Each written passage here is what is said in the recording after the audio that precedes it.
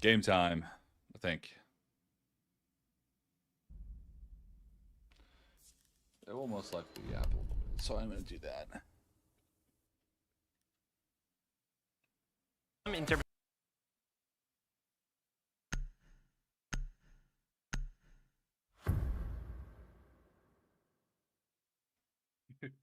Oh, Graf, how you doing? Protect the bombs.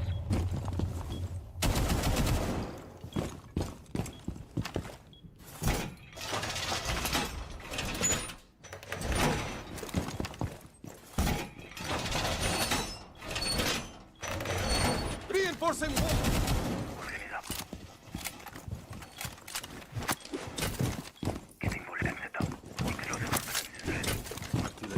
Op 4 located a bomb. Protect it.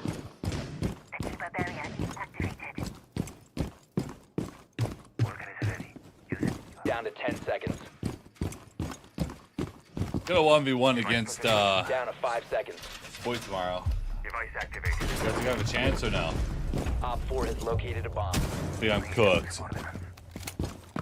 That game goes after the shots. They were fine.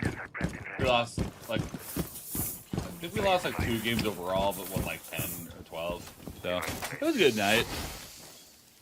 Wasn't like an amazing Elo game night, but it was still a good night. Swapping mag. Today I'm hoping we get some Elo. That's like cash. Bringing cash, show. Drawing cash right now. Burning dragon. Unlocking the cash. Let's see that.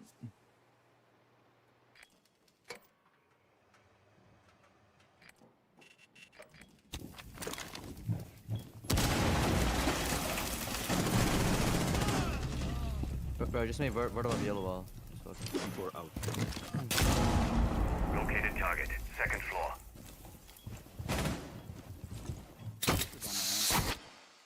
Super strike true. Barrier deployed. Never arcade cash. Watch out, dragon. Okay. Yeah, I do.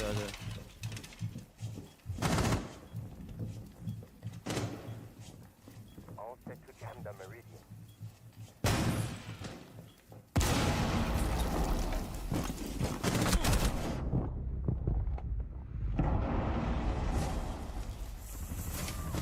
Bottom hill though. On the dragon. Yeah, well, Bottom arcade. One yellow stairs. Running.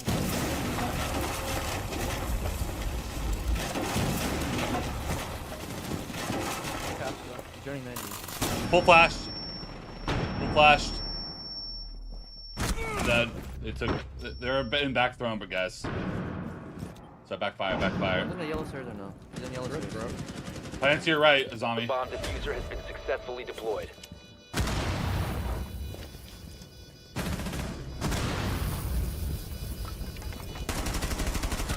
Located the diffuser. Destroy it. I can abuse. Yeah, stick it. On my yellow. On my yellow. dropped out 23. Op 4 last stop standing. The Goyo. Good shit. Mission successful. Shot on Ash was fucking crazy. Let's go. No, they all have friendly fire. But that means they're a 5 stacked. I know, they're definitely in 5 stack. Great observation, buddy.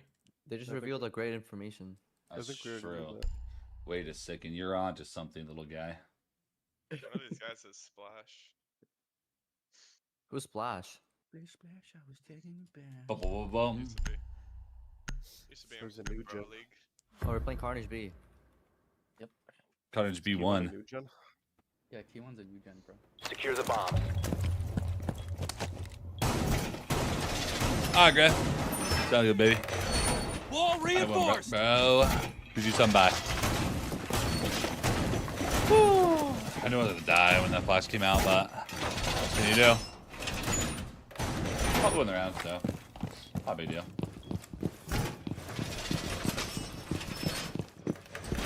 Wall reinforcements are going on. What? reinforced vault wall from inside. What? 10 seconds to insertion. They patched that? That's 5 silly. seconds left. But why can you reinforce it? What? Bomb location secure. It's gotta be a mouse. Barbed wire installed. Listen. Vulcan is ready. Use it if you have to.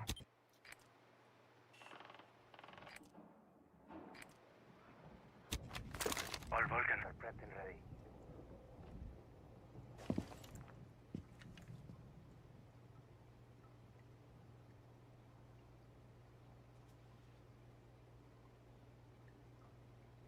What are you guys doing? Here, east side, dragon side. I hear one at least. Reloading. Arcade. Window. Shoot how Dragon cam. Outside cafe. No, they didn't. They left. Oh, no, they didn't. They're breaking in the window right now. Hopped in thermite. Pushing this. Op 4 found a bomb. You must defend it. Yeah, it's a cash over thing.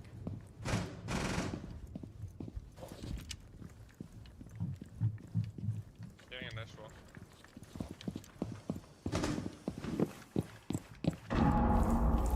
Oh my god, that nade. I go waiting. Got one control. They got vault wall. Impact out. One on my paint, like hard left of the breach, or like behind the wall.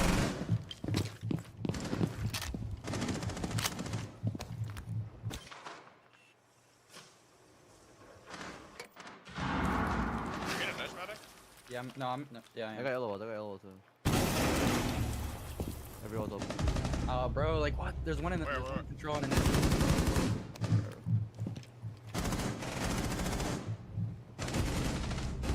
yellow wall. Oh, an office, dude, an office. Vault. Just getting. One friendly operator. All going for. That is 351 dock NBA. shit. One's behind B-bomb. That one's behind me. Bomb diffuser in place. Blacker's in laundry. Never break. He's still in the rotate.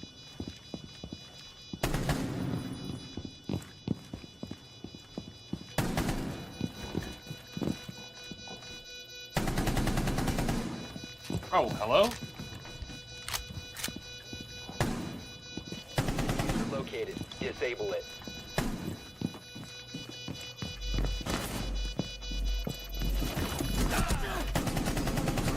Op 4, last operator standing. All friendlies were eliminated. Fuck. Mission failure. I killed two traps. I literally shot my whole elbow off. I didn't even know he was in there.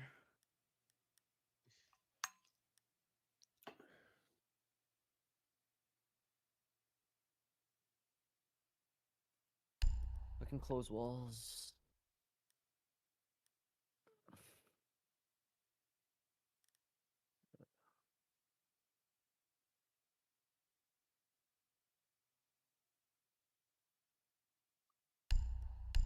I'm gonna do it again. What do you think you did differently there? Came back faster. I was holding that vault for way too damn long. Protect the bombs. They were killing people. I could have just ran up arcades. I overstayed my welcome, bottom yellow. Flag down, maybe. True.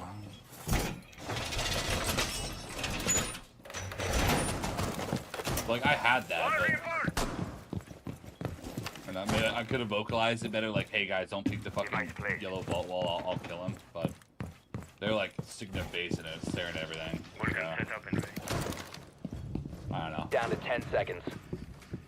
Vocalize better what I was holding, or like 5 get the seconds fuck out left. of dodge and like actually, you know, hold something for real, for real. You must protect your bombs from being defused by Op 4. Okay, stay done. I go bunks second set. I don't know. That's what they want. Cover me, reloading.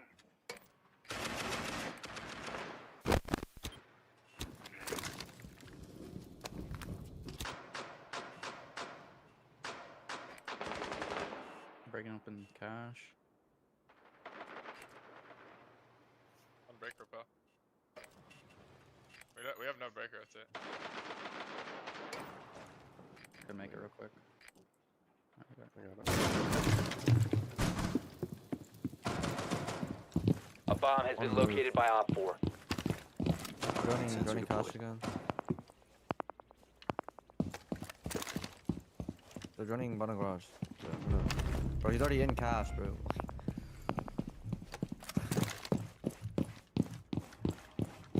Fucking hole. Got that cafe.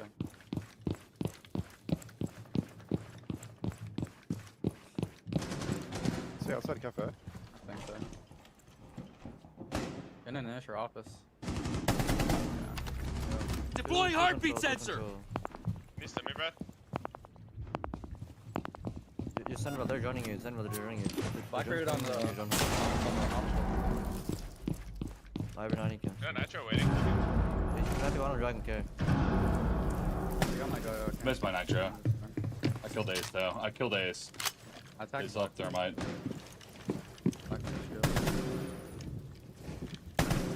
Swapping mags! Medic? Yeah, yeah, they are. It's Blackbeard.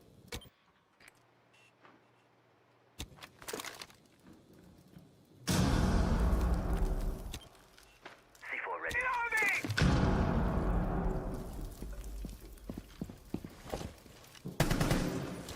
Saw that drown, Goya. I'm not waiting double Blackbeard. They did. Yeah, initial's open.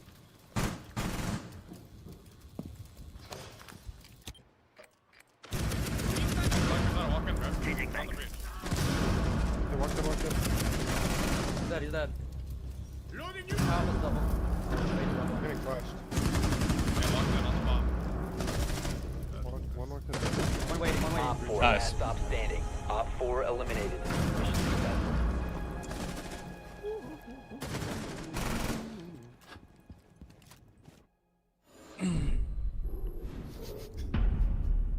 Fucking felt winner guy needs to just like hang it up, bro.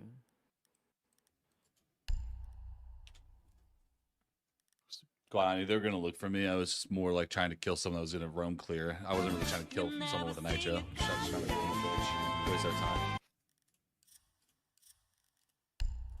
Let's go, J-Shock. Those with the Prima go! You're watching on YouTube? W. Dylan. We get to number 1 champ? Hey, maybe someday. Most overrated attacker and defender? IQ on attack. Defender, probably Warden. Or Use Vigil. your drone to locate a bomb.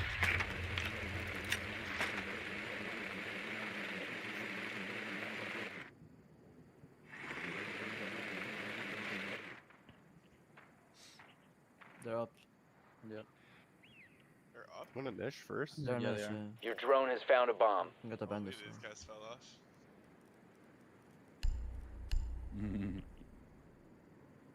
I'm cooking.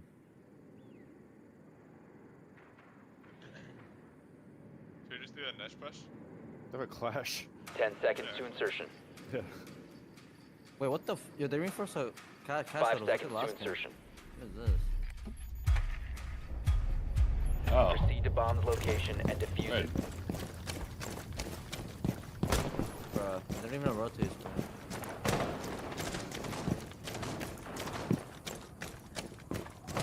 Shot like him inside.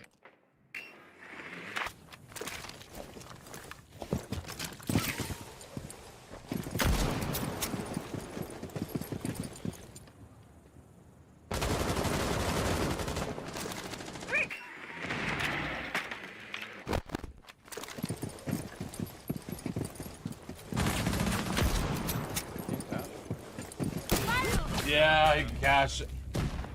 Fucking missed the mirror. It bounced off of his fucking body. Your top dragon's good. You ran out. It bounced off his fucking body! Oh, I was expecting him to kill everyone. Must recover the diffuser. Hardened basketball. Down to legs. 1 friendly.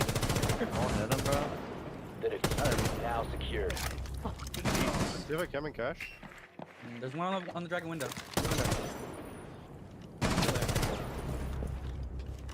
One probably cash.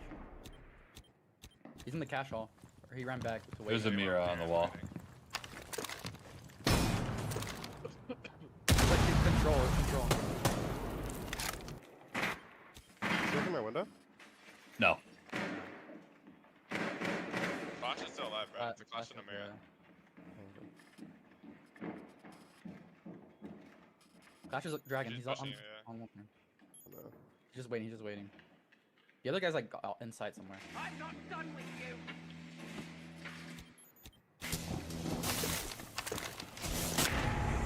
Op Good job. 4 eliminated all friendlies. Bro, you did not hit that fast for 1 or 2. No, I thought I did actually.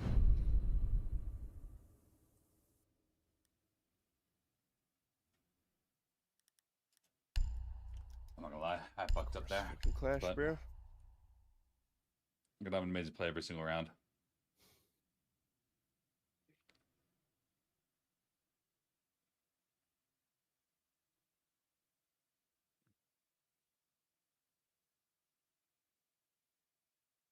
Get that figured on.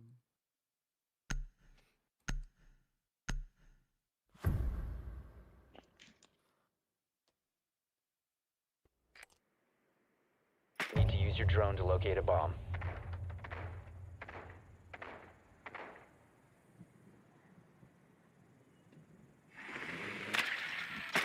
IQ's not bad in the right Bugs. situations, like in the comp situation, but a lot of times it's gonna be pretty fucking bad. They're up top. Top? Okay. I think so. Can someone check? Bunks, yeah.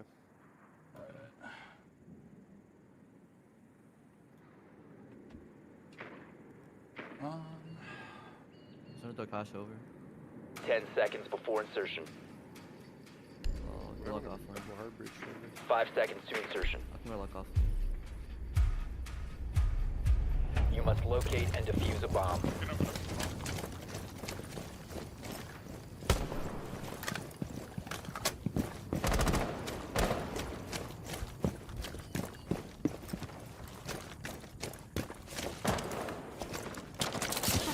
At 8,000 feet. Changing backs!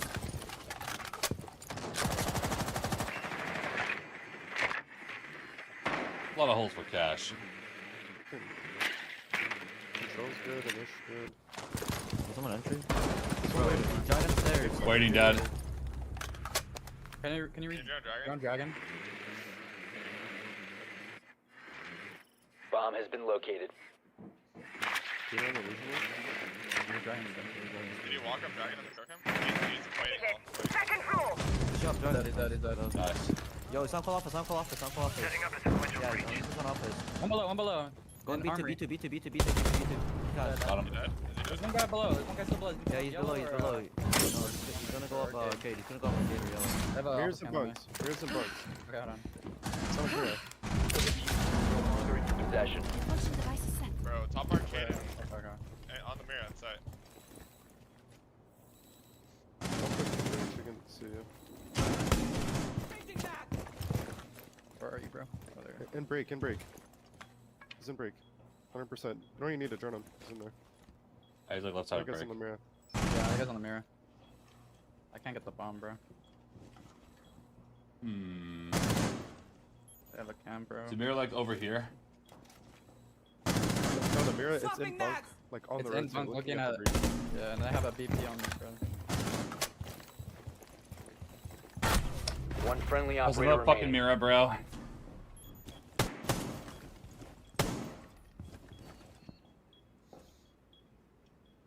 What's this one?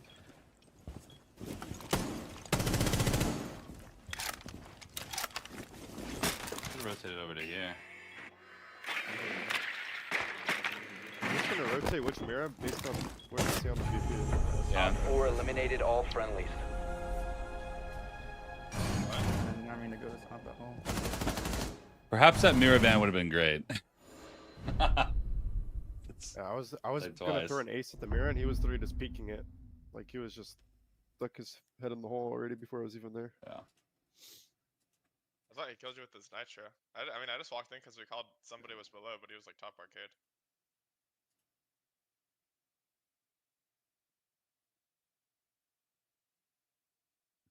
fucking flooded that mirror. Like I was just sitting on the mirror. I can't pick anything. I see the timer going down, so my game's not frozen, I think. No, it's not. I also type.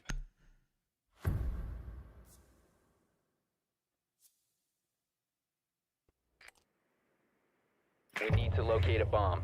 Oh, I can change my op now. That's weird. Weird bug. Could be thrown. Just go easy. Gotta go throne, right? Yeah, they are.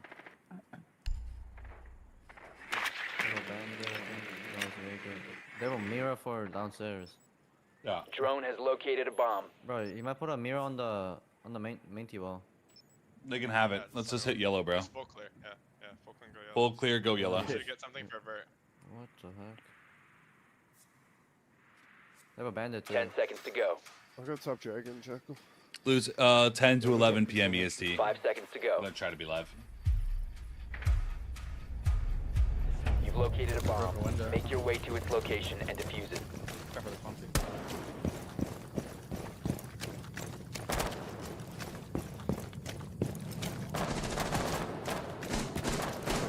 Well, we do.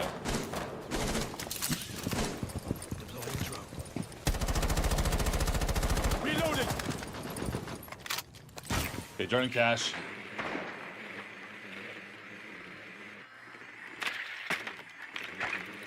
Cash is clear. Control Drone up and running. They like top or three. Office is clear. Good. Vault clear. Dragon Wait. good. Do you have any deep red? One bunks. I don't see anyone daycare. I swear to God, I hear someone in your bunks. I don't know where he is. Reloading. I don't know where he is. I Just heard be someone enough move. of us. Yeah, get him. I'm running bunks, I'm running bunks. Dragon's good. There he is. Oh, he's at cafe. Cafe. Still in cafe. Still in Stuck cap. there. Still in cap. Stuck. Okay. He's stuck there, bro. Hold on. He's still in there. Still in there. Still in there. Get back out to yellow. Grab. Drop down yellow. Yeah, somebody needs to hold dragon flank. Bring down yellow. Go into the bathroom. I got that. Oh, no. Box is clear. I got the bandits up yellow We wall. need a drone drug, Turn drug. bad. Okay, B1 clear. Drug clear. I think he's in barrels. Yep, Let's go barrels. Let's go get his feet. I'll go get his feet. There's two. Sorry. There's two. Yeah. There's one. There's a couple over there. Never trust the naked eye. Jackal. That's What vigil. op is that? Vigil, vigil. Breach charge deployed. Hey, Simba, who did you drone? Was it Vigil? I think it was Yeg in B1, bro. Yo, we need to do something fast. Man. I'm gonna try to open a wall. Once it's thrown, holding hash drop. Oh, hold on, I can grab that back. So. He's still B1, bro. He's still B1. What's on I the do have ground? flags, Bro, they have a VP looking at me, bro. On the red ping. The grim ping. Y'all can plant, bro. Y'all can plant yellow wall. yeah. I'll get let's go through. No way. He's still in fucking B1. He's going flank. Just spot him yellow, bro. Bro. Friendly, last operator standing.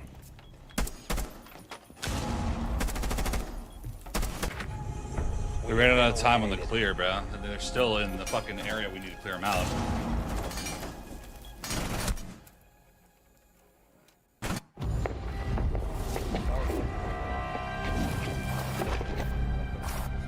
How many times I gotta scream fucking B1? Where's that VP? B1, by the way. It's like by the yellow wall. Fireplace.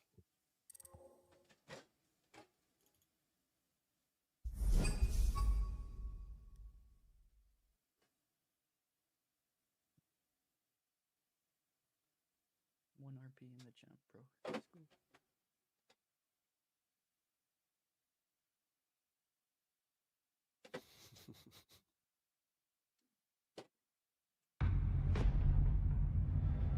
Another night of getting back to where we started. Let's go. Team sleepy? Yeah, a little bit.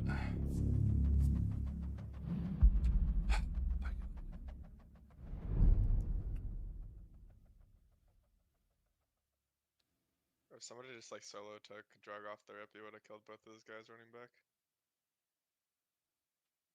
That's what we usually do now. Like, why don't nobody do that? Yeah, if we had control of Jug at any point, we could go for a plan or something, but I just can't do anything there. I mean, usually somebody goes drug off the rip, so like when they fall back, you just like kill them, but nobody did that. I should have just done that. Would have gotten the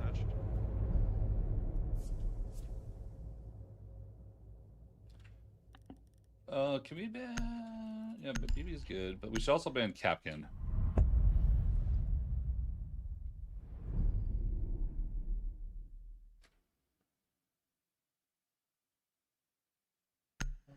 I just need to trust my gut and ban things that they get to play. I saw 3 Mira mains. I fucking knew better.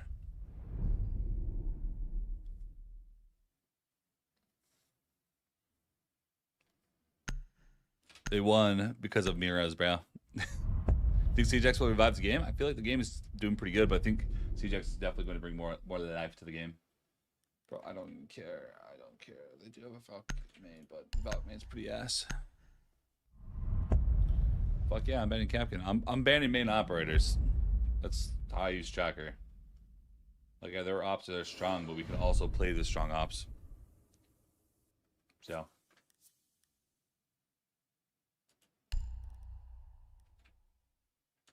Like, I can just play Valk.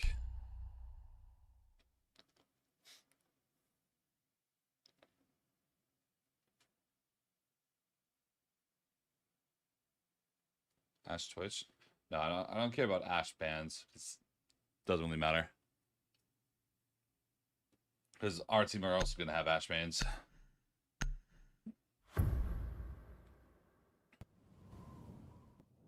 Who is doing Mira? Callie, Ash. Protected. Hard breach.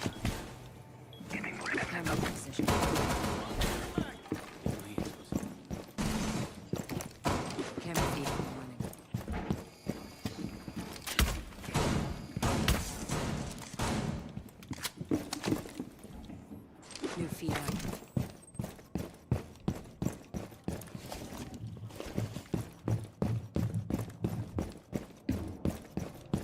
Gamma ready to act. 10 seconds. Rest set? Probably not. 8 before I got here. 5 seconds. Finish deploying Vulcans. Bomb locations are secure. I am reloading!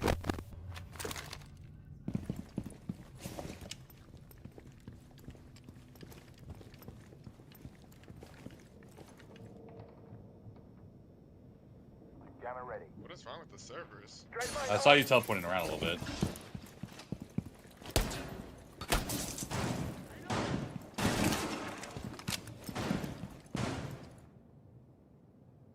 Bro, what the?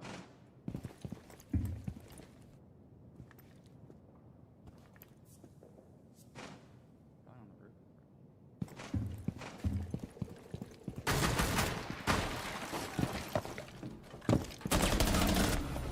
Grim. Armory up. Heard. Run out 2-1 on this. I'm going to right now. I think he's rebellion. I think he already Heard. I'm just going to go Nitro underneath then. Never mind, I'm going to die at 0, who's also on the door. Auto reload. T1, he's going to open up tower. He's selling armory up. And one's outside I knew better. Don't go back to where they already saw you, bro. Rebellion armory though. Ace dead. No one in Master Valk. Getting attic while medic. One in Jordan in Armory. I have a armor staircase cam. Well, I have a top armory cam. I can see everything. You're good. Wyatt. Okay. All you know. The banner's still up, Fred. Okay. How about it? I'm gonna Wyatt. Medic, bomb let's in get there. the medic, I have armory cam, bro. Don't worry about it. I'm telling you. I got bro. it. Rotate. Op 4 found a bomb. You must defend it. One friendly operator remaining. Sit down, Master. Walking in Master on the breach. Pause it. Go in trophy door. One trophy door bad. Just hold trophy door. Okay. Down. Down. One. That's the fuser as well. You can't plant until it goes on top of Zov. Nice. Friendly's victorious. Asshole Hostiles with eliminated. Wade! What's up, baby? Yo, yo, yo, yo.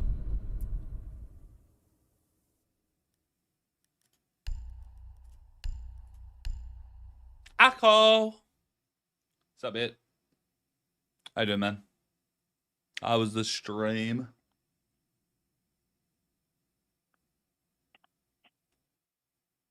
I don't know why I nitro that guy, but I literally heard him like right next to me and I still fucking went for the nitro. I'm actually fucking just out of here. Clueless.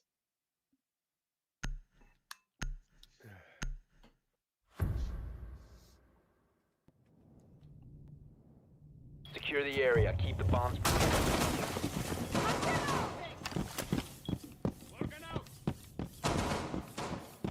Throwing an F-Naught.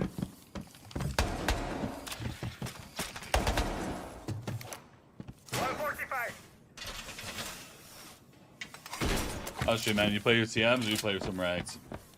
How the TMs been going, by the way? Alarm! Proximity alarm! Floor reinforced. F-Naught right out. Down to 10 seconds. Switching to Talon. 5 seconds to insertion. Bomb location secure. Transfer underway.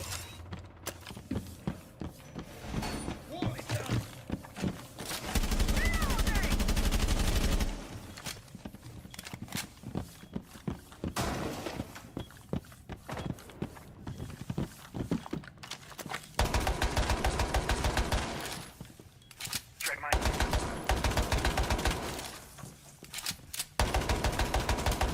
Loading new map. 말보다는 행동이지. How about a thing? What are these fucking holes? Where's that bucket? A bomb has been located by Op 4. What's that bot Is there a fender Yeah, on the yeah, door? freezer. Do you have any cam Oh, squad? yeah, They took the bait. Yeah, I feel like I'm back to they just run freezer. In kitchen. Setting down my +1. Security.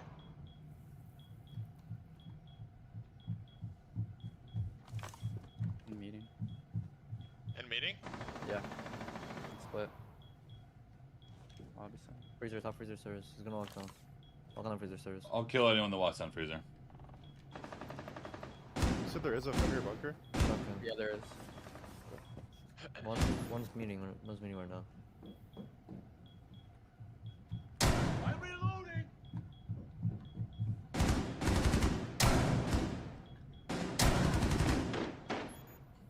Buck meeting off. T1. Buck T1.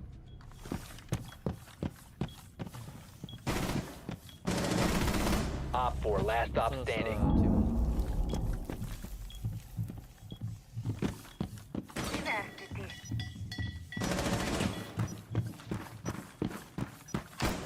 Impact perimeter. Op 4 eliminated. Mission successful.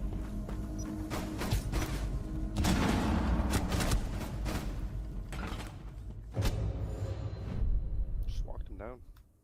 One thing I've saw recently is I looked at my KDs on operators. My Scopus KD is at 2.9. I need to play more Scopus. What a beast. Well, I only played Scopus on Oregon.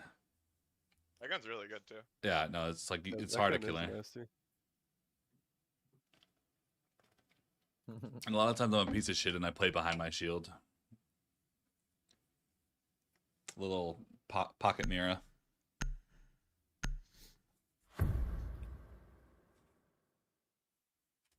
Up, Jiggy. How you doing? Protect the bombs.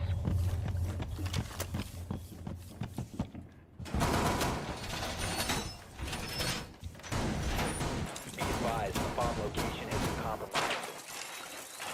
Transferring to Talons.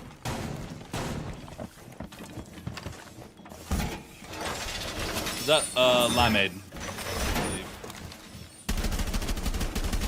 Loading new map.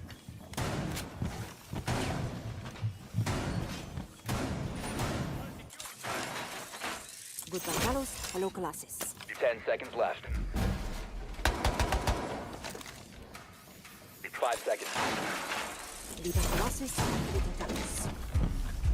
Bomb located by Op 4.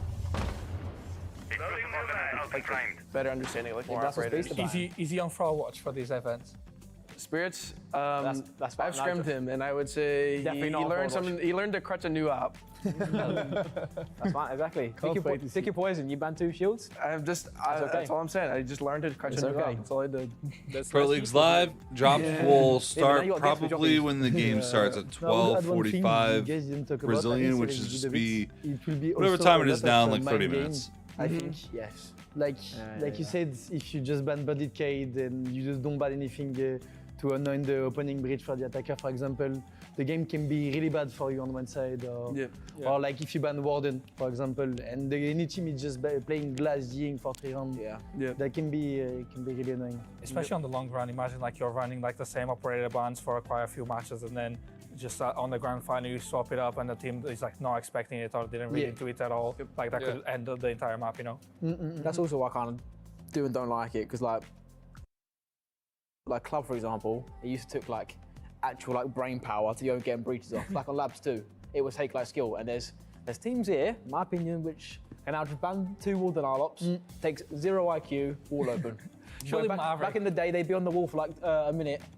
Like just scratching their head. Like, yeah, but then if you if but the then you team punish them. bans like Kaiden bandits, like the default ban, Yeah, then and you ban Termite and Ace, like the ban they did, 100%. it goes to the trash, you know. Yep. And you ban Felma Ace, baby blitz up. It is about that. It's like That's what it is. You ban a few like a Warden, so to force them onto banning a Ingar Glass, and then you go and you just play the shields or you That's what I think this event's going to be. I think the team that's going to go far are the teams that just abuse the bans the most. And they are able to adapt on the spot. I also think a big thing with like banning like Warden specifically, like on Opster you have to play like the site, like the floor above. You can't play the win con of like killing like planners or anything from the top. So you have to like learn like you have to have a new strat basically to like stop it. Overall, I think it's really refreshing. Yeah, for sure. Refreshing is like the best word to describe it. Especially because like maps like Clubhouse that were being played the exact same for years. It's like a whole new map almost. But that was the favorite map of the Nave. That's why You can't go wrong with Clubhouse. It's just classic. Just classic. Yeah.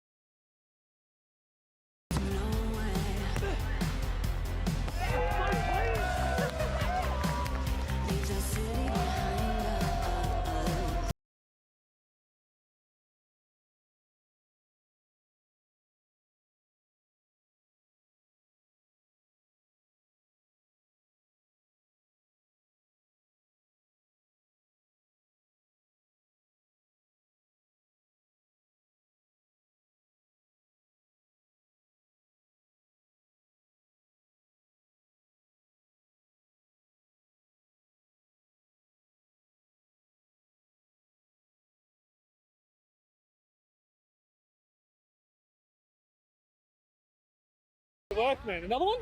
I can't. Well, what do you mean you can't? Let's go practice. No, what do you mean? Ian, practice for what? For what? For what? Vamos para San Barullo!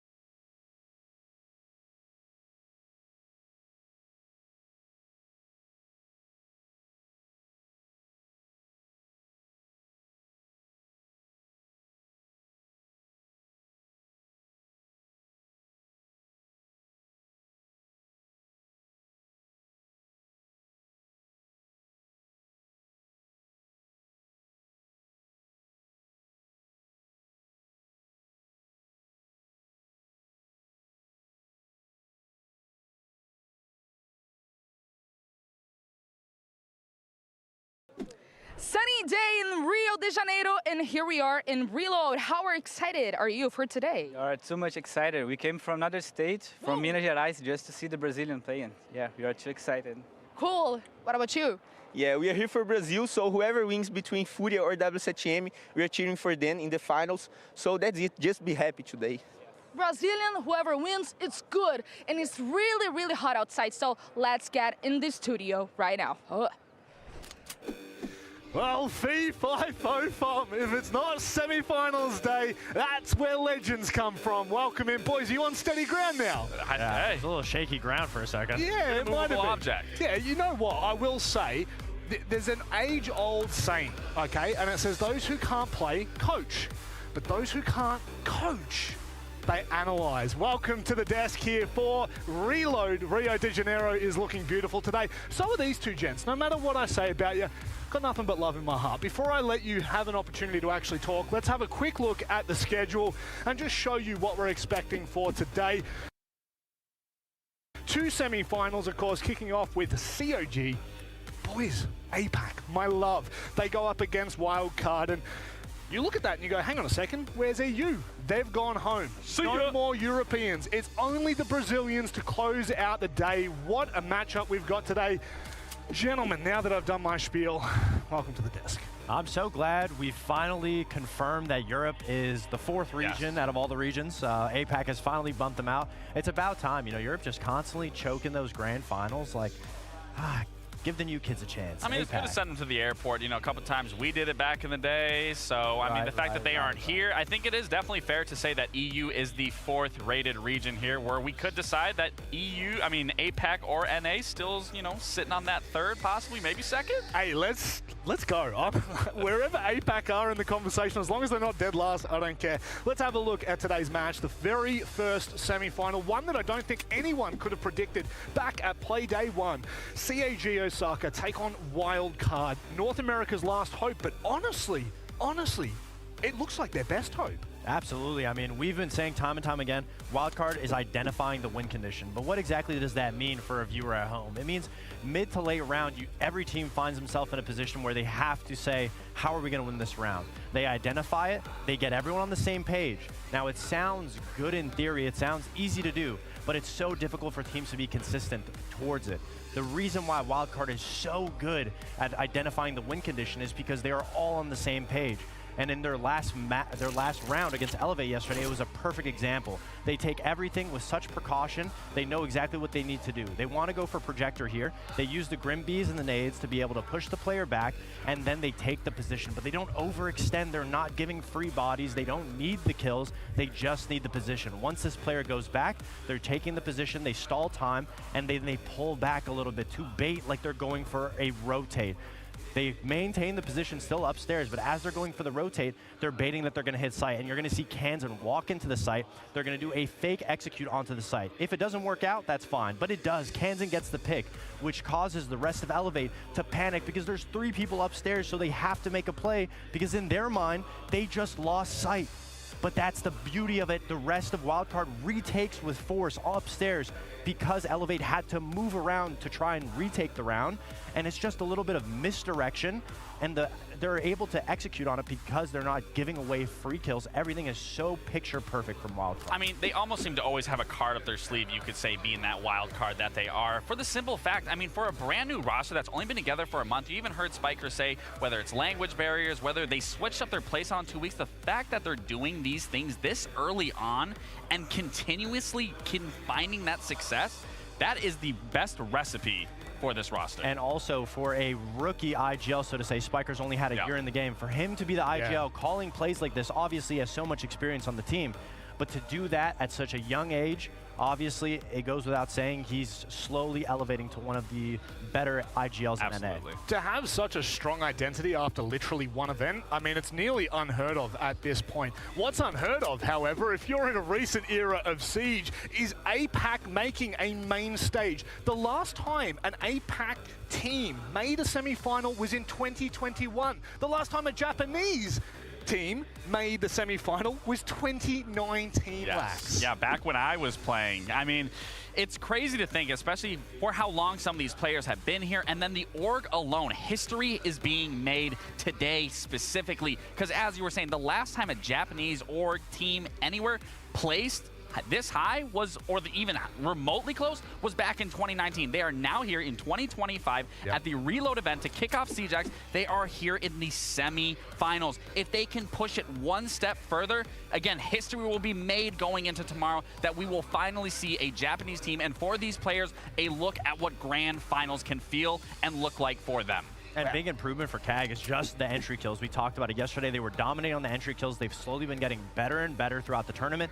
If they can maintain being able to get that advantage, their executes have been very good, and they're slowly rising because going into yesterday, they were the worst rated attacking team. Well, I love that you talk about executes because I have something that actually shows how well they're executing. Where we've talked about APAC as a region, it's unorthodox kind of playstyle and setups, but what we see here that I really like, it might look like a default take, but it's so smooth and it's so clean, and you can take this away, use it with rank. They're Cappy towering off double door, they're smoking F1 and F2, you have Black Ray jumping in through that heaven window, getting 2 free kills while that distraction is going off, while they're pushing on site, going for that plant, and Black Ray cleans it up. And this is the plays and the dynamic that we need to see from this roster, especially going up against Wildcard. And you have to talk about Giga Chad Black Ray for the simple fact, his performance yesterday, 36 and 19. He is currently the 5th highest rated player here at this event. And when you think about that, Rob, a 5th highest rated player at an international event is an APAC player.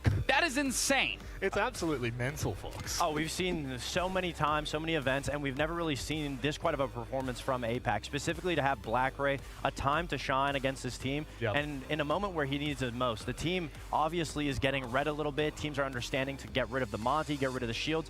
They're fine-tuning how to play against CAG because now CAG is beating teams, and obviously that's where great players stand up, and Black Ray's been putting on a performance. Well, without messing about any further, let's have a look at the map. Vito, start to break this one down for you. Red hot off the press. Nighthaven Labs is where we head first. Yeah, honestly, Nighthaven Labs is a good map for CAG. It makes a lot of sense. Again, leaving Chalet up so that Wildcard can pick it. That doesn't look too hot for CAG just because Chalet, we saw yesterday, it's one of Wildcard's best maps. They've played it 2 times in the tournament. They haven't lost it to more than, or they haven't won it least than losing 2 rounds at it. I am very worried here for KEG with how Wildcard is playing. They have to win this first map. That is the only way they're going to see life, where I think it will then go to a best of 3. But if they can't find success on Nighthaven Labs, it's going to be scary once we get to that Chalet, specifically because of how well Wildcard played it yesterday. Now, the biggest question is when it comes to Labs, it's always going to be about the shields. And that's something that we saw KAG be able to do because they play well off of each other, off of that Monty. But it gets taken out of the equation. We're going to have to see some swapping out, specifically from Anaton, to see how they're going to use the Blitz, how they're going to use the BB. Tell you what, if ever there was a story for this event, it's the underdog story. It's semi-final time, and it starts right now. Yesterday, they entered the Olympic arena as fans booed them, and they did not care. Nothing can stop us from taking that shield home. KAG Osaka thrives under the pressure. The pressure of the crowd and the pressure of rewriting history, 1 round at a time. It doesn't seem to be on the minds of CAG. They want to clear the site and clear out VRAX. Imagine a world where an APAC team can be in the final. Maybe that world is called CJAX. From one surprise to another, who saw this deck of cards outplaying team after team? We're going to take the shield back to the US. After eliminating a Brazilian roster yesterday, this brand new roster has their sights set on a new region. Wildcard are getting hot! And a spot in the final. The teams are ready, but are you? You better be, because it is now time for the first semi-final in Rio. It's KAG Osaka versus Wildcard. This is where the fans era start. We're going to show them they're wrong.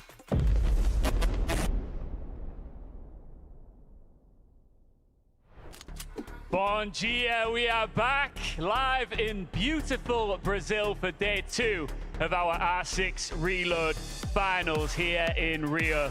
This is the very first ever tournament to be played on Siege X, and we are just getting started. 4 teams looking to find out which of them will make it into the grand final tomorrow to compete for this, the R6 Reload trophy.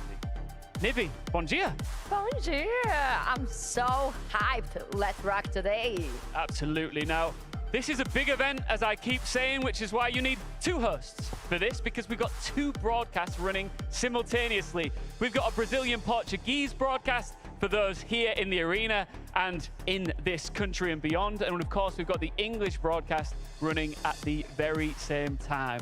2 semi-finals coming your way, and we're going to be here for every single second of it.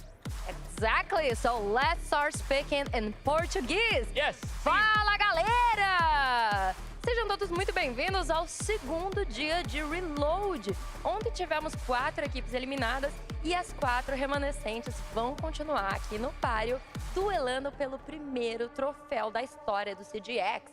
Hoje teremos Wildcard versus KAG Osaka e Fúria versus W7M. It's gonna be an amazing day. Now, I just want to pick up on something. I know W7M, but I say Wildcard, you say...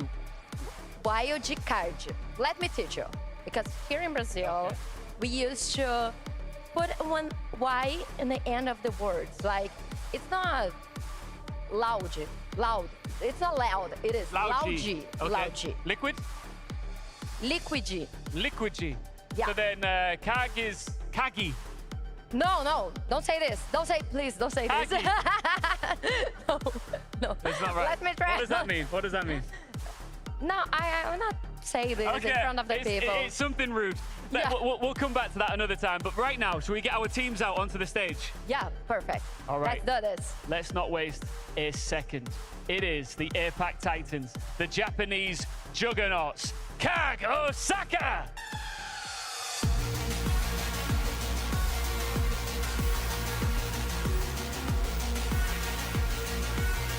É a PAC na semifinal. Vamos dar aí as boas-vindas a uma organização japonesa que nunca havia chegado no palco principal de um evento Tier S, KAG Osaka.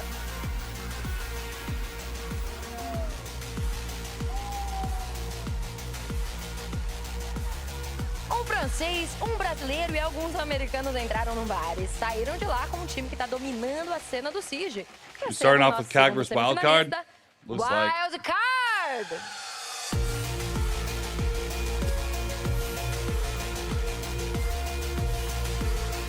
Disciplined, dialed in, and desperate to rep NA in the grand final. Wildcard are ready to deal some more damage here in Rio.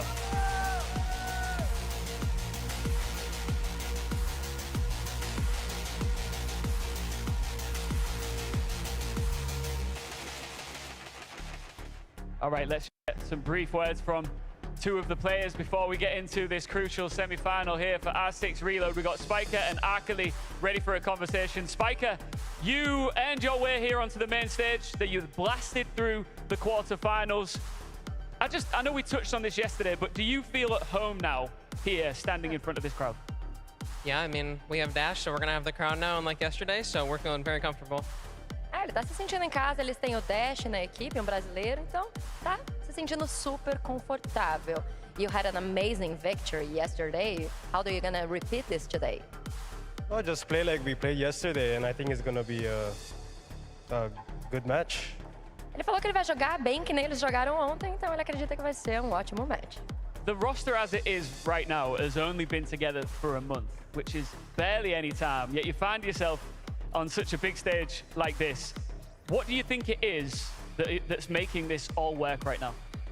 I just think we're all comfortable with each other and we're feeling good and we're just keeping good vibes, and that's the key, keep good vibes. Estão mantendo as boas vibrações, as good vibes aqui. Ótimo, muito bom. Could you say some words to him, keeping this good vibe? Well, it would be our pleasure to destroy NA's last hope. Okay. Wait. I need a response to that. What do you want to say to him? Let our gameplay do the talking. All right, NA looking to make it into the final. And of course, a Japanese team looking to make history. Guys, please shake hands here and let's get this started. Best of luck, guys. Are you ready? Yeah, I'm ready. Let's start the show. Thank you very much, guys. I'm Des, this is Tim, and look at who's got joining us. It's Doki for a broadcast. It's been a while since we've done a TriCast together, mate. How's it been going? 6 months or something? And now somebody has come back. I'm back.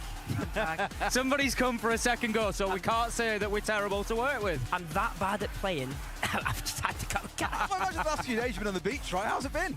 Yeah, it's been good. Yeah, I'm liking Rio, really liking Rio so far. So now just time to get back to Siege, back in the zone. Yeah, now you get to talk about some Siege, mate, not just play it as well. Does it ever feel weird standing up here and looking down there like, oh, we could have been sat there if we'd done this better? I mean, don't, say what you mean, Des. Oh, well, don't worry. I want to make it clear for him. You try and make me feel bad. The genuine question, though, does it suck? Look at what you could have won. Look what actually it sucks, to be honest. I wish I was down there right now. The stage is looking awesome. Oh, yeah. A bigger question as well before we get into game as well. Like, what happened this week? Because you guys came in with a really good boot camp. You were really confident. Yeah. What happened? I don't know. I don't know. I'm not sure. We just didn't play like ourselves, no confidence, I guess. So back to the drawing board, back to work. We'll be fine. We'll be back. Yeah, stage one begins very, very soon. But obviously, for now, we'll focus on the back end of this tournament. And this is quite an historic one, guys. Cyclops joined a very, very short list of APAC teams that have made it to a semi-final. Yep. They could be the first to make it to a grand final, Tim. Yeah, I mean, previously, we've seen, of course, Nora Rengo. I won't say most famously. They got there at SI. We saw them get into a big semi-final. But we also had that one key, let's not forget. 2021, difficult for us to forget. There's one of the best games I think we've ever covered. It was absolutely phenomenal. Round 15, map 3. Yeah, map 3, Oregon, Rin versus Souls, 1v1 to decide it all. And the Koreans on the day just came up a little bit short, so we'll see whether the Japanese side of CAD can go one step further. We had Fnatic Nora Rengo as well in a couple of semi-finals for the old Pro League finals as well, sort of season 7, 8, 9. They had a really good spell through those 3 finals and they were getting themselves into the semis, but no, we've never had an APAC region team go into the final of a major event, and so CAG, they could represent Japan here. Of course, all the fans at home, 1:45 in the morning back in Japan. And they're going to be up. NA Masterclass? I mean, half that team is in NA. Trying to push their boys through into the final. And I'm not trying to sell wildcard short here at all, but this might be their best chance ever of going to a grand final. Because I think wildcards, they're obviously playing great and they're a great team, but maybe they don't have the experience that they need to or maybe the momentum they need yet. for this tournament, so I'm thinking it could be good for CAG. Well, here our game is ready, so Labs awaits at the start of this best of 3. Who's going to our grand final, Cyclops or Wildcard? It's time to find out right now.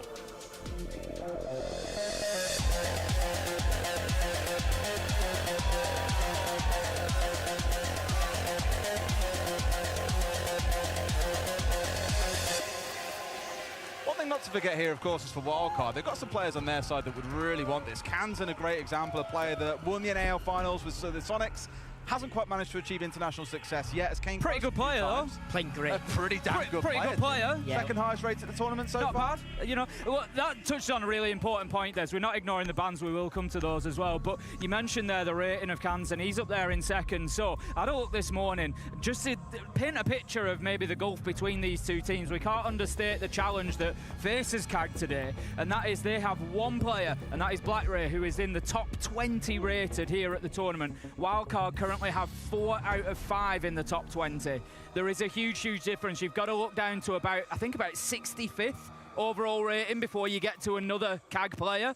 So there is a lot of work for the Japanese side to do today. The maps kind of favour them a little bit, we think, maybe. I think it favours CAG, personally, because I think they're comfortable in Labs, and I think we're going to see that. But Shali's next, right? And that's what anything can happen on Shali. So and then Border to close it and out. then Anything can happen like, there as well. It's the Holy Trinity. I've got to get your thoughts while we're here as well, Doki. Ace and Banner, that double range ban, that's really trying to abuse the team that they think aren't going to be very good at making this breach work out. Yeah, like double hard breach ban with a new ban system is pretty common, I'd say, on maps like this, and maybe Clubhouse as well that rely on breaches being open. I mean, we saw it be absolutely critical yesterday on Club. But something that I actually find a bit surprising is the Hibana ban. Like, usually, I'd say teams would more so ban Thermite on Labs, bigger breaches, bigger, you know what I mean? Not many hatches to work with. Yeah, so like, I would say Thermite would make more sense, but maybe they have a game plan to just play closed. And that game plan to me looks like playing the tricking, right? We've got the Kai and the Bandit on side. They're saying, right, come up close to the wall, force They got Mira on the breach as well, do they? I can't see. Yep. Yep, they do. So that's going to be really hard for them. You've got glasses on, haven't you? Well, I do, but that doesn't help me. Get up. It's all for show. It's all for show. Yeah. I can't even see one of the screens, Doki. Don't worry about it. You'll be fine. Yeah, there is actually a reason why the program feeds over here is because Tim can't see that screen. He's screwed. And the left one, Tim. In for a shield in this round, they're looking towards a Monty. Anderton, no surprise at all, going to be stepping across onto that operator. Had a pretty poor day yesterday, Tim. Bottom rating on the team was like 6 and 23. Imagine today, though, is here with a bit of vengeance, wanting to make something happen. Really important from CAG there. We were talking about that difficulty they might find with breaching. They've Wildcard lent into that ban, get Thermite there, so you've got that chance of bandit tricking. You've only got to hit it twice, and that's the hard breach done. But CAG have worked around that beautifully. Shurik manages to pick up Dash as well. Second highest rated player so far at the tournament on Wildcard is gone. Bay is there for the trade. 4 versus 4, and an interesting little early exchange. Yeah, I think they really identified the need to get rid of that buck below, because like if they didn't, you could cut the rotate back for the Azami and Catwalk, and like that was the whole plan, obviously, with the Monty and stuff. So this is looking like the round's falling apart. Yeah, it's good for them to get in place, I think, with the book more than anything actually start there, because, of course, with the bans that we saw coming out from Wildcard, that's a bit of a lean into we don't think these guys can breach well if they haven't got these two operators on side, but, of course, have shown that they can work around that, which is good to see from Cyclops. Now, at least, they're half the round gone. Very heavily focused on this IT side, but you can see now Anderton's just got himself inside a catwalk. This is where the fun begins. He's also supported by Arcully, who's actually moving in on the Maverick down in bottom warehouse. He's going to get himself up there as well. Obviously with that blowtorch, a couple of opportunities there to open up some lines of sight should he want to clear off this electricity. They don't have any hard breach left, both exothermics used, but they can now start getting a line of sight from catwalk. This is going to be huge. Like, we're all dependent on Arcully here, because this wall being closed is so strong for the defense. Like, it's so strong. They literally only need to hold the one IT door into the box room, and that's it. So like, even Maverick holes here aren't very good. Like, you can't go through these holes, you know what I mean? So it's like now they're just completely bottlenecked. Like, they have to rotate now to electric. Like, time for a miracle, I think. I mean, Anderton could be that miracle. He's already challenging inside the door, actually staring straight off against Baby Shark on the mirror. The two of them dancing a little bit, but this is what Anderton does. Plays the aggressive spot there, and BlackRay's in on the backside with the shot from the IT door. That's forced the distraction. Wildcard flipping here, and the plant's going on through. Might have him downstairs with the C4, but not in the right spot. Anderton's going to be able to finish this one off, and it's hard to see how CAG lose this one, Tim. Now all of a sudden, Wildcard find themselves playing role of attacker. They've got to get in there, find kills, take ground. Arcully shuts down Kansan. Hansen as he tries to make a move, and that is a big blow to the side of Wildcard in the first round. 30 seconds left. They're battling with Anaton on a Monte. Nobody in the world would want to do it. He's showing his class with the shield now. He's just going to box this out and close it down. Spiker manages to find our Cully. 10 seconds left to go. Wildcard really in a tough spot, but they've managed to take down the shield. However, Chibisu is in a position to stop this, but he needs to go now. Spiker using the smoke canister. He gets him just in time. Absolute fractions of seconds we are talking about. And if that is how round one has started, how is the rest of this game going to look? Wild card. They did all the heavy lifting. Spiker, that toxic bait was beautiful from Spiker. That was a real heads-up play. Oh, man. And like, what I was going to say before the round ended, like, you seen Kag's lineup was terrible. They were playing Thatcher, Thermite, Maverick, 3 operators only to get the walls off, and the Monty. They were solely relying on the Monty to do everything. As well. Yeah, I mean, it wasn't too far away from a 10-year-old lineup. You've got, you know, Thatcher, Thermite, Monty. They had limited execute operators. I'm pretty sure they had a glass. Did I see that? No glass. No glass. I'm blind. But you know what I mean? Like, it was a very basic lineup. Like, they were really relying on the structure, the push, and it's worked. First round. Big loss for Wildcard as well, of course, coming in, primary site choice, wanting to get that top floor locked down, but unsuccessful in doing so. Like your thoughts on the site choice here, Doki? So they've gone from top floor to control and storage rather than down to basement. I always like basement as a site on labs. I think it gives you a lot of freedom, get out there on the roam, you know, really create a lot of problems for teams. Yeah, like, I agree. I think basement's definitely the second best bomb in this map. Storage, I just don't like defending storage. You can just be attacked from everywhere, above, below, shields jumping in the windows. It's really, you really feel horrible playing there as a defender. So, yeah. I don't know, it looks like a pretty basic lineup. Usually what you see here, like especially the current meta, is teams investing quite light into the top floor as a defense, and then pretty heavy and below as well. So they kind of have everything, which is bad for a defense because you're weak everywhere. You know what I mean? So it just relies on reactions, to be honest. So let's see what Wildcard have in store. More of the same, really, though. Again, looking at the lineup, seeing the Maverick, the Thermite, and that Monty coming along. They want to get the same focus as last time, start out on that top floor, which means opening up IT, and then starting to put pressure onto Bay on the Azami, who's currently sat out on catwalk, just here to waste a bit of time. So I can't imagine he wants to play his life here. Yeah, Chibisu bringing the Dokkaebi says that Kagno, they're going to need to go in and clear out some top floor roamers. Those phone calls should just help to do that a little bit. Give them those locations, give them an idea of how many they're facing. Like you said, Doki, sometimes teams will invest, but recently we've seen it a little bit lighter up on that top floor. There's actually 3 at the minute up there for Wildcard. They're really trying to hold it hard. Bay manages to take down our Cully. A good opener for Wildcard. Oh, timing and space, a matter of pixels, and sure enough, Kansas finished off here, but Bay might be able to get away with it. They've got that 1-for-1, Tim. Not a bad spot to be it. They turn it into a second with Dash also catching out Shiri. Poo, by the way, I don't think got any utility with either of those clutch drones, so not really been the most effective here. Those 2 bulletproofs, as well as all those Malusis, still going to be intact. I don't know why they're holding on so much still, because that's going to happen when you don't fall back. That's going to happen when you don't fall back. Like, they already won the round. And another one coming for more. 3's a charm. Why not? Chuck another one behind it and hope for the best. I'm sure it'll work out the 3rd time in a row, Tim, right? Yeah, right. It's got to.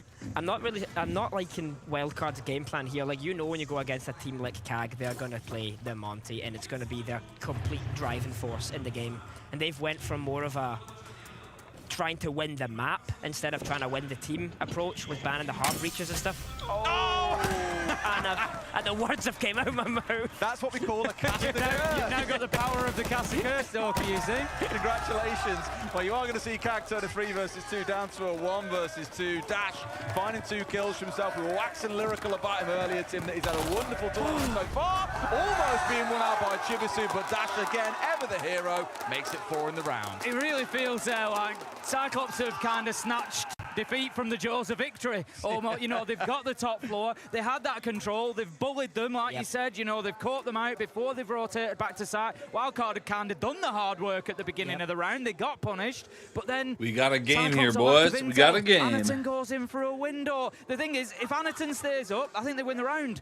they just use that Monty as the spearhead. They bully Wildcard into those bad positions, as they've done in the first 2 rounds there. But no, he hops in a window. They've no idea that Dash is there, and they get punished for it. Yeah, I mean, these things happen, right? Especially when you're in a pressure situation like that. Like, he's sitting there in the Monty, and he's seen the clock go down, and he's just saying he's going to do what he's going to do. He's called something that's not played off, so... See, that's why we brought you, Doki, to be kind to the players. When we said, lack of intel, they should never have gone it. Doki would be like, well, you know, it happens. It happens to the best of us. Have you seen the size of Anytoon? I don't want to be talking anything bad about that guy. I'm gonna end up in a bad way. You'll just be in the pool later and it'll come, you just feel like a bicep tighten around your neck. Yeah. And like, I heard you were talking some shit. 5 seconds left. Yeah. Well, no shield in this round. Anytoon instead going across onto the Deimos. Not something I think I've ever seen him play before now I think about it. Deimos shotgun as well at that. But my memory's terrible, to be fair. I mean, all right, we'll see how it runs through. Yeah, I mean, I would have played the Monty again because it's getting banned next round. You know that. You're not playing it again. So I'd get the use out of it. Well, this is the big brain play, you see. You play the Deimos now, you kill 3 with him, they go, oh, who do we ban now? Deimos or Monty? You ban the Monty. 100%. Well, I mean, this is the question. Will we see that Monty ban, or do we see the Thermite and the complete commitment to getting rid of the hard breaches? There are only hard breaches gone, Tim. Exactly, so let's see it. This might just encourage them a little bit. If they really struggle in this round now, knowing that they've got no hard breach, maybe Wildcard come in and say, well, you know what, just play with Maverick for the rest of the half because you're then going to struggle to problem solve. Yeah, that should have been avoided for sure. Like, that's such a small hole as well he's made there on the breach. You can't be dying to a C4 out there. Like, every Mav player knows that. Like, that's a complete blunder. I don't think you can be making them at this level, can you? Like, Shame as well because he's played so well yesterday, as we saw during the replays earlier. Some brilliant moments where he's walking maybe 3Ks and 4Ks, seemingly for fun, but I think being stuck on Maverick duty on a map like this, because there's a Kaid and a Bandit in play, it's definitely a way to take away one of those hot guns from the team. the bomb site is basement, by the way, and they're already halfway through the round almost, and they're still top floor. They haven't took any ground yet. They don't seem to have reckoned. There's nobody up on top floor for Wildcard here. Kaga's still taking a long time to be confident in that map control. And right, next objective, mid-floor, start getting down there and pushing them away. As it is, they're now starting to drop down. They're going to look to take a few of those fights. Sharif starts opening things. They've still got the tools that they need to win this round, possibly. It's 3 versus 4, which isn't ideal for them, but Black Ray and Sharif can open up a whole lot of verticality here and maybe create that little bit of space inside a site to put a plant down. With no Kai being on side and having those 2 hard breach charges, at least you can get hatches here to make the job a little bit easier. And with the book at the stage, so look, yeah, there's a lot of vertical destruction they can work with. You are losing out that crucial stuff like the monster that we spoke about earlier. Not having Deimos for the late round does sting a little bit as well. It's doable, but truthfully, it's going to feel like a bit of a wild card throw if you give this one. Yeah, like Kag need to get a pick from the vert here. It's their only choice, to be honest. Like, and now they have a flank in the mix. Like, yeah. Oh dear. But the Zero is a strange pick, I think, for this defense. Yeah. Like, I mean, they knew. And the Zero might have actually helped you. You've cast the curse again. They knew that he was coming the whole time. I'm a professional. Down to a 3 versus 3. They had a bit of a plan. You feel like an idiot now. Into a second one. And just like that, wild card, as we said, cannot be giving this away. Shuri, the second time of asking, is getting the plant down here as well. They've got the flank coming through, but they've actually given it away. A 4 versus 3 becomes a 2 versus 1. Baby Shark has got it all to do, and it feels like a bit too much to ask him. A 1v3 becomes a 1v2. He needs to take the drop and take the fight.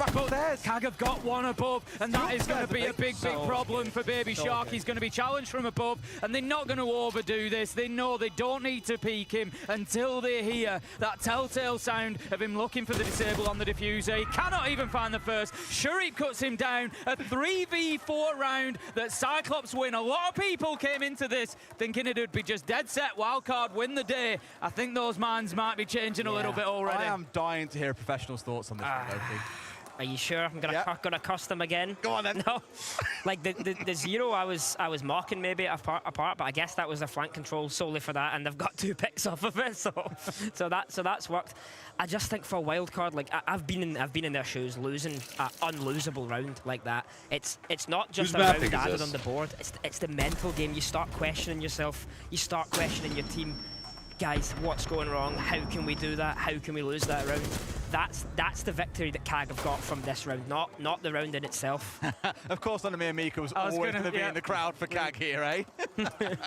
Absolutely. It's one of those where those first 3 rounds, it really feels like absolute calamity in the dying 30 seconds or so. Yeah. When one team is like, okay, they're pretty set to win this, it seems to flip back and Doesn't forth. feel It's like crazy. Wildcard. I'm wondering if Wildcard are just suffering to a little bit of pressure. You know, main stage, semi-final. You know what I think it is? There's a spot in the grand final up for grabs. Dash is on home soil. Potential line up against W7. You know, there's all sorts of things there that are going to be running through their mind. no, I this think back is- 2 or this is 3 years Cag's ago map. when everyone internationally was saying, we do not want to play Cag. They No. hated playing against his team. And actually, I think for a lot of these players on Wildcard, it is their first time facing off against them.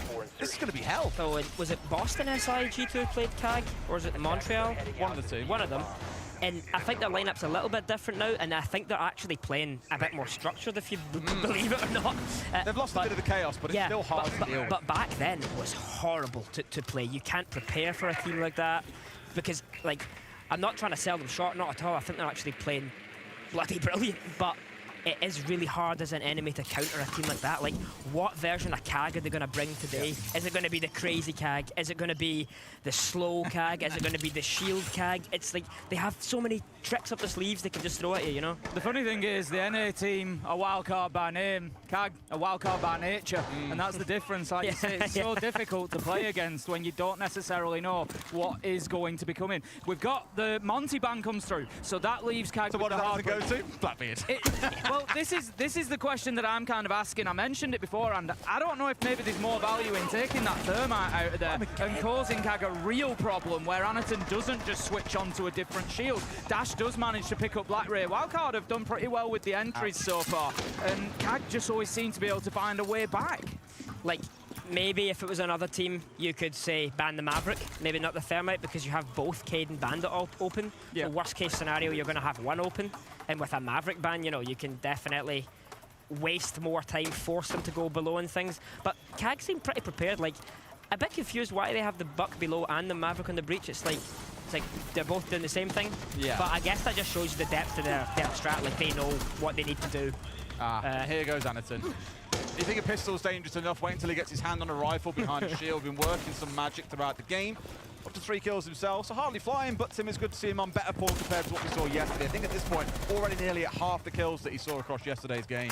Yeah, still a lot of work to be done by Cyclops here in the round. 3 versus 4, and they're just struggling, I think, to disrupt this wildcard defense this time around. Wildcard are pretty happy in their positions that they play in. They're not really moving very much, very, very static. They've got Aqua lockdown, they've got Baby Shark over on the connector side. They've got all bases covered right now. We were here a couple of rounds ago with 42 seconds on the clock, and we were all like, oh, the wall's locked up, they can't win this. And Anaton then pushes in through Electric, kills one. Black Ray's there to support from IT Door, and we were like, Wildcard have let this gap open. What the hell's going on? I don't want to count anyone out yet because we've seen this kind of craziness before. However, baited in there was Shuri. Peace taken out. Chipasu's going to fall to a spike of smoke. One left alive. It's only Anaton. I don't think he wins a 1v4. How do you deal with a glass walking through smoke?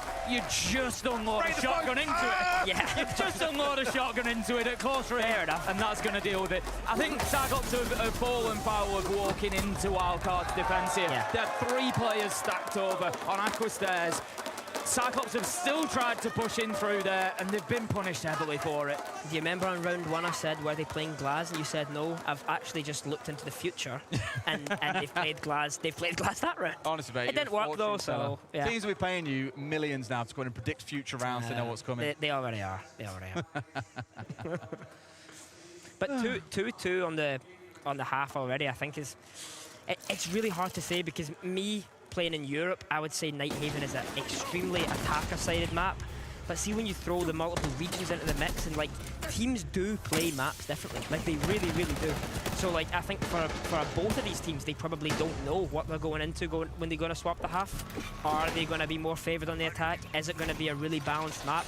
I mean, so far you can't pick a winner here. We've had stellar rounds from both teams. I'd say maybe Wildcard have thrown more opportunities, but you know, they also got those opportunities in the first place. So. Curious to ask actually what we're here, as you mentioned, teams play it differently. You're used to seeing labs an awful lot over in Europe. You're watching an APAC team and an NA team playing here. What's the main things you've seen that have made you go, what?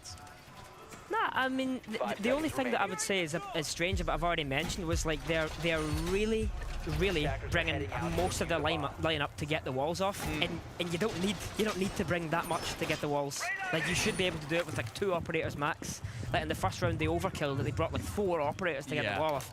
But I guess that's just a bit of comfort for them. They want to get the map started. They want to get their basics done. So a lot of I can have got appreciate good that. guns as well. Yeah, I mean, yeah. but 2 of them are banned. Say that as a Thermite main. It's the only gun you know, mate. Thermite, Ace, I mean, you know, there's Thermite. decent guns across there. You like Thermite's gun? It's alright. Oh. I don't need to get many kills, though. Oh, dear. He's the whole left guy. Is that explaining a lot? Nothing worse than, Doki, can you play Thermite, please? There's absolutely nothing worse. Nothing worse. What was your favourite operator in the game at the moment? Because I remember it was Azami for a long while. On defense? Yeah, probably Azami. On attack? I mean, I have to say Deimos, but you know, it's actually tickling my fancy. Flores. Yeah? They love Flores. Why Flores? Because you're not the kind of get in there and cause chaos guy, I feel like. Yeah, but you got to slow down. But these days you can't do it because you have barbed wire, banshees, Fenrir traps, 5 Azamis, and a castle facing you. So you'd rather So clear you the need to way clear yourself things. and then charge Yeah. it. Don't fault it at all. There we go. So yeah. Our colleague clearly taking after a bit of Doki in this round as well, jumping onto it himself. The Ying being onside is the interesting one for me here. Of course, haven't really seen it brought along so far, and there's no Warden on the other side to help mitigate that. Okay then, so quite a slow round so far. A minute and a half has gone by. We haven't seen any kills coming out. Wildcard doing fantastic in the entry so far, but as I say that, Sharif gets an absolute freebie. I bet he's on voice for a second there. As he's just completely unaware of them trying to clear below, but Kansan is there for the trade 4v4. 4 C4s is probably also why we've got 70 playing below, but Doki looks absolutely flabbergasted. I mean, the only way is that they've had a Valcam and they've seen the Maverick come in, so they planned a retake, which was good, but 3 guys I love below. how Black Rage just tried to use an extra thermic on the floor and they've been like, yeah, we'll shoot that. The thing is, it may be playing imperfectly because Anaton's currently stood on pillar window. He's got diffuser in hand. He's ready to go in there behind those candelas and maybe look at a plant. I think they are eyeing up that usual default spot. So yeah, Nitrocell below is going to do a serious job for him potentially here. 3 Flores drones as well to work on the vert. They haven't been doing that. They're already an extra thermic. Thermite charge instead. That's real Chad behaviour. Sparker's I mean, just Black stuck Ray is the beneath Giga this Chad, let's not He's the forget. Giga Chad, He does yeah. what he wants. Here we go, spray through. Right idea, but not finding Dash. That could have been a big moment in this round. Thermite gun there being the problem. That's the problem, I'm telling you. They say you got an excuse when you don't get kills, Tim. Anaton tried to switch things up, but he gets taken down, and that's put the diffuser in no man's land at the minute. Dash picks up a trade onto Arcully, and Wildcard have played this absolutely perfectly. They have read into Kag's game plan, and they've given him absolutely nothing. They've defended from the basement heavily, and they have just worked it wonderfully. Anaton was stood on that window with the diffuser for about a minute and a half. Eventually, he has to just run in through garage to try and mix something up. He gets cut down inside of there, and then that's it. The round's over. Arcully trying to battle to get something going, but it was just all that pressure from below. Wildcard really waking up in round 5. I think, like, for Kag as well, obviously they've lost the round, but did you see what they did there at the end? They used the Ying to bait the other bomb site and fully rotate their attack pretty quickly as well to go for the other bomb site, and it almost worked.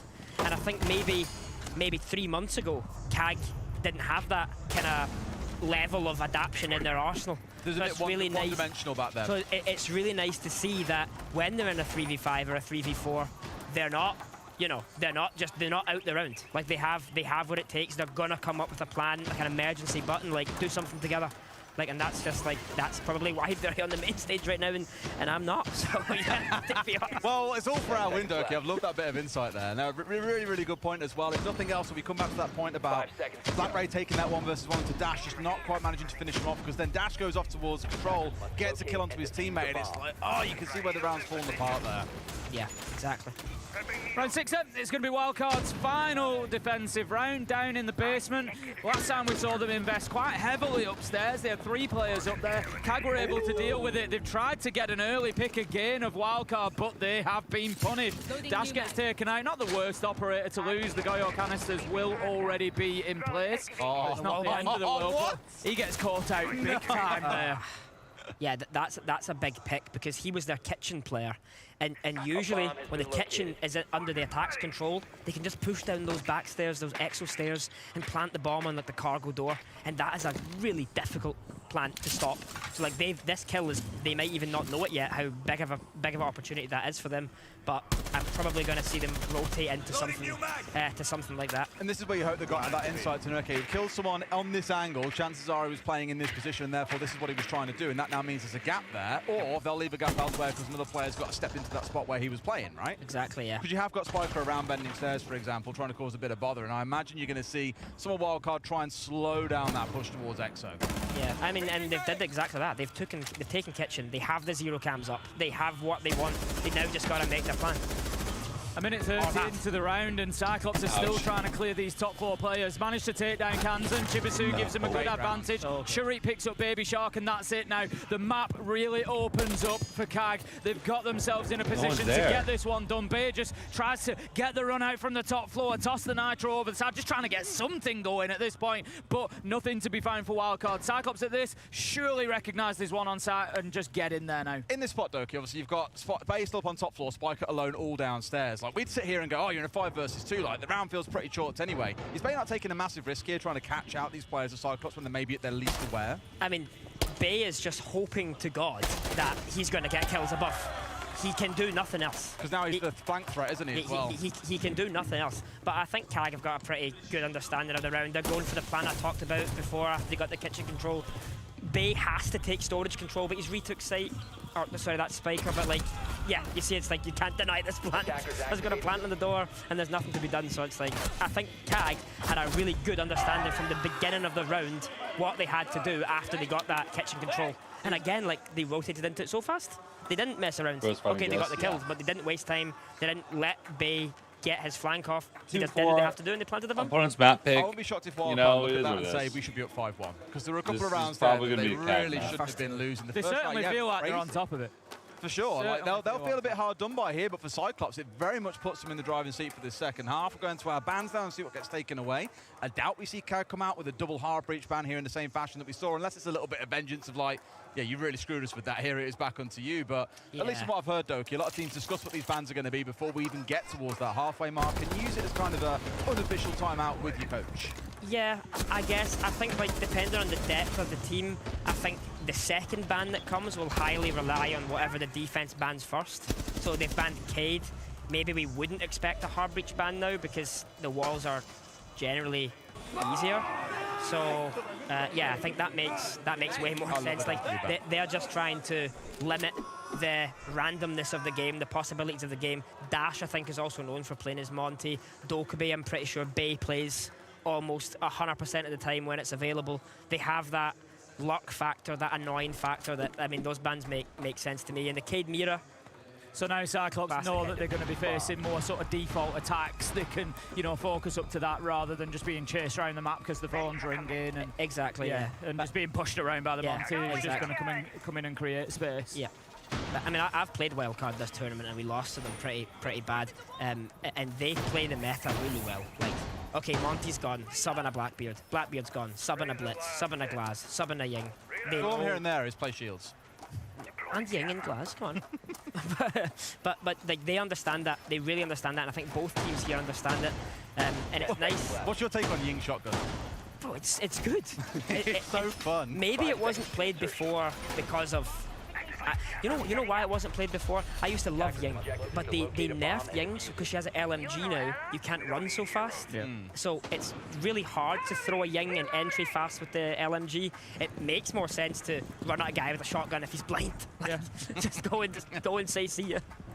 It's been hilarious seeing a few players really jump on it to the stage that on Twitter were like, you know, gentleman's agreement, let's not play Ying shotgun the rest of the tournament. We've seen 3Ks at least with the Ying shotgun. Yeah, we've seen a good tournament. Fantastic experience. Has had a lot of fun with it. Alamo as well. Oh, yeah. And I think from last tournament, he plays on Shopify. What's his name? Surf was playing it a lot. Well, I think he claimed he was kind of like one of the first to do it as well, because others claiming it as like their thing, and he was like, no, that was a me thing. He was a leader. He started it. Anaton's just looking for bandit tricking at the moment, but there's a fear opening the floor up is likely to just force him away, but no, he's having absolutely no, it's too late! That is unbelievable timing! You don't know you're breaching, Tim! But did you see what they actually did?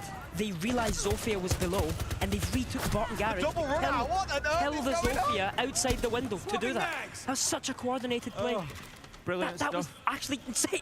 Brilliant stuff from CAG. They find themselves 4 versus 3. Advantage in the round, defending their primary bomb site. They could well take a bit of an advantage here. It's definitely a message sent to Wildcard that they are in for a tough attacking half. They're still trying to work on this wall. They still don't have the answers. Nade goes up. That is going to do the job. That's going to force Anaton away. I don't think he's going to come back for any more. Nope. We see him just slipping through the IT door there in the background. But a minute 35 before they've got that wall open, before they can make any progress. And I think this round is really important for Wildcard because they've just lost a round in a way that they shouldn't be able to lose it again for the second time this map, and it's the first round of the CAG defense. CAG have set the pace. They're saying, hey, Wildcard, this is how we are playing this game. We're running at your face. We're attacking on the defense. That's how they want to play. Ooh. And for maybe an unexperienced team, that's going to start shaking their boots a little bit, you know. They're trying to catch him through the drone hole there, but Dash has managed to get past a little bit too quickly for their liking. And that just feels like we're replaying round 1 all over again, where, yeah, look who's there. It's Anaton ready, and Wayne has got rid of one. I was going to say, surely you don't go for a second. They'll let this one go through.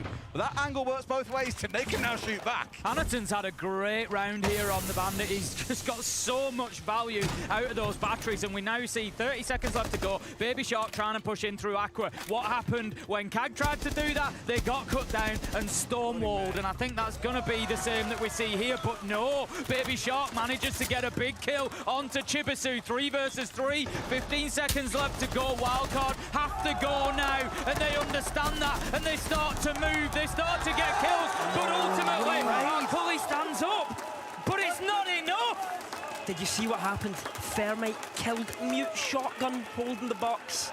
That's impossible. That cannot happen. I've did it again. What was that about? Another caster curse again.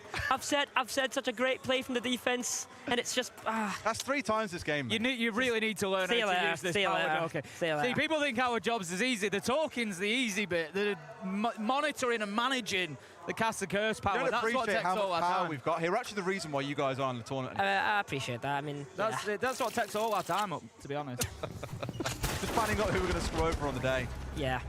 But like I think though, like CAG's understanding of that round is just great. Like they identified very fast that Zofia was below, and they knew that if they want to keep that wall closed, they have to do something, some small retake to do that, and that's exactly what they did. Okay, he hit a nice shot out the window, but their macro understanding of that round, they were on top of it, and the trust that Anaton must have. His teammates went, "I've got you, just bandit trick. I've got you." That's trust. You know, like that's great to see. Still ultimately walked away as they're going to feel hard done to there. Oh, the thing is, I'd say that about pretty much every round, bar round 6. Every round has felt like one which could have gone either way based on how things played out. Well, just to remember, I played against Spiker in Element, and I put him in a fucking blender. I think we've got to give a shout to Baby Shark on the Blackbeard there. That work on Aqua Stairs has really opened things up. There was a late rotation there, about 30 seconds left to go. He switches over, goes in through the door, gets a big kill onto Chibisu at the top of the stairs, comes in and gets a second as well, and it just created chaos inside a site and allowed Cans and the space to come in from IT then and have an impact. Not saying he's bad, just a really nice sort of individual play from Baby Shark to open things up. Yeah, exactly. And I think again the thermite in the box that was the money maker. I definitely don't see him the one leading the charge in this roster. And that block on side, they know that getting control of working their way down through the map is absolutely key here. But as we've seen from both teams, being willing to play aggressively around the map has been a big thing. For example, Arcoli hanging out towards CC stairs here up on that top floor, and every other player, I think, just dropped back down. People that aren't in Pro League. League. First floor, looking to challenge, play C4s upstairs. They really want to keep Wildcard at bay. Yeah, they're trying to. Dash is the second highest rated player in this tournament, though, by the way. They have a lot of the map, to be fair, so why not? You can try it. As long as Anaton doesn't make a mistake on site where he's isolated or something. Like, CAG are in control of this round pretty much so far. Like, there's a lot of work that the attack need to do. They got to clear top floor, middle floor, and then basement. It's not a light roam, is it? They're really committed to playing out there, whereas normally you'd see 1 or 2 players out there, then fall back about halfway in. At this point, they're still looking to challenge a few. Like, yeah, they're falling back a little bit further now. Everyone's on the ground floor. C4's at the ready, of course, for both Anaton and Blackray here. It's just trying to run that clock down for Wildcards. They start making these forced errors. Yeah, I think Wildcard are now confidently in control of that top floor and working towards the middle. Dash manages to pick up Sharif. We saw that little battle going on the window, and ultimately Sharif's maybe just over-peaked that and given himself away there. A minute left to go. 5 versus 4, and Wildcard now starting to take more and more control. We can see that CAG have been completely forced back to basement. 45 seconds left to go. They've got the book available. They've got all the utility they need here, Wildcard, to start really pressure inside. Dash now. on Wildcard. Yeah, I mean, now we're going to Second see highest if rated player of the Wildcard tournament understand currently. really what they want to do, because they should be in control here. They have the bear, they have the capital, the smokes, the fires. They can cut the rotates. The Goyles shouldn't be a problem. Get 20 seconds, 2 C4s on site as well. Yeah. But it's got to come down to it. They've kind of baited them in there, wasting that time out of the roam, as we said, and now That's the Goyo huge. cannons is going off. You can't plant in default at this point. They're going to have to play deep here, maybe go behind Tank, for example, to try and make this happen. They at least get a second kill. Dash finding it in the round, both of them in his name so far. Spiker looking at what he needs to do. The softball, that's exactly what they need. That's got to go and plant on the lower ground here as well. The brothers there, they step on forward. Shibitsu looking for his man, but shot from a bow. And Blackray can stop him. A C4 comes out, he sees the man, but doesn't spread. They finish off the plan, but yet again, Let's it's go. a tiny mistake that cost Cyclops the round. We've all been there. You have that utility in your hand. You can't just necessarily react immediately. Tough stuff for CAG. He didn't even need the C4. Got a timeout coming in now. See what's going on between these two teams. So What we're droning Wildcard got to everything, say. taking our time, but also not taking too long, okay? Yeah, like that. Like, let's make sure we're listening to each other right now, okay? Like, we called they were holding top blue like right away and prep, and then we were like skipping steps, like we need to push that guy first. So Dash, you need to go to the blue door. Evan, I think you need to wait to drop, and then you and Jake push top blue as I like live turn you guys or something, okay? Like we need to just not skip steps, clear that guy first, and we're good, bro. Also, remember, they like to get aggressive in the spots that they are holding, okay? Just remember that. Yeah. Shark, if you went kitchen there, that guy was going to fight you, okay? Yeah, Let's just remember that. Why I picked that. Yeah. I low-key think instead of riding on Wildcard the wins this solo map. across the This I think he ran BO3 in the is spot. definitely theirs. Got to give it to Spiker there as well. Not forgetting he's only 20 years old. Only played at the top level for a couple of years here. That was I really think Teal might be returning. I'm going to be streaming the reveal tomorrow with special reveal drops, and then I'm also going to make a YouTube video for it. That was pretty good. So I'm talking all about it. And obviously, Justin, their coach there, he has a game plan. He's told them this is going to happen if you went to kitchen. That's good to hear from your coach. But you see here, the kills that CAG, the kills that Wildcard got, they're mistakes from CAG. They're complete mistakes. Like, sure, we knew there was a guy outside that forklift window. There has to be. There's always a guy there. He'd already been You can't be given those picks. Crazy, and it's one of those moments to think of like target paralysis, like you strafe across the door and you're seeing 3 players, like, oh my god, who do we shoot? And like you say, you completely miss the planter as well, because you just go like, whoa. I think he'd already got the nitro out, thinking I'm just going to send this in kind of Hail Mary, see what I get. And then he clocks the player, but can't do anything because he's got the nitro out already. Yeah. And like, you know, maybe if he strafes across that door with, you know, guns up, it's a different round and he gets that one shot that ends the round. But ultimately, another tough one for CAG to take, but a better round from Wildcard on the attack, I thought. Once they had that 45-second mark, they had the verticality, they started to really push them around, push them out of sight, create a bit of space, and they got a good job doing They're it. pushing players out of sight here. I saw he's been like meandered to the end of the desk here and pushed out. And Doki's in my position now. I've not moved anywhere. When I retire, mate, Doki should do it when he's not playing. That's the way it's going. Don't tell me. Here we go. Flash plant. They're maneuvering out. And the plant's going now. They're inside window. They've even lost the player on the way through, but they've made it stick. 35 seconds, and the diffuser has gone down. At least one comes back, but we all know how tough it is to get a retake on here, Tim. Yeah, very, very difficult now. Wildcard are just going to post themselves outside, but the keeper barricades could be big. They're not going for it yet. They're looking for the nitro to come out. They're using a lot of utility here. That's a beautiful nitro, but Kansan underneath manages to find his man, and Wildcard, even though questions are being answered, they've got the answers. They close out the round. How did they and just completely catch them unaware? Could it have been Thatchered? Could they have Thatchered the C4? I didn't see what happened. You might see that on the replay, and if not, I'll draw it up, but it was wow. so fast, I didn't see what happened. We were rapidly talking about us being pushed out at the end of the table, and before you know it, the fuser's going down. What the hell's going on? To be honest, that is a great round from Wildcard after the timeout. CAG have went, guys, we've got this. Let's calm down, let's reset, and boom, Wildcard come out the gate swinging. Oh, we stuck the C4 on the wall, so you can see it on the replay that I've got locally. It's like, I think it doesn't get it round to the left. Nightmare. Whiffed. Whiffed a C4. Again, 2 rounds in a row. Otherwise, it's a 2K being lined up there, and that completely shuts down that hit. Again, small margins for CAG. It's just one of those nice little pocket strats, isn't it? That, you know, Wildcard, they're not going to do it every time they play aware. They're probably not going to do it every 10 times they play aware, but just recognising that the opportunity might be there. They catch CAG completely unawares, and they just go in and get the job done. And what a time to snatch a round as well. 5-3, they're now on that point. It's a huge point to come in and just snatch that round with a little rush there. Beautiful stuff from them. That's 3 in a row that they've won now, and sure, a couple might have been close, but it doesn't matter how close rounds are. At the end of the day, it's 6-3 at the top of the screen, and Wildcard have only got to be right once here. CAG, no more room for error, and that's all we've seen for the last couple of rounds. I think CAG are in trouble if they don't get Night Haven. I think it's one of those. I was thinking if CAG win this, it's 2-1. It's on border, they go to the decider. If they lose here on Labs, I think Wildcard probably, if anything, pick up momentum. And that's the other thing that CAG have got a problem with now. Like you said, they've had 3 rounds in a row Wildcard here. I said at the end of the first half, it felt like CAG were in the driving seat a little bit. They were commanding a lot of things. Now that has completely flipped. Wildcard are absolutely bossing this over the last couple. I think, like, no matter what happens here, CAG are going to come out of this map and they're going to feel robbed. They're going to Give me my money. You know, the first 30 seconds, 40 seconds of some rounds they should have won. Test music, they're not at risk of elimination yet. Again, small mistakes, but you're good when it's on the big stage of this. Like, you're gonna have to be disappointed in that. Like, it works both ways, because again in that first half for me, Wildcard will probably come back I will later play the and say, music when someone's like in that first half. on the threshold of going home. We really shouldn't have. We're not there yet. At the end yet. of the day, it's Wildcard who are looking like the better team on the day, and it starts to make you wonder: is there a world where they go into tomorrow and can bring down one of the big boys? Because they look so well prepared today. I think there is, like you say, are hard to prepare for, hard to know which team you're facing off against on the day. So far, they've dealt with it really well.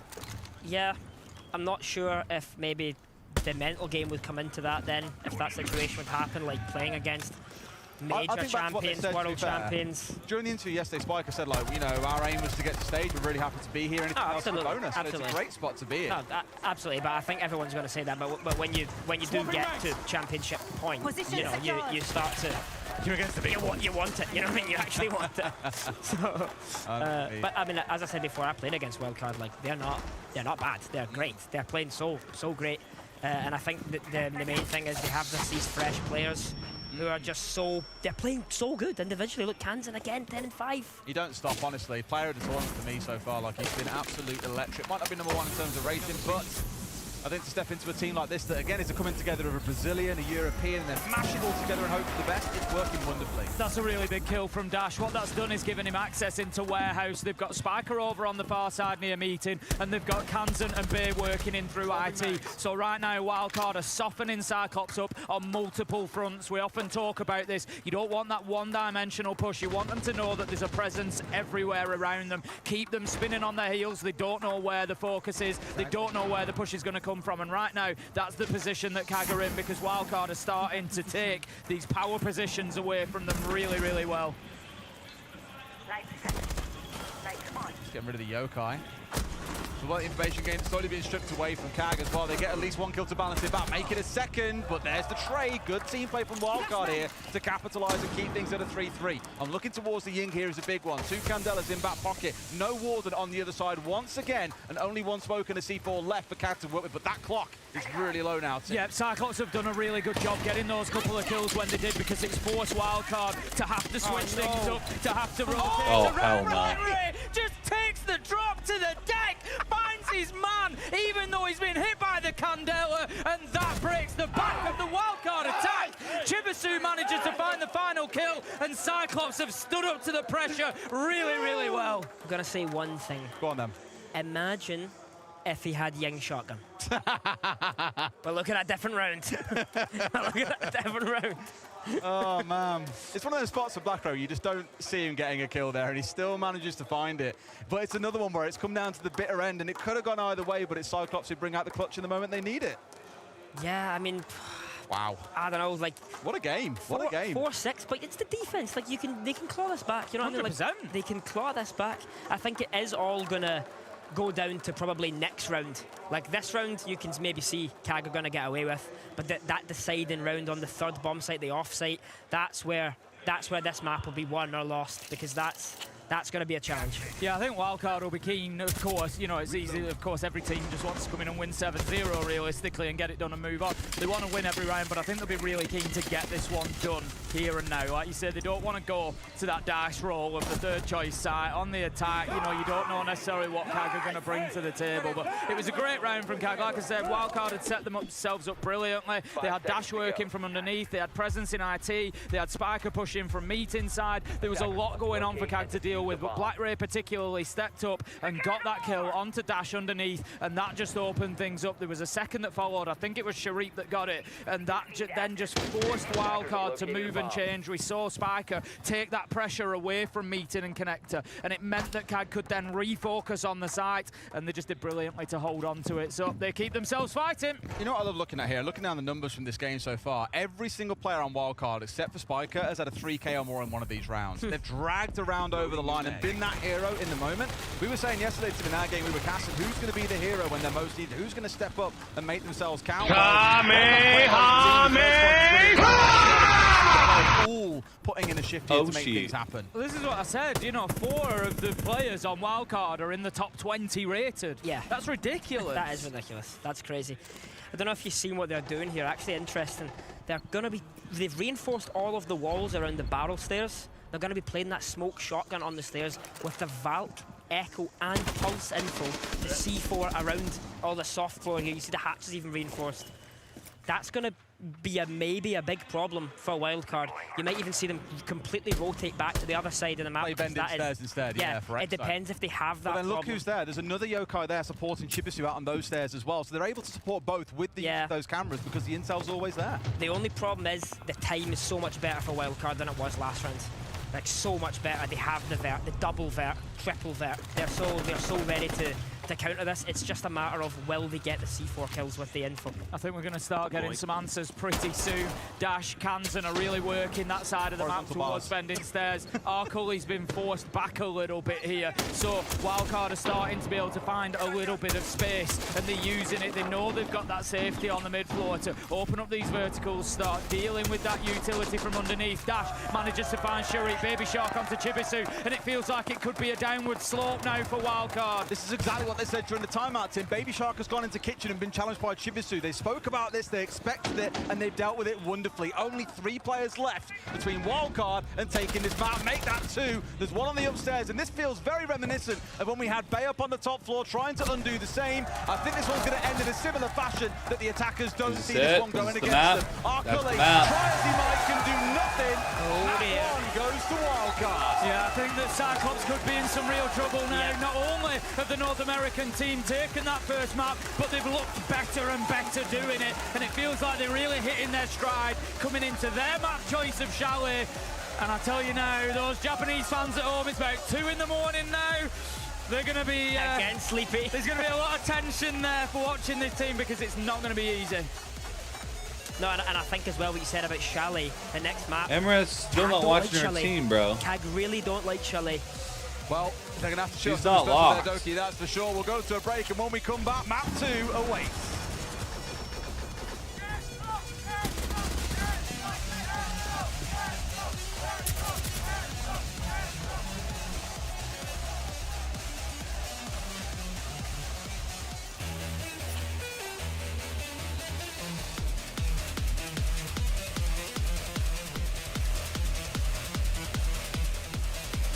Trusty, I'm pretty sure that's racist as hell. You know how they say it's not the destination, it's the journey? And the journey of 1,000 miles begins with a single step. And you know what? They're right.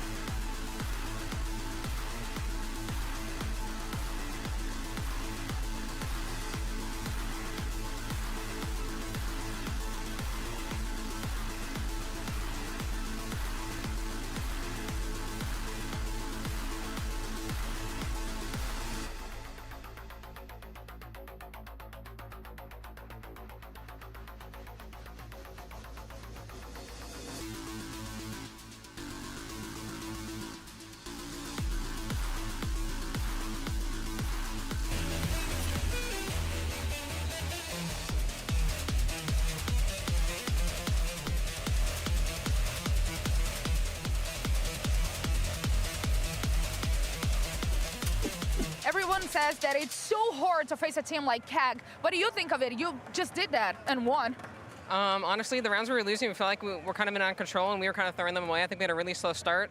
But on attack, once we got our comms flowing and second half of defense, it was feeling much better. So it was mostly us losing the rounds, not them winning them. We always expect to see the team winning most of the defense rounds, but you just did the opposite. So what went wrong in the defense for CAG? It was a bunch of like miscommunications and like I didn't have my glasses on. I forgot my glasses. So yeah, I don't know. Next map though, we'll win. Tell you what, Wildcard's still on top, but interesting from our Cully there. I mean, both of you boys rock the glasses. Surely Can't forget your bifold. You can't be forgetting those, Fox. You can't do that. For a lot of players, like the smallest things can change everything. So if you forget your glasses, like that can make you so uncomfortable. But Wildcard was making CAG very uncomfortable. They were just so good, so amazing in the way that they were rowing together. That was the standout thing. We talked about it in the pre-show, them identifying the win condition, and there was some rounds on their defenses where, you know, the casters talk about it. You'd see 3 people in the basement just to get rid of 1 player down low. And CAG definitely put up a fight. They kept it close, but Wildcard, once they got a good, comfortable little bit of a lead on their defensive half, their attacks were so good. Their teamwork is picture perfect. It's so difficult to like go against Wildcard right now. Yeah, they are playing fundamentally sound. They are playing to the core fundamentals of what it takes to be a great team, not just a good team. And again, I really have to highlight on the fact that this is a team that just was put together a month ago, changed their play style 2 weeks going into this, and now find themselves 1 game away from making it to the grand final for these players being their first time as an org, and a few of these being their first international event. Crazy. It's absolutely mental to see how well they're standing the test of not just play-ins, not just BO1s, but BO3s, and against teams that are hungry for a great opportunity in Reload. There's no doubt about it. This is some of the best opportunities that both of these teams might actually get once we hit the season, because who knows what's going to happen between then and now. I want to know, Lax, you're talking about the fundamental kind of aspects of Siege that Wildcard are hitting.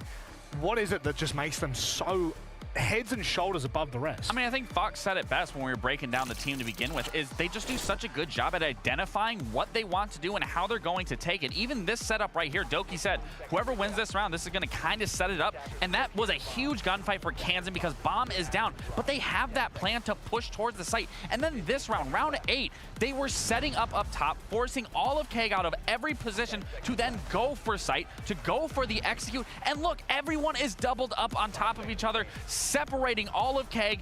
No trades possible for KEG to try to get this done. And they are just, again, playing so fundamentally sound and playing so on point with one another that it's a reason why it's a clear vision as to why Wildcard is playing so well. And every player has so much trust within one another, because if you watch that last clip, they double jump in the window, they double push down boat stairs, they're constantly moving all together to maintain that position. There's no players that are just scared or baiting or hiding. Everyone's focused on the goal of planning. What I love you says that they take it slow, but they execute hard, and that's exactly what they did in that last round. Well, I'll tell you one thing for damn sure. CAG, the Japanese fans, they are on a very, very fine line. Thin ice, one last chance to push this to a third map. We're going to go to a short break on the other side. We'll break down the second map.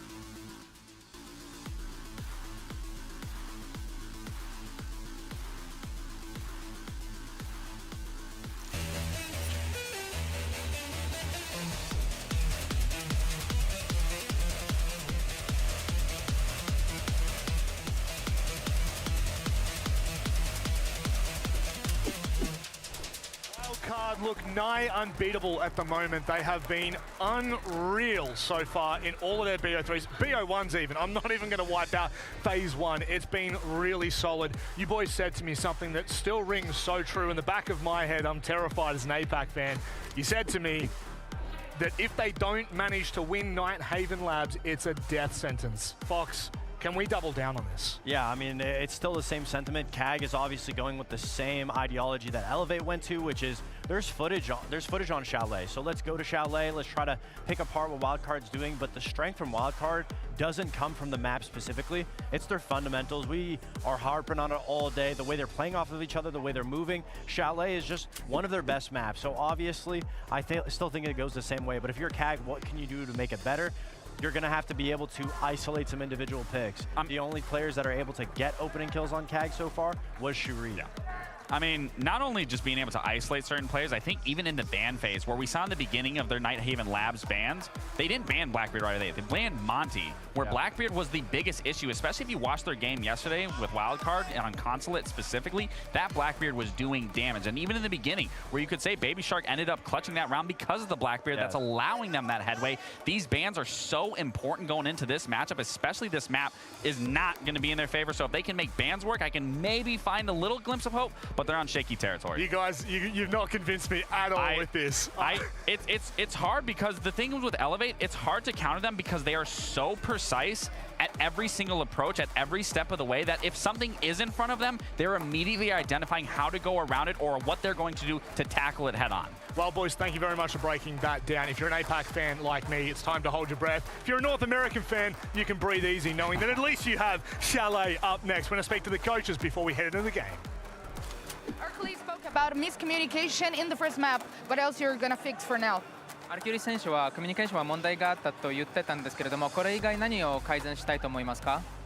そうですね、チームの信頼関係が結構失われてたので、そこをファッションとで情熱でなんか言いましたね、そこを。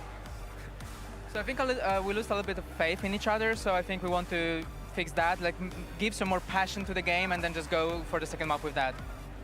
Cool to hear that. Good luck. CAG really like to abuse the shields, are really aggressive. They were controlling the rhythm of the match most of the rounds. So what do you have in mind to counter that in Chalet? We know Chalet's a map that they don't really like to play. It was very obvious when they were playing Furex for their first game. So one thing we realize is when they're down like 3-1, 4-1 rounds like that, they just stop caring about the plan that they have and they just start getting like really belligerent. So we just know that to expect their aggression and just basic stupidity.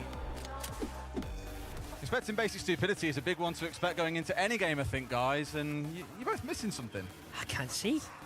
Lock in, guys. You can't forget your glasses again. Got glasses. There we go. You're ready to roll now. That's what our Cully should have done. That's what our Cully hopefully is doing on this map. He forgot in the last map. He reckons now he becomes Superman. But lots of people are already writing our Cyclops going into this map, Tim. Yeah, we always knew it was going to be tough from the beginning. It's like they said on the desk, we said it through the cast. It felt like it was Cyclops win this on border, having won Night Haven, or they don't win it at all. Like, Chalet was always going to be the stumbling block if they didn't win that first map. They are backs to the wall now. They're up against it. I got a fun one. When we're ready to do the throw, Doki, do you want to do the throw in the build-up into Chalet? Have your little hype moment? A throw? What the hell's a throw? We throw it like you get all excited. When the countdown begins, you get all excited. No. I think you should do it. No. I'm going to drop you in it. No. I'm going to do it. Oh, God. This is me briefing you. You've got to get excited and be like, Chalet, for map 2, and that's what you got to say. Do you know what that says, Tim? Desno's not very good at that, so he doesn't want me to steal his job. That's what so that's why he's worried about getting nudged off the end of the desk already. I'm cementing the next major for myself. That's it by doing this. Just a way to go. He's got his glasses. That's it. There we go. He's locked in. Now we're locked in. It's all about the glasses these days. What would you do if he just drops that 20 bomb? Just completely carries the game. Wins the game. I mean, there's a world where it happens. Like, we've seen him play well throughout the tournament, as I say, but really we need the whole team to perform as a group here. It's a nice prediction we've got here, guys. The crowd very heavily going towards wildcard, though. I'm honestly surprised it's not a little bit more than that. I mean, you know, obviously Cyclops have got a good fan base there that are backing them, but it's a tough one. Doki, take us in, build it up. Well, guys, is this going to be the last map? What do you think? We'll find out, won't we? We'll find out. Let's go to Chalet. That's it.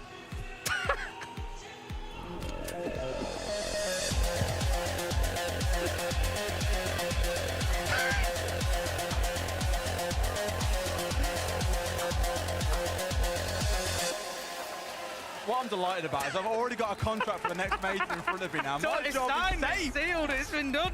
I'm actually sorry about that, chat. I've just absolutely executed my career. Well, if it goes to about 3, it can't be worse than that one. We make him do it again, right? No. Come on, wildcards. Finish them off. Practice makes perfect. Finish them off. We've got some real wildcard bias coming in from Doki now. He desperately doesn't want a map 3. Let's get into these bans then. We're going to have Monty and Fenrir taken out to kick things off. Second bans will come on. No major surprises there, I don't think, really. It's pretty much what we've already seen. Wildcard took out Fenrir last time, I think, if I'm right in saying that for the first half of Nighthaven. Going to have, and Tubarão as well. It's going to be Azami this time along with the Blackbeard. Yeah. So, not Wildcard not wanting any shields. Staple bans for Charlie, to be honest. Sorry, Cag not wanting any shields, and taking the it's exactly as we'd expect. Leaving the Dockerby up as well. Yeah, but again, it's just the way the map plays. It's not as big as Nighthaven. It's, you know, it makes more sense. Yeah, I think the Azami being banned, I don't think I've seen a Charlie with an Azami open in about maybe 2 years, to be honest. So it feels like it's always gone, which is sad, but I guess that's your favourite defensive operator? Literally my favourite defence. Favourite position as well to play here on the blue stairs, but I guess that's too strong. Because it's too strong, they're too scared. Just call me curious here. Why is it your favourite spot to play? I don't know. I think I like spots where the odds are against you, but if you back yourself. Yeah, if you master the position, you can really come out on top. I think I genuinely like that idea of playing. So yeah, I mean that's pretty much it. Fantastic. That explanation was almost as good as you throw into the map It itself. almost was, but not quite. It could be worse. And then producer Tommy said it was not quite in his top 100 throws that he's heard. Yeah, like Des has thrown that to me and completely embarrassed me in front of billions. Des hasn't thrown you anything other than under the bus. In front of billions of people, and the producer goes in my ear. That was one of the worst things I've ever heard in my life. So worth it, and I'd do it all over again. Looks like a rush here. Looks like it might Certainly be. does. Finker on side as well, certainly going to help with that. But right now, lining themselves up, getting up onto the office balcony. Also got some pressure coming in on Piano side here. So for at least the beginning, it feels like a pretty standard setup. That's all, of course, until the door is melted down and Kaga getting run over. Yeah, I'm not, again, their lineup doesn't make too much sense. It's kitchen defense, the trap situation, and this is going to be huge, actually. The castle here is huge. Imagine if that wasn't there and the Blitz could just go through it. Now, sure, because he has the Tubarão, use the Tubarão. Not that it matters because there's a C4 from below. Kanza might get something in the debris and the destruction, but it's Cyclops coming out on top. Bay and Dash both finished off, so this pseudo rush they had set up has completely fallen apart. Chibisa has really backed Sharif up there. He's managed to get that nitro in, take the Blitz out, and completely fold the rush in half. Absolutely brilliant stuff, because what does it mean? Sharif is still in the half wall position. He hasn't been moved out. We talk so often about that office wall, about getting it breached. That verticality now is so important. If he can hold this, if CAG can continue to support him in this position, then this should get this round over the line. That reaction was just completely light speed as well. Like, maybe he heard the Blitz outside the door or something. Like, that C4 was so fast, I even said, like, use the Tubarão, because I thought, like, he's just done. He has to win an impossible gunfight, but they were ready for it. They had that pre-plan. They knew the counter to the rush. Well, Akali's got 2 finish off there, and I think in this spot, regardless of it not showing up on the leaderboard for him, his glasses are making He's impact. definitely got the glasses on. They're looking all right. I say that, Tim, and for a second I was really nervous we were about to come into a 2 versus 2. Spiker finding one more, and I said earlier on he was the only player not to get a multi-kill on that last map. Well, he's certainly got to do it here in round 1 if he wants to get his team over the finish line. Don't give away the freebie. You know where he is. All you've got to do is wait here, guys. 45 seconds to play, and Spiker's the one who has to do everything. Yeah, CAG have done the right thing here. They've got themselves back to side. They don't need to keep taking those fights upstairs. There's nothing Spiker can do on his own. He has to go down to side at some point. So now they just need to be patient and just wait it out. They're so split. At this point, they're leaving it down to 1 versus 1s if they're not careful. I'm really nervous about this because if he catches out one, he can catch the other. Right sort of idea. Doesn't exactly know where the last 2 players are. Must have at least an idea that one is coming up downstairs. And just shoots into the full spot and finds one. And this is what I was nervous about. I said Spiker's trying to find his 3K here to put himself up. Diffuser going down. Arcully coming up from West Main. Off comes Spiker. May have sold himself a little bit here and put himself into an unwinnable position. Half a second to go. And in comes Arcully. If Spiker hadn't doubted himself in that first planting, I back him winning that one. I do as well. I think as soon as he can get guns up there, Arcully was on about 35 HP. He really doesn't want to be taking any long-range gunfights there. He had to close that ground, and he was moving in, but it seemed a little bit too slowly. You were kind of, you know, wishing he'd pick the pace up. And to be honest, as you said, they were spread, the defense, but actually it was a really good play from Arcully. Spiker seen the Melusi in short from the vert above, so he would assume that the other player had to be there. Instead of staying there, he rotated all the way to basement and back up the West Main stairs. So although they were split for maybe a little couple of seconds, I think he actually played that really well. You know what I really respect about Doki there? I was throwing him under the bus earlier, and not 4 minutes later, he's basically gone there and says, sorry, Des, but you're wrong, and here's what the reality is. In the most polite way possible. You asked for that. Well, he said it the kindest way you possibly can, so I respect that, Jack. Thank you very much. That's a thought point. If it became a caster, would you want to be referred to as Doki all the time, or Jack? Because I refer to Ace as Tim all the time. I might have to rebrand. It actually feels really weird. Rebrand too. 10 seconds to insertion. I don't know, that's... Throw me under the bus again. Doki the caster? I don't know. It feels really weird for Des to call me this, and I didn't realise that until you just said it. I was like, eh? I only ever call you Tim, it's true. It's true. Wait, you could be Ace, and I could be Jack. Ace of cards, Jack of cards. There's something. Ooh. Liking that? There's something to be made there. There's got to be. And now my job's back. He's again trying to get the elbows. Who'd have heard that? And then it's like, oh, that sounds like a real good ring to it, actually. Imagine the media day stuff we could do. Oh. Real. What Get Flores involved. Oh, not this again. He likes to saw play you. in cards. Was it you? Oh. Was it you on the Twitch trying to destroy a Mozzie? You shot it on 3 Skyscraper. times. Yeah. Oh, mate. Is that the same thing there where he just can't get rid of it? I don't know if my aim's bad or I need, Your aim's just bad. I need to talk to the devs. Like, I don't know what's going on. Definitely. You ask the dev, they'll say it's definitely the aim, Jack, I'm afraid. See, I'm already calling him Jack now. It's locked in. This is the problem. It's a clever positioning on the bulletproof camera. It's a common one, but it just, anywhere that you can get it in there amongst them shelves just makes it really difficult to get round the side of it and do anything about it. We just almost have an exchange at the beginning there. Dash is trying to get aggressive. We see the silhouettes. They don't. Sometimes you're just egging them on to shoot, but they don't. And at the minute, we're still 5 versus 5. Cyclops have got everybody left alive. Really thought with those shots coming out from the Legion there that we might see a spray attempt coming on through. And look at this at the same time, Kansan has started forward and got Shuri through the soft wall. Headshot brings his man down. Great bit of team play once again from Wildcards. Kansan, what a play. So methodical, so precise, like a sharpshooter. He knew exactly what he had to do there. He didn't have to peek again. He just waited for the guy to come into his crosshairs. I've got a question for you, actually, Doki. Do you want to do play-by-play at some point? No. Do the action parts? No. Are you sure? Oh, stop. All Yes, right, please. Once per map, I think, is enough. We'll leave it at that one. But at this point, yes, Wildcard should now have this top floor under their control. You've got Blackberry, I was going to say, still skulking around in bathroom and has picked up Kansan on a bit of a free there. Just don't give up. They knew that he was here. They keep fighting. Like, that's what's so scary about CAG. They just do not give up. You've killed 2 of them. Okay, where's the 3rd? Where's the 4th? That's genuinely what it feels like playing against these guys. And the thing is now, you're playing the entire round with the thought in the back of your mind of, where's Blackberry? Where's he gone? He got a kill up on the top floor. Is he going to be flanking through dining? Do we need to watch that? Is he coming across the top floor? And it just burns time, it burns effort. You've got players then who are maybe... It just takes that resource. Now, I don't know if you guys know, but Chalet's been updated on this bomb site. The trash bins on the breach, when you go in on the left side here, there's now a concrete wall in front of it, a metal wall. Okay. And no longer wall bang from blue. There it is. Right. We've seen exactly a few teams planted here, it's so safe. This is, people don't understand how strong that position is. You really, all you need to do is hold the blue door and connect her, and it's so hard. Oh, what a retake. Through, but 2 kills out of nowhere, and that should be it. Cyclops, for a second, you thought would be able to hold on, but they're down to just Anaton. Flashed out, they're coming in for the 2v1. It's got to be some real magic from Anaton to hold on here. Down on the floor, fights Anaton! Bay winning out the 1 versus 1 and getting Wildcard over the line. That's what I love about CAG.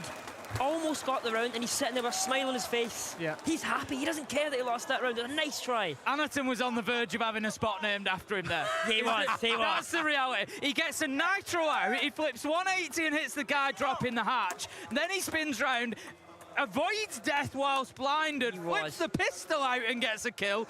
If he comes out of the 1v3 there and wins it, that spot is then known as Anaton. Yeah, but just like I was saying before, that half-wall position with that metal thing, it's such a change that people don't realise. It's so strong. And I think, obviously, like, Wildcard were definitely playing for that there. Like, they knew that the map's been updated, and that's the power spot for the plan these days. Wow. Close, but no cigar.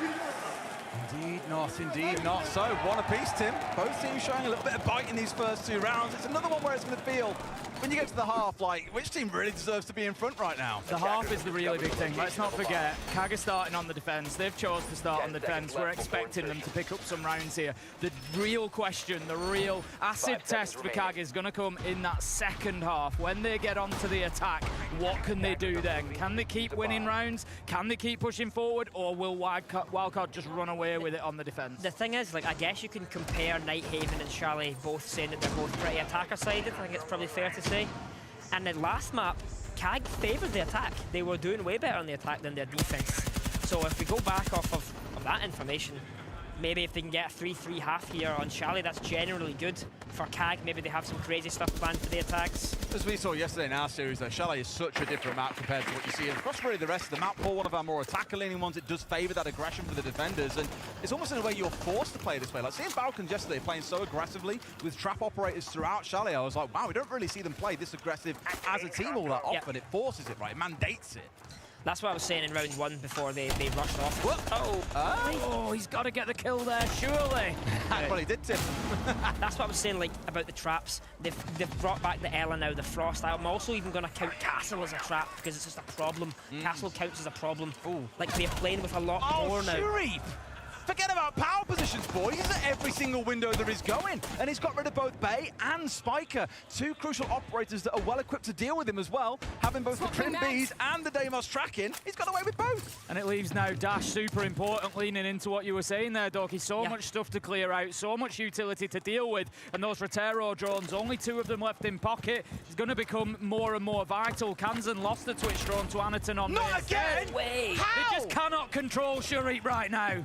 And I remember we just said before the map started, last time Shurip played this map, I think he was their worst player, 0-11 or something. He played 1-11. He didn't have his own gear back on the first day, and that was his excuse for why he didn't play well. Now he's got his gear, he's powered up. So you're telling me he doesn't have his own gear, the other guy doesn't have his glasses. Mate, what? And he kills from the window, and the 4th one out the window. So, if it's fool me once, shame on you. Fool me twice, shame on me. Fool me 3 times. What's fool me 4 times? Shame on Jack. I don't know. I mean, that is unforgivable. You can't be letting get away with that 4 times in a row. What do you ban here as Wildcard? You're not losing because of anything, realistically. I mean, they've played, like, what, 15 unique operators bar the Grim, I want to say. Like, Wildcard, they've played a lot, whereas on the side for KAG, we've seen Castle quite a bit. Castle's Frost a good quite ban. a bit. Malusi quite a bit. Castle's a good ban, that makes sense. Just like I said, it's a problem. And it's not a trap, but it is a problem. It stops the fast plays. It holds them off. If they remove that from the play, they can then decide kind of the pace of the game as well. They can do certain attacks to split them up better. Yeah, think about it in round 1. That castle was in the way, and they had to nade it to remove the castle. That's the indication, like, oh, okay, get a C4 going now. If that wasn't there and that's a barricade, they're straight in. They're probably not getting C4'd off the back of it. And also something else about castle on this map. I don't know what you guys call it. We have very precise calls in G2, but the doors on top floor here that you can see from the big window rappel, that being castled is really strong because it forces you to have a Zofia on the big window. Now you don't need a Zofia. Now you can have a Ying in the big window. Now you can have a Glass in the big window. It's way much more of a problem. They can use those operators better. They can control them up. Yeah, exactly. What do you call the door? We call that music. Music. And it's because of the old Chalet. Do you remember there used to be a little music machine there? I'm never a fan of like old school call-outs for that exact reason. Everyone looks at that and goes, why is that called music? Yeah, it's because I'm older than you think, and I've been playing this game for a long time. You're an old man now, Jack. Yeah. But yeah, I mean, that's an absolutely brilliant ban, and I think they realised that traps weren't causing them the biggest of issues. So. How old are you, Doki? 26 this year. We'll have to set you some homework to learn as many caster call-outs as you can. See, we just focus so much on what visually makes sense. Yeah. If I what do you call that? We don't have a specific for that specific door. I'd probably be looking at like closet rotate because usually a lot of the time you put that. We think about like what a player's doing at home, what is going to make sense for them. I call it bedroom door because the best thing is you have context. If you're saying the player's pushing into bedroom door, you know which door it is because it's on screen, right? But equally, there's also bedroom door to the north, which you might call solar door. And Yeah, all kinds of debates. That call-out debate is never ending, I swear. It's been happening for 6, 7 years now. It never stops. Got the three C4s again here, the kitchen bomb site. Last time was a big part of why they won the round. Their C4s, they got 2 from above, I think. Well, just like I said, Ying in the big window. Doesn't need to be a Zofia anymore. You can control the hatch. He's already got full control here. Everyone can leave top floor and hit below. All he needs to do is Ying. The hatch is even reinforced. Doesn't matter because the floor's got soft destruction through it. They has the lineup. C4 skyward. They've got to be really careful of that. Otherwise, it's actually more of a bait with that castle ban. Yep. This is a pretty tricky lineup to get, but Dash should be aware of it. Oh, close. Good read. You acknowledge it's coming at some point. As soon as you see those holes in the floor, and they had someone on the rappel upside down, they saw those holes in the floor. They know exactly what's coming back the other way. It's all solo side from Wildcard at the minute. They're not doing anything. After they were shut down on the rush last time, trying to clear Office out, they basically left Baby Shark over on that side. Everything else is stacked up solo, but Baby Shark gets the job done. Wins that one-on-one fight, goes in, takes Sharif out, and that now starts to really crumble that Cyclops defense, because holding on to Master, holding on to Office just became almost impossible. Wildcard have exactly what they want. They executed this plan perfectly, from the bans all the way to the operators they picked and played. Baby Shark baited Highway and rotated fully to the office door. But the problem is, like you always say, Cyclops are still up on the second floor. Finally getting punished out here. Arcoli is still up there. Anderton's found a second. Always a hard player to shut down. 3 still on side for Wildcard here. And Tim, it feels like they've got enough time to make this happen. Surely we don't throw it away. And the hatch is closed. This could be a problem, because as you say, hatch is closed. They're a little bit stuck here. No hard breach gadgets. They're going to have to do this the old-fashioned way, guns up. Sometimes CAG just find their way back into these, despite Wildcard doing everything right, despite them going in and getting those kills. It's still, you're looking at it and it's only a 2v3 and you're thinking it's winnable for CAG, and then they find another and it's 2v2 and the time's ticking down. There's 12 seconds left to go. Wildcard, they've got to make a move, and Arculi has dropped down onto those west main stairs again, the same position that he used so well last time around. The man on site gets taken out, the plant is going down. Arculi, he's got to win this first fight. If he sees him on the left, he does, he gets one. Spiker secures the plant, goes guns up, gets the final kill, and Wildcard, they managed to grab a hold of that round. I'm gonna have to say again, I think Anitun just stopped at the last hurdle. He couldn't get over that final kill. All he had to do was stay alive.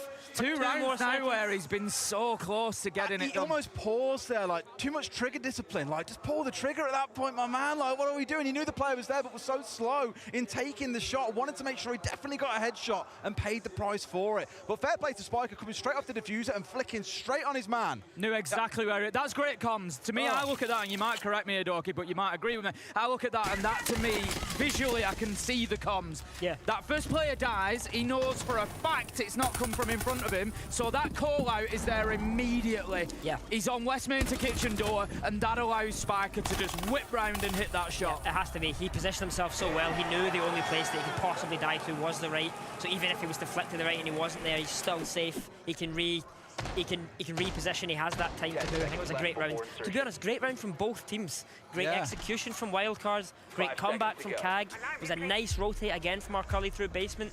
I'm desperate for a map 3. Yeah, This is a phenomenal game that we're seeing. The entertainment Round endings might not be like what you'll see at the most top-tier level of Siege, but my God, is whatever. It's entertaining. It's a bit scrappy at points, but it's so entertaining to watch. They're both playing so good. That's it. They're both understanding the rounds. It's nice to watch. And then you get these clutch moments at the end, these 1v1s. We've had 3 1v1s so far that determine which way these rounds have gone.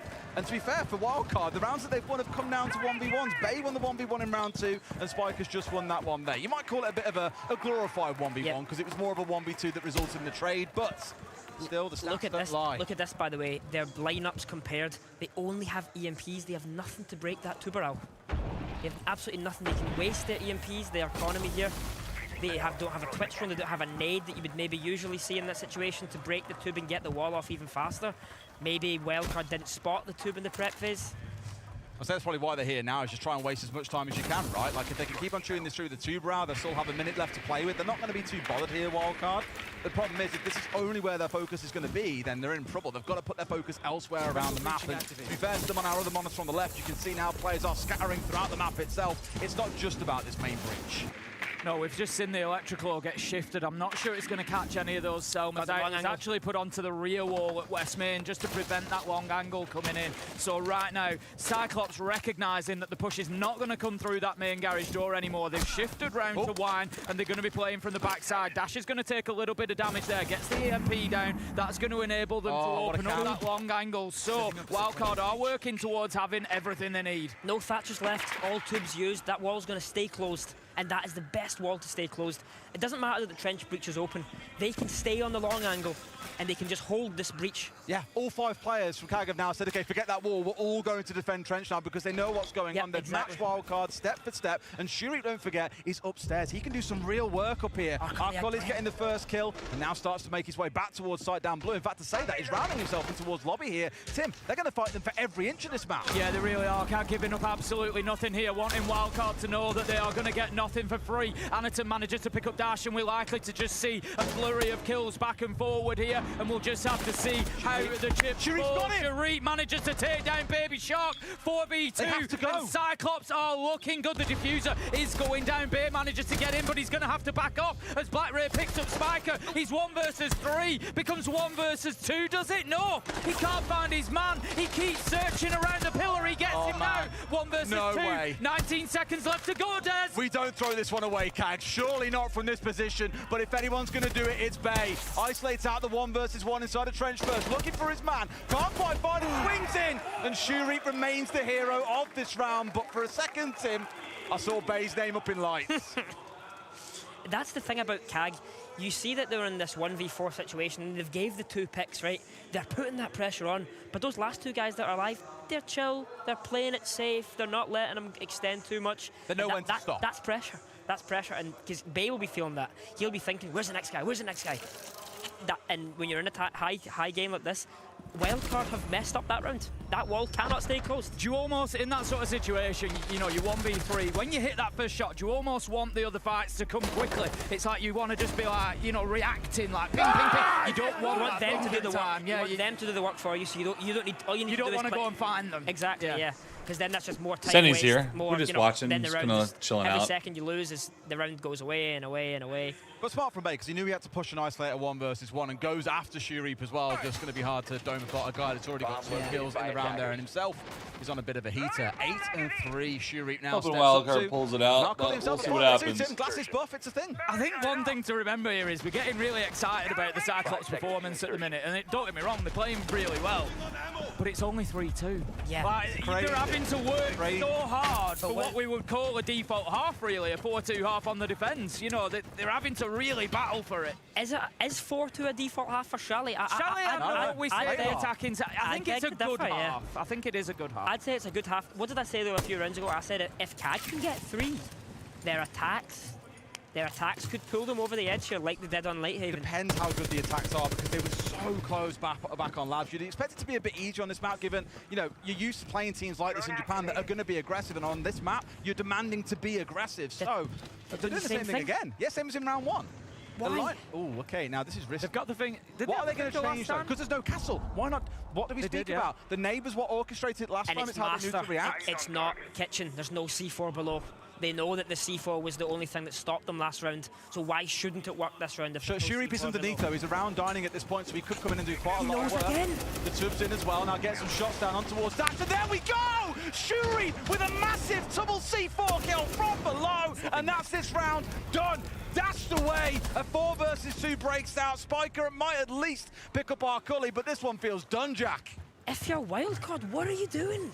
What are you doing? You've just did the same thing that didn't work, and you've lost to it again. On a bomb site that has more people there, more people to react. Even if he didn't get the C4, I bet you there was a guy in piano ready to help.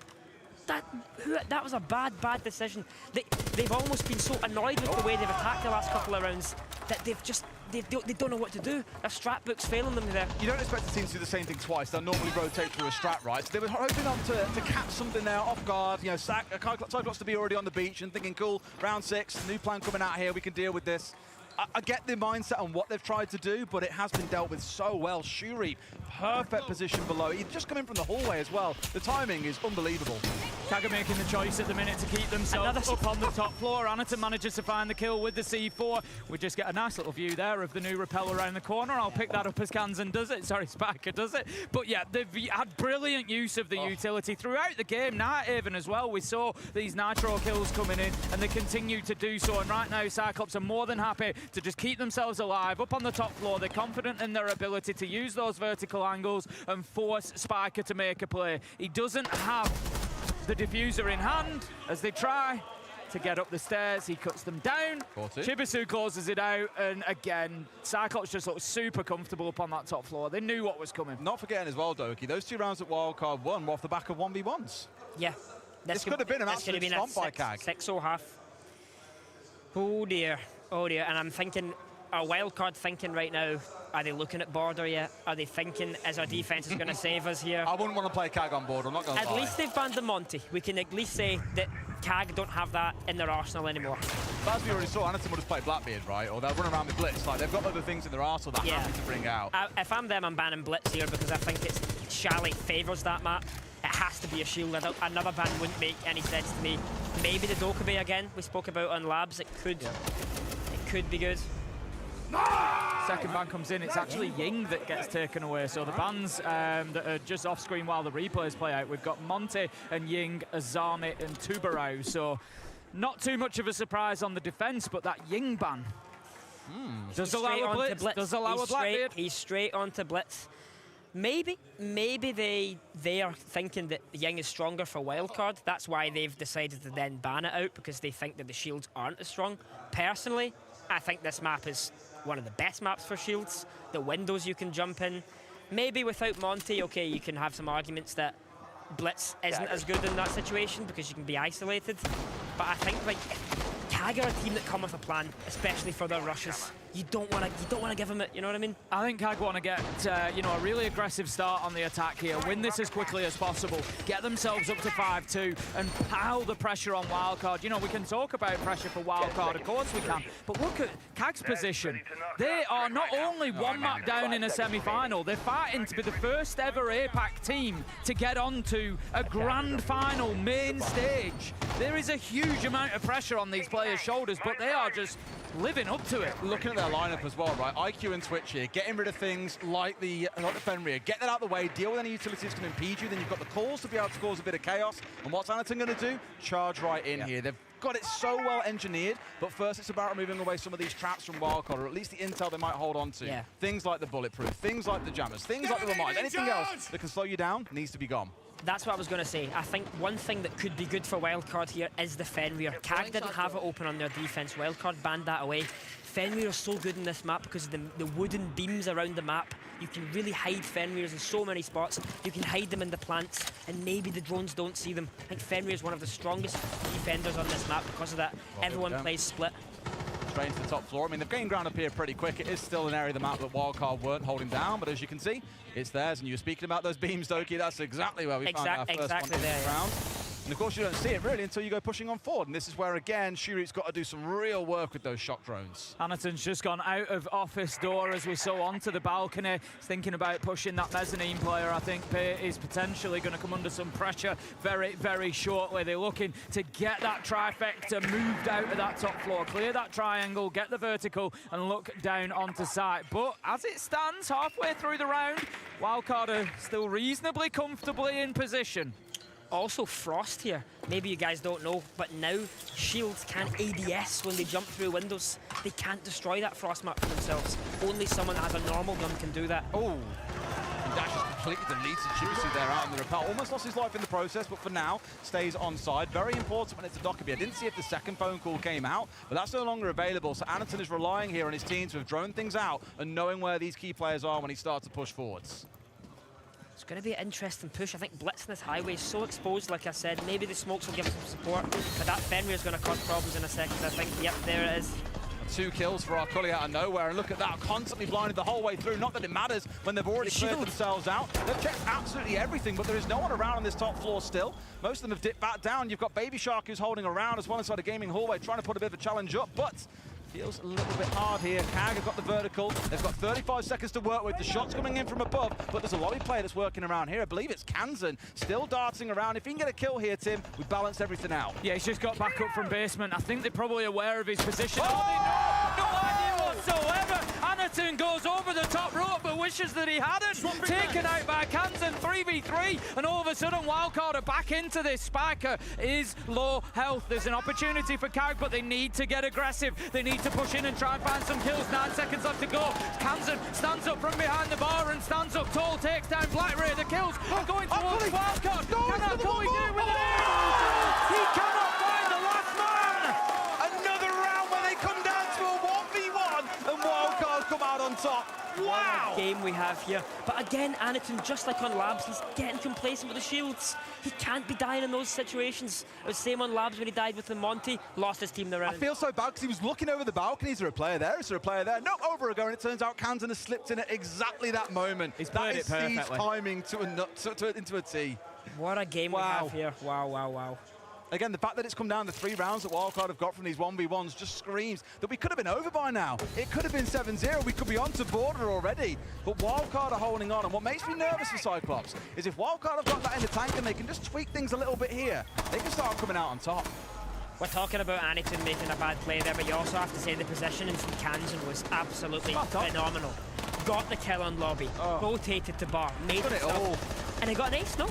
No, never mind. Didn't get it. He made himself hard to die. That's the most valuable thing that a player can do in these low-time situations. Don't make it easy to die. Just play your life, play the time, play the clock. I don't think I've seen a game this close in ages. But every round it feels like it's coming down to a nail. There's no like clear flawless rounds and it's a stomp and okay, one round was close, but everything else is really decisive. Every round has been up for grabs. I have loved my time in Brazil. I think it's a phenomenal country. Really enjoy it here, but I will say this game is making me desperate to get home and play. It's like, just watching this game, it is so much fun, so entertaining. I'm just desperate to get back at my PC and get in the lobby. 3 weeks for I killed him. That's pain, because again, you've now lost that Dockerby early. No phone calls available in this round, so we're kind of back over in the last round, just with a lot more time still to play. Yeah. Baby Shark really getting the value out of that Vigil. We often talk about how Vigil is quite a selfish operator in that way. Doesn't bring any utility for the team, really. Has to go in and get some kills. And he just, I mean, it's one of the oldest entrances in the book, isn't it, really? Go down to Trench, waddle in through the barricade, and he's just played it perfectly there as Baby Shark. You know, we all take that chance of, I'll go and have a look at Trench at the beginning of the round, and it's paid off for him this time. Brilliant stuff. And what it means is he's got the value out of that Vigil. 2 jobs for Vigil, wasting time, getting kills, and he's ticked off 1 box at least. I think Vigil is an operator that isn't played so much anymore, especially since the Boss G got nerfed. But it's annoying. It's actually more than once. Vigil is annoying. Vigil is so annoying. You don't know where he is. Yeah. He's a problem, constantly a problem. He's like old Solus. It's always going to get tricked off, surely. Oh, he's gone for the wrong side. That's unfortunate. All opened up then, not blocked away by Kansan this time, and the C4 out just in case they were tucked off towards the right, but they were way out of there, already vaulted over and outside the map on off his balcony. Bandit and Cade, and the wall still gets open. It feels like a bit of an overkill. But they lean this a lot back on Labs, don't forget as well, to really slow them down with the double hard breach coming out. On this map, not going to work so much soft flooring as you've just seen. Going to see the kills raining in. Then Black Ray does manage to pick up Kansan, but we find ourselves now 1 versus 4 as Bay picks up Chibisu, and it's surely going to be over very, very soon. He knows that this one just inside of the window here, but Arkuli is going to take a little bit of chip damage. Baby Shark won't really mind that too much. He's got Arkuli down to nearly half health, makes it more difficult. His team can now just sit in, wait for the push, and they'll pick him up when he does. Diffuses the other side of the map here and off his balcony with only 40 seconds to play. This one is pretty done, and Wildcard have put up a good hold here as well. May have lost the wall, as you say, Jack, but at this point, it brings things up to 4 apiece. So given how those 3 rounds have gone, Tim, as we said, this could have been a 7-0 over on border. So we might see Wildcard battling their way back in. Surely, Arkuli doesn't pull off the impossible here. It's not over yet, Des. Let's not get carried away. 1v4, I think it was, has become a 1v2. He sees the man through in dining. Is he going to pick up the Cade? He might see the gun barrel first. 15 seconds, he gets his kill. Where is the last? This is within reach. He's gone too far. He's gone too fast, Des. If only he wouldn't have sprinted, he might have heard the movement of the Legion. There was a chance, there was a world where Arkuli does it. Down to another 1v1, but Wildcard close it out nicely. I just feel that CAG, you need to stop this bleeding in the early rounds. They're always getting one guy picked off. Sure, Reap's crouching entrenched, no drones, not aware of what's going on. Like, imagine if he didn't die there. Imagine if he does, it was a 5v5. Every round is coming down so close, tooth and nail. It's small margins. What I do love now is obviously the crowd has fleshed out a little bit here in anticipation for our next game. And it's fair to say, Tim, they're pretty behind Wildcard at this point. Cyclops, of course, eliminating Liquid earlier in the tournament. Not forgetting, of course, the Dash as well, yeah. On the Wildcard side. They're cheering for their boy here to get the win. I think there is a lot of Japanese fans from Brazil, though, especially in Rio. I've noticed that a lot, that like they have a big community here. I think it was from like the 1700s. There was a lot of Japanese people that moved over to Brazil, so it is their second largest population that isn't Brazilian. And that's really nice to see, because I think the APAC teams maybe don't get that sense of support when they go to other events and stuff. So I'm not saying that they're favoured here, of course not, we're in Rio. But like, you know, like they're going to have that support, and I'm sure they'll appreciate that as well. The thing is, looking at the teams and their performances as well, there's a lot to be taken away from this tournament for APAC, and I know that we've been in this position a number of times over the years where you kind of think, is this it? Are APAC on the cusp? But they're going to do it. But now you look at the changes FearX have made and the changes that CAG have made, and these rosters are really starting to fire. But it's not just about once upon a day the unpredictability. Now, as you're saying yourself, they're playing good Siege. You know, CAG have got a game plan, they're adapting well, they're finding the kills. If they just fix these smaller issues like the beginnings of the round, getting those better starts, you know, let's not forget, they're up against a very good wildcard team here who are going to punish them. You know, there's a lot of promise, a lot of hope for APAC teams going into future tournaments as well. It's not over at this one yet, but there's a lot of promise for the future there. I think CAG and FearX have both impressed this tournament, right? Big Absolutely. time. I think FearX especially, like, I know they're not here right now, but they've really made a super team. They could have been. Yeah. I mean, I lost to them. I didn't just lose, I got destroyed by them. So, I mean, not the first time in the last 12 months either. First time, to be Back in Manchester? Hopefully the last. Steve on the winner, not going to find the man there, not quite enough angle. Do you want to touch on our Cully for a second? 6 and 10 on the last map, 12 and 4 he finds himself here. You can see. The glasses buff, turns out, is a very real thing, because he is starting to fly, putting up good numbers, but all that matters is that score at the top of your screen, 4-4. Wildcard keeping things very, very competitive, despite them struggling to keep up with players like him and Shuri, who are really running the show. This bathroom position, they don't have any nades. It's going to be so hard to clear that out. But he's actually left. Spiker's left. He's probably anticipating that there's going to be a buck below with flashbangs and nades coming through the floor. But that's not the case. The only chance that CAG have to really remove that position is the blitz. And we've seen what Annington can do before in the blitz. It's coming up the solo stairs. Will that be his route? Oh, was catching on the way down as well. Good bait attempts coming through, but Annington will walk away here. About 80 HP still to his name. It's not the end of the world. Baby Shark got a single point of health to his name as well. A single shot, and he is out of here. Another smoke coming on through, and so that clock will run down ever lower. However, that was the last smoke coming out, Tim. Spiker's done some serious work there, and he shouldn't have been allowed to, really. We see the buck come in late in the round to open the floor up to prevent him going into solo. Had that been done sooner, he wouldn't have been able to go in. The wall would be breached by now. Lots of things would have happened. 30 seconds left to go. The blitz starts to get aggressive, but it's Blackray that manages to find the kill. Onto Spiker, 5 versus 4. Cyclops get moving, Des. They're going to plant here as well, and of course got to be careful of the downstairs. As long as they've got that cover, they're in a good spot. Bay from below trying to work his way through. In fact, sorry, up on top side. They've absolutely slaughtered them though, Tim, and they've got what they need. Diffuses down. Baby Shark, a touch on the 1 HP. He adds to his name. Who else than Annington to push into him here and get this one finished off? Pistol to the hand. That's more like it. Beautiful execute by Cyclops. That's the game plan. That's the exact. They knew exactly what they wanted that round. Okay, Spiker played great, like you said. He did. Problem solved. Buck below, flashbang up. They didn't even need anyone on the bathroom window. That bathroom window was a terrible place to play as an attacker. You can die from everywhere. They changed the problem. They pushed the blitz there. No one does that. That's new. Wildcard never faced that before. And they're making up the game as they play. It's so nice to see. They deserve this map. You predicted the intensity that they would bring with the blitz, with it being left open, and you know it's definitely been a defining factor that we've seen so far for Cyclops' attacks, and that's just another round to add to the list. That's gone, as is the Fenrir that we touched on being an issue for them earlier on, so CAG taking that off the board. And what's Anitun on? What's Anitun on now? Blackbeard. Shock. That Ying ban is going to bite Wildcard in the ass. They have to ban all three. They've got to take them all off the board. Yeah, and I'm sure that even then he'd step across to playing Fuse Shield anyway, and still run. He played the best Shield player in the world, and this is why. And this is why he's been so consistently spoken about in those terms for years now. We're not talking 6 months, we're talking years and years. Anitun and Blackray have been with Cyclops for 6 years now, longer. 2018, they both joined Cyclops as an org. Blackray joined the active roster 2019. They have been there for a long, long time. And Anitun has been getting target banned on shields for almost that entire time. We started casting the Japan League and we were looking at the stats. There was a 34% ban rate against Monty because of Anitun. Like, no one more so than anywhere else in the world. The thing is, like, you're right, he's been that shield player, that main for 6 years. He has been.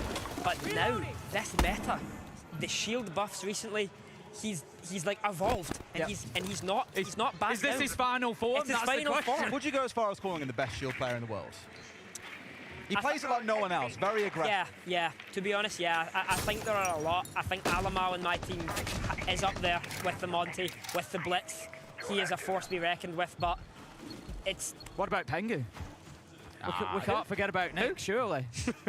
I don't remember that name, mate. Fabian had a big round on a Monty once, didn't he? Remember Pengu with the Blackbeard, when Blackbeard was in his prime with the shield, the gun shield.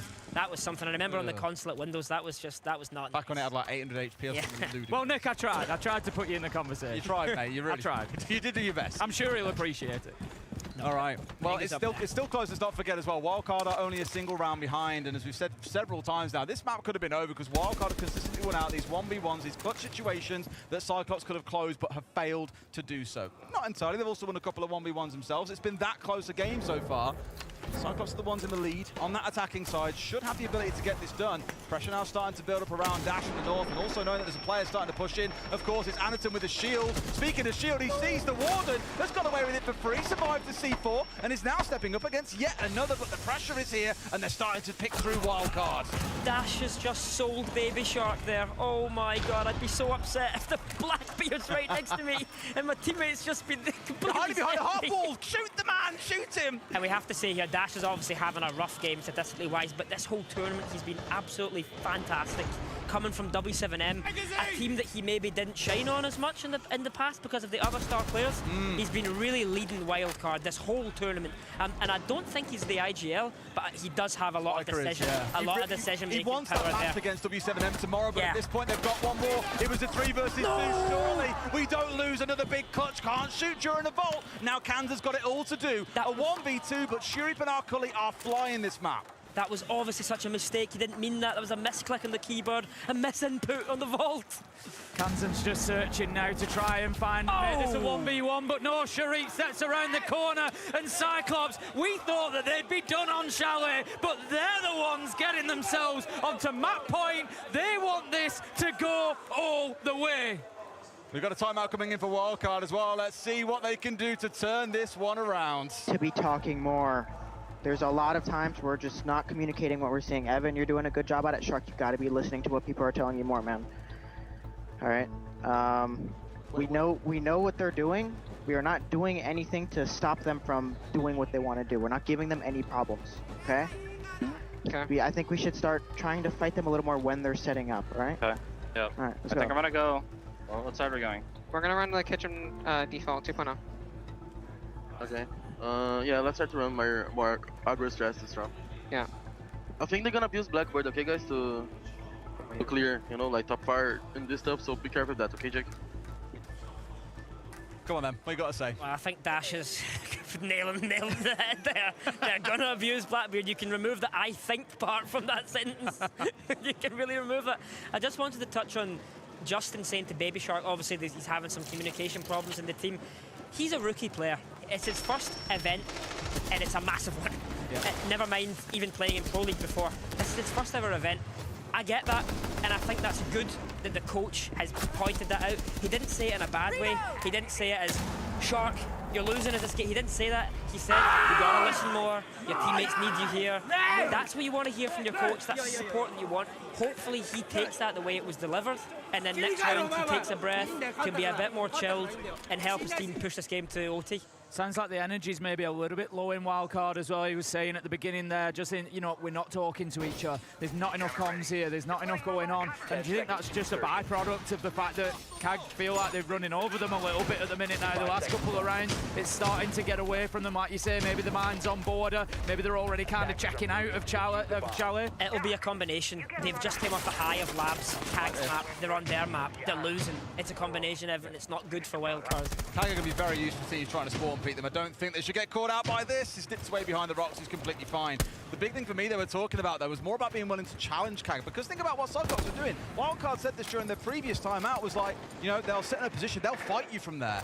We're not seeing a lot of that back. And in that last round, they were really sat behind shields and behind half walls, waiting to die. They weren't challenging. And I like, at least at the very start of this round, they've been at windows trying to disrupt CAG and not let them have a smooth entry into the building. To be honest, it's actually a really good call from Justin there to say that, because CAG are not the team that are slow. CAG are a fast team.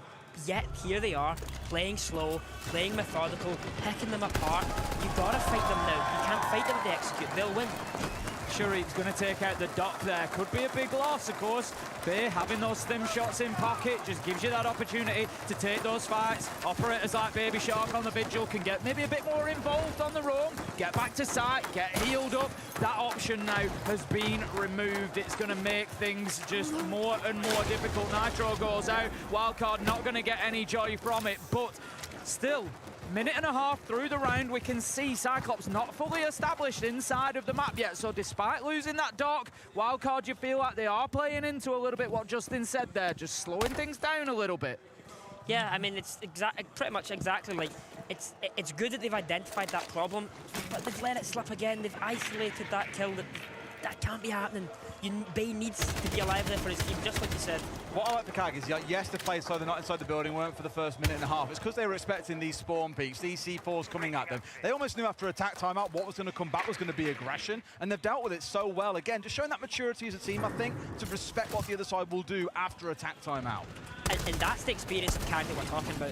They've tried playing slow, they've tried playing fast. They're now doing both at different times. They're doing it at the right times. They're playing slow at the start of the round. They're exploding in the late round. Look at this now, here we go. Breach open here, full attack coming in. 4 players all swarming in and a player on the window at the same time. Kansan might get one, but Anderson is always the spearhead for his team. Helps to secure one. Black Ray into another. Spiker, no C4 in hand, can only look on. And Baby Shark, we had some words going his way during the timeout, but now it's the time to go big, Tim. 30 seconds left to go, and Wildcard are seriously backs to the wall now. They've both been forced down to the mid-floor. CAG have the vertical superiority. Anderson has diffuser in hand. Is there going to be an opportunity to put the diffuser on the ground? Spiker, he's trying to fight them on the vertical, and he will. He takes down Black Ray, but they're going to need more. He's not going to get it as he goes down, and the diffuser will be planted. Tully manages to get it, and CAG takes us to map 3. Wow, wow, wow, wow, wow. We didn't expect that after Labs. That was such a performance, and exactly like I said, the attacks won them the game. They did the hard work, they did the nitty-gritty work on the defense, and they came swinging out the park as soon as it came to the attack. Nothing can stop Anitun. Monty, BB, Ying, Blitz, whatever. Or our colleague with glasses, 17 and 4. I might have to start wearing mine when I play. That was an absolute show. 7-4 scoreline, 17 kills from our Cully. Let's go! We knew that the big question was going to be asked in the second half when CAG got onto the attack. That was the big question for them, and they have just come back with a resounding answer. And now we've got to find out if they can do it on board, Tim. Let's go to a break. See you soon.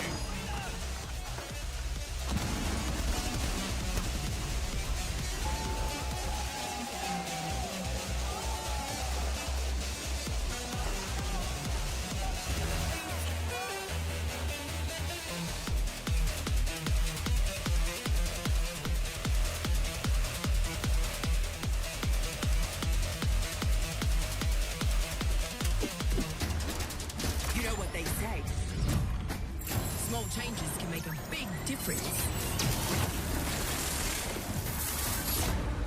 Go on, try me.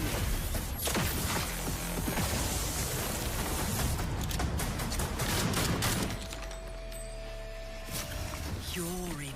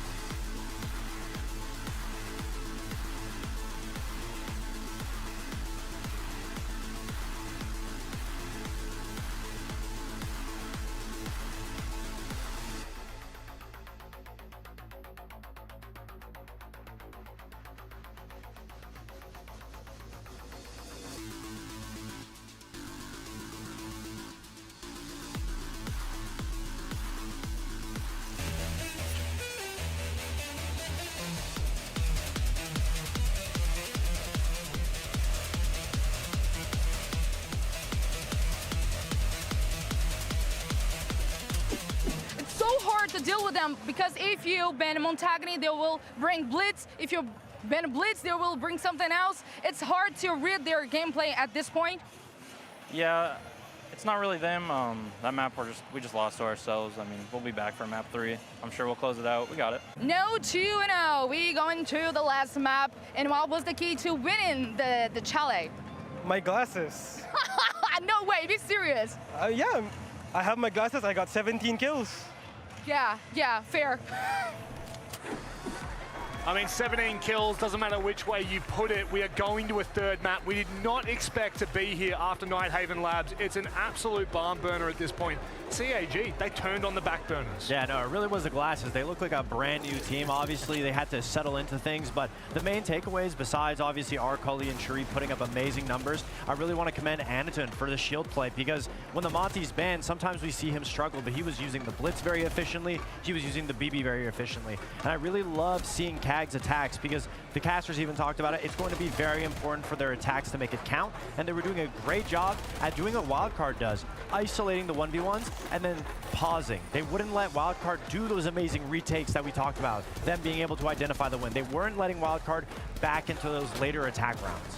No, I think it's important to especially acknowledge that at the beginning of the start, every attack for KAG, they were always aggressive. They were always getting in. They were always setting up. But then once it would get to that mid to late round, they would immediately slow down, predict what was going to happen, try to find that opening, and then immediately aggress onto it and take the site by force and closing it out. Yeah, and it honestly looked like this is Wildcard's first face at getting shook in a match, because once they started losing rounds, it looked uncharacteristic of them, almost as if they were second-guessing themselves at some moments. A lot of individual plays as opposed to the full 5 unit that we've been seeing that we saw on map 1.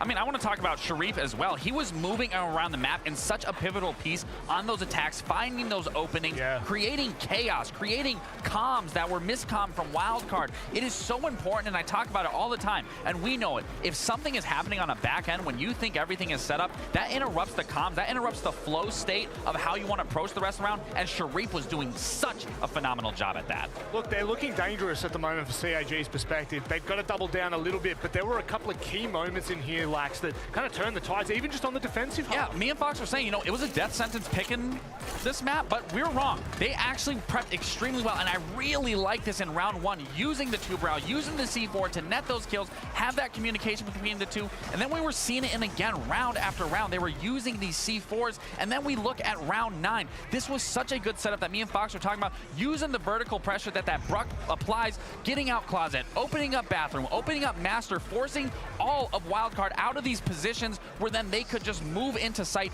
with the blitz from Anaton that you were talking about. That shield play was so pivotal as well that allowed them to execute properly. Again, they would start out strong, slowly work their way to sight, figure out how they wanted to approach it, then they would collapse, and that was a perfect display in that last round of how they methodically went through step by step and then executed and got it done 3-1. Even when we were watching that round, we were questioning ourselves, like, how come the Buck is not being more oppressive off of the drones? And it was because they were waiting to open up the closet wall so that they could use the Grim to be able to get direct Buck lines from below. And that gave them the ability to push out from closet out so that the shield could just walk through and have a safe plant. And they didn't let the retake happen below. They didn't let the retake come through bathroom. Wildcard did not have a response to it, and that is uncharacteristic from Wildcard. We've been seeing them respond. Yeah, and I don't think Wildcard has given KAG the respect that they need, because KAG is bringing it to them. They're bringing everything and pulling out everything from their cards, and even in terms of their gameplay. It's dangerous, it's scary. I don't like it for Wildcard right now. As an APAC fan, I'm here to represent. We'll be back after this with Border.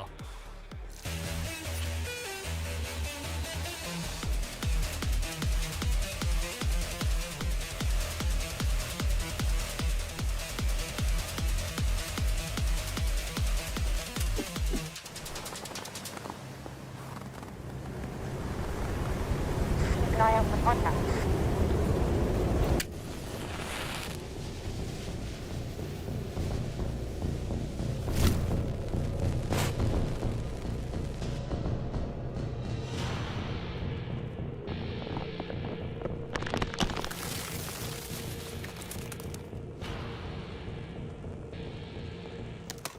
Available now.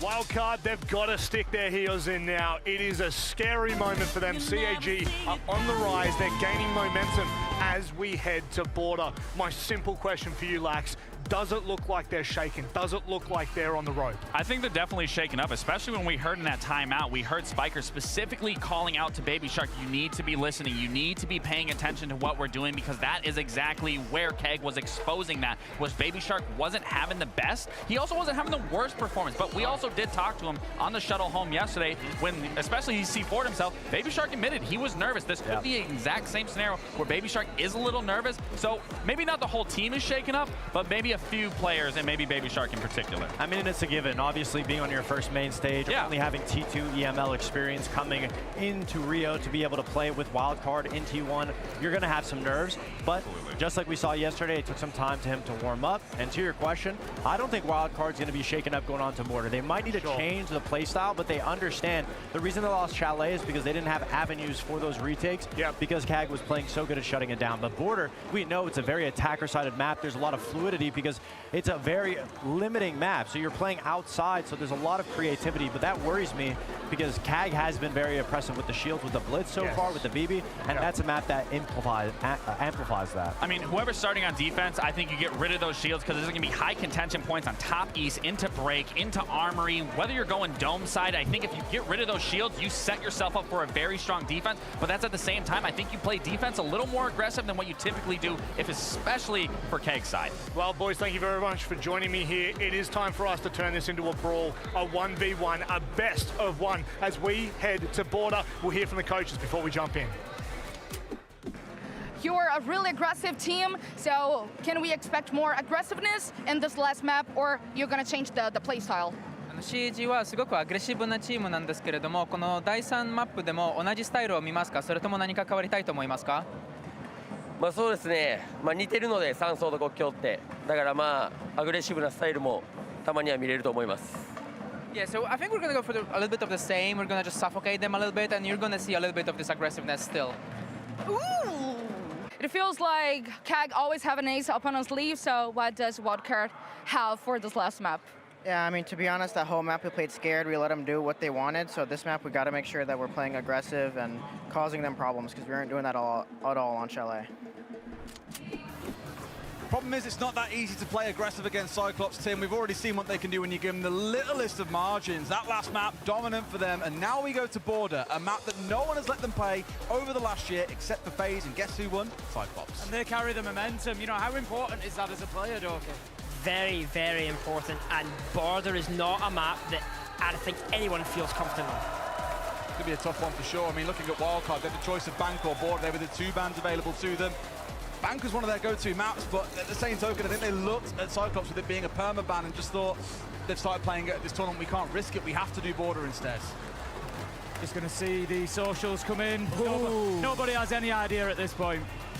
Well, they're still leaning towards Wildcard right now, Tim. And I think there could be a few mistaken voters on that side because for me, Cyclops have got the emotion now. They've got that aggression on their side. This could be theirs.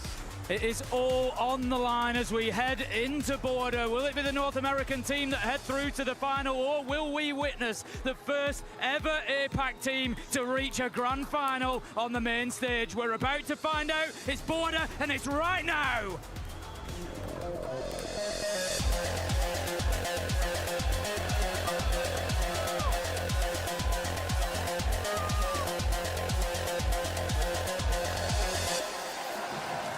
Production are getting in on ribbon on poor Doki now as well. They came down the comms and said, that's how you do it, Doki. Oh, well done, Tim. It's almost as if this is your job.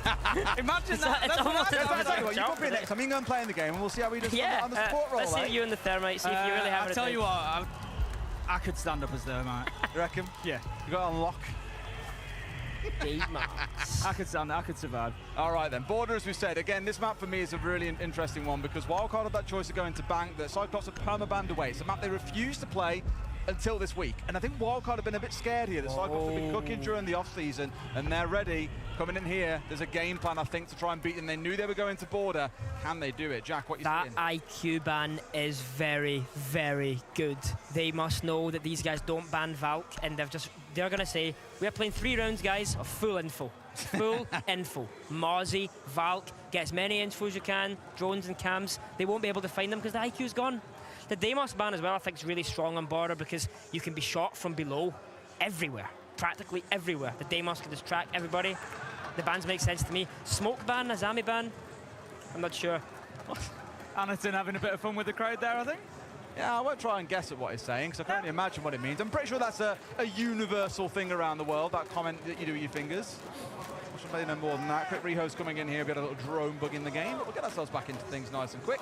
Just to build a bit of anticipation before we get into this one, Tim, and you touched on that ban already. I think you're going to see a lot of Valkor. Surprised not to see Echo getting brought along as well. We've seen them use that already. Shuri jumping onto it, but here at least, not on board. Well, in the lineup, we saw the mute there as well, and we know what happens with that mute multi combo, and especially on a map like Border, such a small map, you're basically fighting over 2 rooms, you're fighting over office, and you're fighting over CCTV on the top floor. So having that mute multi combo is really going to keep that intel at an absolute minimum for the attackers. You play that up at the boundaries, it's going to be very difficult to get your drones in there to see anything that's going on, and we know that the attackers on Border want to get established in the map. Fight them at the border, fight them at the boundaries, don't let them inside. That's how you win as a defender here. Exactly, and I also think Wildcard have also came with their own plan, which is good to see because it's 2 teams battling off against each other and they're both prepared.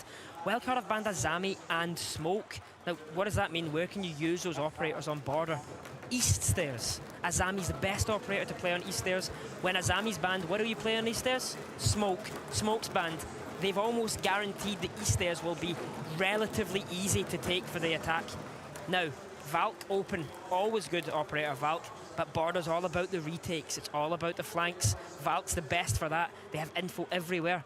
It's going to be a complete bloodbath on the server. How much you want it any other way for the last game to decide who gets to step in, of course, as well? It's going to be, again, as we've seen for the last 2 maps, both teams just throwing haymakers at each other. The thing is, I don't want to downplay, like, you know, for Wildcard, there is a lot on the line here. Dash, hometown hero, get himself through to the final.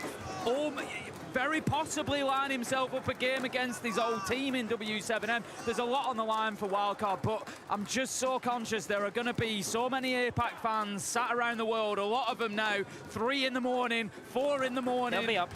They'll be up, they'll be watching, and they will be on the edge of their seats because it feels like that next step of validation for APAC that we've got to a grand final. We've seen Nora Rengo in the past, we've seen Fnatic in the past get to those semi-finals. Nobody has been able to surpass that, and right now, Cyclops are 7 rounds away from doing exactly that, and the APAC fans are going to be on the edge of their seats watching this. And we all say Brazil has the best crowd, has the best fans, but the Japanese supporters are also insane. They love the game. Do you remember Tokonami when Navi won back in the day? I sadly wasn't there, but that was absolutely brilliant, that crowd. I remember seeing all the pictures and all the fans. They really love Siege. They love the idea of the community. And these are, like you say, these are their home team. They're going against the big dogs. They're going to go tomorrow. I believe it. They're going to go all the way. French, Brazilian, Japanese fans all absolutely balmy at the best of time. And you aren't going to see those drums stop now until the last round. I mean, this place is really filled up as well. It's, you know, it's starting to jump a little bit now. The bands are going, you know, the fans are out for CAG as well. They're just, you know, they're picking a team, they're getting behind them, and, well, we're going to see what happens. We're into game now. Round 1, it's going to be top floor that Cyclops will start things off on the defense. We've already commented on that lineup. Interestingly, we've got the Goyo rather than the Mozzie. We saw a little bit of that, but they're going to go with the Vulcan canisters. One thing, of course, CJ's new lighting as well. Border looks so much nicer. It looked like you were playing in mud before. Yeah. We haven't cast it yet this week, and now I'm seeing it. I'm like, wow, it actually looks really good. Border looks great, especially CCTV in office. That literally looks amazing. Like just the way the light that hits and stuff. Yeah, much nicer to work and play through, which is exactly what Wildcard have got to do here in round 1. Baby Shark jumping onto that glass, got that Dockery that we've seen both teams employing a lot throughout this, and also the Finker. We've seen more Finker as the week has gone on. Like, where do you think she sits in the match at the minute, though? I think an operator that has nades and a gadget that's always going to be useful is always good. Like, there's no reason not to take Finker, I guess. Like, she's good. You have Deimos and IQ banned. They're the most popular nade operators, I guess you could say, so makes sense, right? And especially if teams are going to be playing fast, Smoke is banned. Finker's so good for stuff like that. They're pushing up the main stairs. The Ash Rush is coming up here. Anaton manages to get Spiker, but Cyclops are ready for it. They're going to close it down. Wow. It's kill after kill after kill, and Cyclops come out on top. 4 versus 2. They read into what Wildcard was doing perfectly. Wildcard tried rushing on Chalet. It didn't work. They've tried it here on Border, and guess what? It hasn't worked. absolutely slaughtered, pushing up metal stairs there, Tim. 2 or 3 players falling down, and yes, they may have lost a player in the process, but you'll take that when you killed off 3 players all the way through. Kansan can try and do whatever he pleases here, Tim. Against 4 and 2 minutes still to play, this one's done. You get the idea from Wildcard though as well, right? They know Border's a fast map. They're playing against a possibly fast-paced team who have banned the IQ so that they can manipulate the map with the Valk. Wildcard counter that and say, let's not give them the chance to use the map. Let's not give them the chance to retake. Just push, push, push. Try something fast, catch them off guard. And these guys are having the best time of their lives. I was just going to say, I think Cyclops will have a lot of the neutral fans backing them at home as well. You know, I don't know exactly who everybody's behind, but it's difficult not to like them. They're just so clearly having fun out there playing. You know, and let's remember, this is serious stuff. There's money on the line, you know, this is people's careers, but ultimately, we're playing a video game. Yeah. And they look like they're having fun doing it, and that is what everybody wants to see. Do you know what I've just seen looking at the stage? I didn't realise that they were back-to-back.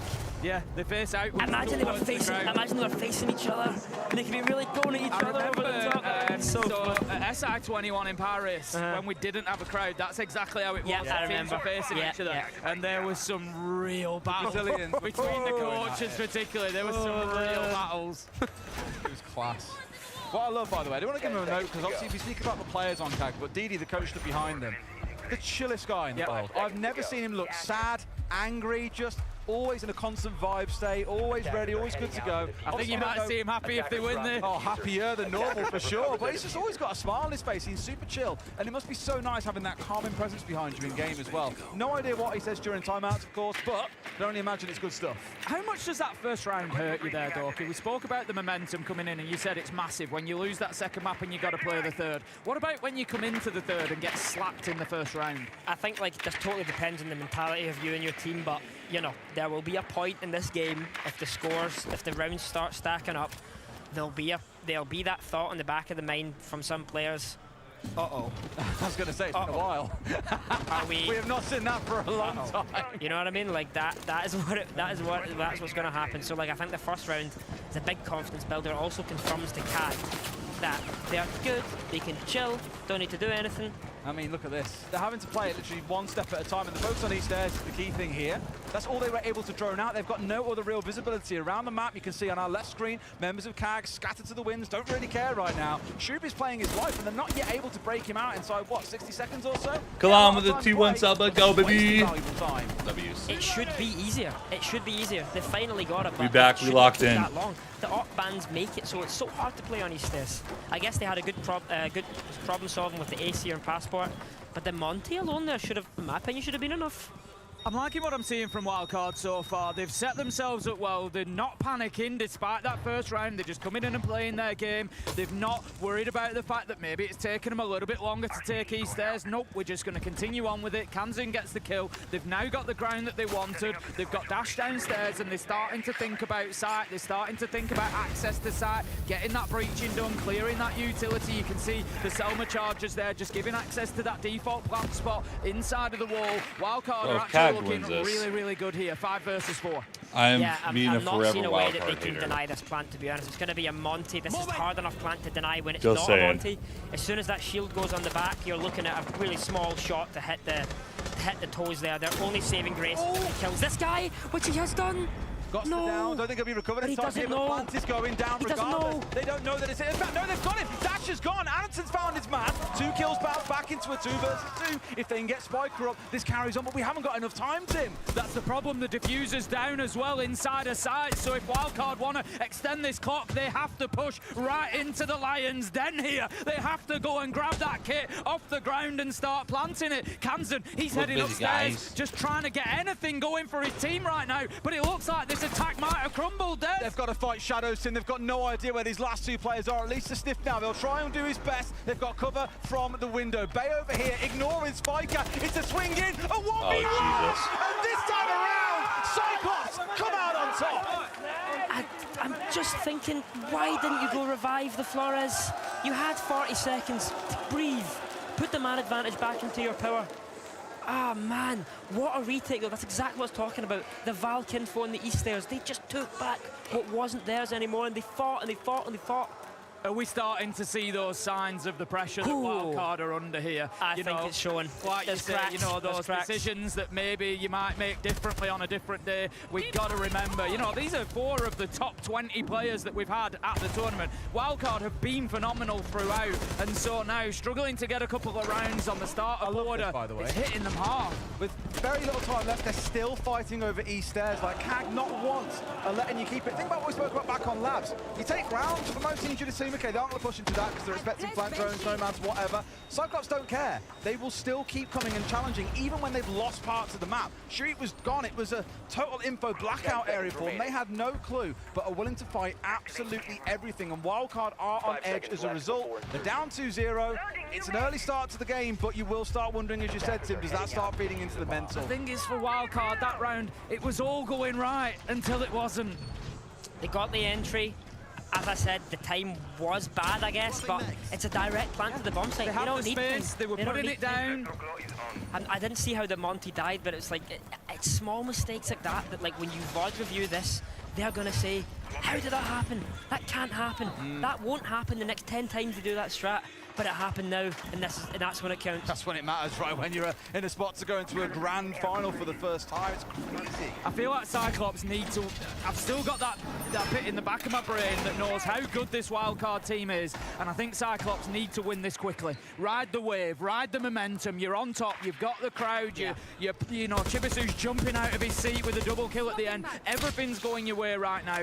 Get it done now. Yeah. Because if wildcard come back at them, then that thought of grand final, everything else creeps in their mind, and I think it gets a lot more difficult. You want to snuff them out before they have any Don't hope give them of a coming chance. back. Yeah. Because if you give Wildcard a chance, believe me, this roster will just absolutely bounce you around the map. Yeah, exactly. And I think, like, coming in as Wildcard in a situation like this, they've been hit with new problems every single round. They're playing Cade Tube now. They've got Mira. They didn't have that before. It's different. CAG are adapting and adapting. They're not just letting them win. It's all about the team who can figure things out as they step on through. New challenges every round, mini games to overcome.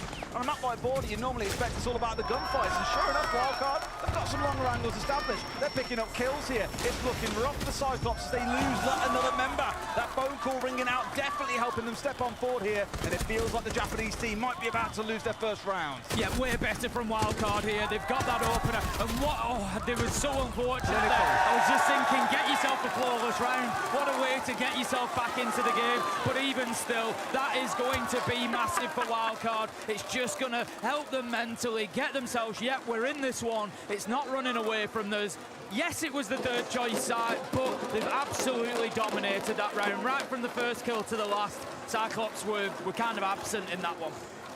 Yeah, it had to be the Vault ban, right? I mean, it wouldn't make any more sense. And the Monty, I mean, just to compliment them, just make their lives harder.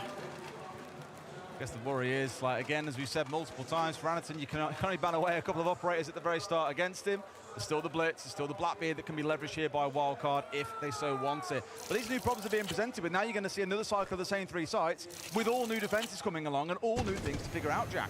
And it's again just the same as last round. They've changed their win con. They're back to Cade Tube. They're back again. It almost worked last round. What was it, the Cade Tube that failed last round? Or was it the fact that they just died and they peaked? It probably was the latter. So they're trying again. Cade Tube, annoy them.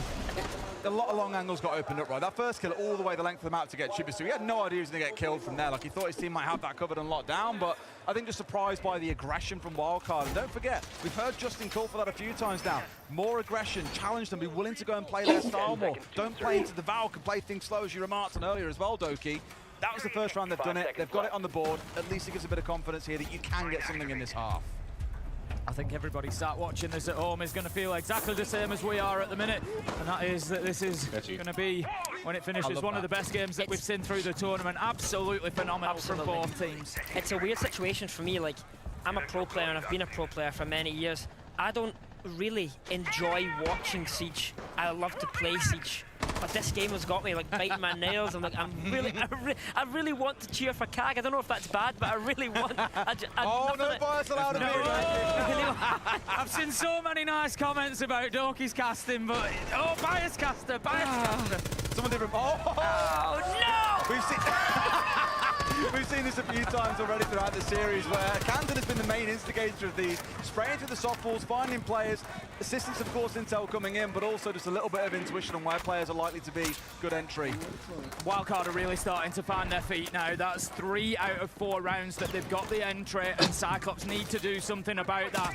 At the minute, their fans are daring to dream, but it feels like that dream might be slowly slipping away here, Des, as Wildcard have just really found themselves again. It's like they've woken up inside of the third map. Baby Shark getting another 5 versus 3 now, and Wildcard are looking back to their brilliant best over the last round and a half. Thing is, Doki, even if they win every round from here, it's 4-2, right? That feels like an okay scoreline on border. You expect to see attackers coming out on top. That's what I'm saying, yeah. To make it a 3-3. That's what I'm saying. Like, and this round isn't over yet. I just want to say though that it's over. It's over. Stop talking, Doki, please. The caster curse is unreal.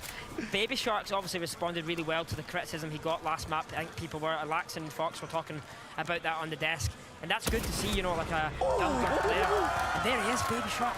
Single-handedly has just won 2 rounds for his team. He did last round as well with the Dokkaebi.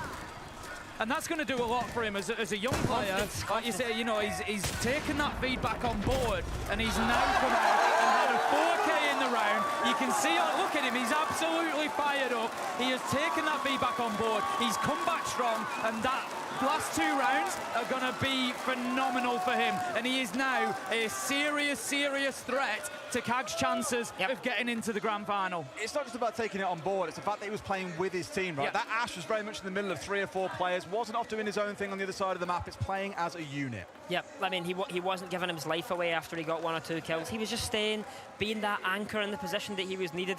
He understands the game, he understands the win con there. It's good to see, because usually when you see rookies, which he is, maybe you expect them to be just straight like a bull charging at people, winning off of gun skill.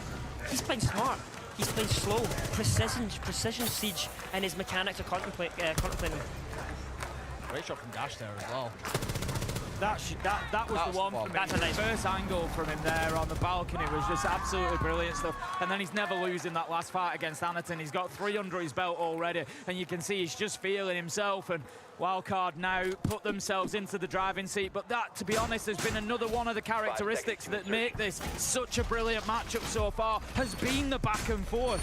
Teams will come out, Cyclops will have a couple of good rounds, and Wildcard will answer back, and it's like 2 heavyweight boxers just landing shots at each other and then coming back from them, and a body blow comes in, and neither of them are backing down.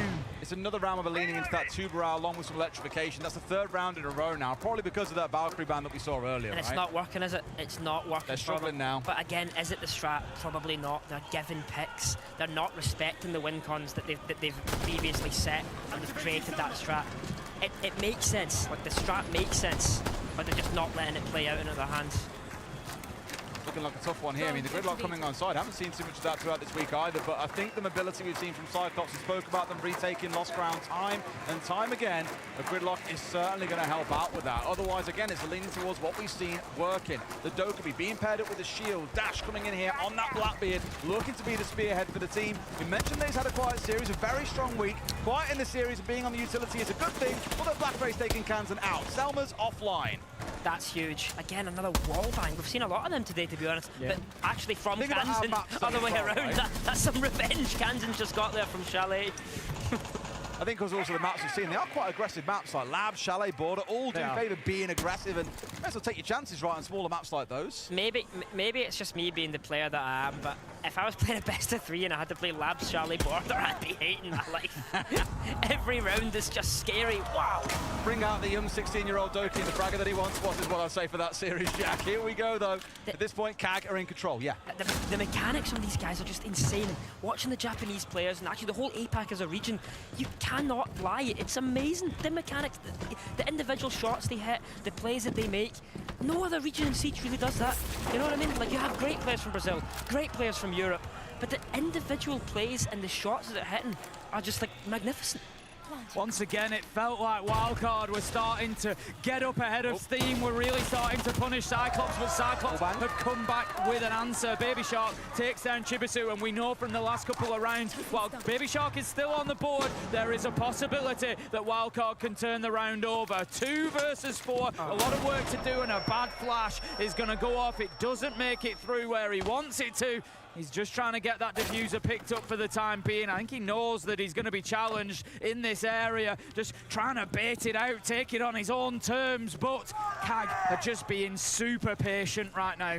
Shoot's just dug right back inside the lobby, not needing to go for a challenge here and just waiting to see what happens. Problem is, though, they start picking out these individual players, you start to sweat. Speaking of, 15 seconds on the clock. They've got to make something happen now. They've got to look for a plant. Must know stepping in here to the half wall. There's a man there. No, they do not. The Cyclops back on the board here after losing the last 2, up 3 and 2. And look at that timing, that team play from them then. As soon as the man comes in, as soon as Baby Shark goes into bathroom, sure, it challenges him, but what happens at the same time? Oh, Cully hits the one on the window, and everything happens at the same time. Yeah, they're understanding the map, they're playing it so well. And I think Wildcard are getting flashbacks to Charlie here. It's the same. Kag were up 3-2. So we're not droning. They made it 4-2. Are they going to do it again? Oh boy, oh boy. I think if Kag can walk away with a 4-2 defensive half here, you start to feel very nervous for Wildcard. Because again, looking back at the last time these 2 teams played this map, Cyclops, they beat FaZe. Wildcard, they lost to CL4L in the NA LCQs, and both maps were very, very attacker leaning. And of course, the game has changed since then, but you still back Cyclops to do incredibly well on the attack. Given Tim, everyone bans this map away against them. This is it, you know, and the fact that it's banned a lot, guess what? Means you don't get to see them play on it a lot, so you don't necessarily know what is going to becoming your way, what is going to be in store for you. Let's get into this final defensive round for Kag then. It's going to be round 6. They're going back up to the top floor, and we've got again Doki, that combo, Kaid and Tuberai. And the Mira, but also the change a little bit here. They've got a lot of traps. I wonder if they're predicting something fast again, like the first 2 rounds that they let slip. I wonder if they're predicting something that previously lost them rounds. That's why they've take those operators. And don't forget as well, Wildcard have been super focused on getting control of one part of the map and building their attack out from there. If you can focus everything around that part of the map, traps, mirrors, otherwise, it can waste a lot of time. It can drag Wildcard down to a halt and start seeing you get a bit more back in this round. They've just got to respect these long angles, because last time round, they lost out, what, 4 players before they got a single kill back. It was absolute domination by Wildcard, and Kag are gagging to get this 4-2 split. Gagging or cagging? Both. Both. They are doing both right now. I'm just not sure if Wildcard are making the right decisions. They're trying to play into the walls, which are being denied. Another wall. I mean, Baby Shark started it. It's just absolutely finished it. What is it concerning you about the decisions, though? Okay. No, I'm saying, like, maybe they're taking the Hibana to open up the long angles on Archive, I assume, so they can see deep into the bomb site from outside office. But they can't really do that. They have the Cade, the tube. Maybe they don't need to do that. They should be abusing something else. They should be abusing Grims, Capitals, Blitz, Yings, Glaz. They should be doing these type of things, because what they're doing is they're playing slow into slow, and it's not working. There needs to be somewhere that you can level the playing field and take that round by storm, like they did in round 3, like they did in round 4. Dash has doubled his kill count here with just that solo kill that he's got at the start of this, but there's 4 more to go for Wildcard to have any hope of getting this 3-3 half. It does feel like Kag are going to go into that second half having won 4 defenses. That feels fantastic. And then of course, the pressure turns towards Wildcard. How are they going to manage against the Japanese onslaught that no doubt they're expecting when Kag go on the attack? Well, the big problem that they're going to face, let's think about that for a second. What are Wildcard going to do in the bans? They're going to take 2 shields away. What's Anaton going to do? Play the 3rd one. So they know they're going to have that same problem that they couldn't find a solution to previously. Kag do manage to finish that one off, and we're about to see exactly how that plays out with the APAC team now in the lead, coming into the second half. Just 3 rounds away from claiming a spot for their region in its first ever grand final. And that's exactly what Wildcard must be thinking, exactly what you've just said. Okay, guys, we're going to ban the Blitz and the Monty. Okay, what about the Ying? What about the Glaz? Anitun's going to be playing Blackbeard. What about Shuari? What about Arcali? These operators, these players, they're going to abuse them so much because this map favours it. And they've banned the Glaz. They've chose to ban the Glaz instead of the Blitz. That might stab them in the back. Blitz is so strong for taking Office and CC on this map. It's And there he is such a again. difficult choice, though, isn't Straight it? onto it. Straight onto it. And this is it. But if they ban the Blitz, we'd be saying this. You know, like you said, he's on the Blackbeard. They've got the glasses. Like, how do Wildcard win here? You know what it could be? You know what it could be? They know he's going to play Blitz. And they're at least prepared. But they might not know they play Glass. They might not. They can take Well, a here's the gamble there. They won't defense. play Glass every round. They'll only play Glass some rounds.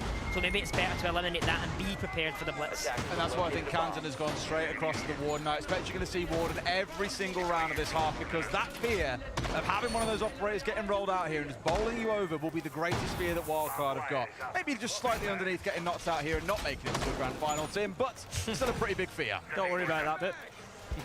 Also from the side of CAG here, mute ban Y Dokkaebi. They're going to run around the map with the Dokkaebi calls. Oh, you did the classic thing again. You talked about hover. It's Armory. It's Armory. It doesn't matter. The ban wasn't for Armory. You can open up those long angles, force them to play Cade, force them to play Bandit if you want to keep the walls shut. Because Mute's such a global ban. It counters your Deimos. It counters Dokkaebi, Grim. It's the best operator here because every team plays those ups. I haven't looked at the numbers yet, and I will after the tournament's done, but I'm pretty sure mute bans this week are the highest we've seen at any tournament. Because of the new style of banning, loads of teams have chosen to take it away from big teams like FaZe, Fury. Power them up, couple the bans. Yeah, because they just lean into those operators so much. Like seeing things like Mute and Smoke banned away as a pairing, never thought I'd see that, but it's what we're getting into the new format. Straight away we see CAG getting involved, getting that breaching done, giving themselves the lines of sight that they want towards the bottom of these stairs, trying to pressure that area so it signals to us that likely we're going to see them trying to move in there. They've also got Anaton at the minute is stationed over by Archive's door, so it seems to be all coming from that side of the map, nothing on the main breach at the minute. But now at least it's playing it slow, and I think understandably because Wildcard have got a comp that is very aligned to playing slow. Look at those operators, and no one really wants to go charging around the map like a lunatic outside of maybe babysitting him on the dock already and trying to do just that, but he has been shut down by CAG every single time. Dash is dug in here, and Shiri has baited him out perfectly. I'm pretty sure that's Shiri's 4th kill in a row without a death. Just want to say that was a wall bang. We get it. Border is wallbang central. Dash must be feeling unlucky there. He has his opportunity. He sees the man, and he just can't adjust quickly enough to take the shot. And it was just one of those siege timing moments that Dash has come out, but they've lost the smoke. They've lost the smoke and they've lost the protection on East Stairs. So that's step 1 done for Cyclops. They've taken the ground and now they can start moving in and pressuring the rest of the map. I'm feeling bad for Dash. He was having a fantastic tournament, absolutely lights out tournament. He was playing so good for him and his team. And he's just struggling in this best of 3. All 3 maps, I think he's really had a rough time. Yeah, we hate to see it. We say this so often. You know, we watch you guys go through a tournament and have this great tournament, but often there'll be one bad day in there somewhere, and we hate to see it. We want to see everybody coming out and having those big games every single time, but unfortunately, it is a part of the esport. Spiker manages to get a double. He's come back and done a big thing for his team, getting them back into this one. 4 versus 3 now. Wildcard could hold on. But you see CAG, they're still playing methodically, they're still playing slowly. No, ball behind, and they're baiting him out as well. They've turned it around. Just when it looked like CAG with that opening onto Dash might be onto something. Wildcard strike back. I was thinking after that opening kill on East Stairs, that round was looking really good for CAG, but they managed to claw that back. I didn't even see what happened. I turned my back for 2 seconds and 2 people were dead. Is that maybe a little bit of a sign that, you know, obviously the pressure is on CAG now. We've spoken about pressure for Wildcard as well. There is plenty of it on the side of CAG. They will feel this very, very keenly. They will be very aware of what is not only at stake for themselves, but for their entire region. You know, is that just giving us a little signal that maybe there's a chance that they're going to be stalling out on the attack, that maybe they're not going to be problem solving as well as we might hope? It's just 1 round. I think Armory... And 1 player, Spiker there, right? Yeah, I think like if he didn't do that, if there was 1 second difference in the timing, we're looking at a different round. Okay. So I think if you're CAG, you're thinking, relax, all good, keep up what we're doing good. We are pushing these guys, not the other way about.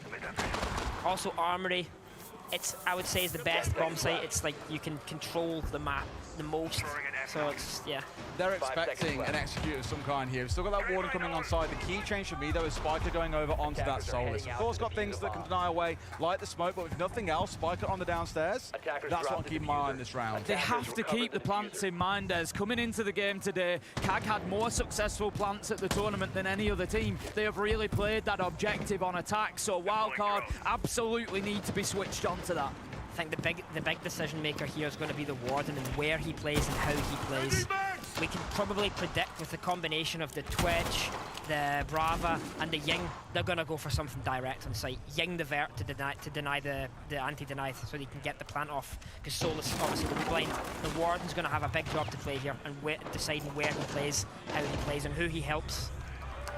Got the first one at least. That Twitch going down. A second, I thought for a second might come about, but no. Smoke's on. 2 kills back for the CAG, and as you say, the denial, the smoke is gone. The Solus is offline. You're speaking about how big the job is for Baby Shark on the Warden. It just doubled in size. It just doubled. Literally, he's not only the win con, he's the only win con. The smokes aren't going to give time. CAG control this round. They can decide when to plant, where to plant. They know there's a Warden above. Every team plays Warden above. They'll have a solution for that. They'll push deep, they'll flood site, they'll do something like that. He's playing in a good position, I guess, for the Warden. He has the shield as well. But at the end of the day, it's one guy versus 4 of them. The Ying's got a big job to do. Looks like CAG might be setting themselves up for an Archives plant there, just going in with the Cludstrom from the Brava, taking away that utility that could prevent that, but they are also using the time they've got, Doki. They're on the drones, they're going in there, they're identifying the position of the Warden and everybody else upstairs. I think they're really trying to determine here, where is the space, where can we put that diffuser down? They've seen all 3 players on that one drone now. They know they're upstairs. They can choose to push them or then go and hit site, and they're going deep in towards site. Genius. Forget about trying to play inside of B. They're going straight in towards the plant on the upper ground here as well. Shuri in a good spot to get this going down. Smokes are there as a bait. They don't know where this plant's going down. They should get away with it. Another call comes on through, and Shuri's going to get the finish. At 4 versus 3, and Wildcard need to fight back. Exactly like I said, they baited the Warden above with the Ying. They knew that they droned him and they pushed deep. They took the bomb site right off of their hands. Just waiting for the drop to come in now. Arcully picks up Kansan, and there you go. Now it's just... What a round. They've mopped them up like a spilt drink. Sharik gets the last 2 at the end, and it was just that bit of put the smoke down, actually move and plant elsewhere, and we saw it. We saw them looking down into those areas incorrectly. CAG have played them like a fiddle. Brilliant stuff. What's Pengu? The best Monty player. Well, we had this conversation. But just to touch on what Ace said, that shows the experience that CAG have. Yep. A lot of teams in that situation would have said, oh no, Warden, what to do? They had a plan, and they had a plan fast, like so fast. And what I love is they really left it to a coin flip for the Warden, because by hacking away that bulletproof inside a B site, they're like, okay then, smokes go down in both sides because they had 4 smokes to play behind. You can only look at one, and without the bulletproof camera, you can't watch one. He has to be the one looking at both. And it wasn't even like they were trying to plant inside the smoke. They baited it out and planted in a 3rd location. Just super smart from CAG, and dare I say to him, it sounds a little bit like harsh to say, but 2 years ago, you wouldn't have seen this level of sophistication from Cyclops. No. It would have been, you know, go in, try and take a couple of gunfights, get aggressive, and that doesn't work, can't just stall out. And there was no plan B a lot of the time. It was, you know, just go in, sort of throw it all at the wall and see what sticks, whereas that is, like you said, as a world away from the team that we are seeing here. CAG are going to deserve every bit of acclaim that they get if they push themselves through to the grand final here. They are, let's not forget, we're 1 map down. They have come back from that. They have dominated, in many ways, one of the best teams that we've had in the tournament, and they are in charge right now. And for the people back home who are watching saying, come on, like, Wildcard are probably not that good. CAG probably are just hitting some shots, they're not playing so good. Couldn't be farther from the truth. I've played Wildcard this tournament. They're a force to be reckoned with. I've played CAG last tournament. They get better every event they play. This isn't the same CAG versus Wildcard that you would have watched 2 years ago. It's a completely different game. These teams understand the meta. They've abused the system. They've abused the bans. And they're here for a reason. They're playing good Siege. Right now, CAG have got the upper edge, just 2 rounds away from making APAC's first grand final, and it could be about to become 1. Shuri will not stop. I'm pretty sure this is now his 7th kill in a row. rolling over Wildcard. They don't get swept away with it either. They get a couple of kills and then they consolidate. They see, what have we got now? What ground have we taken? What's the next step? They don't just get swept on this tide of momentum to go chasing more kills. And again, it is paying dividends for them. Arkeley and Shuri again. 2 outstanding performances on this map. Coming off of Charlie, by the way, where they both carried the living daylights out of the whole team. He just needed his and glasses, they're doing it again. They're doing it again. He just needed his glasses. He just needed his glasses. They must be magic glasses. I'm going to the optician when I get home, I'm telling you that now. Shuri bomb for a triple in the round. Up to 10 and 4 he goes. It's a race between him and Arcully for who can qualify their team into the grand final. 2 players left in this round. Still 3 smokes in back pocket. But we've seen CAG here before. When they've got time to work with, which they do here, they just starve out the other side. There is always a plan. And I'll be shocked if they bottle this. Shibusu in for one more. Dash, we spoke already about the troubles he's had in this game. I don't think it's about to get any better. Down he goes. Cyclops, 1 round to go for a grand final. It is looking almost casual for the Japanese side now. CAG. They are just running around the map, picking up kills at will. Wildcard is so bad. Are seriously up against it. I've seen a lot of games of Siege over the last however many years I've been covering this game, and sometimes you just get a feeling. You get a feeling that a team is done, and right now that is the feeling for Wildcard. And you feel for them, the players, they sat there, they're doing everything they can, but nothing is working because Cyclops are just a cut above right now. Buckban, you're just picking the guy that's got the most kills and banning what he's playing. Like, I mean, fair. Shuri is running them over. I mean, anything you can do to disrupt him, I guess. I think that's the first time Aniton's going to be sitting there with a big smile on his face because he's got his shield still He's open. going in with Blitz again. And guess what he's onto in this round? Onto the Blitz. In Fenrir ban again. Like, it makes sense what CAG are doing. They know that they're winning. They don't need to ban something that could possibly change the way that Wildcard are going to play. Fenrir, it's annoying. Just remove it. Don't need to have the Twitch drones anymore. Just get it out. You know what's really funny is everyone will look at this now and think, oh, well, whoever wins at the other bracket is probably winning the whole tournament. But you start asking questions on the quality that we've seen from CAG today to figure out problems on the fly. I'm not so sure. Could they do it tomorrow? I'm not so sure. I think, you know, this CAG team are just so difficult to play against, especially in a grand final, because what expectations is there for them? They've already won. They're bouncing off the walls at that point. They've already won. They're the first APAC team in a grand final. They've won. They're turning up and playing with no expectation. Serious question here, because I'm genuinely asking you. I'm thinking this as well. Do you think the teams that are going against CAG are underestimating them? Do you think that's why they have this upper hand? Because teams are thinking, it's CAG. I'm not sure. I don't think not anymore. I'm not sure it is. Maybe 2 years ago I'd have said yes, but I don't think anyone's underestimating. Everyone I've spoken to is like, oh yeah, a really good team. Vibes are always high. They're far from that heavy rush team that we're used to from seeing historically. Things have changed a hell of a lot since then, and I don't think you can afford to underestimate them. I think we live in a world of Siege that is more competitive than it's ever been. And so I think for that reason, teams know that they have to come in and give that full respect to teams they're playing against. We can see we're just going to have a little technical pause coming in here, which will give us... Make Wildcard sweat a bit more. I know, it'll just give us a couple of minutes as well to catch our breath and to, you know, take stock of what's going on here. But no, I think, you know, given the situation, given the way that they beat FearX yesterday as well, I think that teams are going to have been locked into Cyclops and know what's coming, but they just seem to be one of those teams at the minute. You kind of know what's coming, but you can't stop it. You can't stop it. You know how I used to say that about back in the day? The Team Empire. Team Empire. Pro. They just did the same thing. You know what they're going to do. Yep. You know what's coming. And what are you going to do about it? Nothing. You can't do anything about it. The crowd is really coming alive here today. And you have to think, are they cheering for Dash? Or have they turned? Are they cheering for CAG? Given the interaction we've seen from Cyclops so far with the crowd, I think they've got some backers now. I mean, you can see him now gesturing, like Aniton is like calling for it. And they're giving it all. That is awesome. That is absolutely awesome to see. This is history being made. Like, I can't stress it enough. For the number of years that I've heard people say, we wish APAC could be at the level of other regions. We wish they could be competitive. Well, look no further.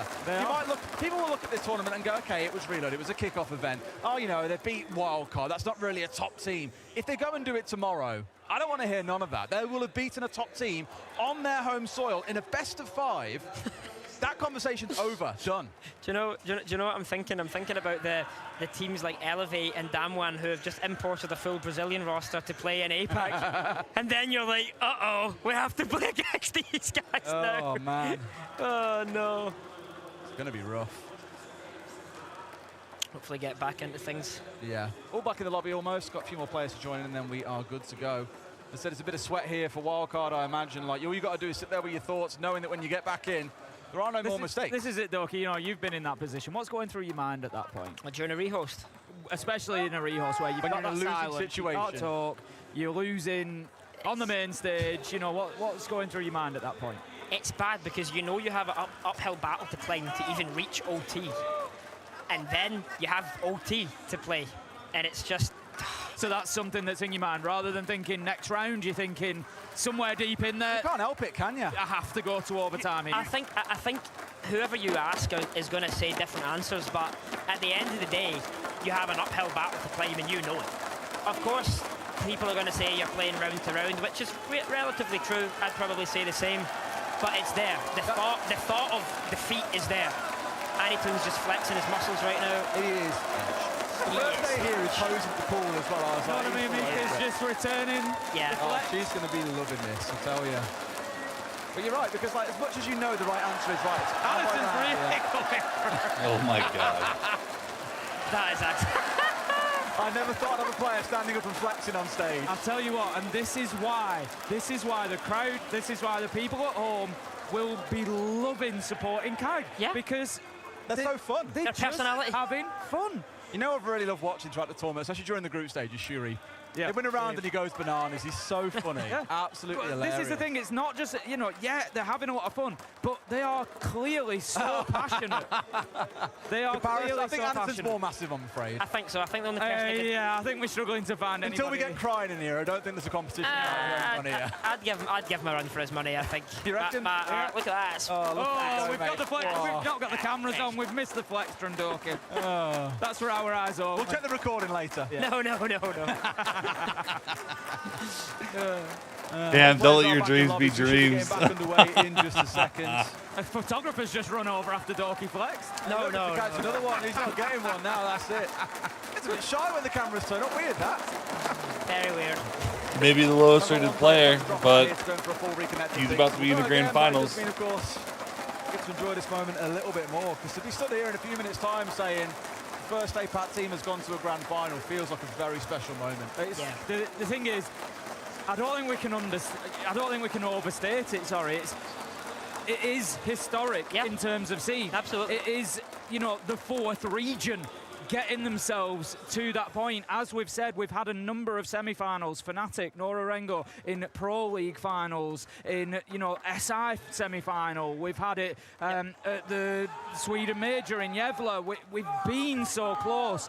We've been literally closer than you can possibly be without doing it. And that was Rin versus Souls in a 1v1 for Damwon Kia. Winner takes the grand final spot. They were literally a bullet away. They could not have been a finer margin that they missed out by. And right now, they are on the verge of doing it. And like I said, I know I've worked, you know, we've both, Des, had the pleasure of working the APAC region a lot over the years. And, you know, we've got a lot of love for Japan, for Korea, for all those areas out there, for Australia, for all the teams that we've seen over the years. And we know from the fans how much it will mean to that region. Players, staff, fans, everybody, to get to that grand final. There's a few Aussies in the green room right now that are about to lose their Yeah, I think you're right. I think you're right. And I think that's the thing. Like you said, you can't really downplay it. Like I'm sure there's people at home watching saying, "Oh, okay, stop talking about it, stop talking about it." No, like, they deserve it. It is they that moment. really deserve it. Because imagine you were Anytoon for 1 second. Just picture that. You've been playing at T1 level for 6 years. You said. He's been, Anytoon and Blackray have been on the roster since 2018. Imagine 6 years of defeat. You've been laughed at, you've been called bad, all these things, and you haven't gave up. You keep going. The belief. And the belief that one day you're actually going to do it. And they're here on match point. They have 3 opportunities to take this map. It's their map. It's their home. They're having the fun, like you said. It's what esports is all about. It's exactly why we love these moments. It's the passion, it's the story, it's the Wildcard tension, looks ready it's the to go drama, home. it's everything You see that their goes faces, with bro? it. We hopefully are going to be back in a couple of seconds and getting this one done. You can see now the players are getting their high fives, they're getting their energy transfer, they're ready to go. Do you think CAD come out here and just be super aggressive, though? Okay, just try and get it done? But I don't think they need to be. They just need to keep doing what they're doing. Yep. They have nothing to prove. Pointing in the right direction. They've already proved it. They're going in the right way, right direction, like you said. The team that need to get up here and say, oh, we need to solve problems is Wildcard, not CAD. Change something. Just to confirm as well, round 10, it's off. That's the replay that we're going into. That's It's a what, okay, 6-3 that's what we scoreline. were waiting on. Okay. Yes. And now we know that's all good and locked in. Just to confirm for you at home, it is that 6-3 scoreline. Wildcard. It's quite a mountain to climb. Very rarely do we see teams manage to claw all the way back here, especially on the defensive side of Border. We said that at the end of the first half, let's not forget. A 4-2 defensive half for Cyclops. It felt it was already done at that point. It's like we often say, you Very know, once convenient the attackers tech get pause. into the map on Border, it's very difficult Probably to a stop wildcard them. tech So pause, let's the be real. question is now, wildcard, can you stop Cyclops getting in at any point? And for 3 rounds? And the thing is, something that only pro players will probably know and realise that this can be abused in LAN situations. On LAN, you have 0 ping.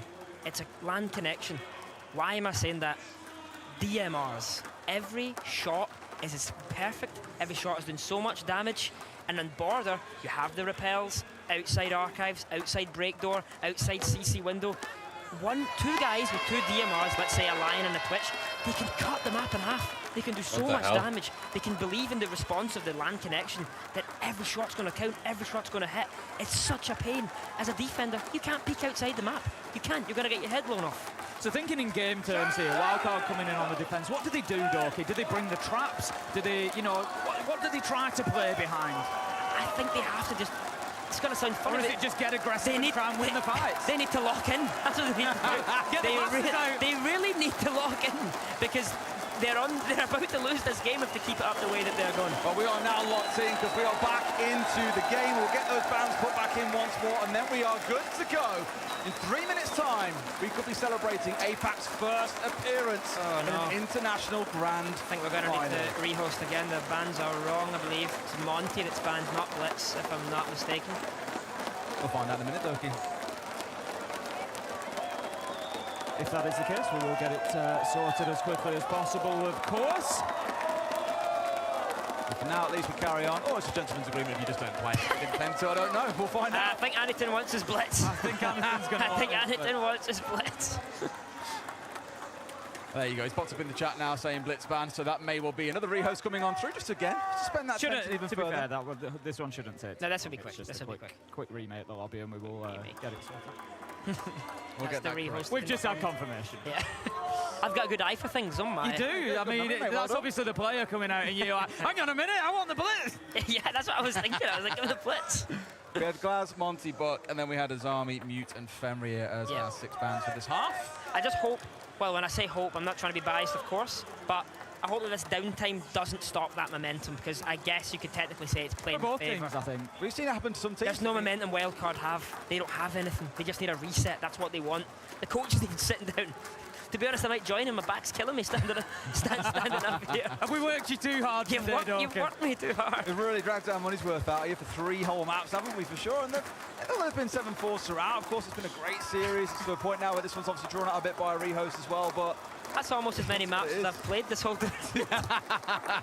Yeah, so it's what, one short of that? Too short. Pain, mate, pain. Like you say, I think anything else, it's going to impact Cyclops more than anything because they're the ones who had that momentum, had that wind in their sails, but you've seen them still gesturing towards the fans, still got high spirits, and if any team's going to be able to maintain their way through a long pause out like this, it is Cyclops. Yeah, you just feel like they're that kind of team that, you know, nothing probably phases them, just like, yep, no problem, well, you know, we'll play it now, we'll play it in 5 minutes, we'll play it in 10 minutes, you know, whatever, we'll just go back in and play the round. Yeah, like they thrive from the crowd's energy, but they also bring the energy themselves. Like, they're playing for themselves here. They're not playing for anybody else. I'm sure they're playing for everyone that's doubted them, you know. For all the North American fans, of course, you know, we're really hoping to see a good few rounds out of Wildcard here. We don't want to see them kind of whimper out of the tournament. They've lost the last couple of rounds, and it's just all been, you know, a one-way street, and that's not what we've had from Wildcard at this tournament so far. You said it yourself, Doki. You know, you sat and played against them, and it was a tough game. And they've deservedly earned 4 out of the top 20 rating spots for their players. They've really been on top of their game at this tournament, and we want to see that best from them. We've seen some fantastic rounds on Border from Baby Shark. He came in, I think it was round 2, round 3, absolutely on fire, and hopefully they can get him back up, get him up to speed, and you know, that's the sort of momentum that's going to help them lock in. And that's why I love Siege, because it doesn't matter if they played good before. Anything what matters now is the moment. It doesn't matter if you won the major last week or last month. It doesn't matter. What matters is now, and that's why Siege is constantly evolving, new challenges every single day, new hurdles, new mountains to climb. That's the love of the game. And I think, by the way, what an absolute amazing display for CGX. I think this whole tournament has been. I'd agree. With the teams. We've had great examples of the ingredients, everything. Everyone came in saying, "Oh, you're going to see defenders just shoot them out if they can hurt them. They won't be of any impact." Yeah. But teams have forgotten about them an awful lot, or haven't had a chance to shoot them before actually hitting the site, and they've been punished by them. So it's been fantastic. And I think like the new system as well. I think there was some things on social media about the format being different, but you can't deny it was fun. The format was fun. I played it. I have hands-on experience. Yeah, there was some frustrations here and there, but it was fun, and you could really feel that it was fun. And I think for a viewer, casual or not, is amazing to see that. Yeah. Is it even paid to say that, you reckon? No. I'm done for today. Paid actor. Well, then, speaking of that, obviously you won't have much time after the game, so we'll be throwing down to the stage for an interview. Have you found the cast, Doki? I think it's been brilliant. I really appreciate having me on.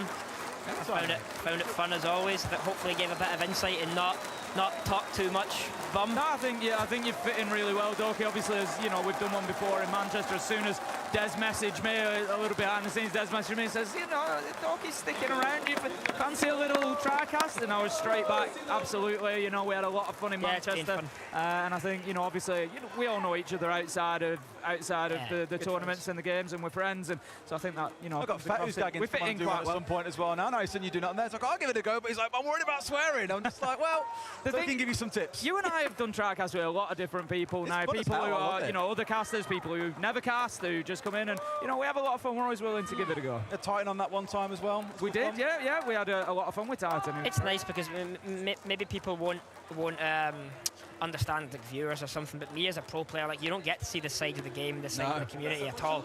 I'm always heading the server. You know, I'm always working strats. I don't get to enjoy Siege. I guess I love playing. I do love playing, but I don't get to see it. It's gonna take a while. Wildcard wants that momentum to go all the way down. Really look at everything from the Bro, big my picture. audio That's no been really work. nice to see.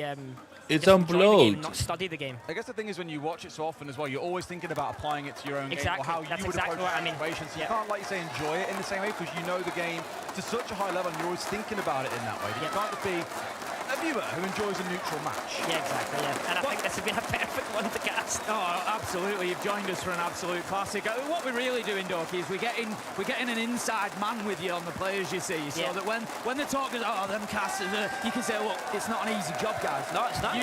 My back was killing me. I had to stand up for hours. I had to stand up.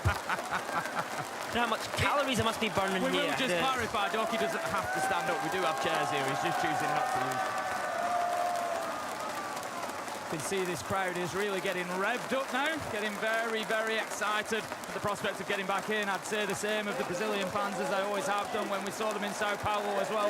They are non-stop. When they're here, they are non-stop. From the moment they sit down, well, they don't generally sit down, they're all stood up, and, you know, it's from absolute second one right through to the finish.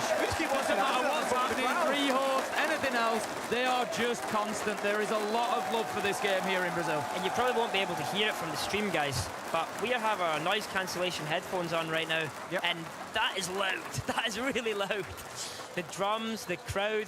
I remember last year in SI, Brazil, in Sao Paulo, playing on the stage in front of the Brazilian crowd. That was deafening. Was deafening. Yeah. And I mean like this.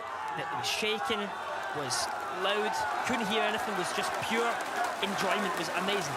And I think we're going back into the game now. Finally. Yep. Ready to go. Once more. Big one from last year. We could barely hear each other. We were stood next to each other with headsets on, mics Well, here. I mean, literally, I'm having, you know, for anybody who doesn't know, I've got Dez's audio feeding like directly into my headset. You know, as you understand now, Can't get him out of my you head. can literally hear it. And there's only 2 events that I can think of that really stand out where we've physically struggled to hear not just the person stood next to you, but it in your headset. Yep. And that was the Berlin Major Final. Yep. And that was Sao Paulo at SR last year, where literally could not physically hear Des in my headset. Yeah. Couldn't you also have your own voice coming back into your headset. Couldn't hear my own voice, just reliant on what I could hear inside my head from, you know, the casting we were doing. Unbelievable stuff. I do remember there was actually a small issue with bans the other day, so what I think we're doing here is leaving our bands blank, and the players know what's banned away and what they cannot play. Yes. Yeah, like you have to remember viewers at home as well. Like CGX isn't released yet, so Oh, the small shit, here we problems go. of this are still being waved through and being Guys, solved. So locked these will in. be solved when the game is officially released. Because I guess you could say right now we're playing almost a beta of the game. It's I've never heard it called a beta before. Beta? I don't know. Yeah, how you say beta, it. beta, whatever you want to call it. Yeah, I've never it's heard beta before. It's It will get better, I'm sure, as well. And not for wildcard. That's for sure. You never know, man. They come in 4 bounce here and go into the final. Right, overtime first, we've better to win 5 All right. We've seen crazy, you know that. Oh, we've seen crazier. And crazier starts with C, just like Gag. Wildcard have got everything set out in front of them to get themselves around here. They've got the best side. They're on that top floor. This is the one that they really need to lock in, get this one done. It starts that journey. Yeah. 1 round at a time, 1 step at a time. You get yourself pointing in the right direction. You just got to keep on walking. Wildcard need this round. They need every round for the next 3 to take them into Where's the overtime. music? I'm I mean, not I sure guess, my but it's heart Wildcard versus or CAG. the Impact fans' hearts can handle overtime, but we'll see if Wildcard can take us there right I have to now. say that for like really Lots of fucking us to good drag us to that games. point, This I is think. not So like a I'll check in a super minute who good game. starts on attack in OT, because that'll be the big question on everyone's mind. Maybe more in defense, because it would have actually been There a you go, defensive-sided border if they can do that. Remembering again, it was a 4-2 split at the end of the first half. Anderson crouches his way around here like a turtle, so wanting to hear that shield. So yeah, that'll be it. Like the people who are maybe not so familiar with the new shields and how they work, you can really hear shields, especially Blitz, when the shield is in your hand. Even when you're walking, don't need to be running, just walking or crouching, you can really hear that's a shield. When you put that on your back, you can rush it. They're rushing in now. They're It's an straight in there. knockback Both plant, are they're down. just going straight in. Anderson, Straight to he Armory. manages to push forward. Is he going to get himself into a plant position? That's it. No, he's going for the kills. That's it. Chibisu manages to find What's Baby Warden Shot. doing, bro? It's 5 versus 2 there. They're taking everything they need here. One player 5 versus standing 1, flawless. to get rid of everything, but he can do absolutely nothing. For the first time in Rainbow Six Siege history, we will see an APAC team stepping into the grand final. Spiker can do nothing but lock on. Victory is assured. It's just seconds away. You can feel it mounting. So can the fans here in Rio de Janeiro. They are cheering. They're on their feet, Des. And right now, What was it is Warden a watching? matter of time until Cab close this out. And who else? But Anderson challenging with the CAG shield. deserved that. Yes, Wildcard deserved to lose. And this right here is Kamasalka's moment. It is APAC's moment. that is absolutely awesome. And by the way, what an absolute CAG way to close the game. They just sat there for 20 minutes rehosting just to run at your face with a blitz and end it in about 2 seconds. Yeah, what we were saying about the CAG of 2 years ago, and said we'll bring it back for 1 more round. But again, wow, history defined in Rio. I feel almost proud. I'm not even kidding, I'm proud for them, I'm proud of them. That's just, I'm happy to be playing against a team like that. That's absolutely fantastic. Wow, such a wonderful sentiment, Doki, and it just goes to say, you know, the size of this achievement. You know, we've talked for years and years about APAC and the competition there and how are they going to improve. Well, improve they have. This roster have delivered for every one of those fans. This game started at 1:45 in the morning for the Japanese fans, and I guarantee that they have sat through every single round of this, through the night, hoping They're winning it and all. They're not praying winning that it CAG all. could deliver, and CAG have delivered. Me and Meek, I mean, that's again, that's there's going to be more than one person crying over this one. I guarantee that. The big question now will always turn to, can they do it tomorrow? They've got to go up against a big team tomorrow. If they can do it, we're setting more than history. Let's go down to the stage where we've got an interview ready with your winners. Commiserations to Wildcard, but all of our energy, attention and flowers right now need to go to CAG Osaka. who have just booked their spot in R6 Reload Grand Final. I'm here with Akali. Now, we chatted yesterday, and you said that your heart was pounding out of your chest when you made it into the semis. You've gone a step further. How's the heart right now? I mean, goddamn, we're such a good team! Oh my god! Grand Finals? Ooh. You did it, and you made history in the process. Yeah, ele fez história. Tem time muito bom. Parabéns. Congratulations. It is the first time an APAC team has reached the finals. So proud of you guys. Shall we go further? Oh yeah, we're winning it. We're in it to win it. Vão vencer, vencer, vencer. É a primeira vez, é importante a gente dizer isso pra galera, que é a primeira vez na história que a gente vai ter um time da APAC na final de um campeonato como esse, Tier S. Look, you say you're in it to win it, and I know that you are. You've proven that. But just take a minute to understand and appreciate what you've achieved here and the history that you've made, not just for APAC, but for Japan. What does that mean to you? I mean, as always, the Japanese community, thank you for all the support. And we won't let you down. We'll make sure we're going to win the Grand Finals as well and win this tournament. Falou que ele vai garantir para a galera do Japão que eles vão vencer a grande final, mesmo assim, que é muito importante para eles, não só para a história da APAC em si, mas para a história do Japão também. Essa vitória é muito importante. But tomorrow, we will defeat one of the Brazilian stars here in front of this Brazilian audience. Are you prepared? I mean, yeah, I mean, we've beaten Elevate, we've beaten Team Liquid. I mean, we're practically the Brazilian Slayers right now, so. You are like a boogeyman. Yeah. And they love you though. Well, get ready. Bom demais. Look, there are thousands and thousands of Japanese fans watching right this second. They've stayed up late into the evening to see you succeed. In Japanese, what would you like to say to them? こんな遅くまで起きてくれて見てくれて本当にありがとうございます。これからも応援よろしくお願いします。Deve ter sido palavras incríveis. Muito obrigada, parabéns. Listen, I do not give advice when it comes to professional Siege. I never will. But tomorrow, bring your glasses, okay? Will do. All right, best of luck. Congratulations one more time for Kagosaka.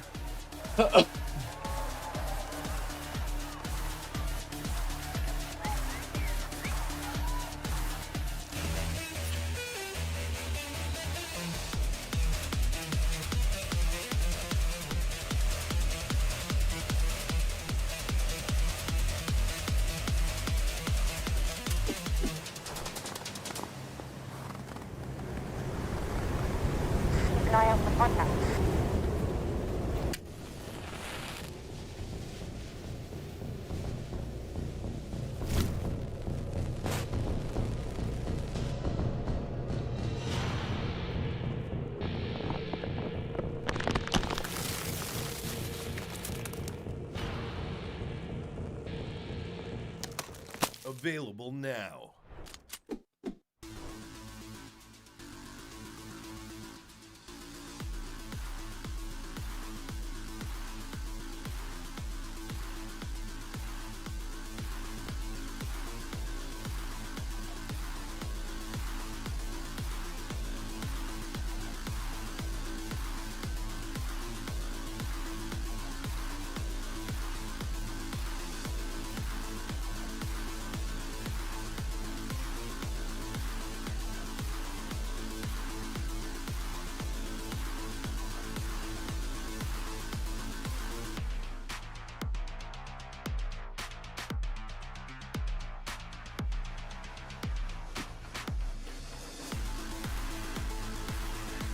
Damn. Cat keeps ruining my predictions. The APAC squads, bro. I really hope Furio wins this next game, so my predictions are done. But do I vote for a APAC Grand Final victory? I'm not sure yet.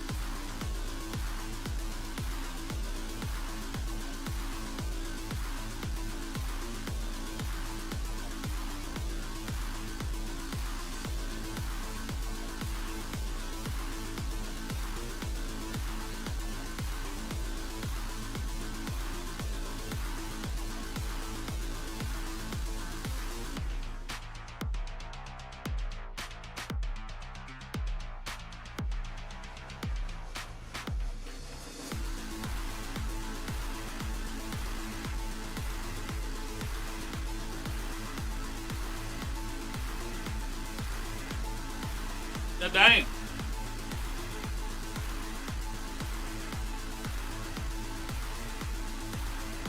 Yeah, Krusty, if Furia wins this game, I swear to God, I'll put CAG over Furia just because.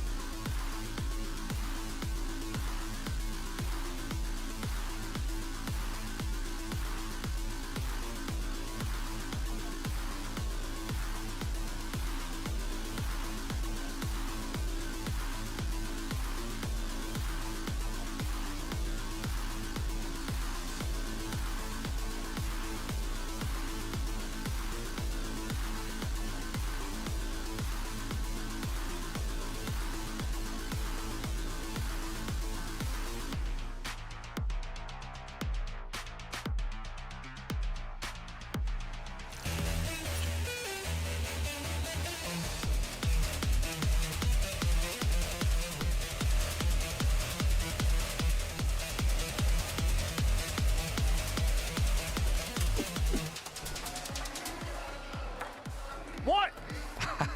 What? Yeah, what are you going to say now? APAC's here, baby. Mwah, let's go.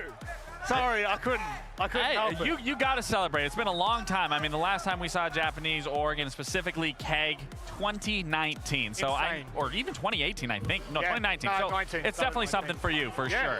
Look, to be honest, I think from a perspective of an APAC representative, like, you know, been hosting in there for a while, I am a newbie in respects to what some people have done in that region. And for CAG to win in this moment, like, for people to understand, it's impossible to explain to you the emotions as an APAC fan to finally see them achieve something. You're literally shaking. Like, I am. I didn't expect this to happen. I genuinely did not expect this to happen. I was gonna say, coming to this tournament, I didn't give CAG enough credit. I absolutely just did. I wrote them off of this tournament at the start. Yeah, I don't think anybody expected CAG to be one of the teams to make it to the grand final. I mean, we were talking about a theory crafting, and everyone was really impressed with what we saw from Wildcard and CAG. It was a slow burn, you know. They came out the gate, lost to FearX. They were able to bring it back, get a win of Liquid, make it to the main stage. But since they've been on the main stage, beating FearX, beating Wildcard, now they're going on to face their hardest opponent yet. And obviously, a lot of people are going to be looking at them and be, oh, well, their side of the bracket may have been easier, but they deserved it. I mean, in this game, we literally saw CAG come into full form, slowly losing Chalet, bouncing back, and then winning. It's almost like they sucked all the power of Wildcard out. And now all of the praise that we were giving Wildcard, we could say the exact same thing for CAG. The way that they played Border was amazing. The team play, coordinating those individual kills, getting that man advantage, and then going for the execute, not giving away free kills. It almost is like they're learning every step of the way, and it's just finally, it's really nice to see an APAC team finally doing that. I respect that. That's a great opinion to have. I mean, you were the closest to an APAC, representative making a final. So, like, now we got CAG. Very true. That is very true. Look, looking back on this moment for CAG specifically, I know how hard this roster's worked to get here as well. I can look at all the stats and we can break it all down, but at the end of the day, like, I never do this. You boys know I will never take over a show. I'll never give my opinion where it's not warranted. This roster, no, you know what? Roster aside, fantastic work. The organization has been in Siege since the beginning. They have been there since day dot. They have supported Japanese rosters. To be fair, I actually think Black Ray or maybe Anathan has been in there for like 6 or 7 years now. I cannot express the kind of support that these players have been given from CAG, the roster, the fact that they've come from the beginning, they've come so close to semifinals, to grand finals. They've finally achieved it. Again, the constant hurdles that this roster and organization has gone through year after year, tournament after tournament, and getting knocked out immediately where, again, everyone were to write them off. And realistically, I'm sure the community, I'm sure a lot of pro players are going to write off KEG from this event and be like, you know what, this wasn't a serious event or anything like that. Event. But if you were actually watching and you're actually a true professional player, you understand Siege at its core, you would see fundamentally KEG has improved. Where me personally, I played them, I've seen them since the beginning. Yep. This is an entire new look from what we can expect out of APAC, and I don't want to see it disappear. I want to see this continuation of what KEG can look like, and even Fear X, for example, they put up one hell of a performance as well. But again, KEG, they are looking to be the best APAC team here so far. And that's what I'm saying is we are seeing CAG live work on issues in a tournament. And obviously, we've never really seen that before at any previous event. Super one-dimensional. Exactly. One-dimensional, no depth, but one of the biggest things that we talked about from the start of that lost their game to Fear X was the opening kills. Since the Liquid game, they've been dominating the opening kills. I mean, Sharif had 9 opening kills alone, so much so that Wildcard was shaken to their core that they had to ban the Buck on border to get it out of his hands just because they were that scared of him. It really looked like they were a little parasite in Wildcard's head and completely ruined their mental. Again, we talk about that one-dimensional play. I've talked about tons of APAC. They don't know how to adapt. That was always a big struggle in a best of 3. This is where we saw KEG just thrive. They were able to adapt. I questioned going into this map that they didn't abuse the bans before, whereas I thought they should get rid of the shields in the beginning. They didn't, but what do they have for it? They brought Capcan. They had something in their back pocket knowing we'll deal with these shields. We don't need to play into your system. You're going to play into ours, and that's exactly what we saw. Notoriously a chaotic team, that's for damn sure. The fact they won on a rush. We'll talk about that in a moment. Actually, maybe now. The detail brought to you by Blacklight. I'm so caught up in the emotion, I actually don't even know what this is. Yeah, no, the detail, I mean, it's the last round. I mean, you cannot not talk about that round. We talk about moments, things that make history. This was a round specifically here, pushing them to the grand finals, and they did it in fashion. They did it precise, down to the T, where it comes down to a 1v5. There is no chance for Wildcard to find their footing here, to bring it back, and this is the reason why this is the detail and what gets it done to push them into that grand final. I mean, start to finish, that round was beautiful because they baited as if they were going for a back archives plant that we've seen every team do in the history of Siege. They threw a smoke perfectly to be able to block the sightline from the door into Armory, and the Blitz and the other player behind him instantly just full sprint into Armory with the rappel coming in through the sandwich window. They get the pick, start planning Armory, and just to make things better, Capitau's still on the AC window. He's firing off the rotates from top metal and archives, so nobody can even get to that point. So it's so genius to throw a bait from the same spot and full confidence just run through the smoke, knowing that the fires are going to be behind you. The coordination and the team play was unrivaled in that match. Boys, thank you very much for joining me here for a historic moment for APAC. These guys are going to leave us, so they'll be back tomorrow. Say your goodbyes, that's all right. But, of course, for the rest of you, we're going to go to a short break on the other side. Listen carefully. We've got an incredibly exciting announcement about the future for R6 Esports, specifically this year. And then, of course, we've got a banging semi-final. We'll be back after this.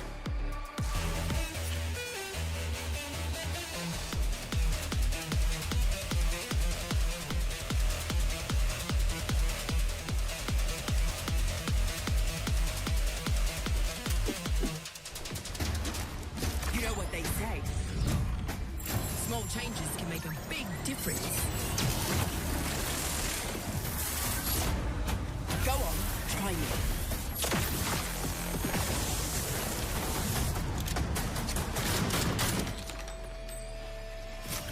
You're in for a real shock.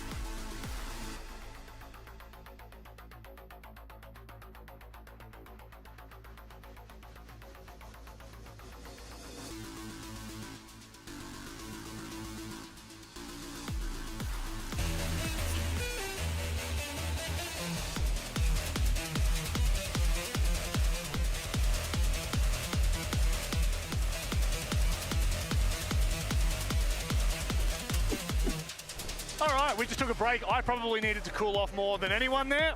Stumbled over some words. I think the emotions got to me more than I expected. But we do have a pretty big matchup to come for our second semi-final to figure out who will be beating, I can't believe I'm saying this, CAG in the grand final, or I should say meeting, not beating. Maybe that's a little bit of a prelude. However, you can hear behind me how excited this crowd's getting. I've got something to bring to you with these two wonderful gentlemen here on the desk. Lads, first of all, how are you doing? Did you enjoy that matchup? Absolutely loved it, Rob. Absolutely loved it. Seeing CAG finally making the grand final of a major event, so good.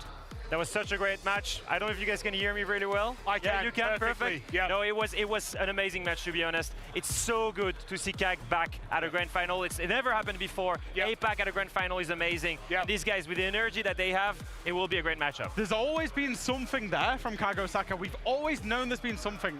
And you'll know it, Rob, being an APAC shield. I know They've disappointed time and time again. Finally, they've put in a performance across the tournament that we know they've had at some point. Finally, they're in a grand final. They're finally in a grand final, we can say Let it. that emotion out, Rob. I'm going to Keep let it going. out. I'm going to let it all out. But before I do that, let's start talking about this year for the R6 ecosystem. A lot of things have changed, but also a lot of things are still the same. A significant change that is coming. APL is now coming all together as a big family, Jackie boy. Yeah, absolutely. Obviously, we're going all the way to 4 leagues, as we know. And we can see that the regional leagues, they will be starting again in just a couple of weeks' time. Obviously, it's going to be, we're what, middle of May now. It's early June that we're going to be starting Stage 1 regional leagues with EML, NAL, SAL, and APL. Obviously, we're back down to only 4 leagues. Yeah, it's kind of scary at the same time. The fact that we're going to have it within literally less than a month, we're already kickstarting the leagues. We're that close to it. It's just a matter of weeks, and it's also simplified leagues, right? Simplified regions, just a few, 4 of them now. Yep. And for anyone that has an emotional attachment to any league, for me it's gonna be Europe, gonna want to be following. Of course. It's gonna be easier to follow. Also, it's just coming very soon. Yeah, right? As soon as this event is down. It certainly is. Stage 1, of course, will give you R6 SI points that will, of course, accumulate across the course of the entire year. You'll see there's where the stages kind of finish. There's where the finals finish. There's a lot of points on offer for every single team throughout all of the league. And look at the bottom half. Finals are back. That is the big story. Finals for so long, they're finally back. It's so exciting to see them back, isn't it?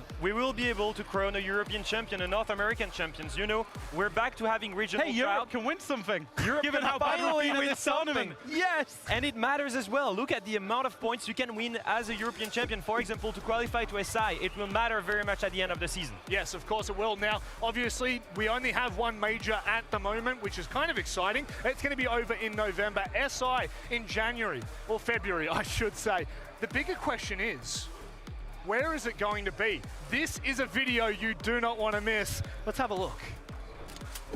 You won't believe the next destinations for Rainbow Six Esports. Number 2 will shock you. Not sure about the fonts. What do you think about that, cameraman? It's okay. We're gonna edit that. No, but fonts are not the problem. You need something to really hook the audience. Let me show you something. I only have a few seconds to tell you where the destinations are for the next 2 Siege events. What do you think about that? Yeah, it's good, but surely you want something more uplifting, fulfilling maybe? I think I know exactly what you mean.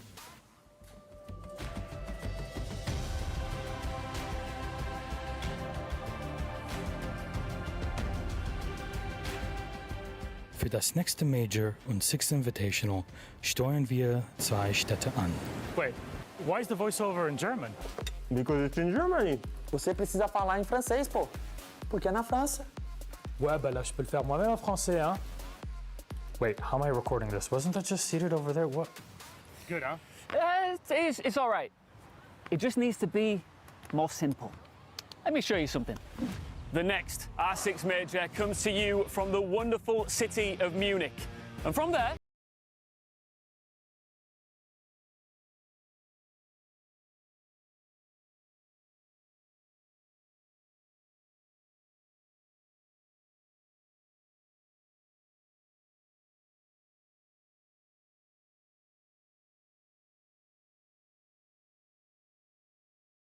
Masterpiece. What a masterpiece. Paris, a beautiful city, the most beautiful city on earth. It's coming back to us, boys. No, maybe it could come to Melbourne one day. No, that is absolutely incredible. I think the lineup, Jack, of Munich straight into Paris, could you ask for more incredible places? No, absolutely not. Obviously, the last time that we held a major in Germany, it was a phenomenal event inside of Berlin. The Europeans turned out in their masses, so I'm sure they'll do the same again for Munich. And of course, when Paris had an event, it was during the COVID era. There was no fans there. Finally, we will get the French fans inside an arena in France. I can tell you, I was at the latest major that we had in France. It was in 2018. I remember it very well because I was just starting my pro career. The ambience, the crowd, the atmosphere was absolutely crazy. I can't wait to go back to Europe. Well, who knows, maybe it will indeed rival where we are right now, Rio de Janeiro. Let's start talking about teams that are from this country. Furia, they step into this year, hopefully reinvigorated, renewed. That's the hope we've had for these guys for so long. Since they joined Furia, they've been struggling to reach the new heights that they've had with W7M. And these guys, right now, in this tournament, have shown such a huge improvement, Jack. Yeah, absolutely. They've been going through this tournament. They've been waking up, I think it was fair to say, and I think particularly they're calling out a phase in this tournament. We absolutely loved it. They went and beat the world champions, and we've known Furia as this team that have been struggling throughout the year of 2024, you know, into 2025. Strong in Six Invitational, and they look like they're going from strength to strength, especially during this tournament. Playing any different style of siege that you throw at them, they've got a solution for it. What are the hopes, I guess? Are we expecting that? I mean, they're up against a very, very big team at the moment. How have they been performing in this event? This event so far has been amazing from them. We've seen them add layers upon layers of strategy, right? Seen them not only going with pure frag power, but also more coordinated pushes, late round executes. They've added to their arsenals everything that makes the meta right now, and this is why I think they are the widest variety of siege they can play right now is amazing. All right, let's have a look at how things have kind of progressed for them, because obviously we're talking about it. It doesn't make a lot of sense if maybe you haven't watched since the start of 2024, Jack. Yeah, exactly. As you can see here, they were the first place team, Copenhagen Major, Atlanta Major, 6 Invitational, 3 S-tier events back to back to back that they ended up winning. Manchester Major, we thought were on for the 4th, we thought were on for the Dynasty. They obviously ended up losing that out, and then came the dip. And this was the dip after they joined the Furia organization, new organization, as the existing world champions. Comes back, strong invitational, and they're guaranteed minimum top 4 this event. They're on the up and up. They're rising. You can see that rise consistently, right? The real question is, can they make it? Can they win this event? Can they go back to dominating siege like they used to in 2023? My reasoning is, I think they can. I think they showed us that they can do it. And it starts right now against the only team in this tournament that's undefeated. It's scary to go up against that, but I guess if you are Furia, this is where you want to make your mark. Sometimes individual players can make the difference. JV92 and Palu, both players that are individually absolute animals. They are the 2 best fraggers in Brazil right now, in my opinion. If you look at these 2 rosters, they have absolute monsters. If you look at these 2 rosters, they are the 2 best teams in Brazil. And if you look at the 2 best fraggers in Brazil, they're in each of these teams. Palu is stepping up massively, especially in this entry department. And JV with the amount of kills right now, he's got plus 30 kills across this tournament. Yeah, both of these players for me feel invigorated. You know, Palu's on an absolutely new team. JV doesn't always get the plaudits, you know. Obviously, KZ Herds normally sit in front of him on that team, but he's fragging out of his mind. He certainly is. W7M, you've already mentioned it. They're flawless so far. It is unbelievable to go undefeated this whole time. It's not only about going undefeated, it's with whom they're going undefeated. Their opponents they played is nuts. They've played Dog Zero, they've played MAT, you know, they've played FaZe, they've played some of the biggest names. And Falcons. And they've just beaten Falcons to get in the semi-final. These guys, since the addition of Palu, they're on another level. That's 2 of NA's top teams and both of the 6 Invitational Grand Finalists, by the way, that they've beaten. Unbeaten. I will say it's not been, you know, some of the most classic siege that you've ever seen inside of their fixtures, particularly yesterday against Falcons. Got a few things wrong, but the hallmark of a champion team, of a great team, as we see them enjoying themselves, vibing. But the hallmark of a great team is not being able to play at your best and still being able to win. And that's what W7M are able to do. They're able to just flog out these victories. It's incredible to see a team that can perform so well and still have so much love in the actual roster. Let's keep moving this show along. Let's keep this going. I guess from one point of view, Furia is at a certain point, like when do they just create a new end to their old dynasty? I think this is the moment where it starts, right? It's the moment where they've increasingly improved their level, but once again, they're facing W7M for it.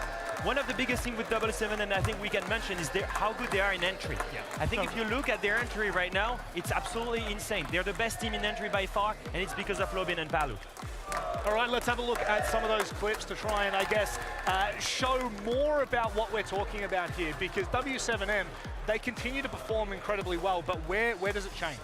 I think we've mentioned it before, right? Lobin is, for me, one of the best entries they have in Brazil. This is one example yesterday against Falcons on Clubhouse. Such an aggressive play, 0-4 down, like I said, finding a way to win, but also Lobin, this is the absolute, energy he plays with, how good of an entry and opportunity spot he has. And he can even drone for himself, just like in this other situation. Carrying my new chair in here. After a double entry kill in round 5, on round 6, he spots that bear in catwalk. He creates the pressure with the drone by pinging him, sends his line charge to force him to not be able to move, and boom, instant punishment. Nuts. That's Lobin for you. Initially, W7M only had Lobin able to do that, but now they have Palu, and they can double up in defense, just like here, again on the same map, on the room. You're gonna see Palu here on the left side from office, gonna go down main stairs. We're watching Lobin right now. He's covering Palu for any retake, and boom, free kill for him. He can stay upstairs, he can burn even more time, and he can get a second pick on that row.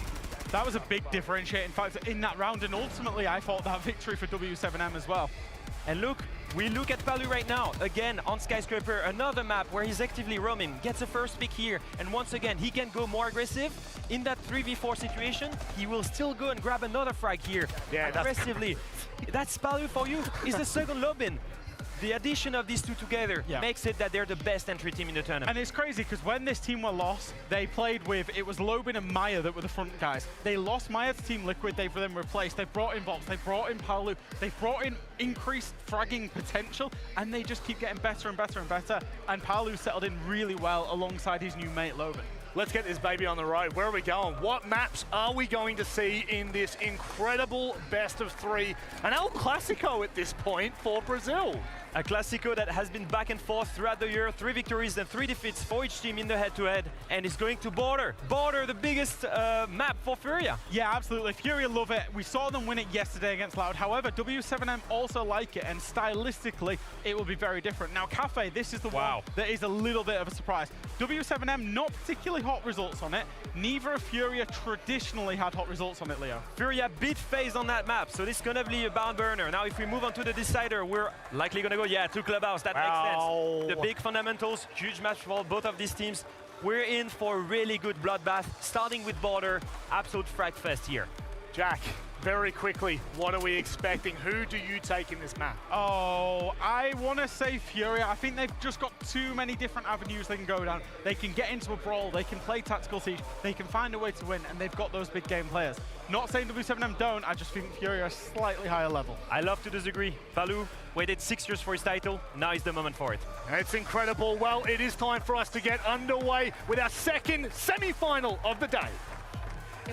In the jungle of Brazilian sea jacks, you will never escape the roar of the Panthers.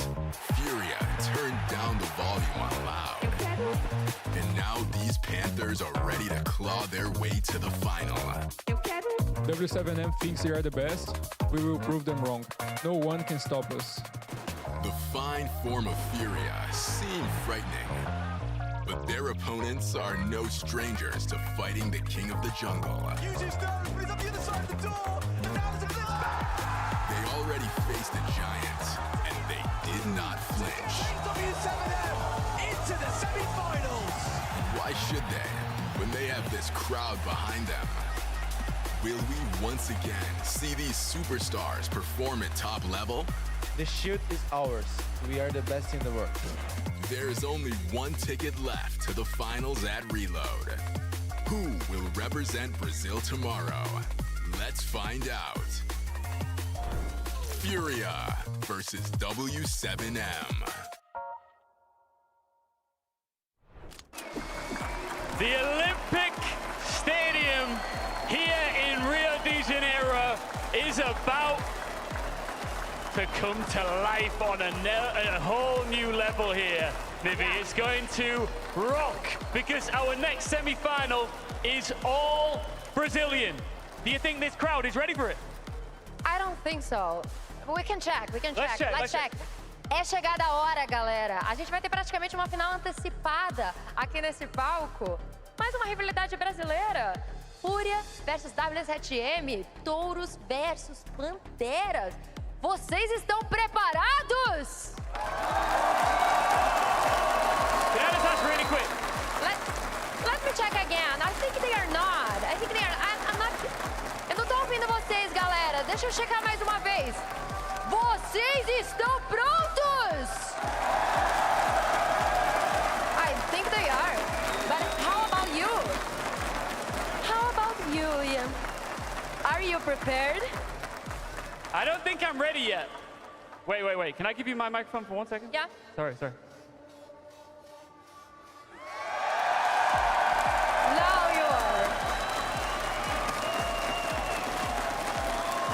Vamos fazer barulho! Ian. Now. Wait a moment, please. Now I'm prepared too. Now we are both prepared for this moment.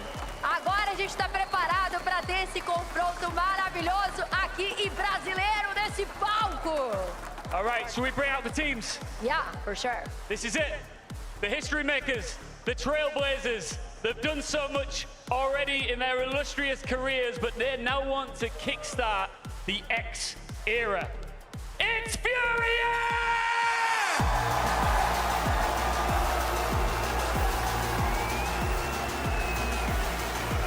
Eles levantaram o martelo bem aqui no Brasil no ano passado e agora estão de volta para o próximo capítulo. Simplesmente a Fúria.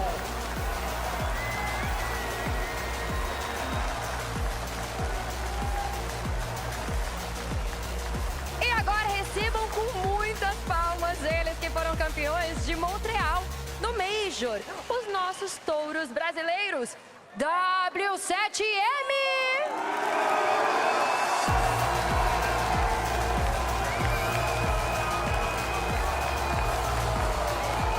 The Bulls once again charge the stage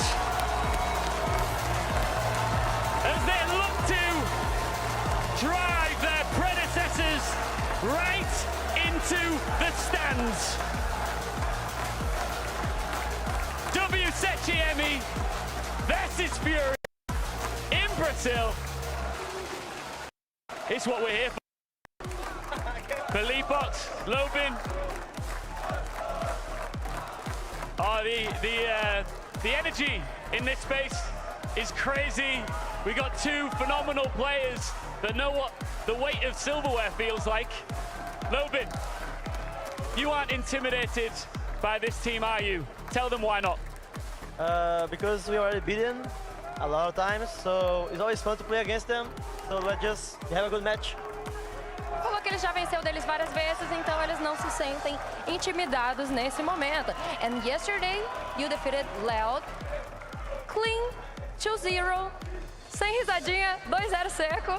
How you do this again? Yeah, hopefully so. It's the maps that in the video is good for us. So yeah, I think it's going to be a 2-0 for us. Ele acredita que vai ser, mais uma vez, 2-0 tranquilo aqui para eles. Let's see. You've of course had success since Got my joining new chair set up. W7M. They of course had a lot more, but they had more time. Do you still feel like you are filling the legacy left behind by this roster? Not even there. We are making all history right now. People are gonna recognize our lineup as a new W7M with the history. Okay. Good luck, guys. Shake your hands, please. We get a handshake, guys. Let's do this. Best of luck. I love it. Listen, they can't hear us because it is so loud in here. But before we get into this crucial semi-final, let's split up and see how this crowd is feeling about this one. If you just let this wonderful crowd know, Nivi, what's about to happen.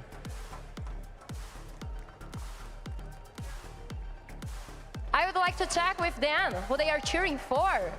What do you think about Ian? Galera, eu quero saber de vocês.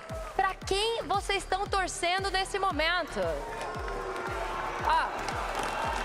I'll ask about Furia. Quem aqui tá torcendo para a Fúria? Okay. Magnetic. How about WCGM? $300 Facebook Marketplace. Woo! I'm not sure. I'm not sure. Let's try again, Nivi. Let's go again. Yeah, let's try again. Quem aqui está torcendo para a Fúria? Your turn. Okay. Wait. WCGM!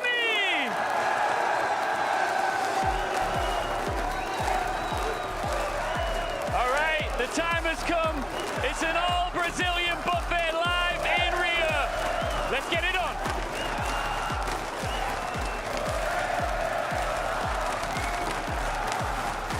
Well, it really does feel like an all-Brazilian derby inside the arena right now. No surprise, guys, the two Brazilian teams have shown up to see who can get to the grand final to now take down CAG.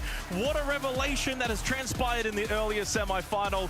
I mean, I cannot wait for this one. We had the crowd getting high. Both sides, you've got Furia, you've got W7M. I honestly don't know who to split between the two teams right now. I mean, the line in the sand has been drawn here at the arena, but splitting these two teams in recent history has been so difficult. A 3-3 record. They have been impossible to split post SI24. Now's the time for one of these two teams to step up and take on Cyclops in the grand final. We saw that wonderful infographic earlier as well regarding Furia, the once champions. Well, how the mighty had fallen but now re-risen.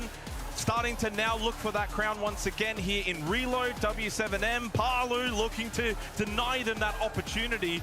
And with the crowd split today, you would imagine the winner, though, will have the full crowd tomorrow against CAG. Wait, is it just me, or when I'm subs, I get drops faster? Right now, like that Brazilian football derby atmosphere, it is sensational in this arena. Obviously, yesterday, we didn't quite have all of the Brazilian teams. We had a lot of APAC, we had Elevate, but today it's all about Brazil. 55% split. That probably feels like I signed up for the affiliate program for the Secret Lab because I mean, why not? It's gonna be in stream all the time, so just take might it as well. out in a 2-1 fashion, but this match truly could go either way. Both have played amazing Siege, and both have taken down quality opponents to get here. Statistically, Furia probably has the edge, but as we know, the stats, well, they don't probably matter all that much so far. Coming into a semi-final, you can throw a lot of that out the window.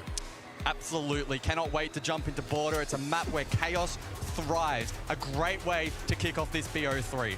Can Furia once again make it to a grand final, or will W7M get in their way? Let's get this semi-final underway!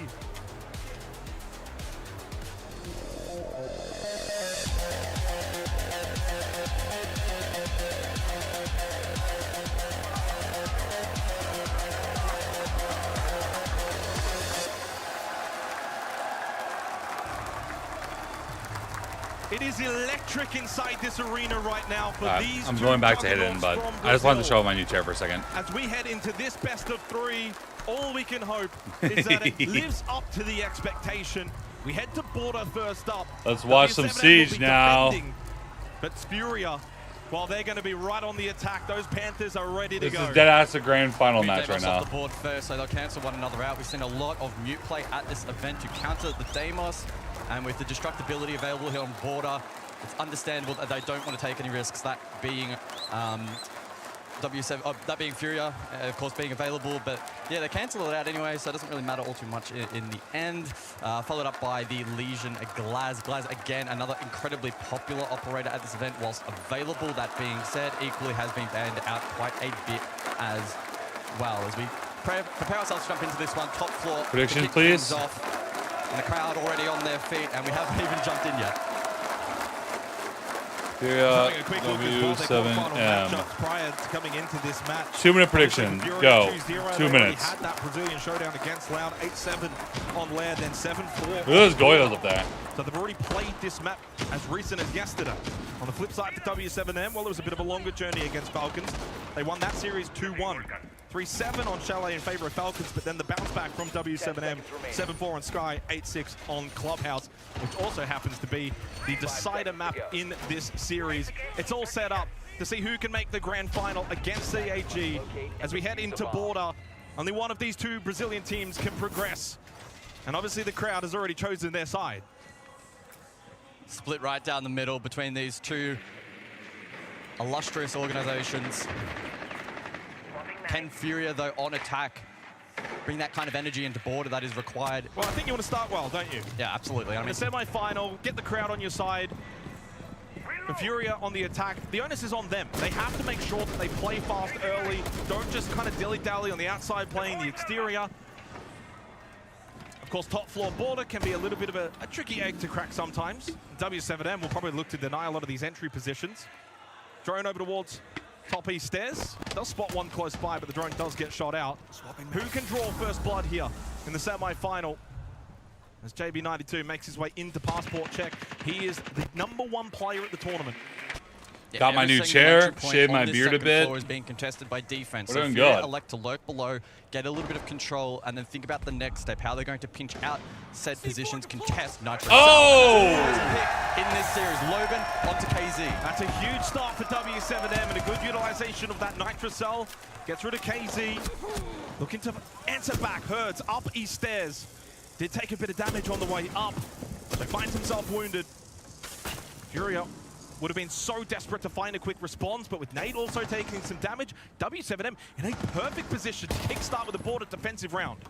Aggressive from Volps, but able to peel back, gets the drone. Not going to contest that position, doesn't have the supportive utility, so understandable that he will fall off that position. Again, W7M man advantage. They now have the positional advantage as well. Herds taken low, on the ground, dead. Logan again.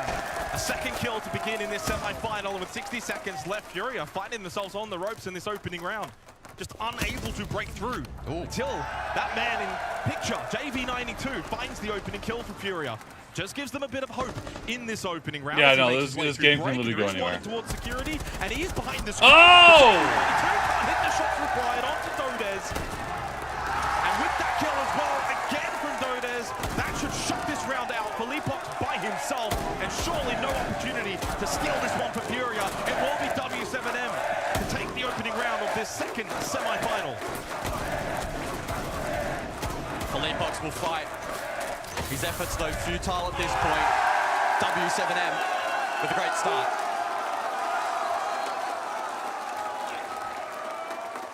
It all starts off with that Nitro Cell.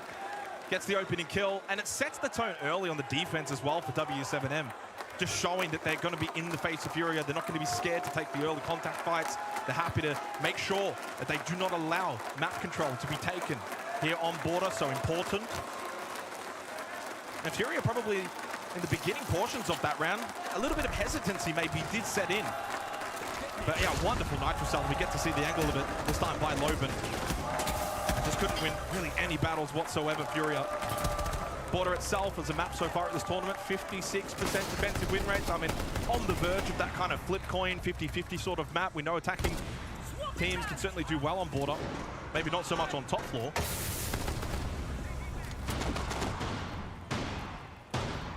And again, going back to that Deimos discussion from earlier, I'm quite intrigued to see how Furia shows some resilience in the face of Deimos being taken off the board. Again, they banned out that mute in the hopes that it would bolster the effectiveness of the Deimos. But that being said, they did play with it taken off the board in that loud matchup earlier, so they have experience. It's going to be relying on the team gathering information in other ways and playing off that effectively instead. Another key element, of course, will be shields. We've seen a ton of shield play at this event, as anticipated, fully available for the first 3 rounds. This is also the map pick of Furia as well, guys. Something to kind of keep in mind as we. I think it's like Red Bull or energy drink in a cup. I was thinking about that shit too. So like that can't be beer, and someone's like, "Oh, it might be Red Bull." I'm like, "Oh, that makes sense." Deployed now by Felipox. Nate though losing his life to Dot, and again. No, it's gonna be an energy drink, guys. It's not gonna be beer. Something that Furia need to be ready for. For sure, 100%. Dodez looking to double down now towards break. So get all these entry positions. It's like super bright and then also very dark in spots. As you make your way in, you've got to be ready for the fight. JB92 certainly is. Huge battle one there for Furia to bring it back to 4v4. They've still got Philippox, who can certainly aid in some of this entry for them. Philippox looking to now head down this long corridor position, likely to push in through office and create some space. How heavily do W7M want to contest that, though? That's the question. Range is going to be key. They also do have Palu on the Warden available, so a phenomenal counter. He too will back off, though. Eventually, the ultimate goal for W7M likely will be that peel. Oh, there's that shield towards Towers. Close by was Loban. Of course, playing the solos can kind of spot out Philippox. Yeah, but Rick, there's no way it's here. No way. W7M still have presence up above as well, so Furia haven't necessarily cleaned out that top What about four. Red Bull like piss? Yeah. Established. It took me a while. I'm like, it looks like beer, but maybe it's like tea? Start clearing that top floor. You've got to go clear out Armory. No, Zeus, that's tomorrow night, actually. Doing a lot over towards main entrance. Philippox has that diffuser in hand. Sleep schedule's been way too fucked to handle booze right now. Drop, but based on where other players are positioned, And survive.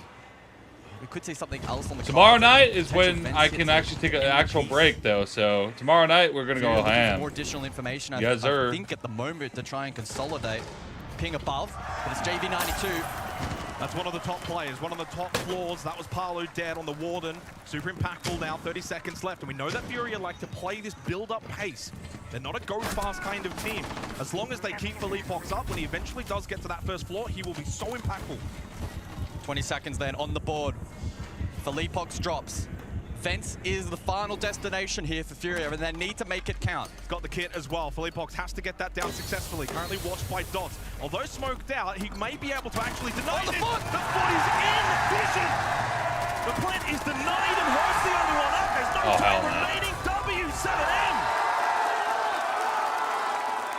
Grand finals are tomorrow with the reveal. You may hate that, but that is exactly what's happening. Big build-up for Furia in that round.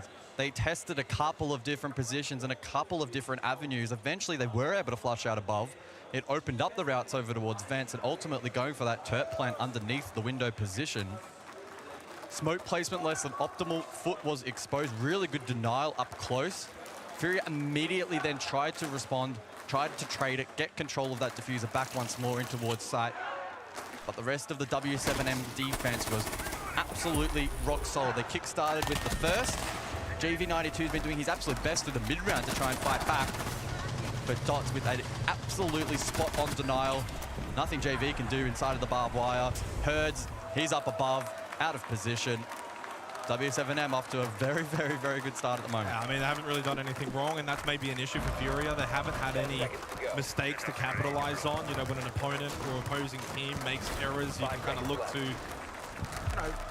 punish that. But W7M haven't really done anything wrong so far. Their entry battle engagements have been perfect. They're winning those flawlessly.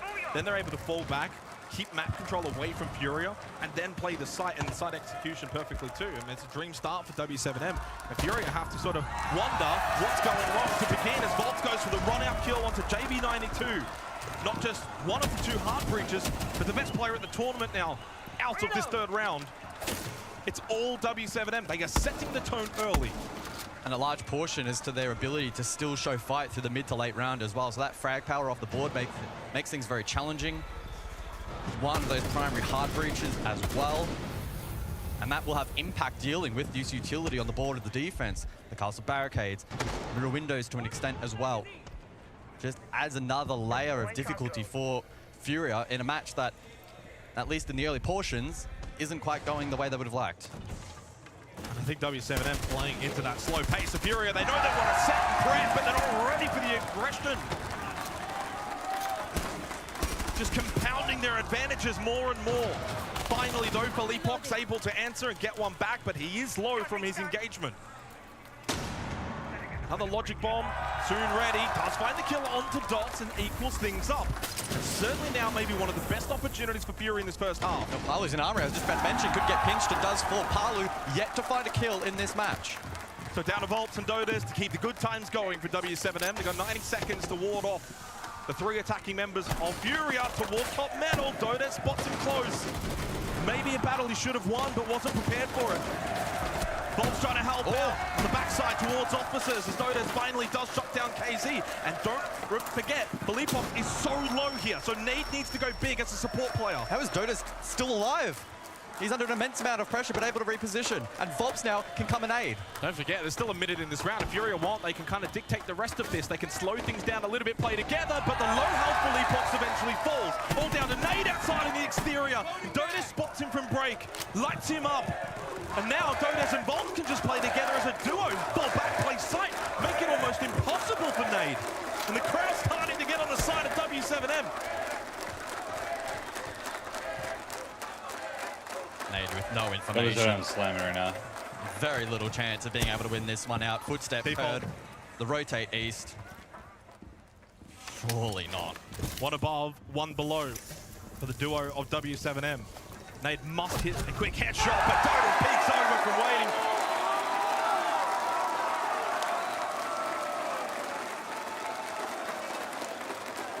So the first 3 blows delivered and landed. W7M with a perfect start in this semi-final. 3-zip as we head into the mid-half ban phase. Yeah, we'll wait and see what comes through.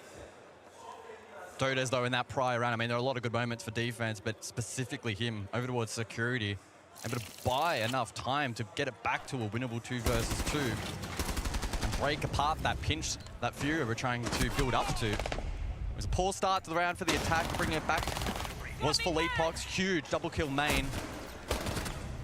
But Dodas, Volps able to combine, forcing Nade into a very tricky position. And it's now 3 rounds in a row for W7M. Mirror and Twitch will be the 2 bans respectively, either side, of course. So 3-0 start for W7M. Furia must answer back as soon as possible, or this map, their map, certainly could be getting away from them.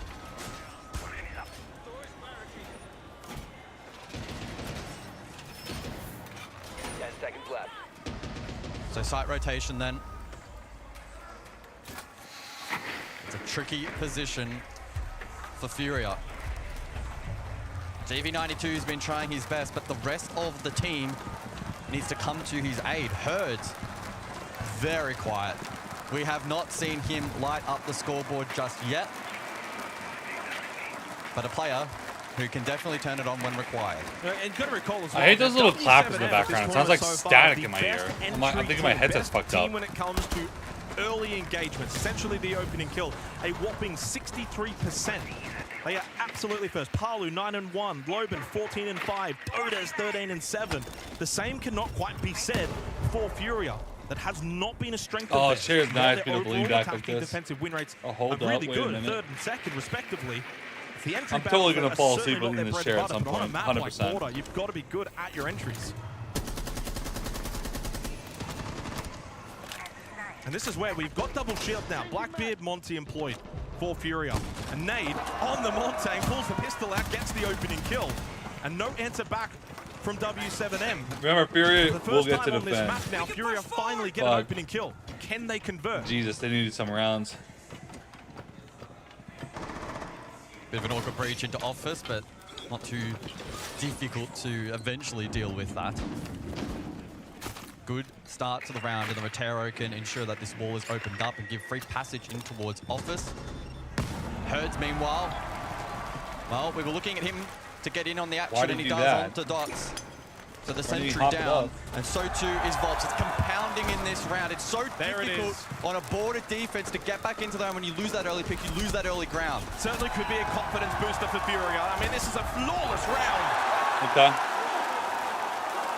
Sounds like an old man eating naps.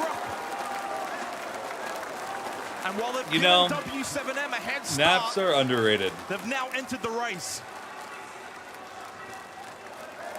I got a tied Nebo from Secret Lab. And just for those at home, the blue side is Furia, the orange side is W7M. So finally, they've got something to cheer for, because that was an amazing round. Nade, the whereabouts, to pull that pistol out on the Monty, and it was the double shields in the end that actually got the opening 2 kills.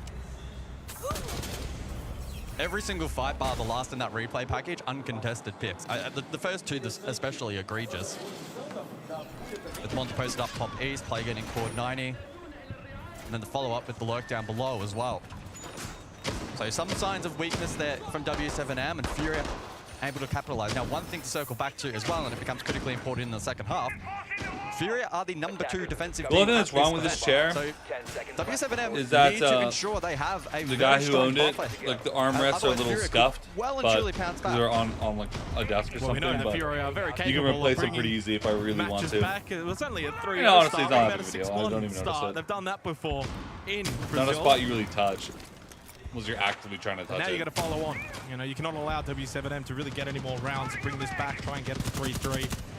And I'm expecting probably W7M to probably double We're down not shipping here to on Alaska. their early aggression at these entry positions. That last round, they kind of were a bit back a little bit. So quite a change of pace from what we saw of them in the opening 3 rounds. The cautiousness of Furia, I mean, we've already seen this position from Loban, and while it did get the opening kill of this entire match, Not surely twice. this time he gets droned, and indeed he will. Furia will not allow that to happen a second time. Flash comes in. JV92 went to lurk below, but Loban repositions. And he should find the kill onto her. The Blackbeard was shield down, gun up, and he will be punished for it. The Nitro. Oh, KZ! Slips, falls, and Loban collects a freebie on the Nitro Cell. Who downed him? Trade from JV92 from below. Needed that one desperately. He's lurking there for a long time. Bolts now up close. No, I don't know about that one. That was a very ballsy move from JV92 to keep that aggression going. Should have fell back. Dots will double down, and while Nate does get one, the Monty surely in a 1 versus 3 not capable, and W7M will answer back from that previous blow of Furia.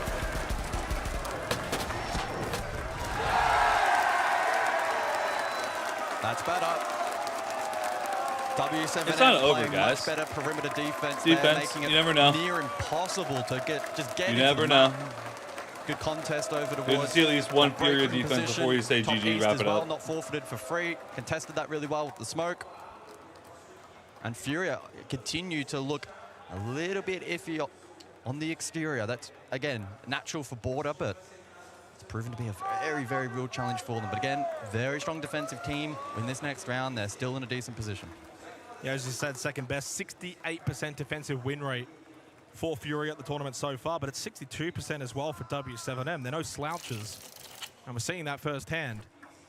And again, it all comes back to those early engagements, and for Loban as well. He gets droned out. He's in a position where he wants to get that Nitro Cell. Not that one, but the previous one. But he's not just falling back playing sight. He's not playing scared. He pushes forward. And I don't know about JV92 pushing forward there, top east stairs into the gas canister. That's just maybe over-aggression on his part, looking to bring something back in the round. That's when you start reaching, because you feel like the map is slipping away. You start thinking you got to make these power plays. Attackers drop the diffuser. And they need some help here from KZ and Herd, 2 kills combined. Well, he was a big name of the pre-show. We expected a head-to-head between JV92 and Palu in this match. We're now entering round 6. Palu has not found a kill.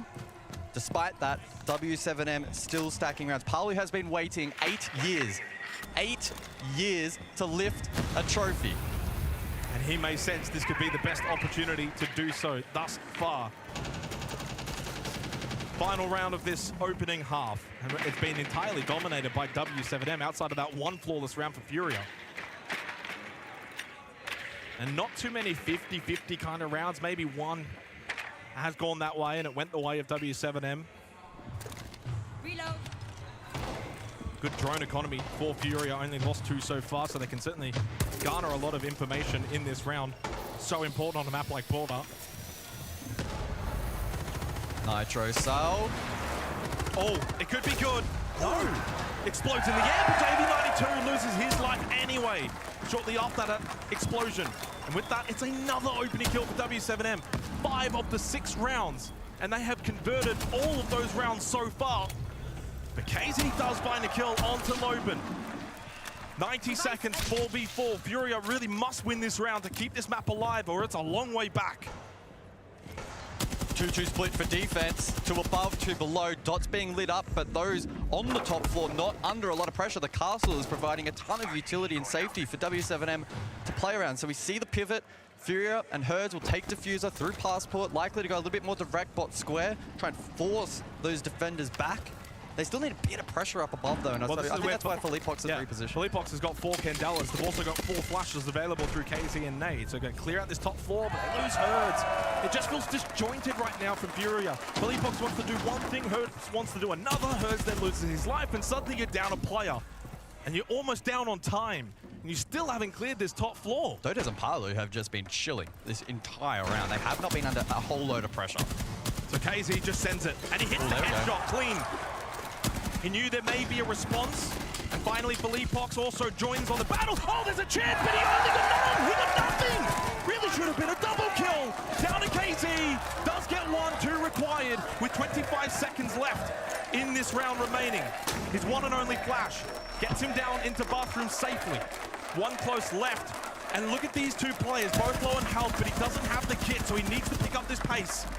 Will push forward, but the swing, it's immediate, it's snappy, it's 5 rounds for W7M.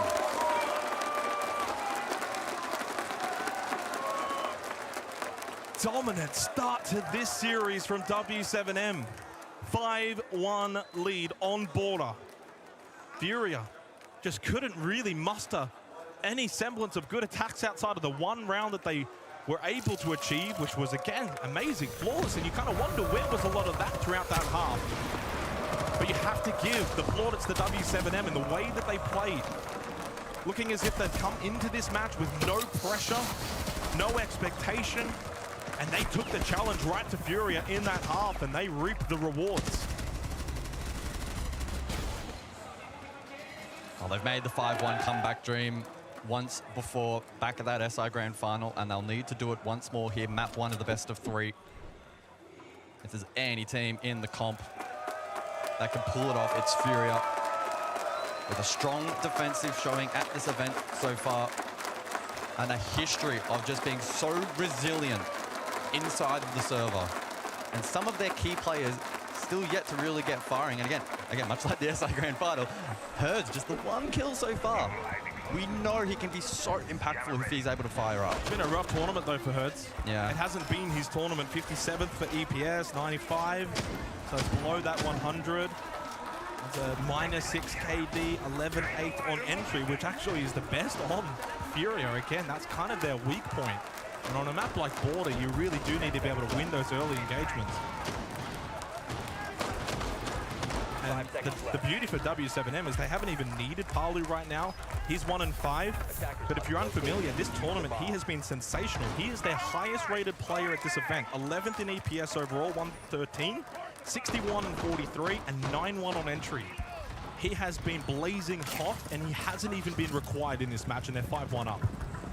A full suite of attacker repicks into round 7 in response to the Mirror Castle combo. We see double ranged hard breach from the attack in combination with the Roteros for Loban as well. Flores will be critical in dealing with that utility on top of Philippox on the Maestro as well. Ban phase as well. Don't want to forget that. Double shield ban from Furia. W7M taking Azami smoke off the board. So expect this half to play out in quite a different fashion, a different dynamic. That's what we've seen at this event so far with C-Jax. I think W7M is certainly capable of playing with a little bit more fast pace on the attack as well. That's something Furia is going to need to be careful for. Of course, no shields. 2 of the shields dealt with. And ironically, Ossa having a shield available this round for W7M. They don't pick up the pace straight away to begin this second half. And Furia happy to also sit back, so you can already see the contrast in play styles. First half, W7M, they're all at the doors, they're at the windows, entry positions, wanting to take fights. Furia just sitting back. And this is going to make it a lot more easier for W7M to get into the positions they want to get in to set up for their attack. Yeah, Palu to play flank watch below, rest of the team to work away at that utility office across Mirror window, as you can see, shattered by the Ash charge. That's well played by Dodez. Castle barricades down long though. W7M electing not to clear that yet, sensing that there could be a threat from that 90 position until they're well prepared to deal with that. Just posturing at the moment, making Furious sweat this round out. Yeah, and I wonder if it gets into the minds of Fury as well, because they're kind of just sitting there like, are they going to attack? When are they going to attack? When? They're setting up Archives at the moment. Dots, shield down. And so it may just transform into a direct hit Archives. The Habana's pre-prepped and W7M will go bang. Only one Nitrocell available. JV92 has that. 30 seconds, still some time. If they go now, W7M, you can, of course, be able to change things up. But they put the also shield down. Look with the plant behind it. It doesn't work. I mean, the Nitrocell just completely misses the mark. It's a free plant. Furia have got to be able to defend that a lot better and a lot quicker. Not switched on. They just allow them through the front door.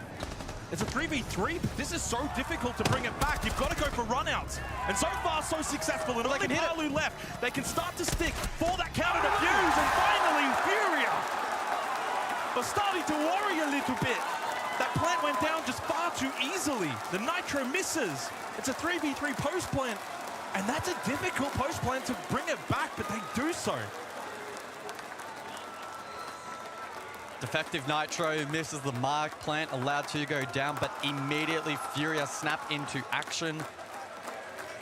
We saw the jump out from Office in combination with that territory being retaken inside of Archives. Those shields work both ways, and Ultimate didn't have a massive impact in that round because of the long arm and the cover, but made it difficult, made it awkward. First pick in the replay package, it was Loban down below, opportunistic kill.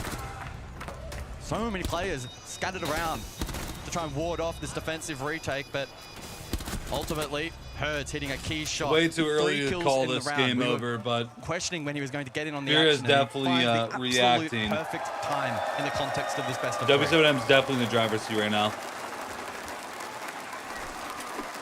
And it just wakes up their side of the crowd a little bit as well. Been all W7M chanting thus far. And to continue that opening kill engagement history on this map so far, still only one round that Furia have found an opening kill. But that previous round, Guz, was the first time W7M couldn't convert theirs.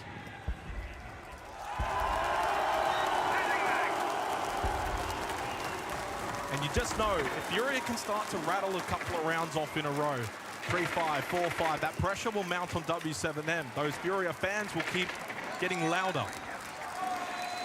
They are a momentum-based team at times.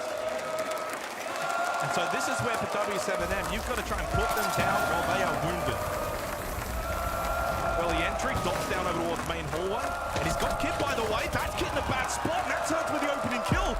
Dots just went for a walkabout, punished. He just walked into a triple crossfire. By himself. That might be the first real blemish from W7M. And Dota's for KZ as well. And Hertz and KZ, that dynamic duo for Furia, is starting to activate here on border. And that's a difficult diffuser to now recover for W7M. Ooh. Palu almost got a freebie. Now he needs to be the one to try and break down this Office defense, but they're filing in one by one, and Furia are cutting them down with ease. Simplicity at its best right now for Furia. Key positions, and W7M just walk into the nest. And Loban's down. It's probably out for the count. That's flawless. But it's a round full of mistakes riddled by W7M. Furia will happily take those mistakes and punish them, but for W7M... We have off screen. Triangle cross established in Office, so 3 players ready to go and swing if there's contact. The trade not even required. Absolutely a nothing round there from W7M. But the crowd not too deterred, still cheering them on. Furia lighting up once more as well. They retain the lead, 5-3 scoreline. Vent Workshop for round number 9. And they had info on it as defense as well. I mean, easiest kill you're going to get in this series. Yeah, I don't think you're going to get an easier round than that if you are Furia. They'll know full well that that was kind of a gimme round. W7M just kind of fell asleep at the wheel. But you're going to have those moments in a best of 3, right? You are. Over the course of an entire best of 3, that's going to happen. Yeah, it's about the bounce back. And it's about the punishment. And Furia certainly laid down that punishment. W7M Bull trying to keep the crowd spirits alive for W7M, but they have now lost 2 rounds consecutively for the first time on this map. Brings it to 3-5.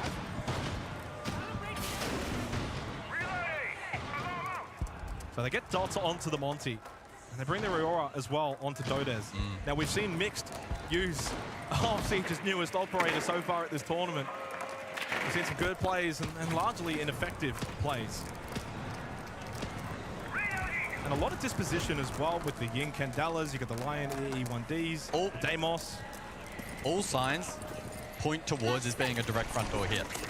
Early utility from Palu, early Lion scan, early jump in. Early plant as well. That's the plan. As Dots is looking to get that down in towards Vents, there's no denial. It will be another successful plant here for W7M in this half. But last time out, Furia were able to respond, win the post plant. They'll have to do so once again, but so much more difficult now.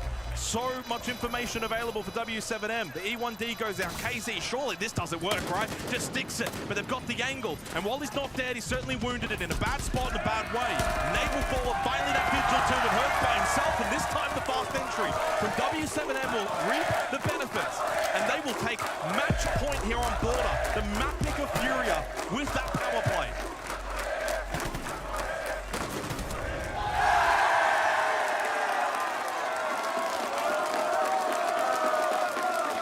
Well, a total reversal from the previous round. You have one round where they just mistake after mistake after mistake, and then that was just a well-executed attack. Straight in, everyone knew what they needed to do. No response from Furia, and with that, 3 match points available for W7M. Yeah, rather simple attack, but sometimes simple siege can be really effective, especially in a map like Border. You can find those advantages. The tempo was great. They timed the execute well. They had Lion scans for the post plant. Essentially impossible for Furia,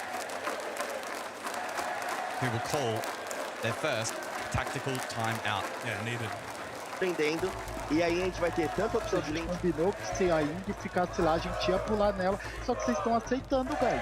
A gente tá tendo a leitura, a gente tá falando tudo e ninguém tá tomando ação, guys. A gente tem que tomar ação, tá ligado? A gente tá esperando um milagre. A gente, vocês 5 que estão jogando, pô. A gente tem que definir o que a gente vai querer fazer. Agora os caras vão nuvar, agora vai ficar mais caótico. Ou eles vão baitar, ou eles vão execar, tá ligado? Só que se a gente ficar aceitando, os caras tão confiantão, estão fazendo tudo. A gente vai mamar, mano. Gão, me escuta rapidinho. Nossa... Fala. O que você acha de pegar o Echo e a gente sair dronando pra ver o que eles estão planejando?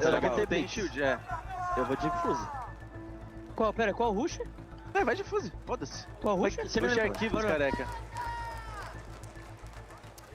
Well, it seems calm, actually, from both teams' comms, to be completely honest, considering the state of this match right now. Furia down 3-6, but you wouldn't be able to tell it. And hard to believe in that round, Furia actually get the open kill, but it's the Monty that's able to slip through the night, get in towards Vent, get the plant down, uncontested. Palu held the vert above. As mentioned, Lion scan still available. Just so many pieces for the defense to try and break down in such a short period of time under a lot of pressure. And a very clean round there. W7M, 3 map points. They have a big buffer. Yeah, and then if they win this, they get to go to their own map pick of Cafe to follow. Puts all the pressure in the world onto Furia. 10 seconds. If the pressure's not already there, applied on them in this very match. 5 seconds left. Attackers are moving to defuse a bomb. So 3 opportunities for W7M to close this one out. 1 round of errors, then 1 round of perfection. But overall, it's been a rather consistent match from W7M. They've been the real standouts. Furia are constantly on the back foot. Furia are constantly playing from behind. And 3 bulletproof cameras in this round. Yokais as well. So the clutch drones from Brava are going to be incredibly valuable.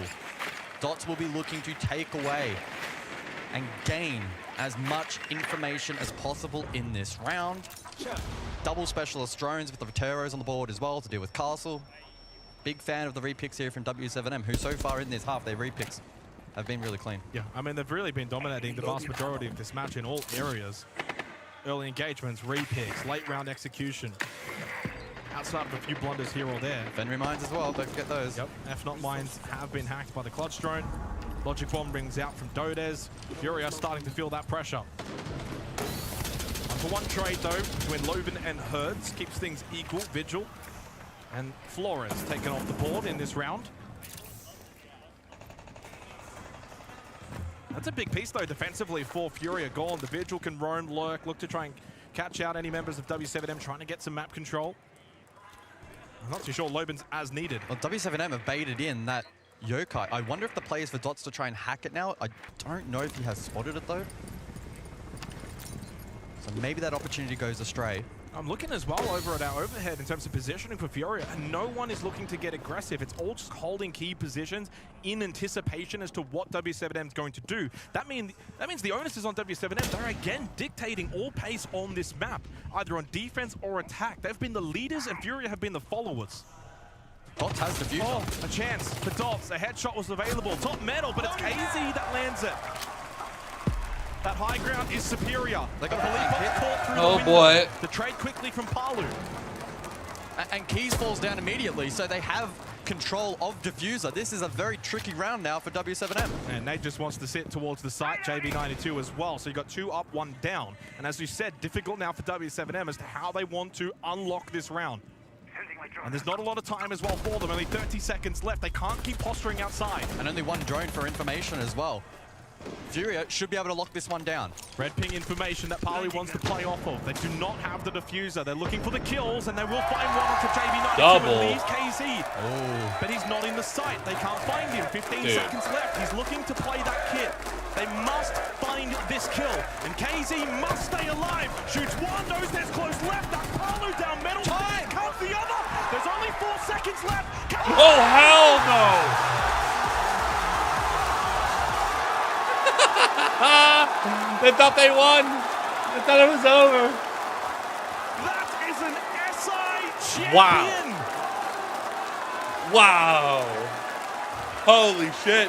And into an Furia is not dead yet. W7M. Na minha opinião, Tag one. I'll tag one. Se for banheiro, a gente joga na horizontalzinha. Fazendo ele ficar afobado com essa situação toda. E se for a gente jogar penta. They played the music and everything, dude. Qualquer coisa a gente banga lá em cima, faz qualquer coisa que não tem warding pra cima também, tá ligado? A banheiro também. A 2 não é bom no banheiro, né? Sim, tem esse gatilho. Mas o melhor disso, eles estão afobados, mano. Eles estão querendo responder, tentam se salvar de qualquer maneira. Então faz eles indo acima. Vamos jogar nessa intenção, tá? Esses splitzinhos, você acha? Os dois, acho que 2 é a única que a gente pode fazer fora as 2 horizontal. Pra mim, a gente joga por horizontal e deixando eles vir afobados pra bater. Tá. That is the most animated I've seen Norris all tournament. He's typically calm, cracking jokes, smiling, chilled out, but that moment there was enough to get him off his seat, call that tactical timeout, and rally the troops. 4-6 the scoreline now. An incredible play from KZ, but it goes all the way back to when he gets that kid on the floor and plays that as the win con. I mean, that's the beautiful part about the story of that round. He gets a key kill, gets Diffuser on the ground, and then finds all 3 kills. Time was a big win con as well, potentially, in that particular occasion. There either. But he gets out the short, he gets the kill, doesn't play timid. Now, is that enough to light a fire? Yeah, I think so. Under Furia, with 2 more rounds required to force OT. KZ is now 12-7. Top 10 rated player at the tournament so far. Plus 18 KDs, 71-53 coming into this match. No surprise that he was able to clutch that out. But how the W7M respond? Because again, Furia has not really had the ability to control a large portion of this map. And they also have to make sure that the moment doesn't get to them and they start getting a little silly. Unneeded runouts or trying to play over-aggressive siege. Stick to the fundamentals. Because to be honest, W7M have been controlling the vast majority of this map. And Sens to make their first appearance in this match. 9% presence at the event. A win rate of only 38% though. But it has impact on border at times with the ROUs, and those shield screens, of course, now can be toggled. Well, we've typically been seeing it in counterplay to the water. Warden has been banned out. The Warden also doesn't affect the shield screens anymore. Exactly. Triple shield ban as well, which means for W7M, over towards he stares, and Philippe hits the headshot onto Dots, who got aggressive on the fuse. The one shield that... Oh! Goes down for the knife! And that's headshot for KT, and Furia fighting that magic!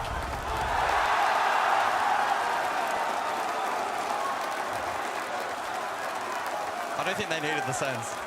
I don't think the Sens mattered Cam, whatsoever. thoughts. Cam, thoughts. On home Cam, soil, what are you thinking right now? are able to Cam, what are you thinking right now? wild card that they have in them to Oh just go boy. nuts. What do you think right now, Cam? From What do you think right now, 5-1 Cam? down, 6-5 to W7M. This organization has been on that side of that story, but this team told that story. They made it happen, and they look to do it again. Uh-oh. It's not going up. Well, it'll be a short highlight package for this round. Philippe Pox under pressure. One followed up by the second.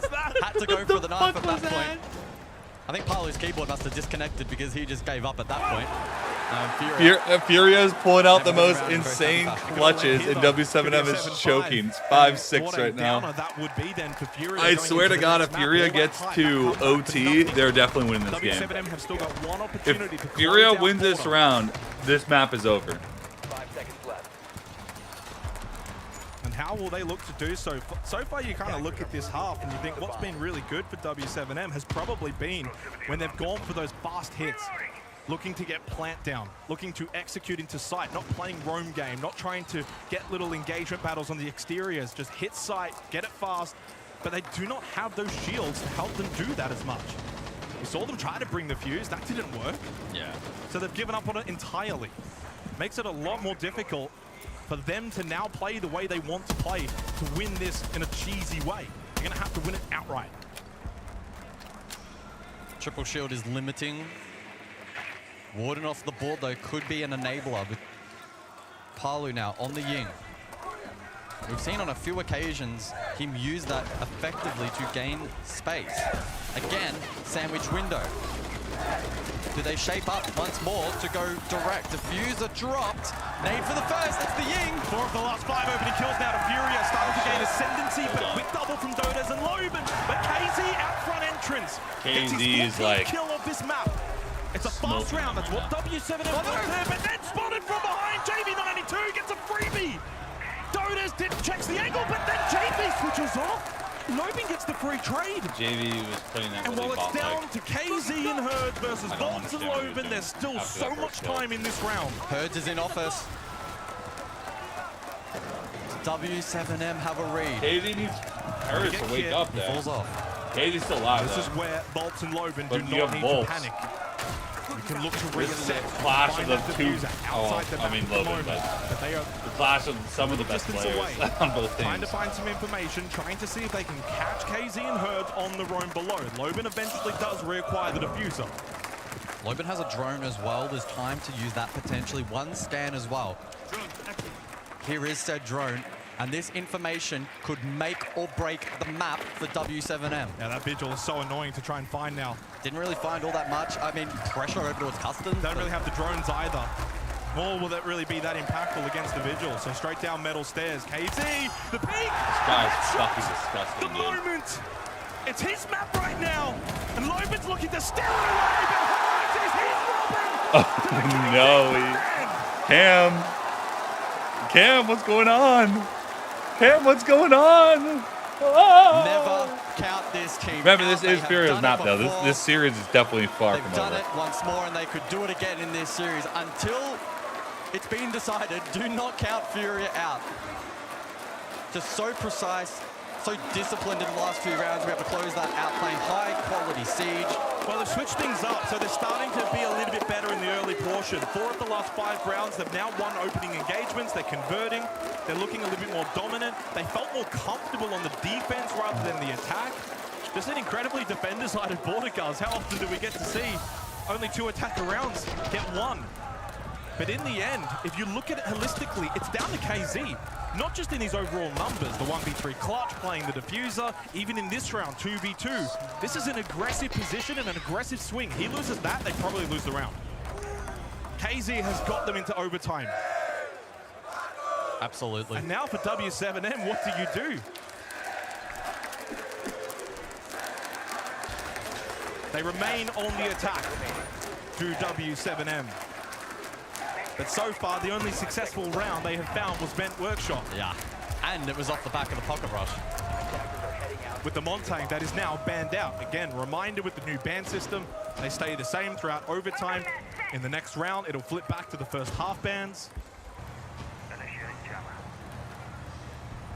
Amaru in play. Yeah, I mean, maybe that's the alternative. Fast rush Amaru grappling hook, but it's not as safe, it's not as comfortable as having a shield. Yeah, I'm quite curious to see what the endgame plan is for W7M and if they are really going to be able to extract value from the hook. Yokai's again in play from Furia. We don't see. Well, they've got Frostbats as well, Goo Mines, Yokai Drone. They've got ability to. No, Jimmy, because this is a knockout W7M. map. This is I think for W7M here, they probably just have first to go map. a little bit more conventional. When a team's on the verge of knockout, dual fake comes up. For the fast hit, rather than You trying can't to do it all at overuse once. it. And so far with You their know what? posturing on the map, This is a haven't banger got game. full peak of that map pressure. I agree.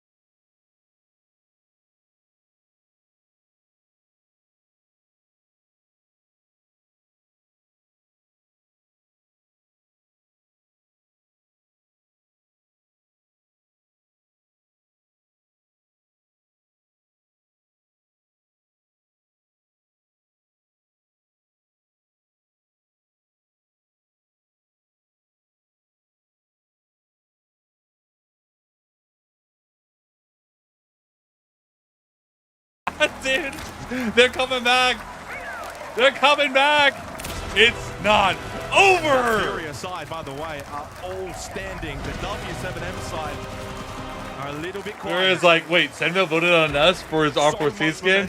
Bet. Furia. Lost a lot of drones to begin. Say early. less. Decent start for W7M in managing that drone economy of their opposition. It won't be direct here. At least not initially from Furia.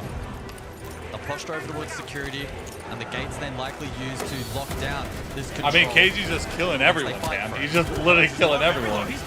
Oh.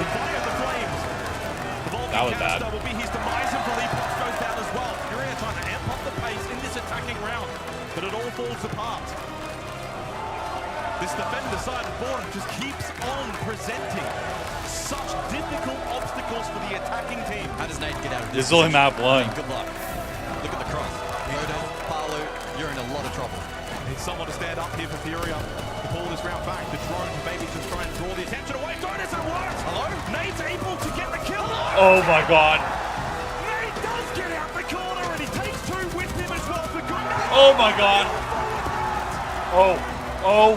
Dalton a 1v1 against KZ, who's been so instrumental. 1v1 against the best player on Furia. Good luck. Can he put that nail in the coffin and hammer that coffin shut?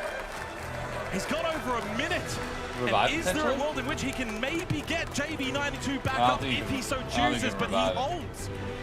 He calms down and wants to see if Dots makes a move. Problem for KZ, no info. Nobody in his team watching drone. KZ already so many. No way.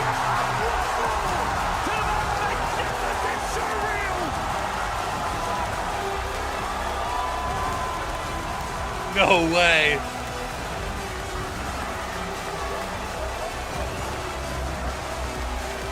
That was a wonderful masterclass performance from one of Siege's Map 1, by the way. Heroic 18 and 7 individual clutch performances.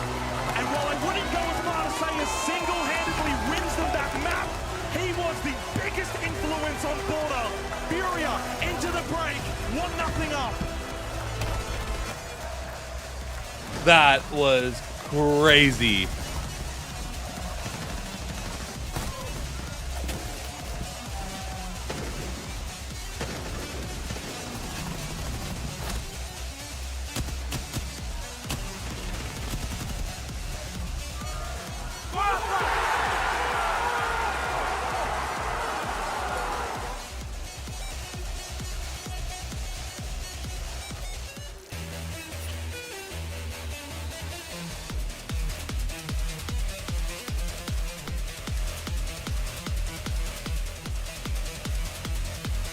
I honestly don't think that CAG is going to beat either team that wins.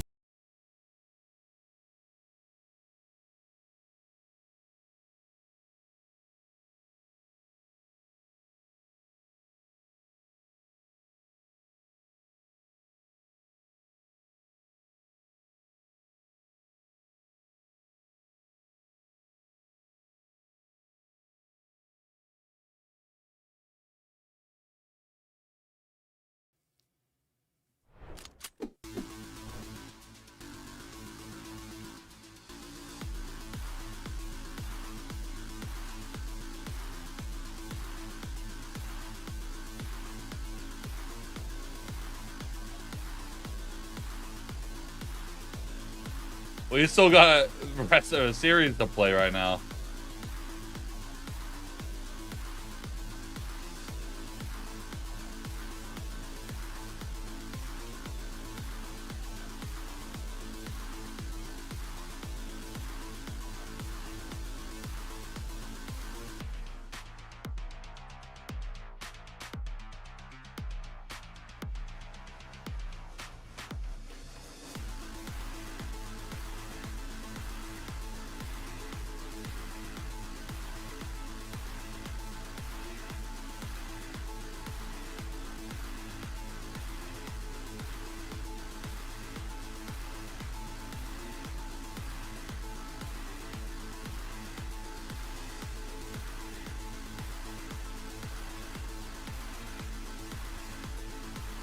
Saying Herds is the top 3 player is insane to me.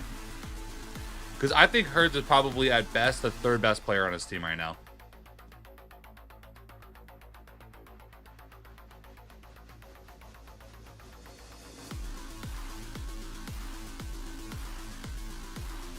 Maybe 4th. even.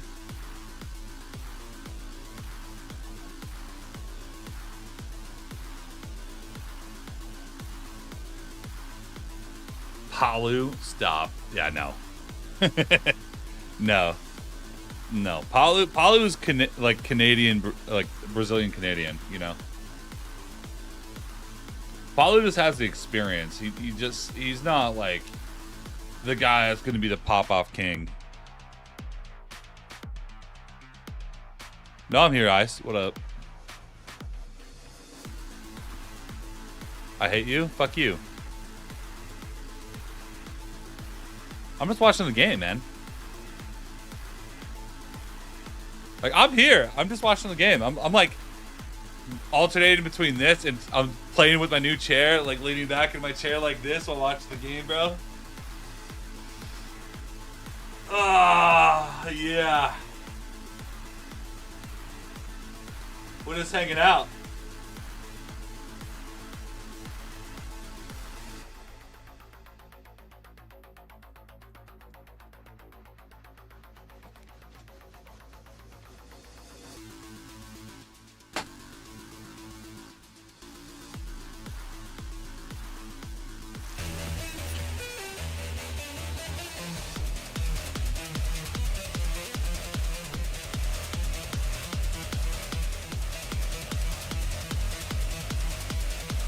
This cock off, damn. Border is the best Furious map, That's tough. and you wanted to play, you didn't ban, and it seems like you had a plan. What went wrong?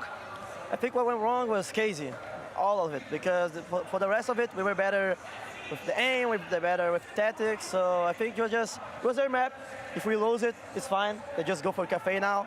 And yeah, Casey sometimes just does things, so yeah, whatever. Casey being Casey. What went wrong? KZ. I mean, how else? I don't think we could put it better Ice, in our I'm ready. own words. Jack, Ice, hold on. Let me get ready. Face the window. We witnessed here in Rio de Janeiro. We have just All right, witnessed I'm one ready, of the Ice. best maps of Rainbow Six Siege played in a very, very long time, Rob. And both me and you, Leo, we've got to start out. We've really got to give W7M their props. They came in with a game plan, particularly on their defense. And actually, Love to be confident. You gotta be confident. They're playing like 5 minutes. Defense, they were aggressive.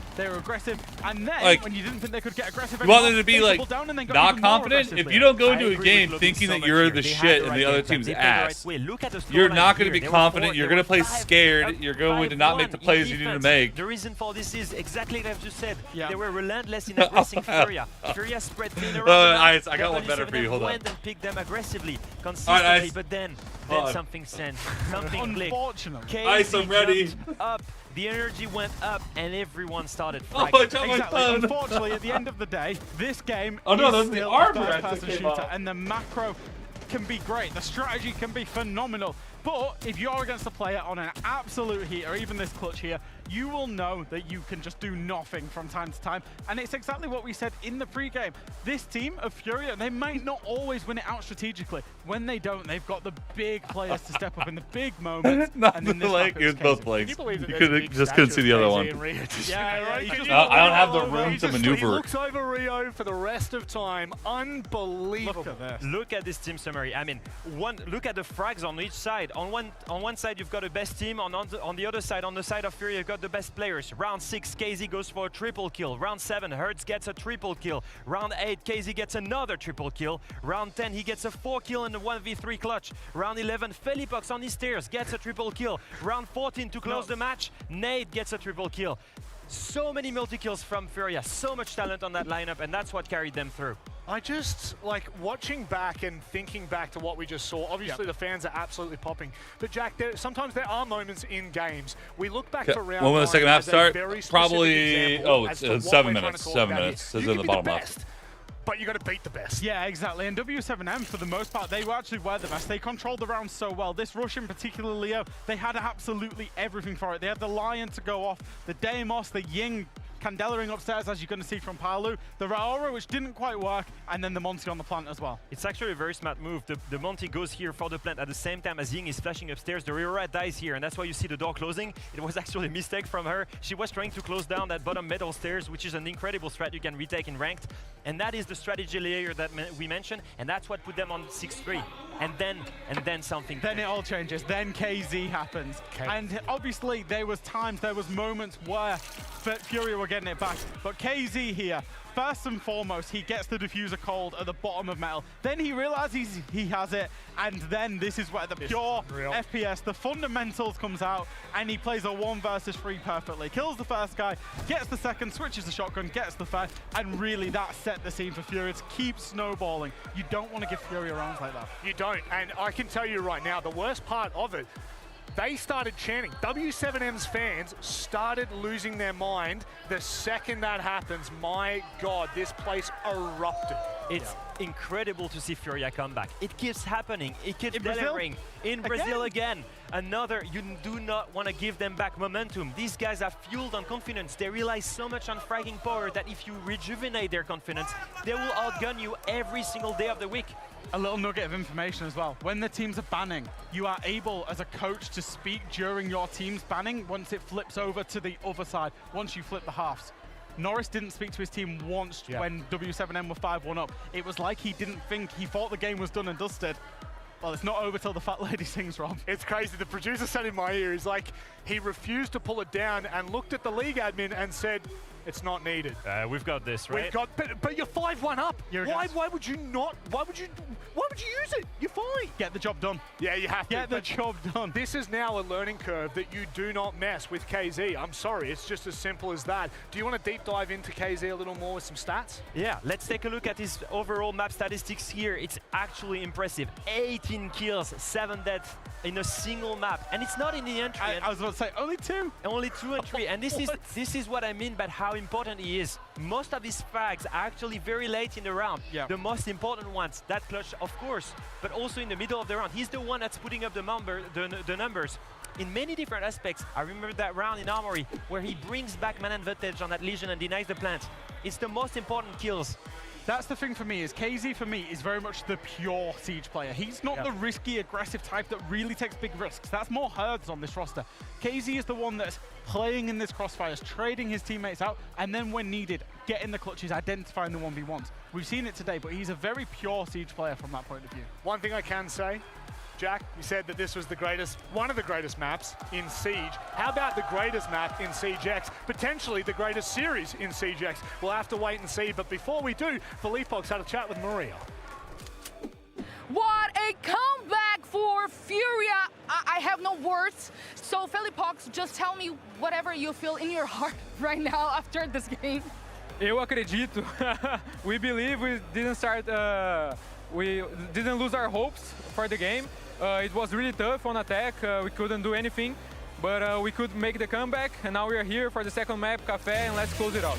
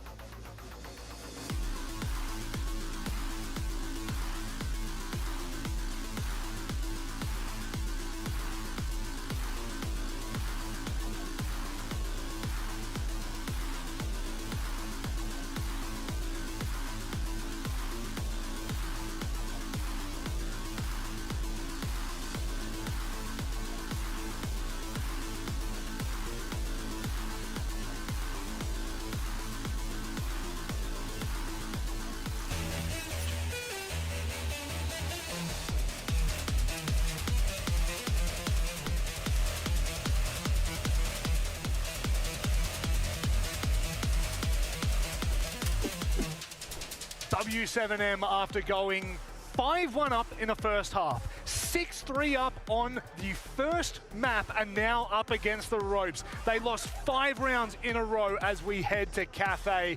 I mean, it's not a death sentence by any means, Leo, but God, that's a hard way to turn around. It's a hard way, yes, but I wouldn't be too worried. The reason for this is, and they've said it themselves, Lobin recognized it, they were the better team, and I will agree with them. They had the plan, the better execution, the better synchronization, and they're back on their map pick now. And that's the thing, over a long period of time, over a best of 3, you would expect the better team strategically to win as long as they can back it up inside of the server. The big thing for W7M is just get rid of the last map out of your mind. Just focus on Cafe, ignore Border completely. Yeah, focus on the first map, and then who knows, we may well get to the third, saying first map like it's a BO1. Of course, one of the big talking points though, Furia start defense on Cafe, Leo. And that is huge to me because that's exactly where they made their comeback on Border. Now they will do so on Cafe, the very map on which they beat the world champion FaZe to qualify to the quarterfinals. This is huge. It feels like a risky map pick from W7M. They've clearly seen something. You would expect some kind of counter strat. They've seen Furia play it. They want them in that comfort zone. They want them to do the same things. But like you say, start an attack, you need to execute that well, because defense on Cafe, it could snowball really fast. And the best team in the world at snowballing is the one that's starting on defense. Well, W7M are down, but they're not out for the count just yet. We're going to hear from the coaches before we jump in to Cafe. How's the vibe right now? You just lost the game. You were so close to win. Cara, tá bem de boa. O Border é o melhor mapa deles. A gente já sabia, resolveu enfrentar. Então a gente tá bem ciente disso. E Café é outro mapa, Clube é outro mapa. Só esquecer o que aconteceu e bora. You're really calm, you know, Border is the best, Furious maps, so, you know, just take it easy, go and play, they're fine.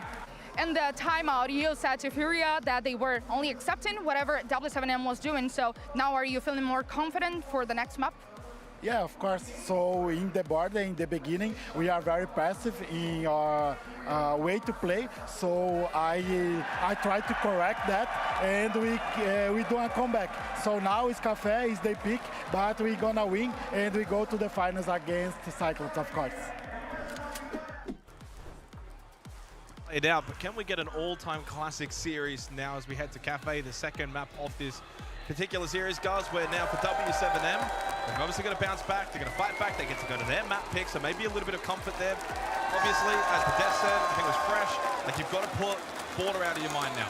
It's hard to do, but you've got to find a way. You got to try, right? They're facing a 5-round loss streak going into attack Cafe. I don't think I really need to go much further than that. This is going to be a big challenge for W7M. Yeah, and I think also for Furia as well, you probably don't want to worry too much about what went wrong in that first half, because they found themselves 5-1 down. Yes, they got the response in that second half themselves, and they too probably just need to put Border out of their minds now. Move on, next map, one at a time, focus here. And intriguingly, the social predictions has not really changed a whole lot. Still that very much 50% split as we head into Cafe for our second map of this second semi-final. Let's see if W7M can give us an all-time classic.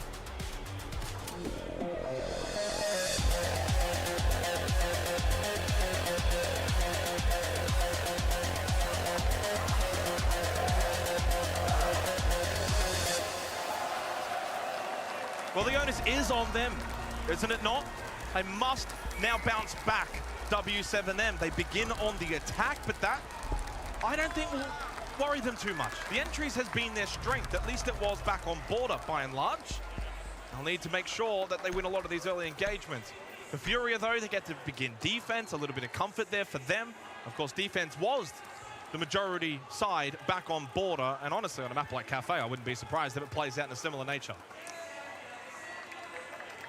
Yeah, we've seen a lot of the Brazilian teams here at the event, especially on Cafe, play a very slow build-up style of Siege, and so I probably anticipate that we'll see that again between these two. And it's going to come down to very minute details to separate them, of course. They both play each other often. They both have a very good sense of the local meta, and that's going to translate into the server for this particular matchup. So anticipating the pacing, especially compared to Border, the tempo to really slow down. For the attack, it's about chipping away at map control, trying to suffocate the defense as much as possible. And for Furia, who begin on defense, Don't give away anything for free. Be willing to contest and be fluid if you need to. What about the fact that Fresh brought up that Norris at halftime 5-1 up, they have the ability to talk to their team. He told the admins, I don't need to talk to my team. He said no, he didn't want to take any time. He felt like they were in a very comfortable position, and while they were, it didn't end up that way. And maybe would have been a good moment, and if you're in a similar position at halftime here, you'd probably say, boys, can you close it out this time, please? Well, KZ came to spoil the party. Leading into this map, or the earlier map of Border rather, KZ had not won a single 1vx at this tournament. He wins 2 massive clutches back on Border to win his team the map. You can't, though, just rely on the singular player. KZ to have back-to-back massive historical performances, that's not on him to do that. So now others have to stand up, whether that be someone like JB92, Hertz, or Felipox. Obviously for Nade, he's more of a support player. And for W7M, Palu had a very quiet map 1. It was not great. Again, he was the highest rated player for W7M coming into this series. Only a 69 EPS. Very little impact. 0-1 entry and 6-12 was his KD. So I'm looking to him to be a little bit more influential here on Cafe. He's always been the bridesmaid, and while there may not be SI implications for this tournament, imagine he walks away with the feeling that another one went astray. I could have won this one. There could have been my event. So looking at him as well to step up. It's been a great tournament for him so far. He has, yeah. He's been the best player on the team. Yeah. And Cafe as well, in nature, I'm expecting 2 Brazilian teams who probably will play a little bit more methodical. Nitro. Nitro, JB, well, he doesn't actually get to hit anyone. It's Dots, he finds one, and then a second. He's just straight in towards Bar. We've all missed this one, but he does go a little too deep. In towards washrooms, and Felipox finds 2 back. An answer for Furia was required. Okay. E1D from Volps, and a Logic Bomb now available for Loban.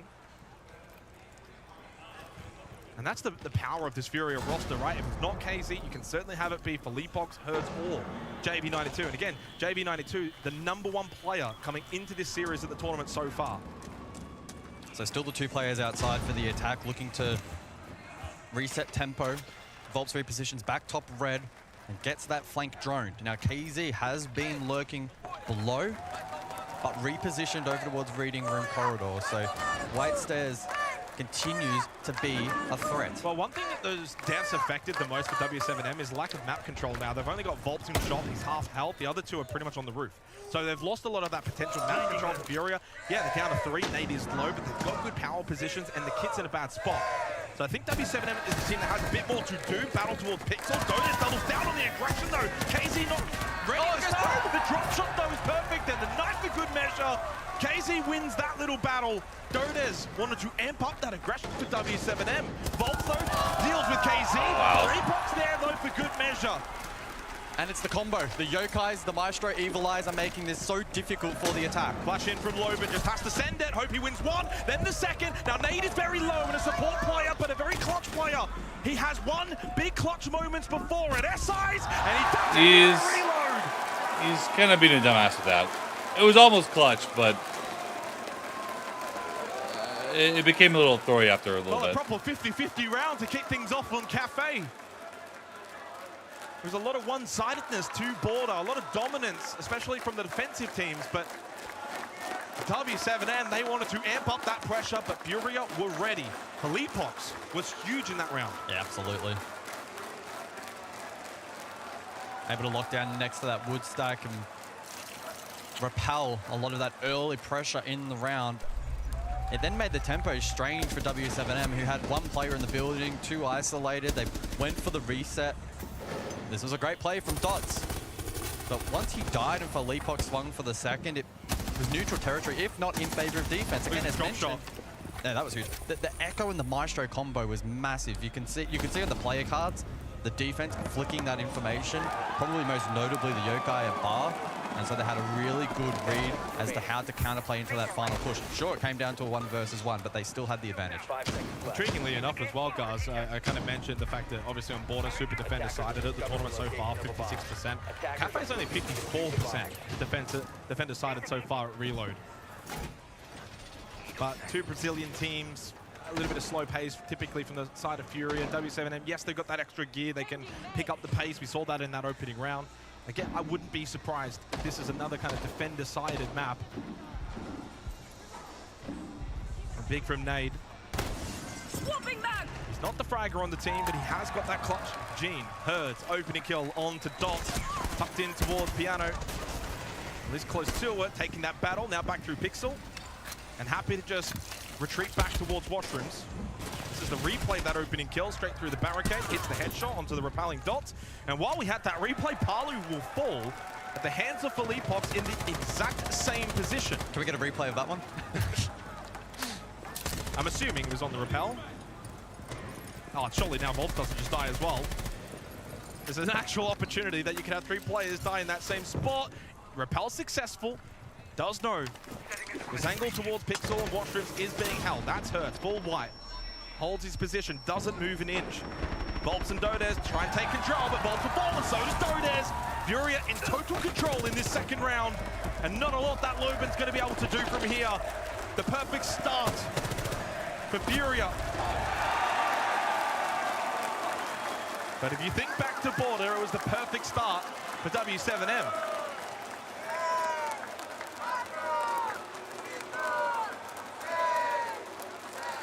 Yeah, really good way to open up the defensive account here for Furia.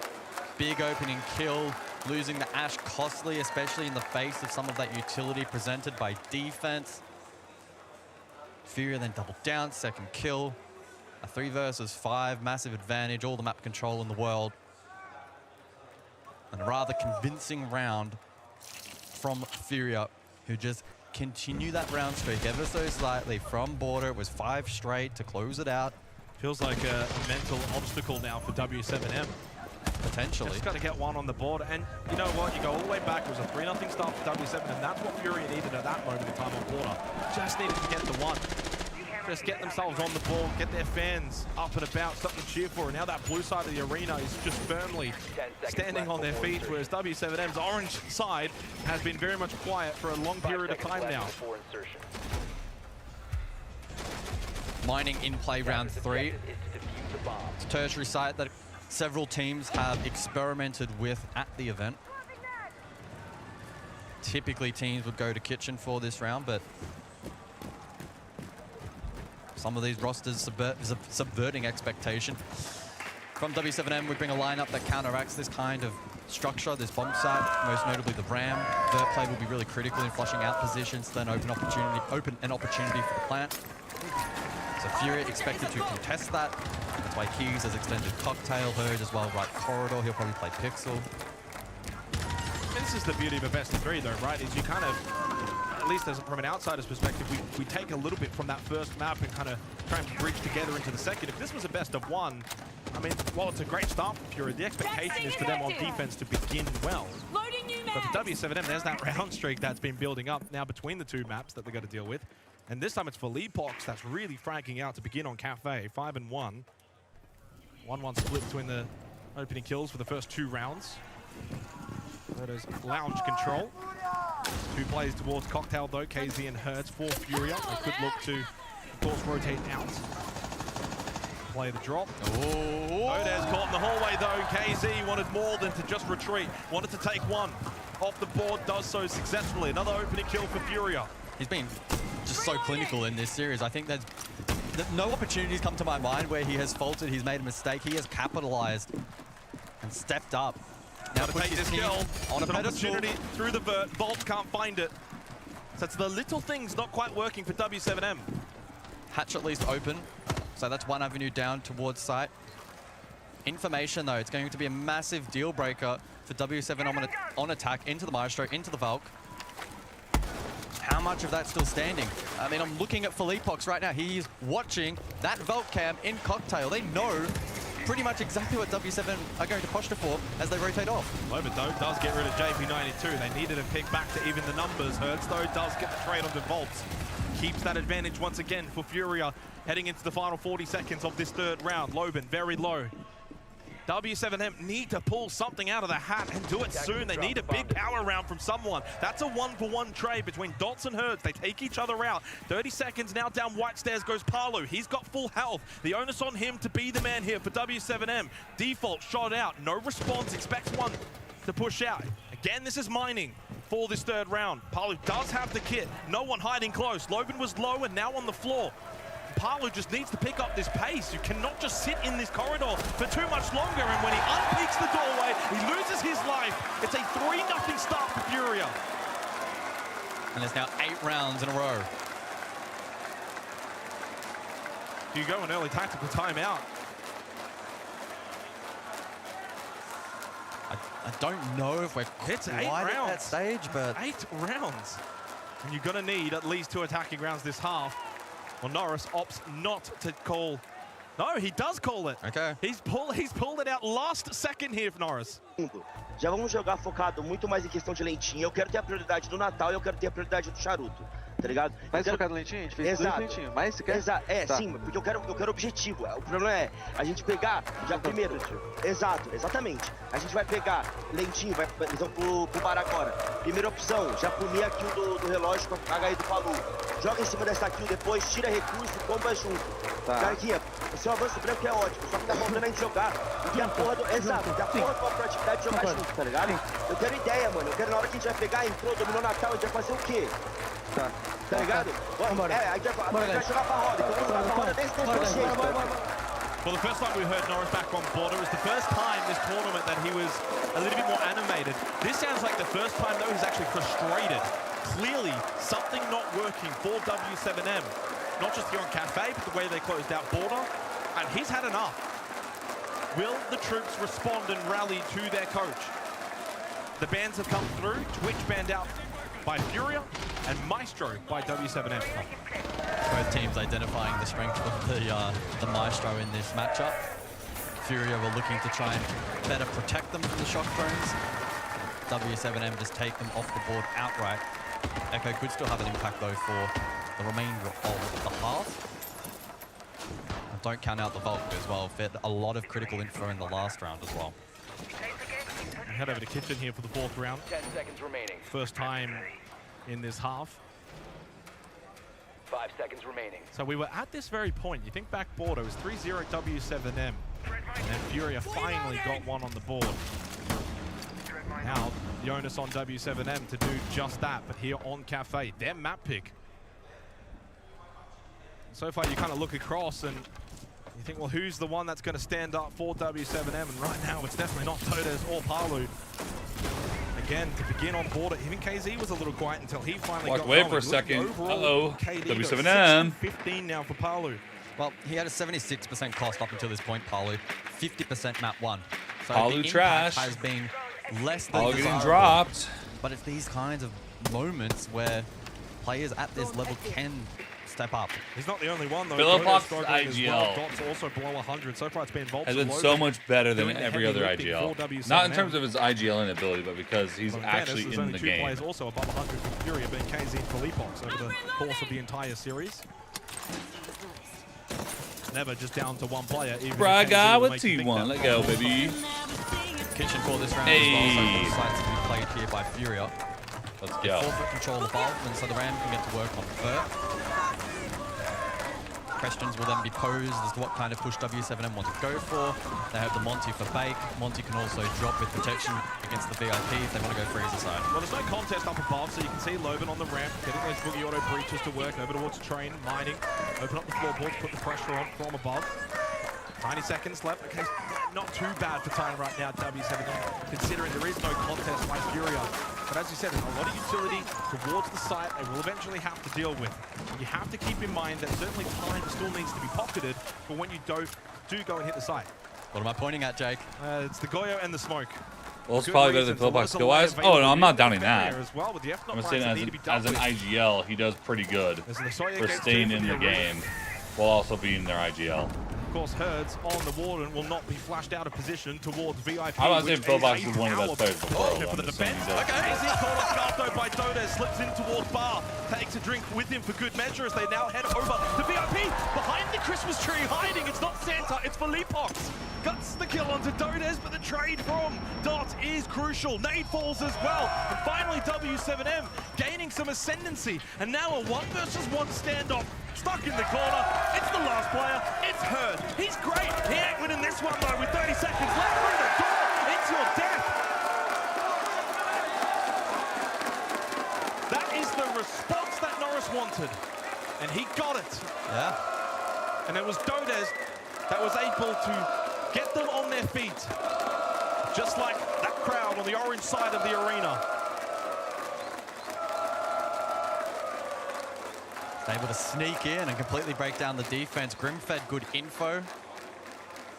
And that was a great way to counteract the playstyle there from defense. It meant that they could essentially ignore Warden VIP until the very end.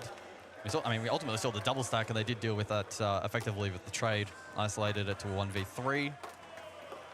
And a much better approach from W7M. It screamed confidence. We'll now go over to reading. Yep. So all sides to be played, as mentioned. Now we did play Bar Cocktail, Mining, Kitchen, and of course now Reading as well. Going around the world. Well, surely is Furia. They do still have that 3-1 lead. It's only one on the board for W7M. Do you think 2's the pass mark here? Probably. I think that's probably par, right? Like that's probably possible. But they've got 2 opportunities to find that second attacking round. You gotta remember as well, Furia not the greatest entry team. They're very slow. Cafe can really bear down on them. So if W7M do get that second attacking round, I think it sets them up nicely for the second half on their own defense. Which they were excellent back on water in that regard. Long ways to go though. Herd's aggressive in Cigar Lounge. It's been successful in the past. Oh, aggressive indeed. Runs straight at that window, straight into the danger. But this time, caught. 2 players on the rappel either side. Dodes will get the kill onto Hertz and says, no, not getting away with that one. For the second round running now, opening kills for W7M and just starting to get themselves back into this series. They've finally broken that round streak. They've begun back on border, ended in the previous round. And they begin their own streak now. And get rid of the Azami as well. No keeper barriers generating throughout the round. Double down onto JV92, who had no impact so far on Cafe. Volts has found a big kill. A 2-player advantage now for W7M, and so much time still remaining in this round. Red ping intel to the player inside of Cocktail. They do lose Palu though, but you've got to get this kill. He is very much stuck on an island. And while Felipox comes to aid, he cannot aid, and it's a full white nade from the flash. W7M will make it 2 rounds in a row. Attacking rounds at that. And they're starting to find their voice once again.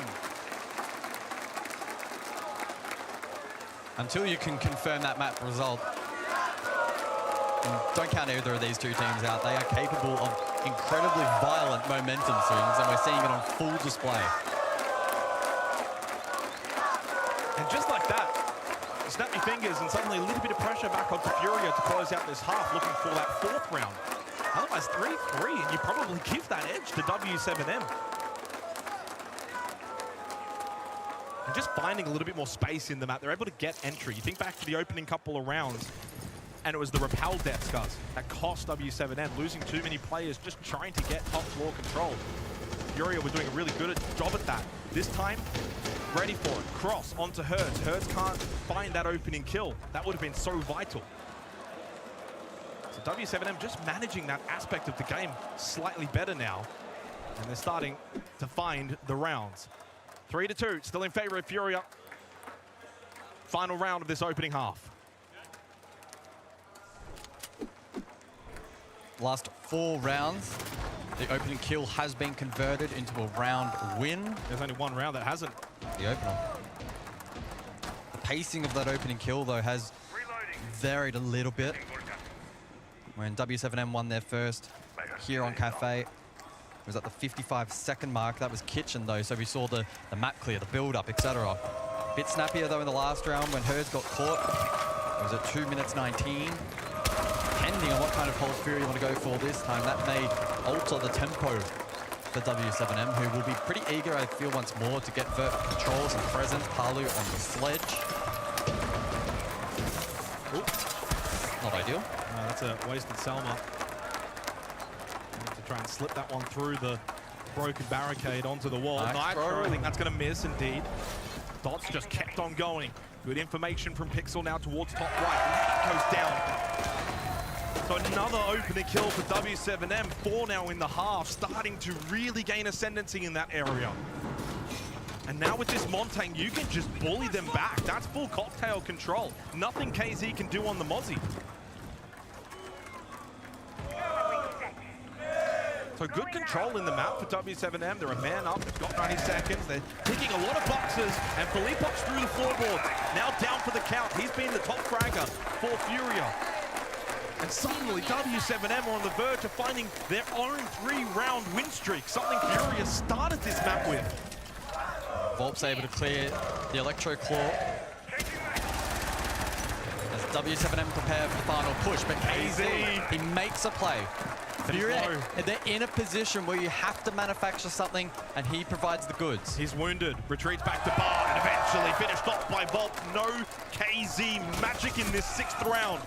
JV can barely move, pressure at all sides. The Montang, not what you want to shoot at. Hertz will go down, and to follow will be JV. A fantastic way to close out the opening half as W7M tie things up 3-3. Now get to go defense on their map pick. They were surgical in the way that they were able to break down those defensive holds. The entry was massive. Dodez in the last 2 rounds of the half doing a phenomenal job. In fact, he actually got all 3.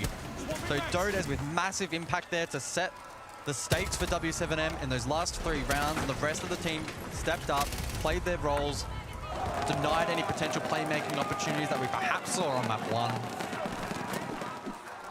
And now they've set that platform. 3-3 scoreline, arguably an advantage now as they go to defense. Just seeing the bans, guys, actually, and it's been a common trend so far at Reload where you kind of target ban particular archetypes. So you're looking about shield bans or entry bans. What about soft breach bans here by W7M? No buck, no sledge available. Huge emphasis now on operators like Ram to be utilized on sites like Kitchen where you need to try and get train, mining, floorboards opened up. So it kind of strengthens certain sites for W7M. Maybe not so much, say, top floor, but certainly the other site objectives here on Cafe. Love that strategy in terms of those bans. Yeah, and it could significantly shift how these sites are played out. That's the beauty of the new ban system, and we've seen that on numerous maps thus far. I think this is probably the first time we've seen the double soft breach, double vert here on Cafe specifically, and I'm very intrigued to see just how impactful that may be. Scopos in play for round 7, and so Dot's given the license to roam and fall off. Small bake at the moment. It just gives you so much vert potential as well in terms of map control when you're playing the Scopos. Well, the Furia see that and instead go direct horizontal. I think this kind of lineup suggests that could be the case. Rayora can cut off the hallway leading into small bake as a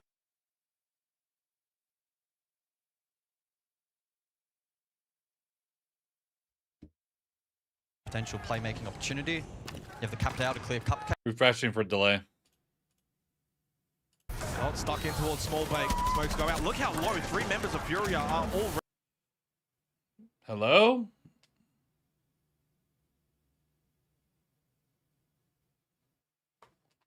Already on the attack into the gas pipe. That's not an entry position.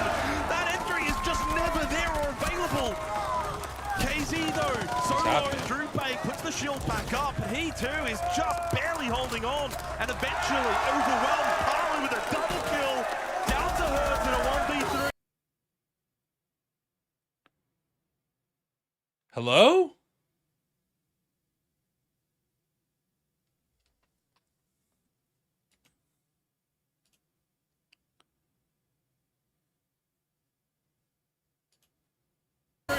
Volt's low. Lots of time though for Hertz to think he.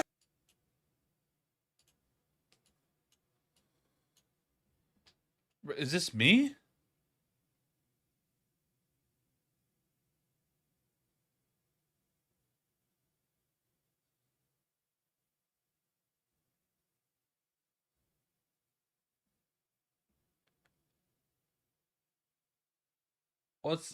What is this?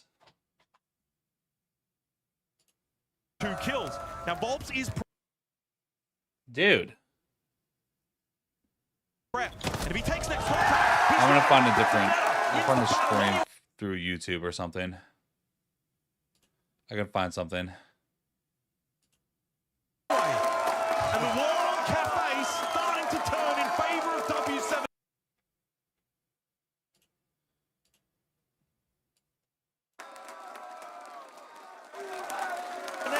As they take 4 rounds straight.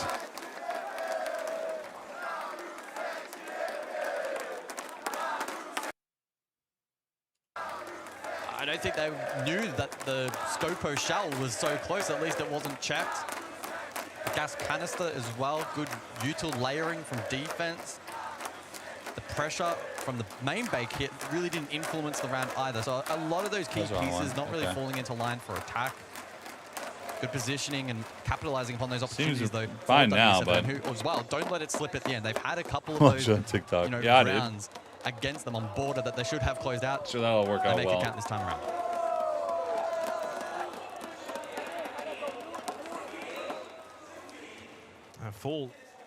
Full control right now for W7M, and unfortunately that control is only interrupted by a rehost.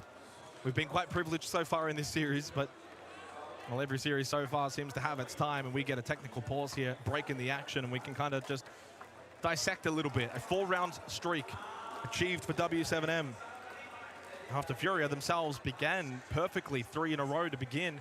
And what do you recall after those 3 rounds? Tactical timeout by Norris. He took it as late as he possibly could. He was animated, and his troops have indeed now rallied. What can Fury do? They still got their own tactical timeout.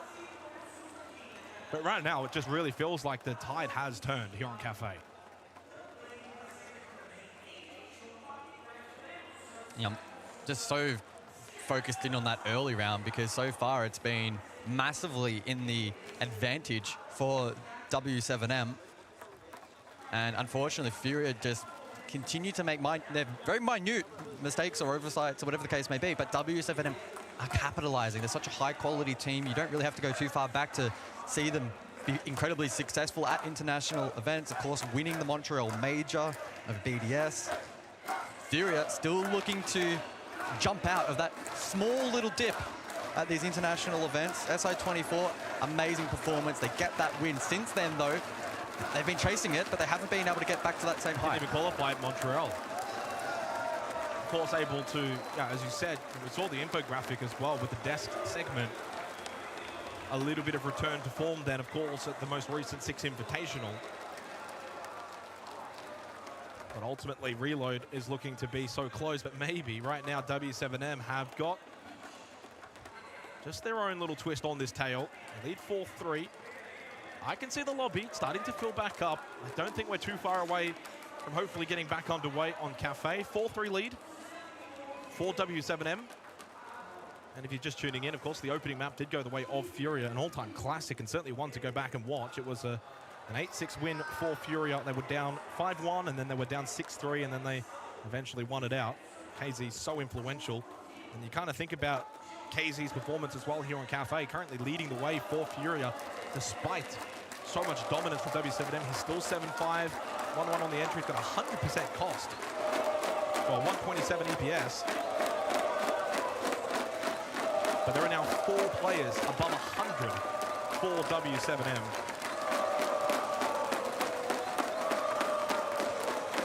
So how do Furia get back into this game? Typically, when they're trailing or have momentum against them, we look at somebody on the team to step up and be the fire starter for the roster. Who's it going to be this time? Well, it has to be JB92 that has to start performing. 1-6 at the moment. The #1 rated player coming into the semi-final. First for EPS at the tournament, 127, a plus 33 KD, and an overall 77 cost. But right now, a 50% cost and 1-6. Severely down on the form we've seen from him so far at Reload.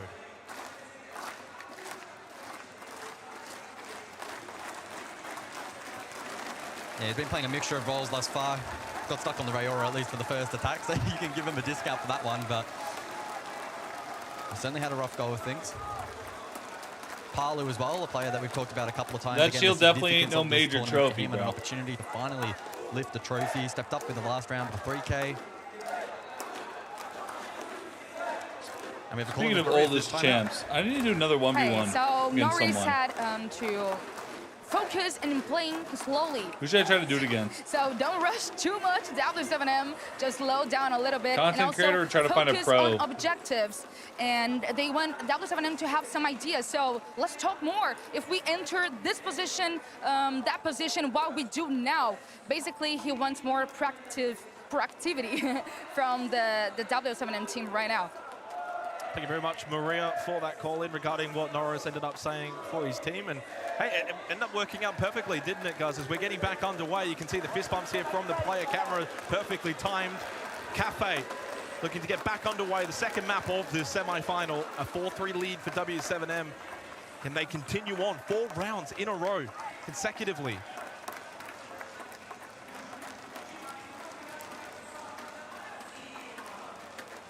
And maybe, you know, you always have these tech pauses, you always have these rehosts, and you kind of wonder, does it benefit a team? Does it maybe reset some of that momentum? We're about to find out who can come out of this break better on the other side of it.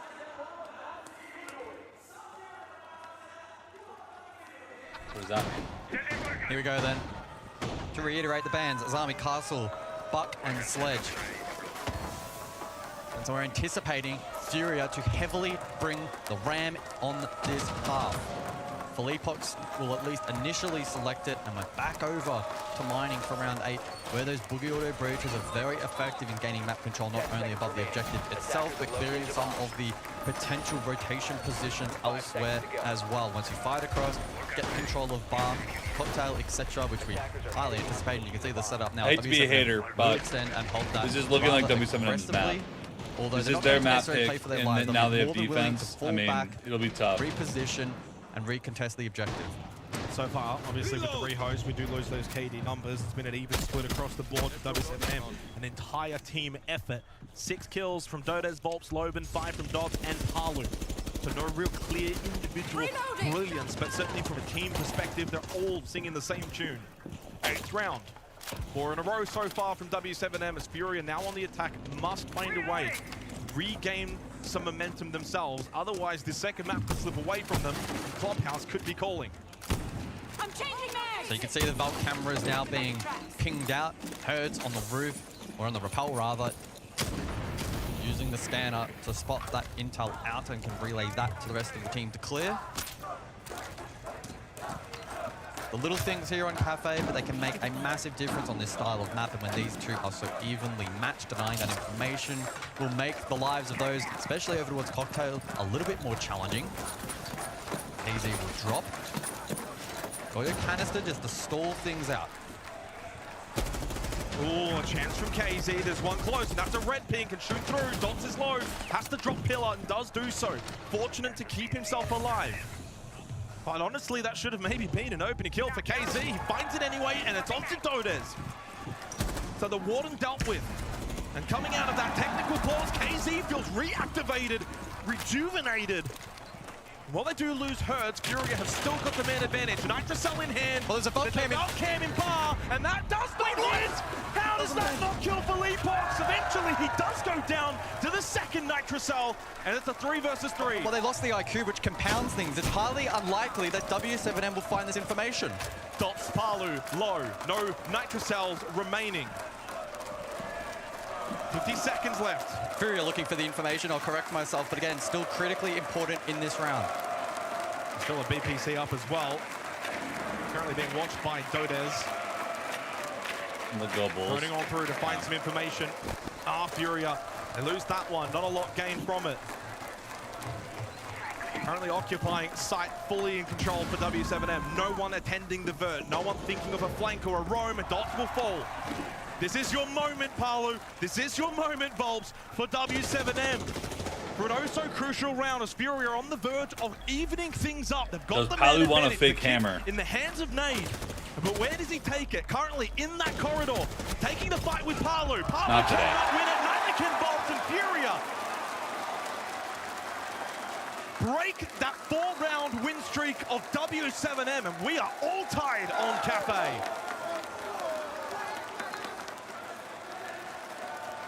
So many Every close time we watch moments Palu, in that round. he's just by himself on an island, utility outnumbered, as well, really and just swung gets it body. both ways throughout the entire few minutes of the action phase, but ultimately we're now even for a piece.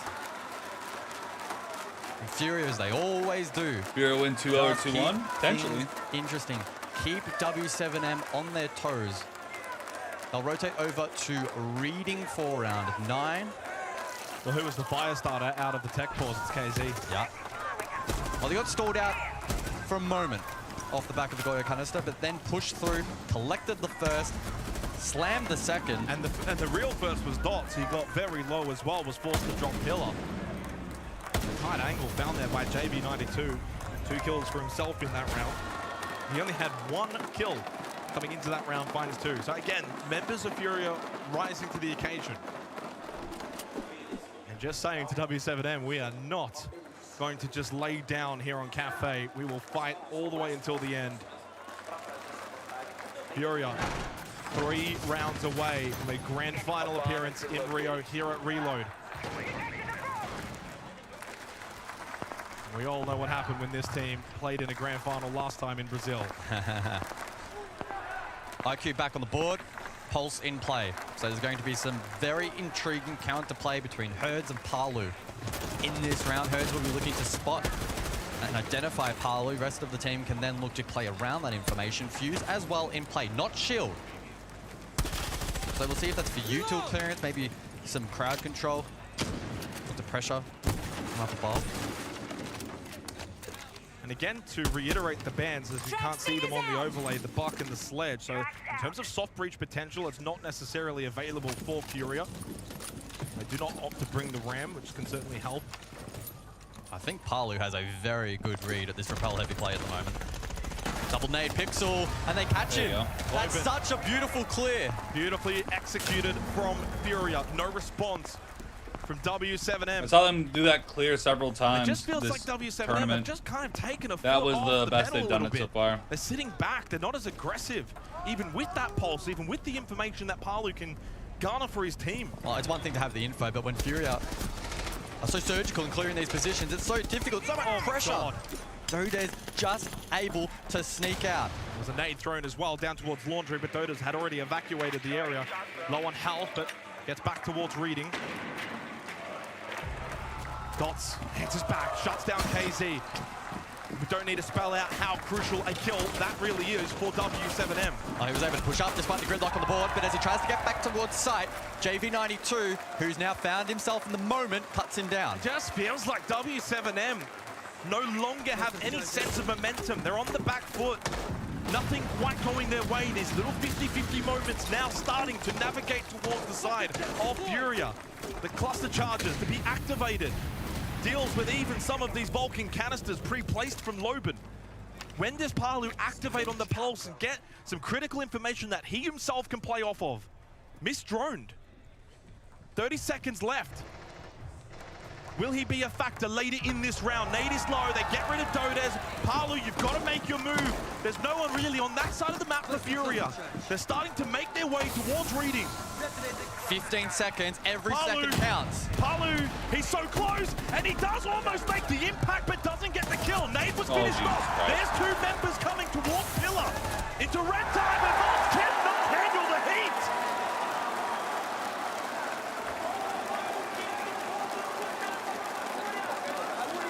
Will Palu stumble again? He had an opportunity to be the win con in that round.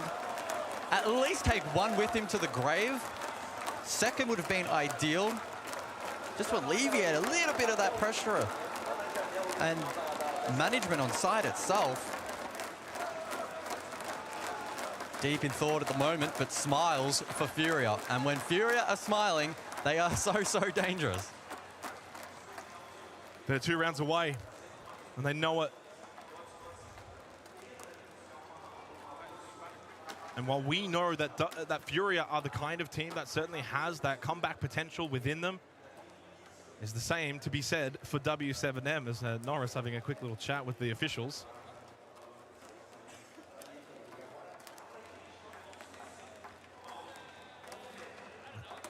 I'm just going to take a guess here. This might be in relation to the bans. I'm not too sure.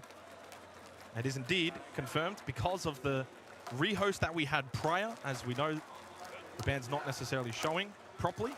And of course now with the new ban system, we are supposed to have a ban phase here. I believe it was the Valk IQ off the board, but we'll wait for... We'll get official confirmation. So Valkyrie and IQ have been banned out, along with the Azami, Castle, Buck, and Slay. I mean, these teams are reading each other perfectly. We've seen so many of these bans thus far cancel one another out. The Valkyrie's been highly influential, and the IQ encountering it, so it makes perfect sense. Replay package of the prior round. In this 4 versus 2, Palu needs to be getting that first kill, and if he got the second as well, it may have made it a little bit more manageable for Volps on site. I mean, saying that, Herds with a perfect sweep around, able to lurk him to that position, may not have ultimately changed the round too much, but still, small moments mattering at the moment. Furia capitalizing as they so often do. Who's going to lock in, though, now for W7M and make this their moment? Make this their time. Yeah. Now down 5-4. They led oh so briefly. Well, Loben. Loben, that is an incredibly early kill. We didn't even get past the Game Pass shout out. That might be the fastest kill we've had so far here on Cafe. Yeah, be right up And there. they needed something like that as well, just to set the tone early. And who is the target? It's Filipov on the Sens. So typically when you bring that Sens, the ROU is a big part of what you kind of want to do in the round. KZ, of course, playing the Ram will be very much their soft breach potential in this round. You have no Buck, no Sledge, no IQ available, no Azami, no Castle, no Valkyrie. Doda's actually electing to push forward after clearing that info. All must win this fight. They've got to find a way to double down and get the 2-player advantage. Well, he does stay alive, unable to deliver any kind of damage, and here comes the Blackbeard in Herds. Doda's overwhelmed. Got nothing from that engagement towards Lounge. Found himself trapped, did have an impact in pocket though to have maybe made a desperate play. Red doesn't execute it though. Just, again, feels as if Furia are finding the way to gain an ascendancy in all of these little micro battles, these 50-50s. It's all just going their way at current.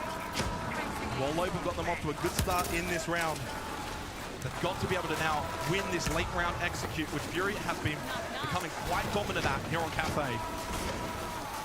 So far, dare I say though, a trend that has continued all the way since the opening round on this map. If you get the opening kill, you get the round. W7M did get the opening kill. Not since the first round has that metric gone the way of the team that died first. Plunge drone sight, but taken down.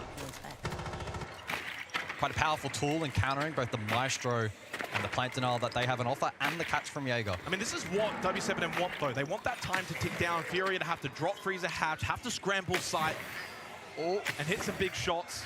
Not in range. Nate is struggling to get that clutch drone, but in the end, he does get it. I think he got the second. 35 seconds, though, and again, that time will certainly be a factor.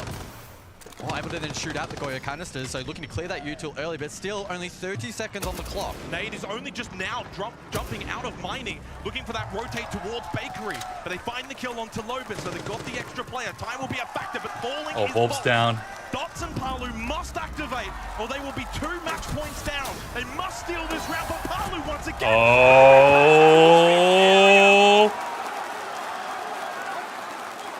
Guys. Guys. To break the hearts of W7M, their former organization, now 2 match and series points up. Tech pause. Looking to book their place in the grand final tomorrow against Cyclops.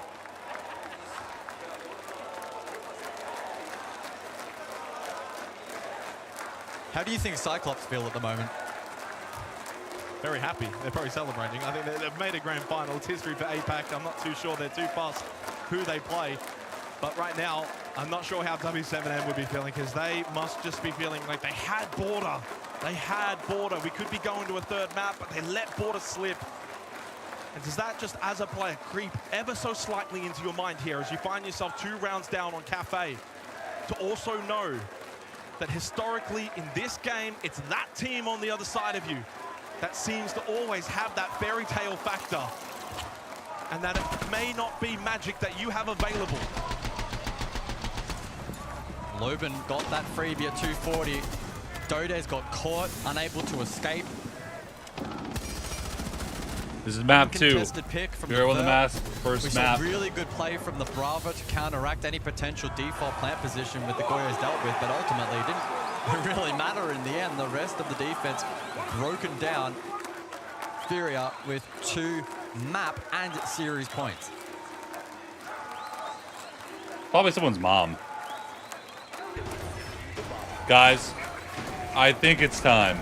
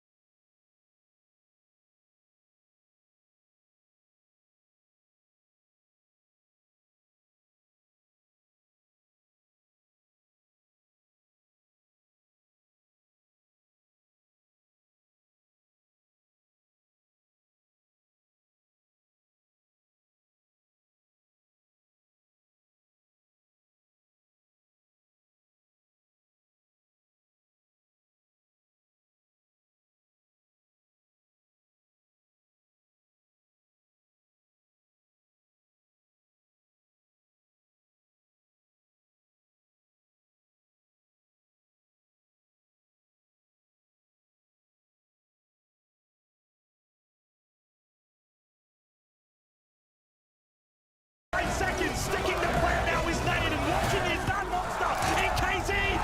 Oh! Execute with the kill, and for the first time of Furia, they make a grand final out of that tier event.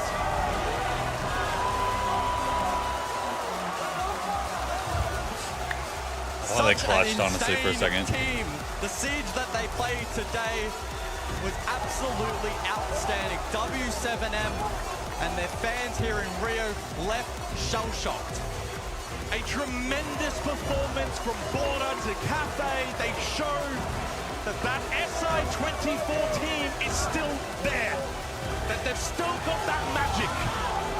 It has not left them as they return back to Brazil. Well, I got 7 points at least, so W. Look to tomorrow to take on I'm the deadass Kings voting of for APAC CAG in tomorrow. I don't even care.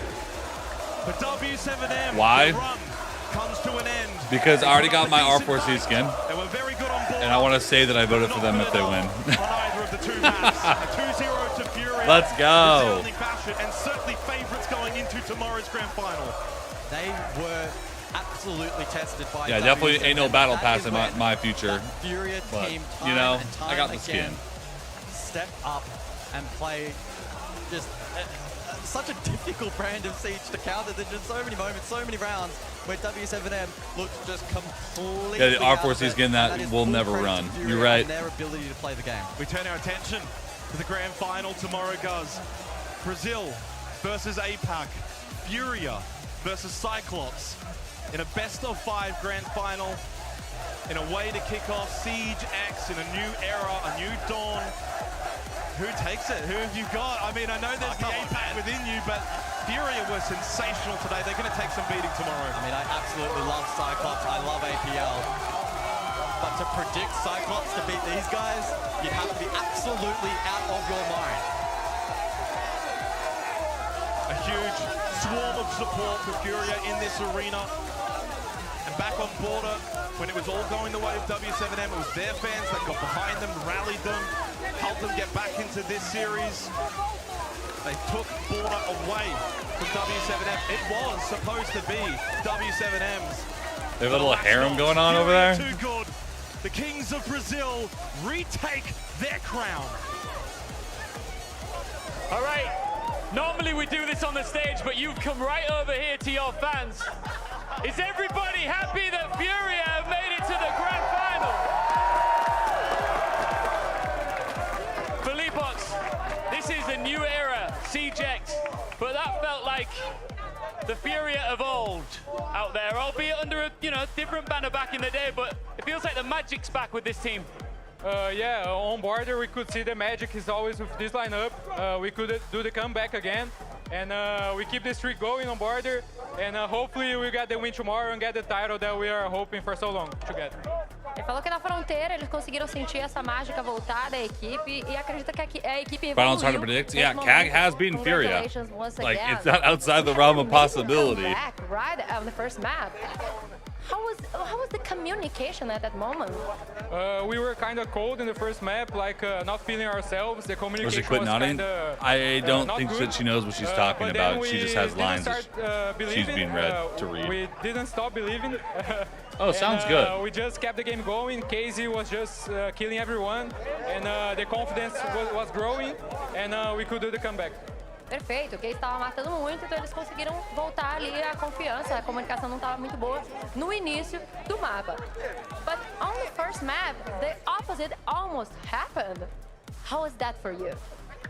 It was really tough to almost lose on a map that we don't lose for more than a year now.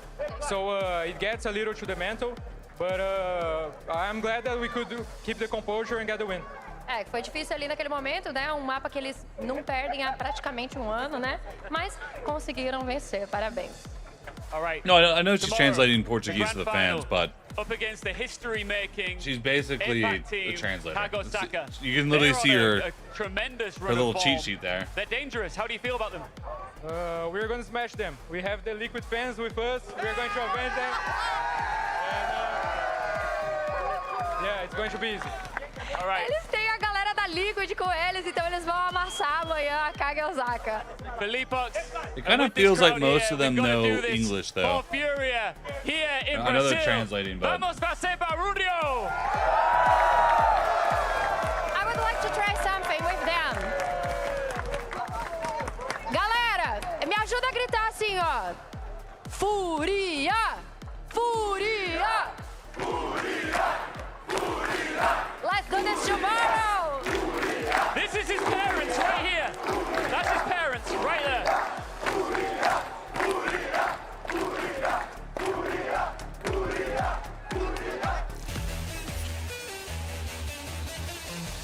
I mean, that's kind of awesome. I'm not gonna lie.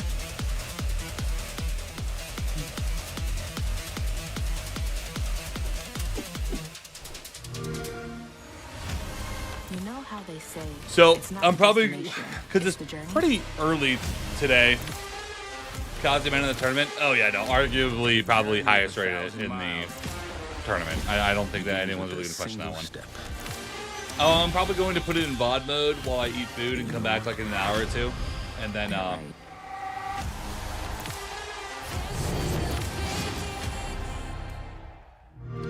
do some ranked.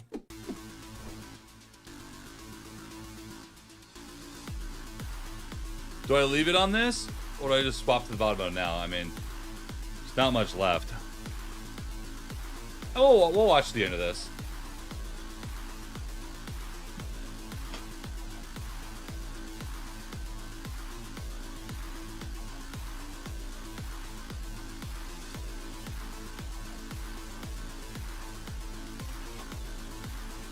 Krusty, have a good one, baby. Peace out, man. I'll be here. Yeah, they're just going to talk about how tomorrow's going to work, so... 97%? I don't think it's over, is it? I don't think drops are done yet. Trust me, they're going to give you enough time to get all the drops. Do not worry. I've been watching it since it started. I'm at 98% for the 6-hour one. Trust me, you are going to have time to get drops. They'll probably have it go on a little bit longer today because it's ending early. Because they know it's going to piss off everyone.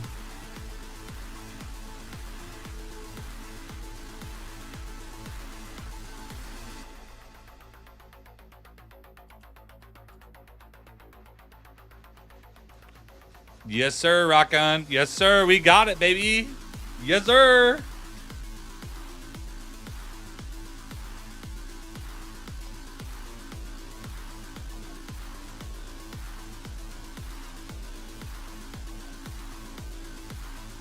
How much just a big bro? I don't know. If you're at like 97%, I am 100% confident you're going to get the final pack. I would not worry about that. Because we still got at least 5 minutes, well, 3 minutes waiting for this, and then there's like, 5 minutes, and then drops don't usually stop instantly. They usually take like 10, 20, 30 minutes. You'll be fine. And they might go on longer today because of how short the day was.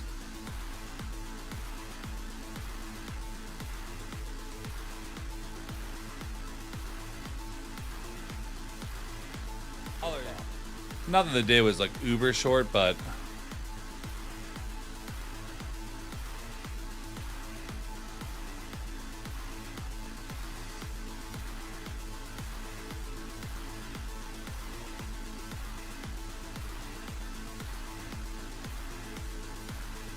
you're 1 point out the skin?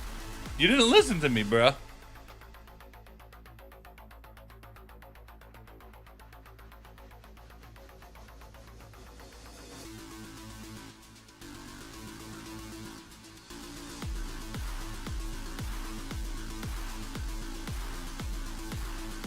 Let me just tell you, Trash. I'm going to tell you right now. I think Furia is probably going to win tomorrow. But I'm betting CAG. Even if I had 6 points, I would bet CAG. Because I just feel like CAG has never been at a grand final before. And I feel like it's their time, finally. Because they're going against a team that they've beaten before in BO3s. I feel like they actually do have a solid chance here. Because Furia is fully dependent on whether Kaze has a career game or not.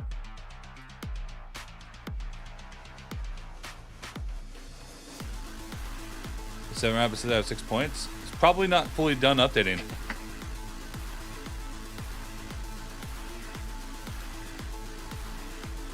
Because I don't think that it's fully locked it in yet.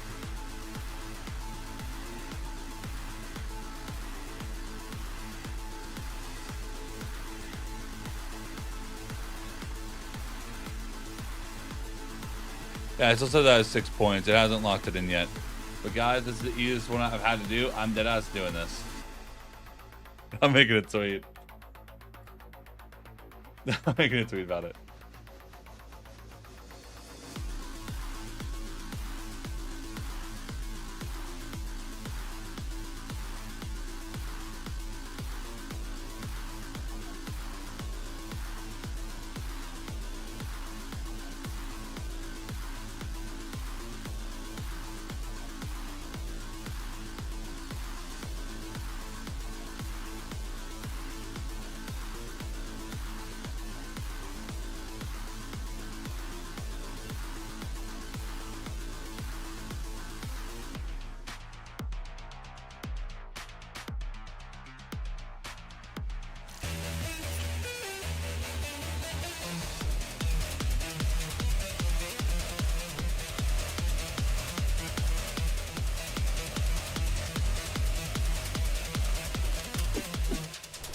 It's undeniable at this point. Furia are the kings of Brazil. I wish I could take credit for that. That comes from Jack. I mean, say a wise man said that, Rob. A very wise man did indeed say that, but it's locked in at this point. I mean, just time and time again, this team continues to show up in Brazil on home soil. Yeah, of course. The last event we had in Brazil, Sao Will we Paulo. watch for Charm tomorrow? Here, brother. I will have drops for literally everything. How have they done that? In the process, I'm not sure when. That's kind of why I'm watching still. I'm not exactly sure. They've knocked them out of the tournament. They've played against Loud, beaten them, main stage. Not sure about the times. No bother. They've played against W7M, Montreal major champions, beaten them 2-0, no bother whatsoever. In this match specifically, there'll probably be a show match, and then there'll be the reveal with the charm, and then grand finals. Probably is how it's going to go. Surely W7M Hi, Charge, have a good one, and then baby. suddenly things click in attack. On Cafe, mind you, again, a map that's heavily defender-sided. Yeah. And that 3-0 advantage on their defense that Fury got out into the lead of. I was Which I bet very, tomorrow, very honestly, by W7M because Fury flip a were coin. playing with the same bands Like that that, they like played dead ass when flip they a played coin. this map against BDS. They banned the Twitch, I'm voting they banned the CAG Brava, just they played because loads of they Maestro, fucking they played loads of Goyo, torched they my played loads chance of getting a Lucy, battle Valkyrie, pass etc. by It was themselves. carbon copy, and we And were they'd beaten expecting teams that W7M I to come into this was being ready 100% for that. confident they were And going to actually they lose. didn't. Fury So I'm got like, you know what? 3-0 in the lead. CAG has In the end, actually that was beaten Furia vital before. rounds for them that they needed as they So, started to come back in that map. Look, one I thing just gotta always say, thoroughly CAG. enjoy watching in Siege is the impact of timeouts. I mean, Norris calls it. They're 3-0 down. They've lost 8 rounds in a row, Leo. Boom. And all of a sudden, they just find their way back into the game. Such an impact.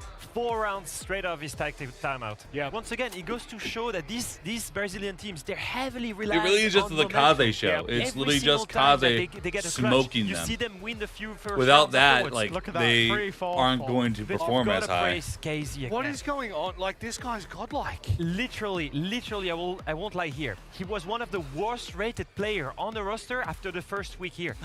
He suddenly stepped up, and everything that they clicked, when I talk about momentum, the phase game. After phase game, he was the MVP. Look, and once this is again the reason here, why they won. 32 Kaze, kills, look at him. 13 death. Look at the consistency smoked across them. 2 maps, Leo. He's just so good, and it's amazing to see these guys Smoked step them. up finally. Because when you remember this team, since SI 2024, Kills they per were in the round, trenches, double they anyone struggled. on his Did they team. make any Double. roster change?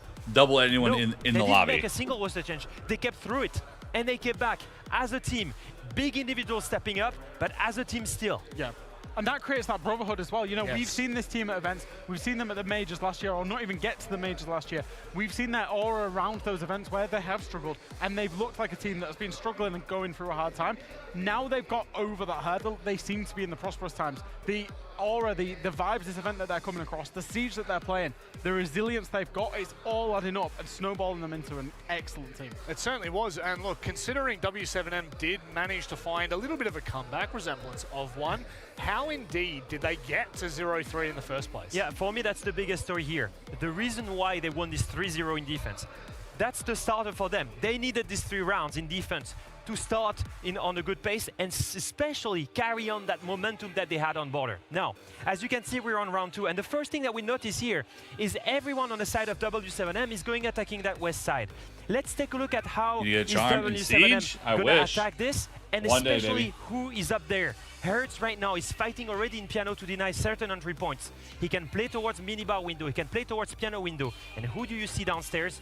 Felipox. Felipox is ready to help him. And you're gonna see how consistently here, Furia is trying to play aggressive and deny the entry points. Straight on, 237 in the round. They use the pressure of the SME to play aggressive towards the window. First shot, boom. Hertz hits an insane shot. And Felipox downstairs does the same thing. He opens up that window, he gets another pick. And it's not finished. Whenever they've done this 5v3, do they give up? 147 in the round, they're still playing upstairs and aggressive. Look, 2 players right now are trying to clear Hertz. As you can see right now, Hertz is trying to fight off Volps in that line. He's ready to come in. Look at Felipox. That soft hatch is the key. Once again, they're gonna go and open up that hatch and play aggressive towards Dodez at the same time that Hertz goes in. So as you can see here, whenever they open the hatch, Felipox is ready to get the gunfight. Hertz goes aggressive, and at the same time, Felipox breaches the hatch and goes aggressive to the hatch player. This mini plays. It's not only about individual gameplay with Furia, it's this micro chemistry, creating natural crossfires later in the round, and this early aggression that gets them that 3-0 lead. Now, when we've seen guys, afterwards W7M bans the Maestro and they come back and they win 4 rounds in a row. But what carried Furia in the attacker side was once again that team play and that opportunity seeking. If I was already Really said nice about to see CAG, that that's what I'm doing, baby. complexities are not just on a macro I believe level. I'm a CAG. I was a CAG hater. Actually, I've always loved CAG, but I used to always just say, you know, CAGs can't do this, CAG can't do that. I loved watching them because they're always funny. But they've played pretty well, and they've beaten Furia before. Like, it's not like it's outside the realm of possibility. On the Brava, he's going to be finding value in hacking these Maestro cams. In the end, Furia actually use these Maestro cams, use this information to determine that they don't need to go to the plant there. They can just find the defender location. You can see the Brava cam comes in there, manages to get the first Maestro cam. Actually, doesn't quite get the second Maestro cam, Leo, just not close enough. He will go and get that later. What matters here for me is that Nate takes over Felipox. Felipox, the IGL on Sens, is gone. He's dead straight in the round. Yeah. You're gonna see this Brava on Nate right now, getting all of the piece of the utility, then he makes that call. We're not going to execute bunker. We're going all the way bakery. We're killing that guy, and we're executing on the bakery side. And it's Nate making that call. Based off the Brava, based off the intel that he got, he basically made W7M go blind. Yep. And then he rotated bakery, got the kill. I wouldn't say that CAG's chances are 0%. I would say CAG's chances are, honestly, and commit to a good plan. And if you watch that clip back as well, you can see Felipox cycling about 15 cameras I think within they a 3-second can do window. He was just absolutely spamming them, be in the eyes for nade. And that's what's impressive about the team, how both players can just flip. Look, if you haven't learnt enough from these boys right now, we've got something a little bit easier for you. It's a Game Pass giveaway. Ian and Maria sat with some fans and, well, they gave some stuff away. But also, don't forget, keep your eyes out in Twitch chat. We've got something special for you. I am down with our amazing crowd out here in Rio. And, of course, with Maria. Maria, how are you doing? I'm great. Hey. We've got some giveaways to do right now. We got Game Pass, 3 months of it, exclusive codes. They also give you exclusive access to items within CJX once it drops too. So we got to give these away. How should we do it? So right now, who has the best muscles, who flex the better, wins. Okay. Let's go. We saw this within CAG, right? We saw a lot of muscle flexing earlier on in the night. Let's see how our crowd can do. Can we all flex right now? Let's see. Whoa. Oh, that's good. That's good. What do you think? Muscles, big muscles. I like that. Let's move on to this next. What's your name? Lorena. All right, Lorena, let's go. Oh, Jesus. Oh, Jesus. What's your name, brother? Claudio. Let's see, Claudio. Ooh, check the pecs. Check the pecs. Let's see the back. Whoa. Yeah, that's good. That's good. Let's go. What's your name? Eduardo. Eduardo, let's see.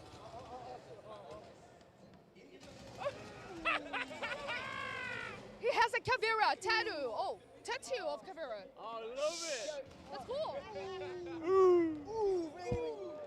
All right. Let's go. I'd give it to the guy that has the Caveira tattoo just because of that.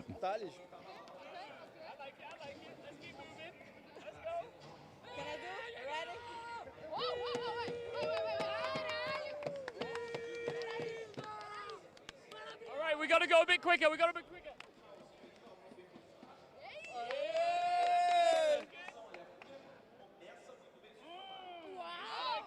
What?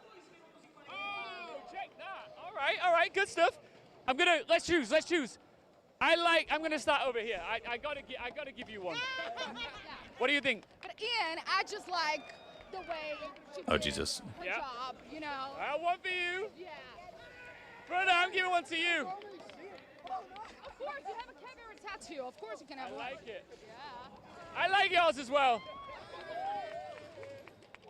Okay, you can get one. And you. That's everybody. We'll be back.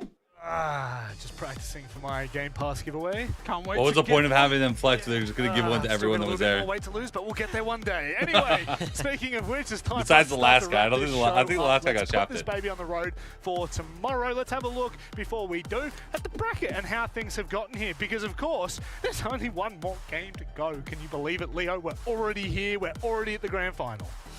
And what a grand final it will be. I have to say, I told Jack, like, I think it was 30 minutes ago, if Furia and CAG are in grand final, it's going to be a banger game. Because the play style in these two teams, the firepower, it's going to be nuts. The gunplay is going to be crazy. And if you look at this CAG, very first main stage, Yep. And they go all the way to grand And finals. do you know what? KAG are not afraid to play the villains. We've seen them today. They were getting into it. And what I will say as well is whoever came from the top half of this bracket were always going to be the favorites, whichever team did it. Yeah. And whoever came from the bottom half of this bracket were always going to be the underdogs. So of course we've got a favorite versus underdog story, but I couldn't think of two better teams from what we've seen so far at this main stage. Furia looking to do it back-to-back in Brazil. The guy with the And Caveira then tat Thiago needed Saka, it. First ever main More stage, than first anyone. ever grand final, and they're happy to play into the crowd at the same time. All I'm saying, APAC, Brazil, they're on top, but in CJX, we're at NA, we're at EU. They're gone. They're not here, my friends. I was about to say it's actually super refreshing to have a grand final with an APAC team and a Brazilian team. That's the first time in 9 years you've been able to dunk on us, Rob. It's not a problem. 13:45. You can Look, go ahead. I will take all of the praise when I do this. I'll tell you that right now. Of course, you don't want to miss tomorrow's kick-starting it off with our incredible show match. Raz and Company, time I is can't that? wait for that one, versus the All-Stars. And of course, the most important part before the grand final starts is the live panel, something you do not want to miss. There'll be plenty of information that you will 100% want to hear. And then, of course, we've just talked about it. We don't need to go into too much depth of it because we've got a lot What to talk is about GMT tomorrow. time? CAG and the boys on Furia. It's dangerous. Gents, just very quickly, closing remarks for the day. Jack, we'll start with you. I'm so excited for tomorrow. I genuinely really am. Like, the best way I can describe it is tomorrow's games could be an utter shit show. Genuinely, it could be. Just 10 teams, just 10 players just going at it, gunfight heavy, creativity heavy. I cannot wait for it. I think that's the big number for me, creativity and entertainment. The entertainment I think I value just of get- watching I think I just KAG get is on by, like, absolutely 6 crazy. and just- The I'll be same ready thing with for it. Furia. We've seen that 1v3 clutch from KZ. Have you seen a clip like this recently? Not really, right? I'm waiting Oh, for it this is like 6, entertainment moment, okay. and I think having them in grand finals in a BO5 is Okay. actually going to be crazy. The live panel of CJX, Always. come on. Obviously, it's going to be It's interesting. Brazil against the world because the rest of the world is going to be on KAG's side. They really are. How do you say shit show in French? All right, Show? guys.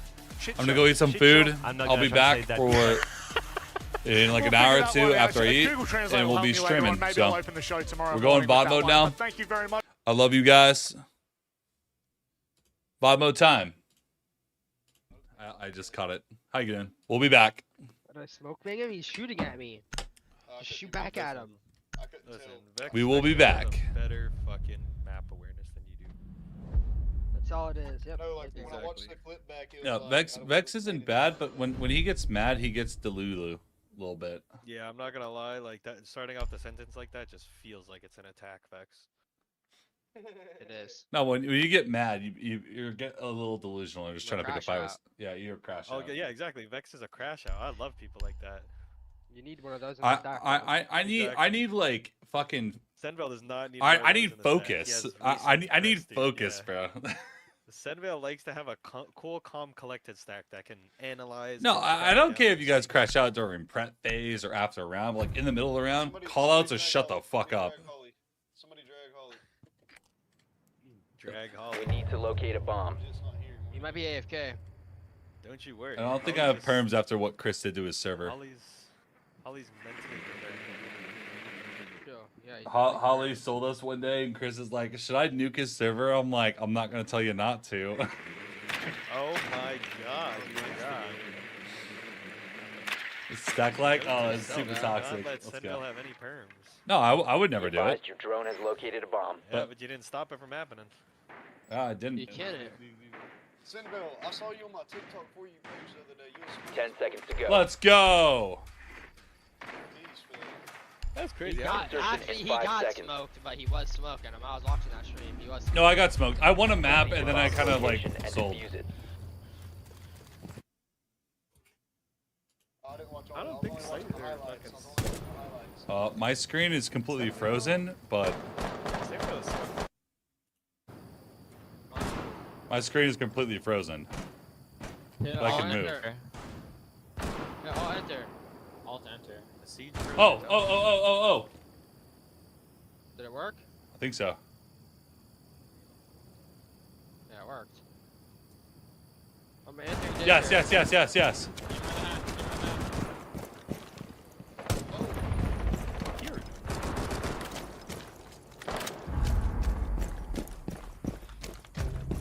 Bro, my fucking god, bro.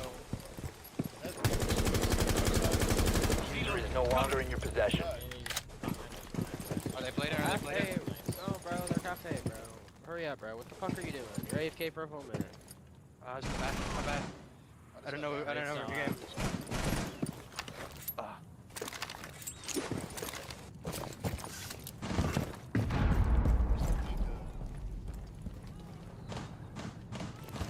Yeah, SenVale's on our team, I don't think so.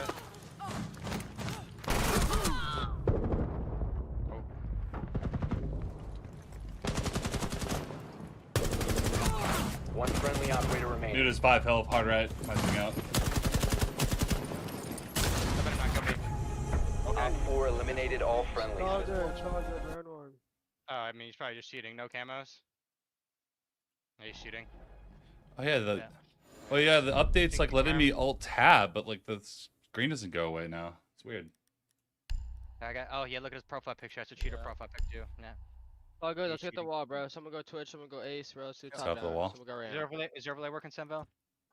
No, I booted it up as the got into a game. They're cheating that. Bro, he's definitely cheating, dude. He has no camos on. He's just quick peek and one tap people. Definitely cheating. These are fucking delusional. Gabe Jimbo. Yeah, that's a cheater name too. He did better than you. Simple as that. Stop hitting the vape. Yeah, you're hitting the cart right now. I hear it in your voice. Yes, sir. He's locked in. He's locked in. We need to locate a bomb. Don't be an advocate. Just give me one round. I'll have 5 kills. Kira, are you in Pro League yet, or are you T2 still? Yo, Holly, he's went negative the last 3 games he played. Holly, you're tripping. I thought you made I thought you made T1. My bad. He's just turning up this game. He's just turning up this game. No, sir. Not yet. Not yet. I lost cutting in the wound. No. Digging in the wound. Nah, bro. What was that strat? Oh, I was just curious. I was just, no. I'm not. I wasn't throwing shots. I was just honestly curious. Nah, you're good. You're good. I'm gonna throw a shot at that strat though. Zer with a T1. What up, baby? Let's go. Oh, yeah, that guy's a cheater. By the time you guys get back down to site, you guys barely even got it back to numbers. You've located a bomb. Make your way to its location and If you would have just manned up for like one more round, you would have been making like 4 camos. Now you're gonna be broken unemployed. So. Yeah, you. Oh no. Yeah, just like us. You just needed to bunker that round, bro. What the fuck? Now you're gonna be a broke boy, just like all of us. Haha. Dude, if you and me and Vex energy, like you're probably winning that game, bro. You need Vex that game. 100%. 100%.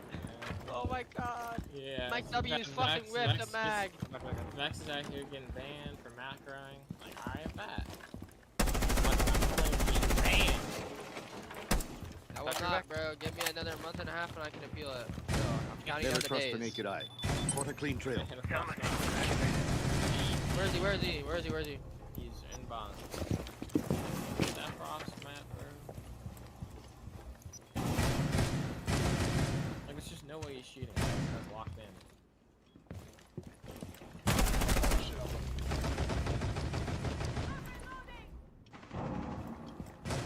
Yo, close on the wall, stick his face in that. Jump there. What are you doing? I was on the punch hole right here. I'm already watching that, bro. Like, you're useless, dude. Please get us someone else. Useless rat. Fucking kid, dude. I was just 0-5 last game. I had 4 kills.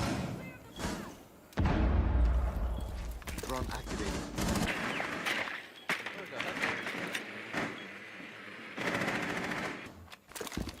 Where are they, bro? There's one above, bro. It's a 2v1 on site.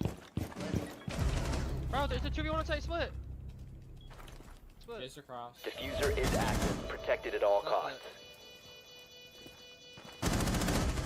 Friendly, last operator standing. He's not split.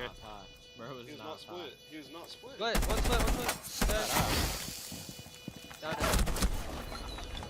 They're both split? Bro, can we get some Bezo, dude? Like, Bezo, what are you doing? Where's nobody split? I gotta call out that he was split. Bro! You play passive. What? Like, why are you even swinging split? We said you had your split. Oh, how you doing? You hard.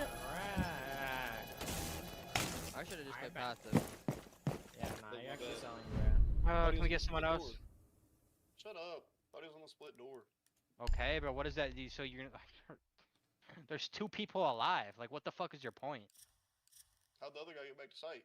split. Hello? Walk down arcade, you stupid fuck! Are you I said stupid? split. I said split. Dude, I just answered my own question. Oh, You're I thought it was gonna swing split. This guy off our team, bro. Bro, there's 2 people alive though. So what don't you understand? That if you peek that one guy, then the other guy can just kill you. What don't you understand about that? Ah, my fucking god, bro. I knew this was gonna happen. Hey, it's Theme Park Attack. We're chilling. Drone to locate a bomb.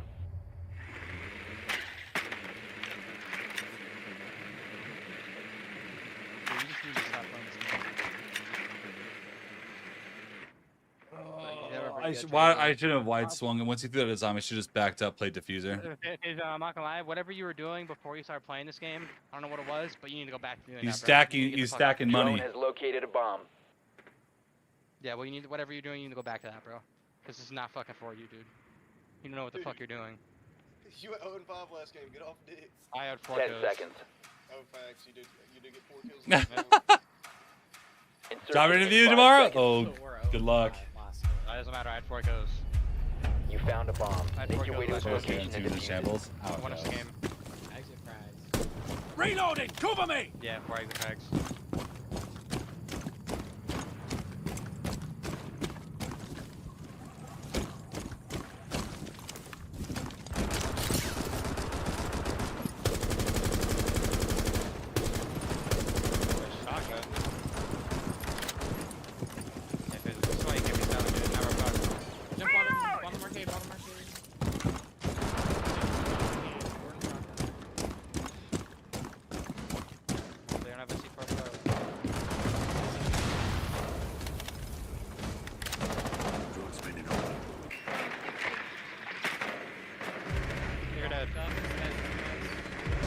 One yellow, one yellow. Yellow, bro, hello? On 4 ping, about to swing arcade. Don't fine, open ya. Right back, break.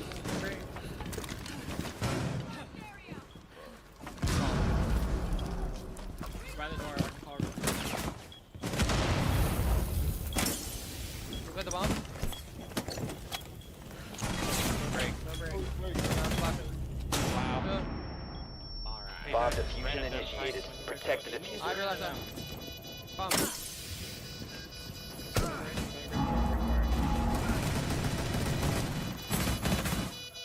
Walking bunks. Hypercross, rotate. Friendly, last operator standing. Swing meds, walking 4 meds. last operator standing.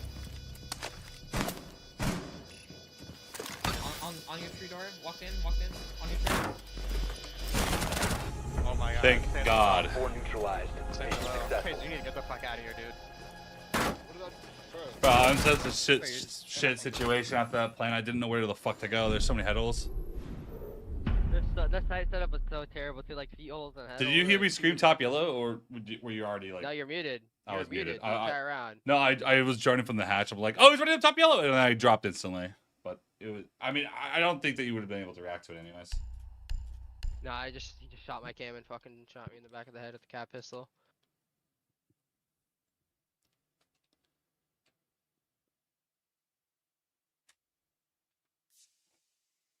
I won an attack. Go Legion, Holly. All right, the Bro, comeback like bathroom and begins. shit. This is where it begins, bro. Secure the You're area. terrible. Keep What the a bombs beat. protected. Come on, man. He's just running at people.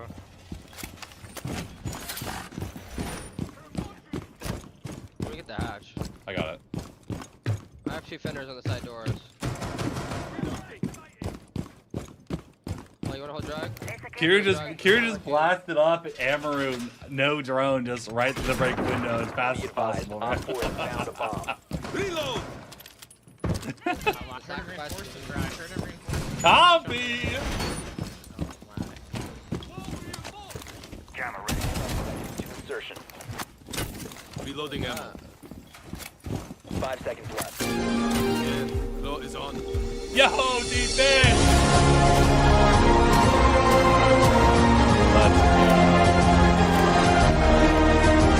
Dive in. Baby, let's go.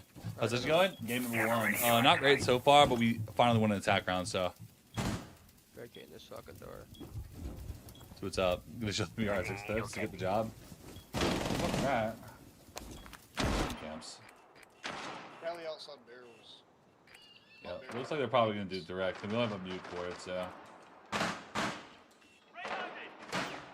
Deploying mine. Loading new magazine. Who joined? Yo. Got phaser replacement. Perfect. Throw. Swapping mag. I still have a dragon cam. On the window. Not locking control yet. Shot cam. Getting sniped by Kyler right now. They're coming for me. Recruit. Wow, he fucked up. Yeah, this guy's fucking shooting his ass off. I shot the ace off wall. Yeah, Buck is rage shooting. Good luck. Yeah. Probably top drag. Not even kidding, dude. Yeah, she is shooting. This is pathetic. One op 4 remaining. This is the shooter, last one. Sounds waiting off.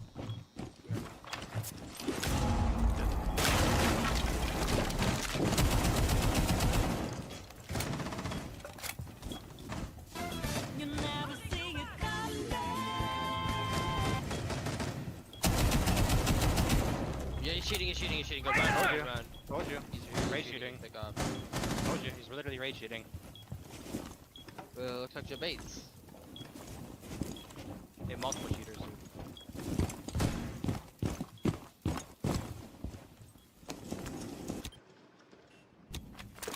Alright, chill. Gotta reload. Need audio. Pipe split. He's still above, I hear him. He's above the hash. Walking yellow. Looking for an editor? I might be. Depends. 10 with Prime, what up, baby? Depends on the edits, honestly. Really depends. Definitely going yellow side.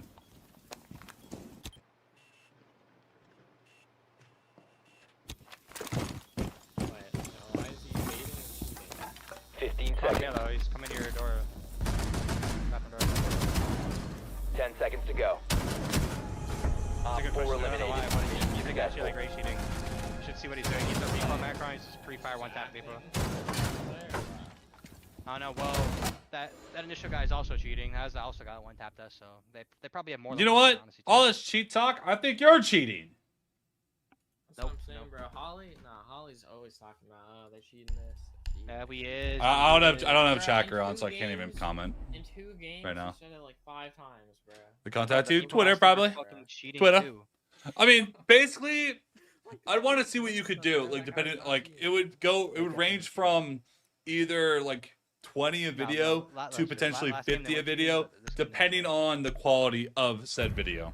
It would really depend on the quality of the video.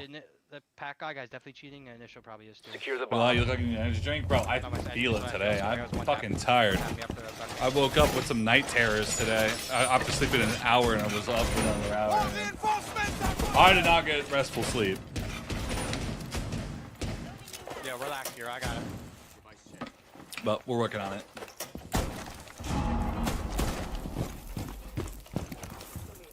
Go to Brazil now. I'm not going to Brazil, but I'm going to be shooting them. Yeah. Barricade every door over. Barricade every door over. Barricade every door over. 10 seconds to insertion. Trust me, way under. 5 seconds left. You know what, Azami? I'm going to close this one. Ready for hostile action. I'll open it more. There you go. See, I'm going to make this flush. Yeah. Close that one.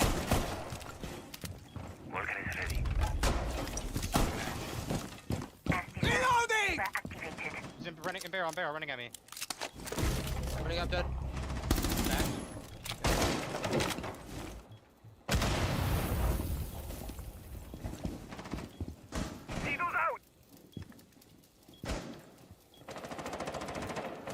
Yeah.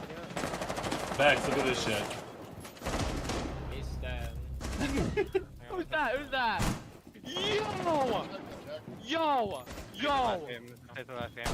Back change! This is your last game. I got both Twitch drones and I killed Ace. Ace is down cash ball. Kill that. Bro! Ollie! I downed him. Bad aim!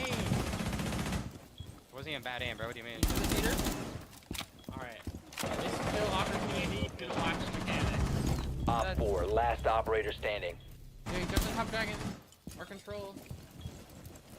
Stop me, bro. I don't like this. Op 4 eliminated. So Fazo, Hold on, Fazo. So you played Segoyo. The reason why he TK'd you is I brought his attention. Oh, you kicked him out already. Never mind. No point in explaining it. You did not left. kick it. You left. Good, bro. Okay, doing the work for me. Alright, go lab, go So lab, I- go so lab, I go want lab, that to go be lab, go lab, go lab. Trust me, go fucking lab and fucking. No, we're doing an action strat. We're making rotates into fucking. You're pretending you're a Mexican team. Listen, bro. Oh, why'd you person jump play back? Throne, and then the rest of you guys hold top floor. Like, just play it like it's buns. Oh, I'm gonna set my mute chambers all over Throne probably. Dude, you're all over Alright, tip. and I got We're not sight. even I got we're not sight. even gonna get close enough to get to that go-yo, bro. Alright, just a troll go, yo. Like, why'd you put that down? You're just all over tip, bro. Secure the bombs. I think he's a rapper, dude. Yeah, boy.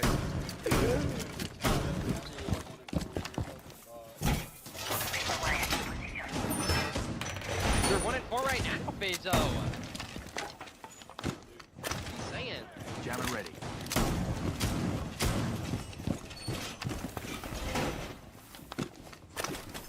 Jammer ready to item. 10 seconds left. You need to get that hallway hatch. Then you go first. 5 seconds. Ready to activate. I got it. Keep an eye out for Op 4 attempting to defuse your bombs.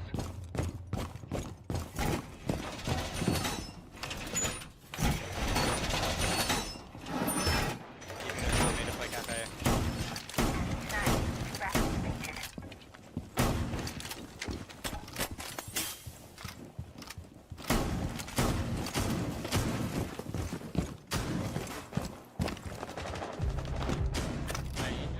Activating jammer. This guy's out in spawn holding his spawn. I thought you already dead. Wait, is he a Drop barrel side, drop phaser or side, you guys, going drop up? side, drop side. We have no barrel rotate. Shit.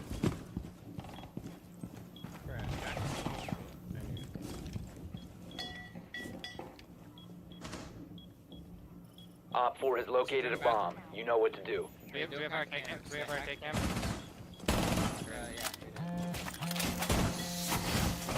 Barrier activated. Reloading.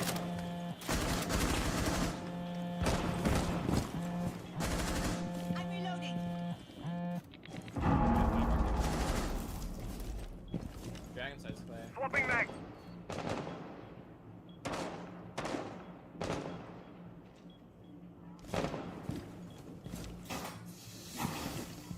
Keep us strikes through.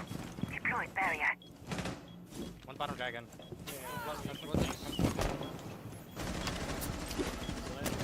One, they're in fucking cafe.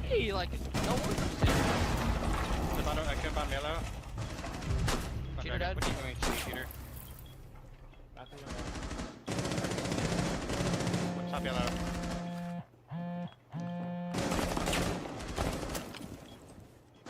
Loading new mag.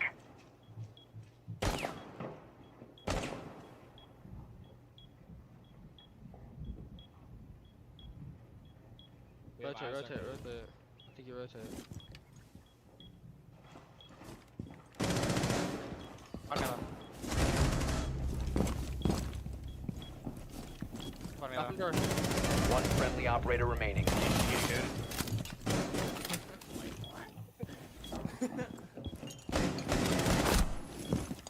Both yellow. He is shooting. There's an idiot, dude. 4 remaining.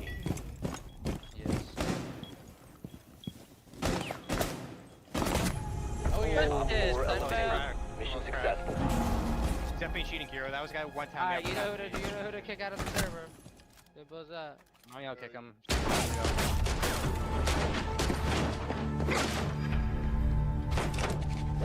Fine,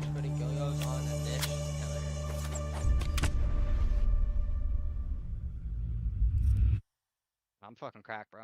Me and Simba are like Batman or Robin, bro. Just 1 and 2v5s.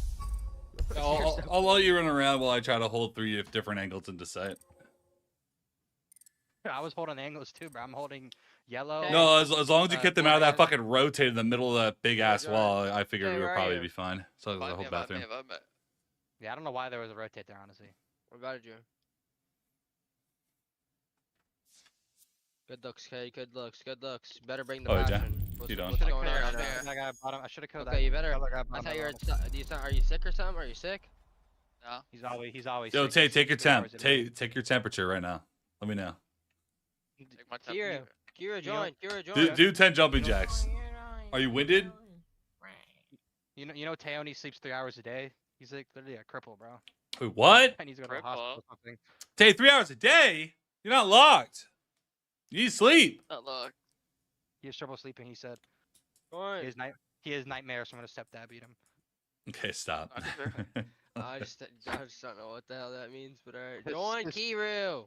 His sleep paralysis demon is his dad's steroid. How about I steroid fucking jar. do things to your cat? Hello? You have a business email? Yeah, but I just don't check. I don't check the business email as much. If it looks like spam, I'll probably won't respond to it. I'm not gonna lie. I do. It's on my Twitter.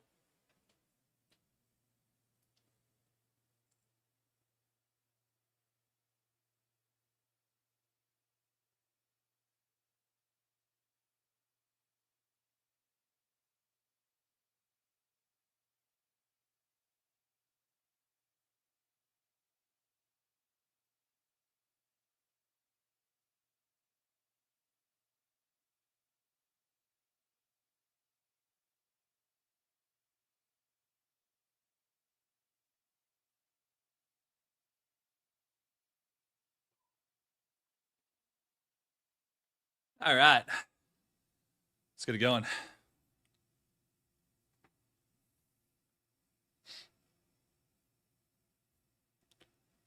That sounds even more boring, Kiru. Like what? Chill. Are you trying to snake hero? Let me find out. No. I'm not leaking. But that's just know. It's like fucking. Like it's boring, bro. It'd be like me playing with Camilla, bro. Not even.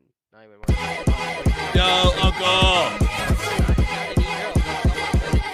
Let's go. Here's $2. I miss those days when you could go watch ads for free bits. Well, Vex can't play it for Good bit. times. Vex has Good you, times. sure. All right, wait, sounds good, man. Are you retarded? Vex, your entire friends group knows how you got cucked out. Everybody knows about that already. I got cucked out. Vex, me and Boots were literally talking about it, and then Goldie joined the call, and he's like, Goldie, have you seen? He's like, yeah, I already know about it, bro. Like, how did he know when we never even talked about it? It was a known thing. It was just not a known thing. I don't know Well, what let's you're say talking don't be. about. What's a known thing? I'm not gonna repeat it, bro. Yo, just don't make me bring up the pictures. Don't make me bring them up. Oh no. Twitch was a simpler time then. It was pre-Mixer. Pre-Mixer. When Mixer came out, All these they changed chalked things ass around. neck beard. Oh fuck. There's nothing wrong with having a beard. He has a neck beard though. I don't have a neck beard. You definitely gotta Yes, I shave the do. neck. You definitely gotta shave the neck. That is Okay, fair. okay, Sam, what would you consider neck beard? My beard. If your beard's on your if beard's on your neck, your beard shouldn't be on your neck. It looks sloppy and unorganized. Okay, but what do you consider your neck? So Like where your chin line ends. Under your chin. Yeah. Under your chin. Yeah, if you look at my beard, none of it. I mean, they're all going to be like fucking like like 5 o'clock shadow because I don't shave it every day. But I definitely shave my neck like at least once a week. My beard does not go below my chin line. My beard doesn't even go anywhere close to Adam's apple. Yo, stop lying. Bro, my beard would go all the way down to my fucking chest and combine with my chest area if I really wanted it to. Pull up the picture, bro, and I don't really want to do that, but I'm going to do it. All the way down here. Go below my chin. I'm not gonna do that though, but it does.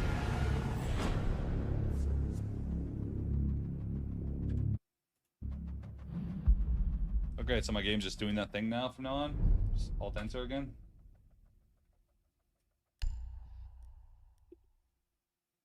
Yeah, I had to restart my PC with that stupid glitch where you can't alt tab. Like freezes your game.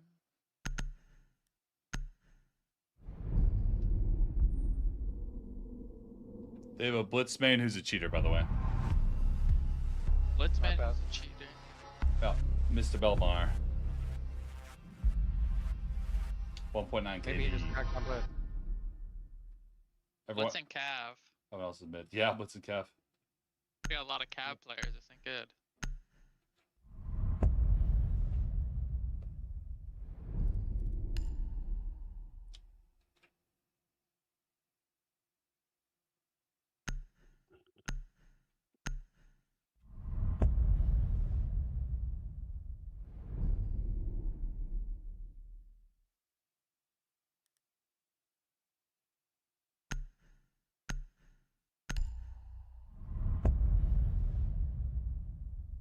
Yeah, I appreciate it, Ted. W. Has been his crazy work. How the G's been? I mean, not great. Not great. 4G with the prime. What up? Yo, yo, yo. Been a minute. How you doing, man?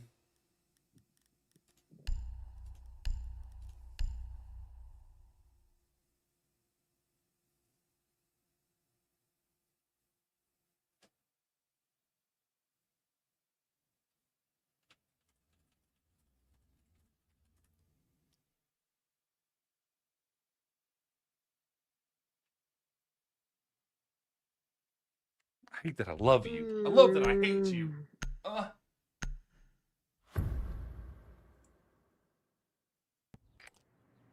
We need to locate a bomb.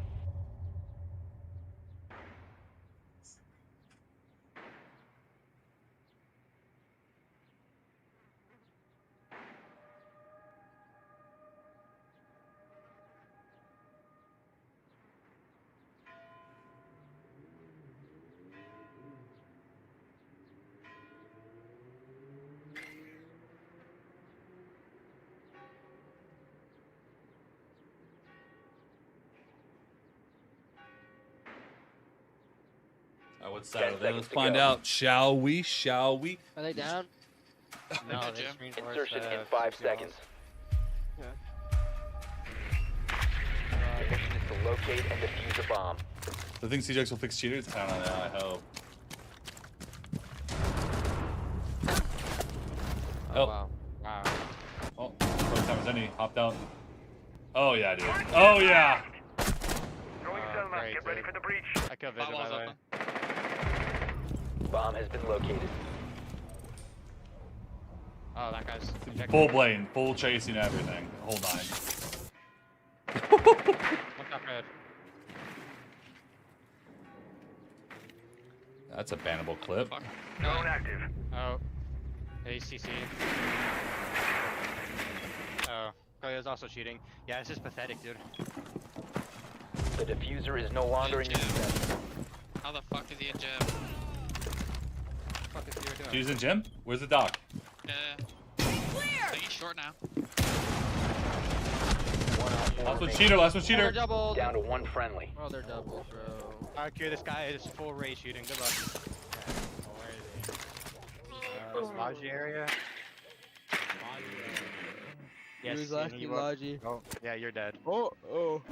Got a stim out, got a stim out. He's on the green door still. He's still there. Radio. Look out. Op 4 neutralized. Mission successful. Stimming himself. No, he stimmed you, I think. Go on Twitch? Yes. Oh, yeah, himself. Change the live then? No, he did stem you. Change the live then? No. We're still grounding for the top 100, bro. We keep floating around. He has aimbot on off the sim.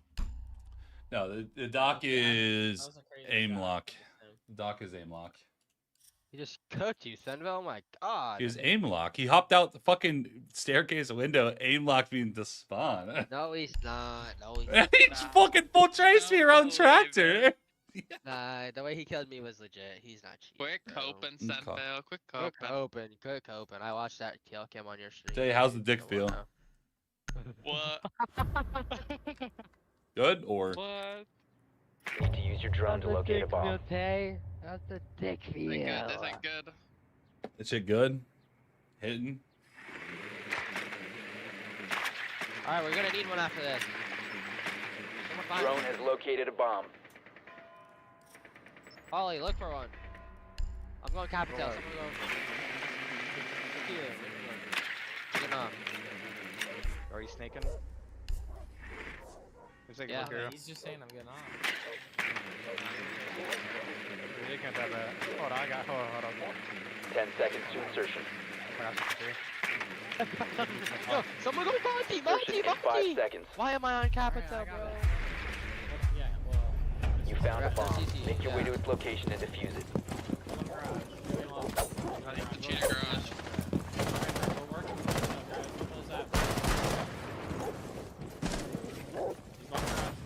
Whoa. Yeah, trying to get the garage. Nice and quiet. Right, get wall.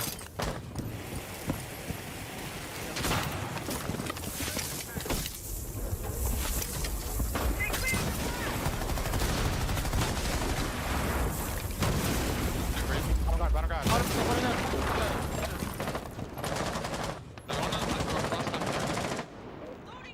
Nothing on red right now. You just played this Wall guy. Wait, ran out? Walking in. Hard, dude. What the fuck is this guy doing? Oh, my SenVale. Wow, the way he just died is insane. They're just running at that. You must recover the diffuser. I have your bottom garage. I have your bottom garage. The diffuser has been secured.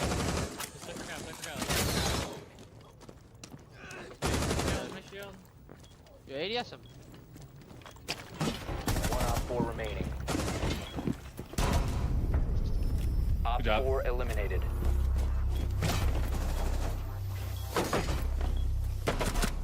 Bullied that guy. Oh my god. That guy's pissed. I'm going Damas and I'm tracking the cheater, bro. He has Glacier on with compensator. He's just like raging. Yeah, guys, we're playing Rage Rage while Cheaters. making- You're complaining about that my title says top 100 when I'm like 285. We're playing the fucking Rage Cheater, and we're up 2 rounds. How about you get off tip? 99 on the Get off tip and let me play the game.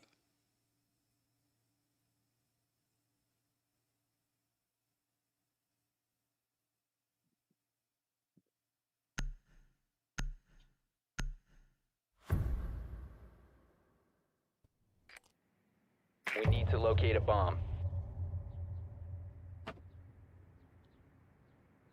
Yo, are you guys actually getting off? Or is it some troll shit? Here is no. I'm getting on. I'm staying on. We're all staying on. We just need one. Oh. Time.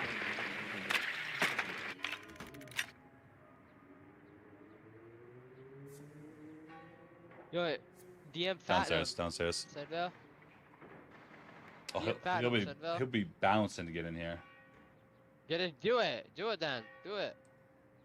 10 You won't seconds. respond to me. It'll be weird. Scan the dock, bro. 5 seconds before insertion. What are you scanning it? You must locate and defuse a bomb. Ready a few clips? If you had me on TikTok, I might be able to.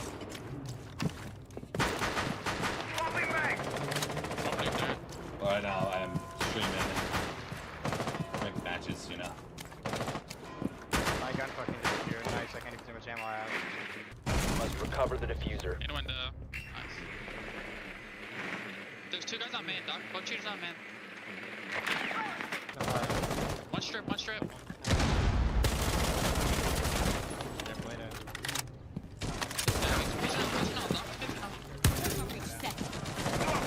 Clear. Drone activated.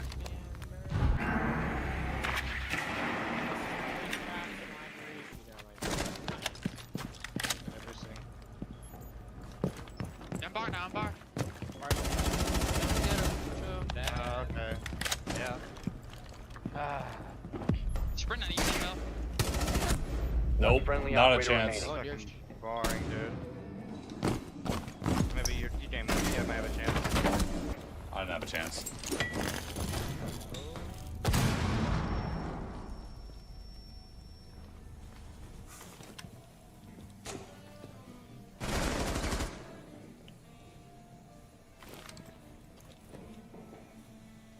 I know, guys. Legit or what? What do you think? Top main stairs, I know there's something I gotta do.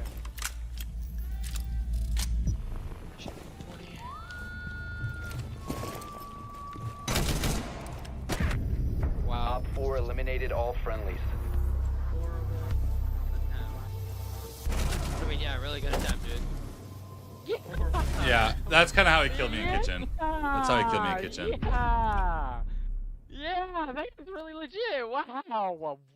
Alright, we're gonna hit the most clinical and textbook bunker ever. I think it's gonna work. We need to go, yo, bro. We need to go, yo, bad. We gotta work the crosses. We need to go, yo. We need to go, yo. Holy go, yo, bro. No, Captain. Go, yo.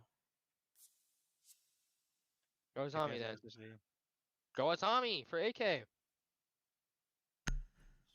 you wanna be useless? Alright, bet. Oh, Barrick, you done? You're useless on You smoke. don't think that? Protect the bombs.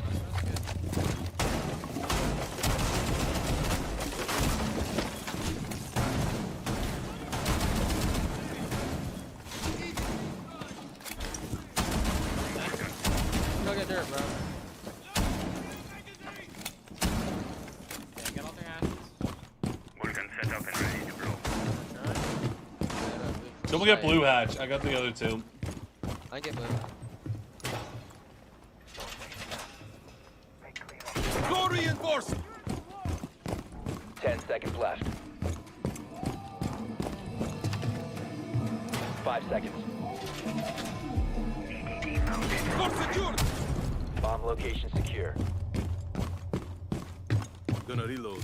Yo. I mean, no one's reinforcing, bro. My bad. Look at the side setup. We have no rotate here. We have no fields. Back arsenal. Wait, that's a rotate. You can do that. That's a couch rotate. I was gonna get hatched though, so I'm gonna do it kind of fast. Oil probably. The end is if claw is on.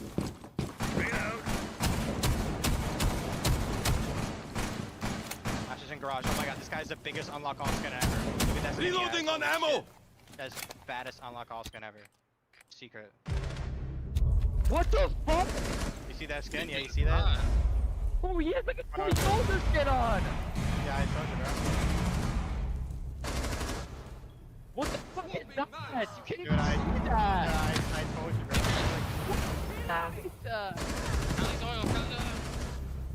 Peter me! What is that? Cheaters on main, cheaters on main, cheaters on main. What skin is that? Op 4, last He's a- operator. That's some tank ass fucking skin. I told you that's the craziest. Is that a dev? No, it's not a dev, you No. The skin. Yeah, SenVale, look at my screen. No, I saw it. It's orange. It's like a toy soldier. Did you think you were gonna? No, look at this. Look at the bar cam. I have a full picture of it. Look. This is like, what the fuck is this? I think he dropped oil. Yeah, he dropped oil. He dropped oil.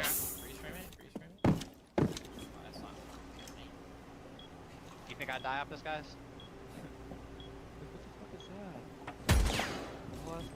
What skin is that? A bomb has been located by Op 4. Nitro. Swapping mags. Nitro next to him. Do it. One friendly operator. Yeah, too late, dude. Oh my god. Op 4 eliminated. Mission successful. Shit ass fucking cheater. My bad, Holly. I made that lady. It's all good, bro. Can't really do anything. We're just aimbotting. Dude, that guy is fucking No, I thought you were crazy. talking about his profile photo. Like it was all orange. No, it's like, bro. yeah, that's not what the skin looks like. what is Though. that- It's all, what is that it's all different skin? colors. It's all different colors. Yeah, it's like that green one, the elf one, but like he edited, give me he that, like give me edited that. the colors of the elf uniform. It looks like the Bearing 9 skin. Yeah, it does. Look at Yeah. that Bearing 9 skin. Yeah, it looks like that toy soldier bearing 19. That shit looks insane. He's Rainbow is magic. actually That's nuts. a That shit 2025 is Rainbow is nuts. magic. No, I want that fucking skin. I want that skin now. That shit looks insane. With Glacier, he has the Death Charm on too. Protect the bomb. You guys unlock all of Doom. Holy The mic flies. Keep an eye on door. Get a pressure on cast. This guy have fun. Why is he cheating? At least trying, I wouldn't do it. Nice place. No, he's trying to win. The only times we killed him has been like massive free fires.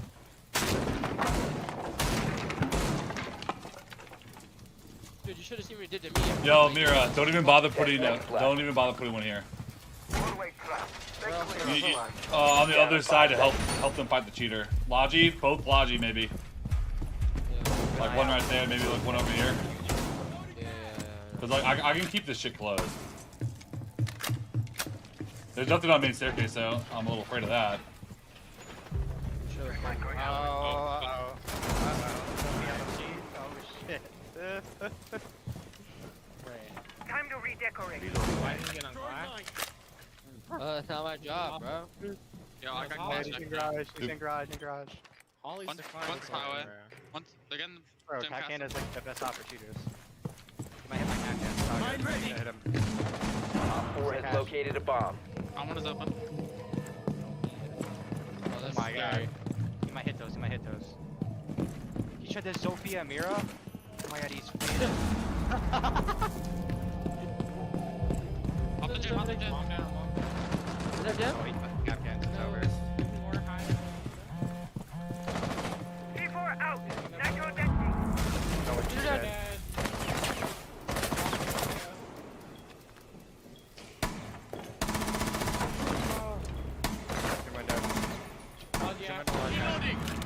Mr. White, help him along,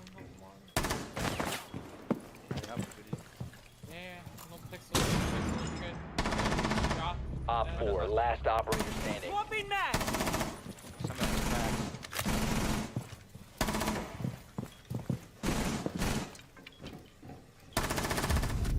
Op 4 eliminated. Let's go! Mission I just successful. shit on that Rager.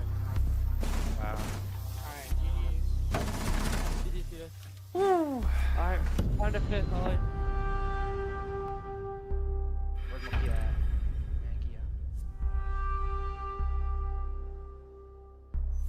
Yawn? Yeah, switch overs. I got a fucking banger TikTok clip from this. Gonna start it with the fucking orange and blue ash, and then be like, "This guy cheating, he's cheating," and then end with us winning. I just nitroed the shit out of him. Hit him with the biggest Yobi of 2025 ever. That was an insane Kobe. Too bad you can't have aimbot for nitro cells. No. Kid was trying to Zofia my Mira. It's faded. Where's Boots? Where's Boots? No, he never comes back. Pepe, I just have a 9 mode on. That's it. That's all I have on special for just audio. My stats are tanking a little bit, playing all these cheaters. He's lucky unplayable. It's pretty bad. It's pretty bad. I'm not gonna lie, it's pretty bad. I should take the second to go edit that clip, low-key. Might as well do it now. Oh man.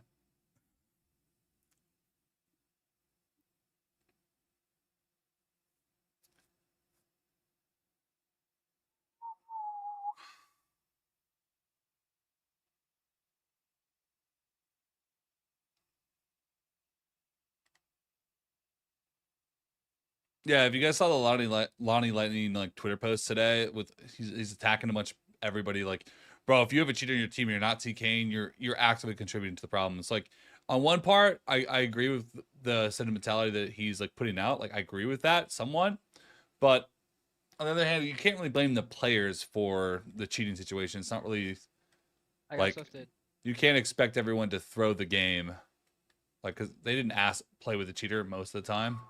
They're just trying to play the game. Yo. Yo, what's up? Look at the DMs, add that. Alright. Are you already launched? Yeah, I'm already launched, yeah. We're gonna let him figure out his situation. Like, edit these clips.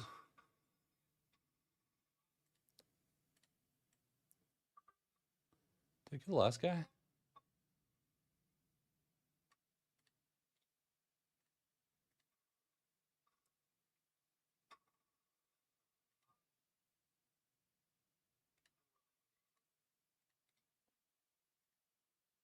Cool.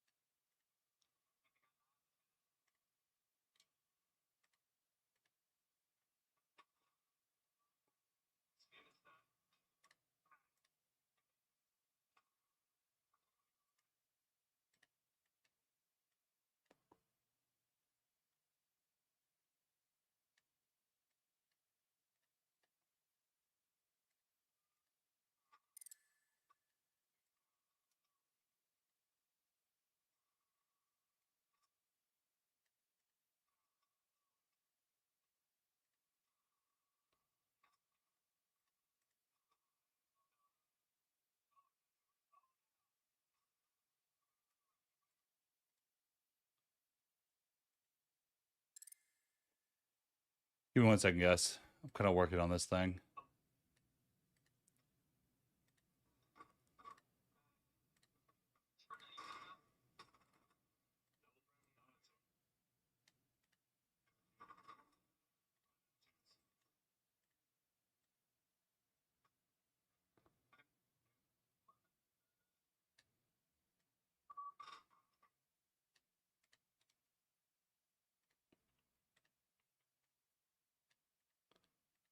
To make sure it all fits.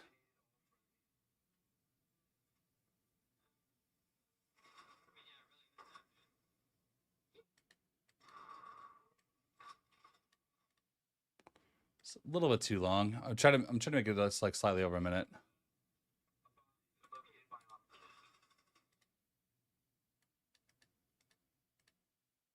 Minute 4. That's fine. Cool.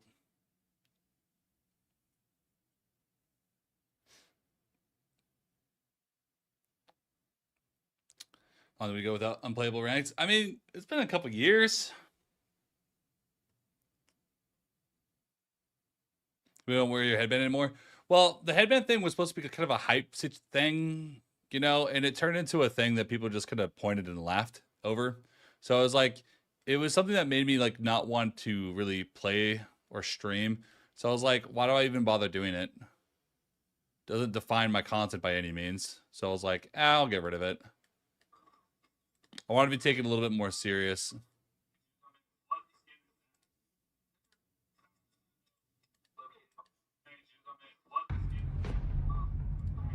You know, you just thought I was a meme streamer. So I stopped wearing the headband and started doing like FPL, playing against pros and stuff, and just kind of working down that route. So I was like, you know, go want to get taken a little bit more serious. So ditch the headband. It's been a couple years. Well, this is the worst it's been like in a while. It's been like a year and a half, maybe 2 years. When like we literally had to play TMs for like 2 months of the season in a 3-month season.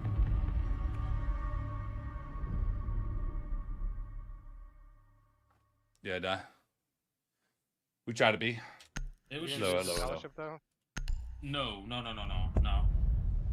Sorry, I made the clip. I'm posting on Twitter now. Oh shit! What clip?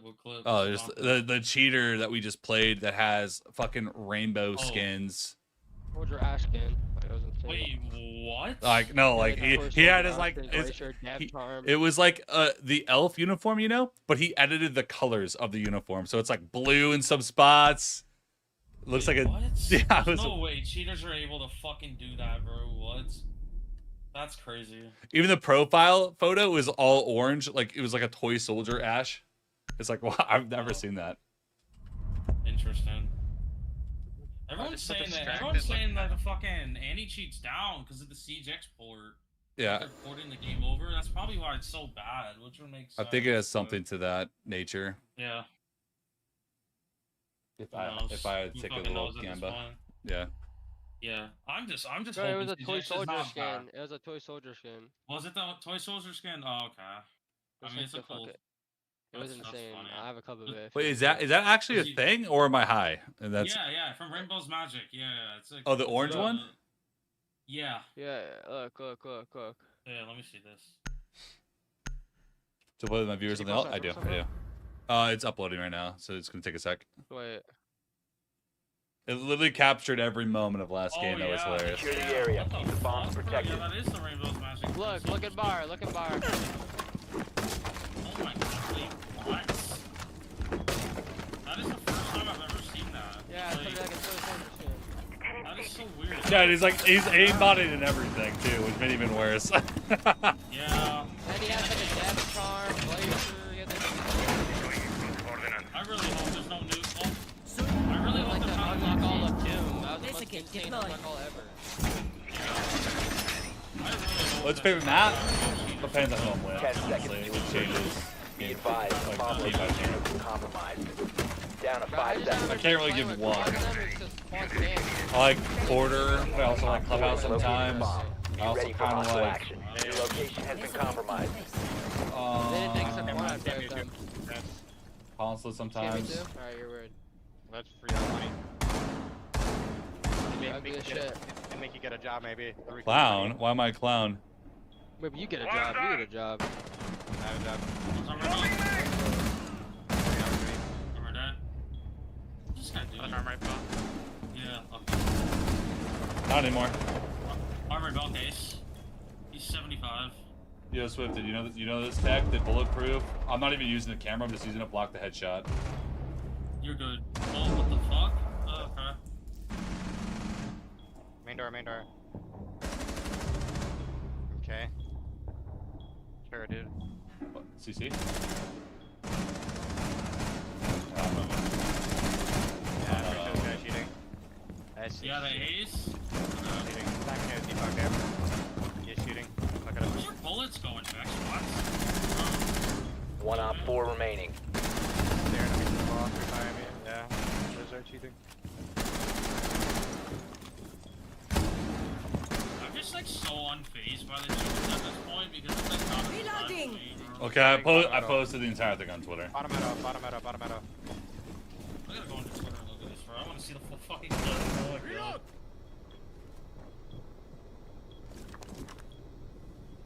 Burning again.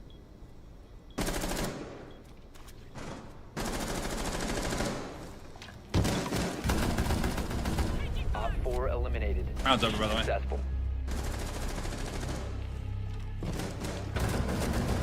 So it started off with him doing a run out. I was like, okay, no, maybe he just did like a full commit out of kitchen. No, it was even worse than that. Oh, you beat him? Yeah, we won. Yeah. We won. Oh, hell no. I C4'd him when he was in the CC door when we were up 3-2 from the Logi Mira and it hit him with the most craziest Kobe ever. Jesus Christ, bro. Yeah, I won us that game. I won us the game. I killed the cheater, you fucking tweaker. Yeah, I got a bunch of freebies. Thanks for the KD boost. Interesting. What the fuck? Yo, that's crazy. I just don't understand like how people Secure are the area. Keep the bombs blatantly protected. raging with like 7 KDs and like the match isn't being cancelled. Like, I don't get Yeah, it should be like obvious. Like, oh, ban this guy. Oh, 20 games played, 7 KD. Oh, yeah, ban this guy. Instant ban. Goodbye. Like it's not like nobody in the history of Siege can maintain. I don't even think someone can maintain a 3 KD legit. No, like you're gonna hover under 3, like always. Like no matter what you try. Like there's a couple guys like that do main like Yeah, like 2.85 maybe for a bit. yeah. Wolf like, the you know, kill! the first like 20, 30 games, unless you're like fucking NGR or like fucking 5 seconds. Okay, that's different.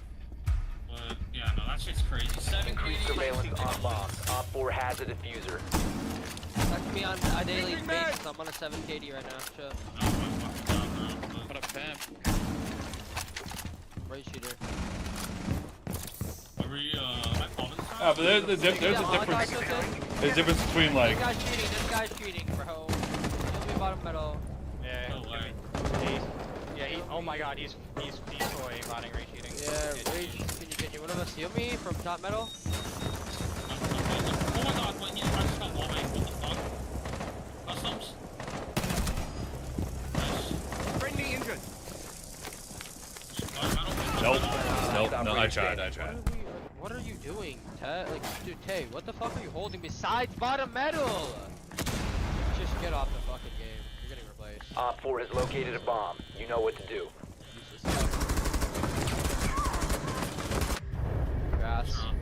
Mission failed. All friendlies were eliminated. What are you holding? Besides bottom metal, what are you fucking holding, Tay? What the fuck are you doing? Oh my god. Sitting in workshop as a zombie. Get a fucking grip. Get a fucking grip. Hold upstairs with Mira, bro. Go upstairs. We need a fucking Mira. We need Malusi for site. I had upstairs, but I literally had to fucking leave. I'm gonna reinforce triple wall of the bathroom triple wall, bro. Do not go into workshop. Go Mira. Someone. Play upstairs. I don't think we need mirror. I can hold armory by myself. Trust, dude. We're not. No. Just don't extend it to armory. Trust me. Oh, you want to play Not Fountain? Yeah, we're gonna play Fountain. I still want to play armory so I can hold above workshop. That was the entire goal before everyone started dying the front door. We can put vert back work. We don't need workshop. Just put vert back work. I'm gonna hold top east and they can't even go back. No, like if they push my armory wall, I'll just leave. But like they didn't. Most of the time they don't. Rotate right here. Yeah. I need to rotate right there. Yeah. Located a bomb. Protect it. Setting needles. Yeah, pop it. Reload.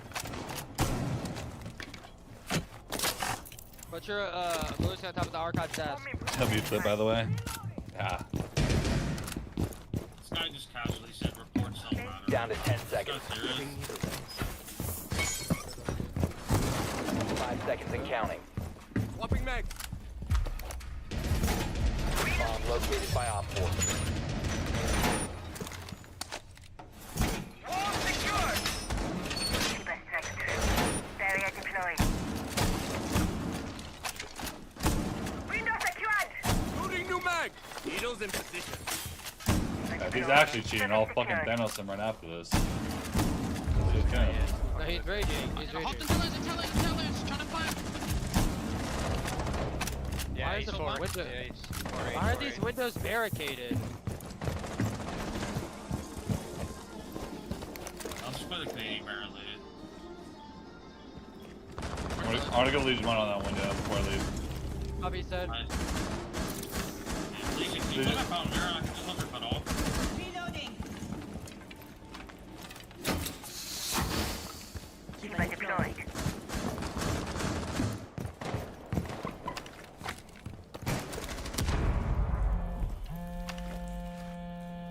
Audio, radio? I'm reloading. He's on the radio windows. Alright. I can make a vert below. Who barricaded the site windows? Hey, man. Top east. Top break. One in workshop, like an ace.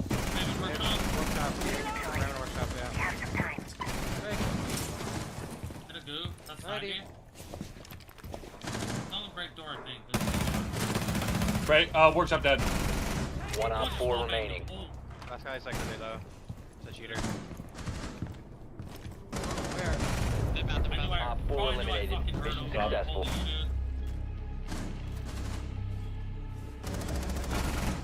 Did I aim? Tell you the hardest part about Siege is Is it just one guy cheating, or is there two? I think it's just a Lusa guy. Just one. Tell you the hardest part about Siege is learning positioning when nobody's telling you where to be. It's just like a thing that you just catch on. Like, let's say that they're planting site. That means all hands on deck. Get the fuck back. I run over to Mira, watching the hatch while he's watching the Mira, watching the flank. So if he runs down the hallway, like you just have to like be in the moment and react to things. Like have a plan at the start. Who barricaded the site windows again? Hey. You're a retard. Don't ever barricade the site windows again, you branded fuck. My bad. Like, what rank are you? Use your drone to locate a bomb. Yeah, that looks gold.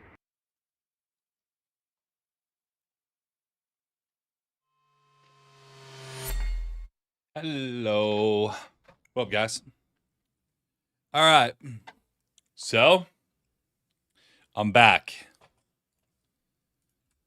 Time for some ranky ranked.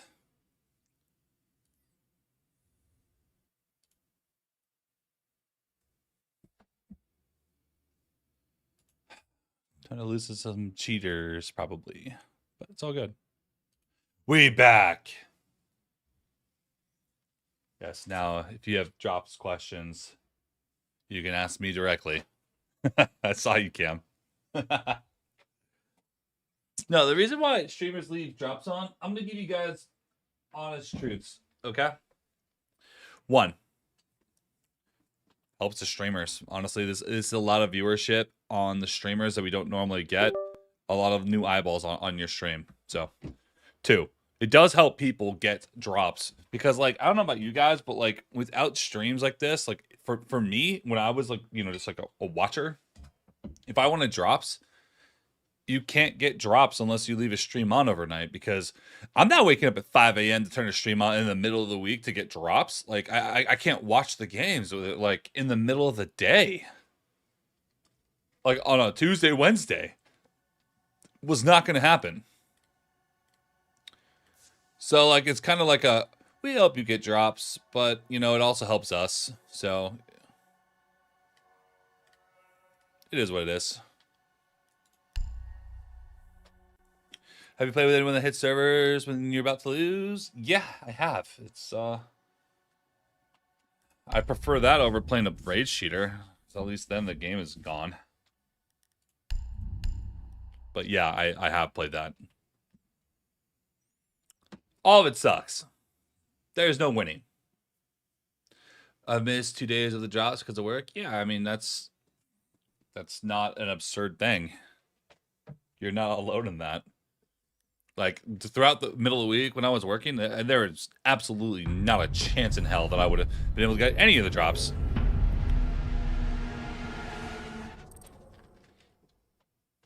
But whenever there's something that I wanted drops for, I just leave my stream on overnight and streamers, you know, thing. Because I know, like, especially knowing what I know now, it's like, everybody be farming drops. It's just how it goes, how it is.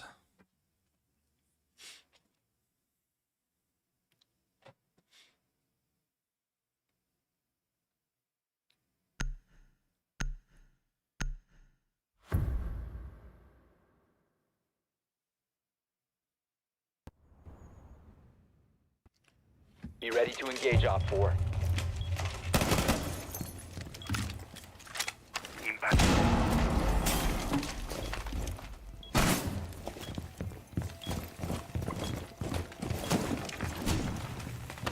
Reloading! Working out! 10 seconds to New insertion. chair, so I'm trying to figure out how I want to, like, how my arm 5 seconds to insertion. Loading new mag! Op 4 has located a bomb. Get ready to engage. Where's the button for this?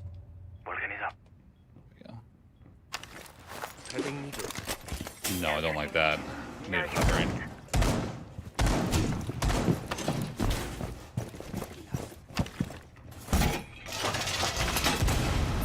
You're probably like, no, I was console.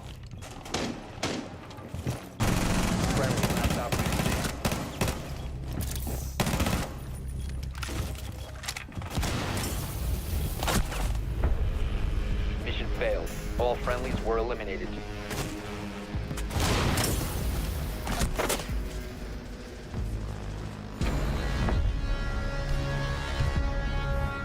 No, I was console until like year 5, then I swapped over to PC. Did we just play a fucking rage shooter in cash? Hold on.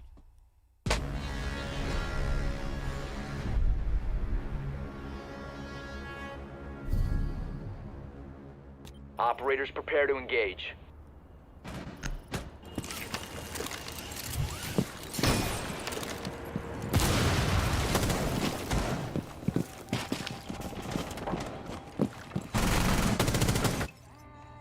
Bro, that was a casual.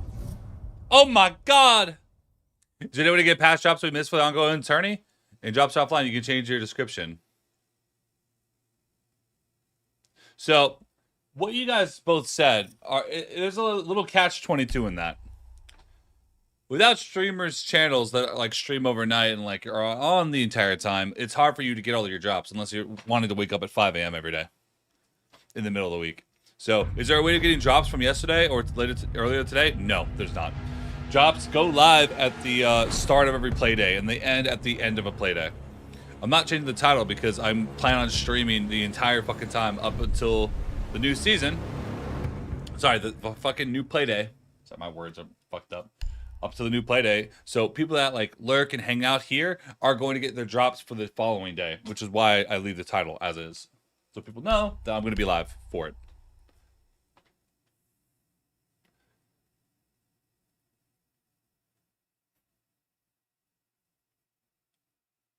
Just edit your description. Brother, you listen to nothing that I said. Okay.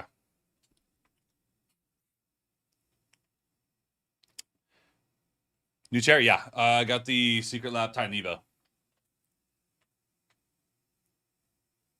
Bye. Well, see you later.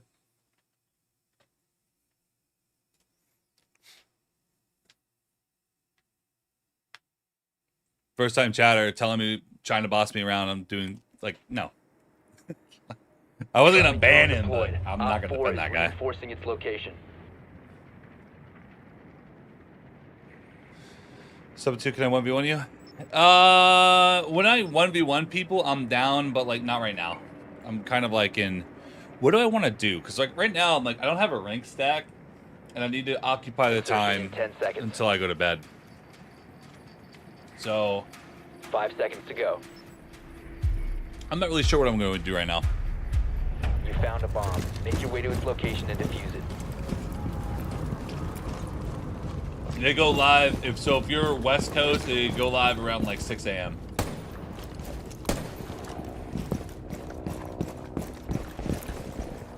Boosting adrenaline.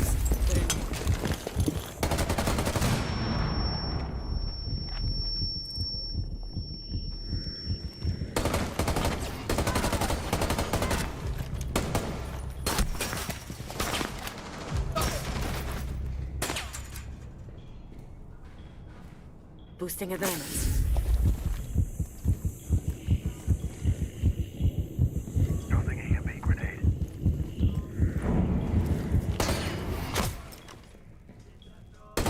Four last operator standing.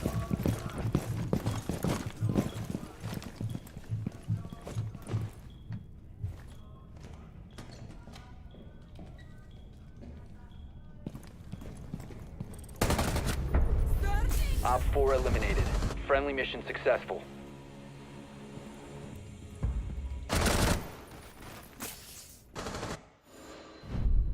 Taking over the esports pack. No, but I mean, Kim, I get it to a degree. I understand because, you know, it is slightly misleading. I'm not going to be delusional about it. It is slightly misleading.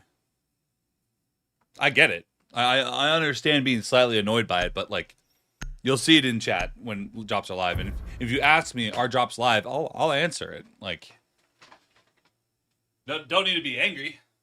Be an angry little guy.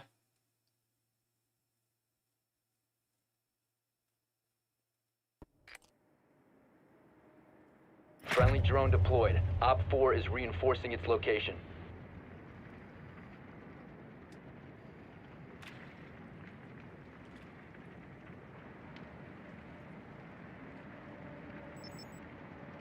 But, you know, it is what it is.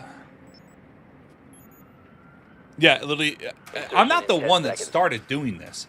I hate that bod shit. I hate the lying. I hate the wool over the eyes thing. But, like, if I see larger streamers than myself doing it, guys, I'm a tiny little streamer compared to some of these fucking giants. Like, I'm not the one that sets the rule. I just follow suit. You think I enjoy doing that shit? You think I get a kick out of it? I don't like doing it.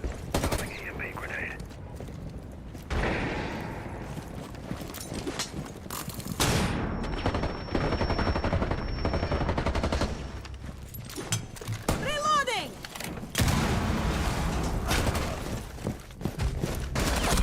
Adrenals. Oh, I deserve that death. About time. 4 last stop. The diffuser is no longer in your possession. Friendly, last operator standing. my god. Top 4 eliminated all friendlies. So you said in this title. Like I said, I'm a tiny little ant. You guys look like going into a mom and pop store in Kentucky and getting mad at them for saying 50% off of something that's not fully 50% off. When, you know, a big conglomerate Walmart is doing the exact same thing. Like, they're just following suit.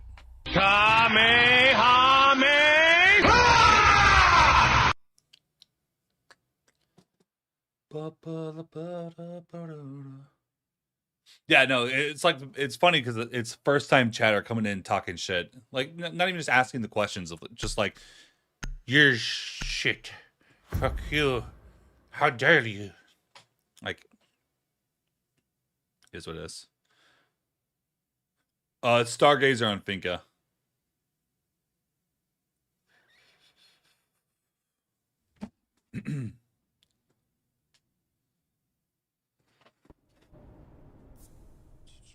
Be ready to engage Op 4. I don't know. I'm gonna stop talking about that. No real point. I'm like, keep beating this point to death. 10 seconds At the end of it all, I acknowledge it is a little bit scummy, but everyone is doing it. 5 So seconds like, to insertion. honestly, I'm kind of shooting myself in the foot a little bit by not. Op 4 is located a How many bomb. followers Get I ready to got engage. on Twitch in the last, like, you know, since the Pro League thing started? Like 1.5 thousand, 1,500. 1,500 in like a week is insane, bro. Normally I'll get like 30 to 50 like per stream. This is like hundreds easily.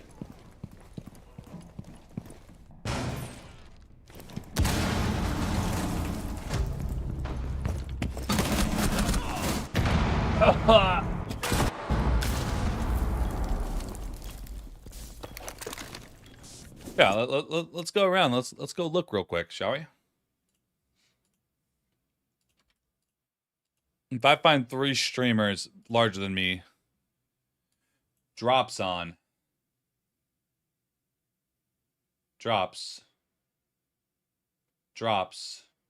Yep.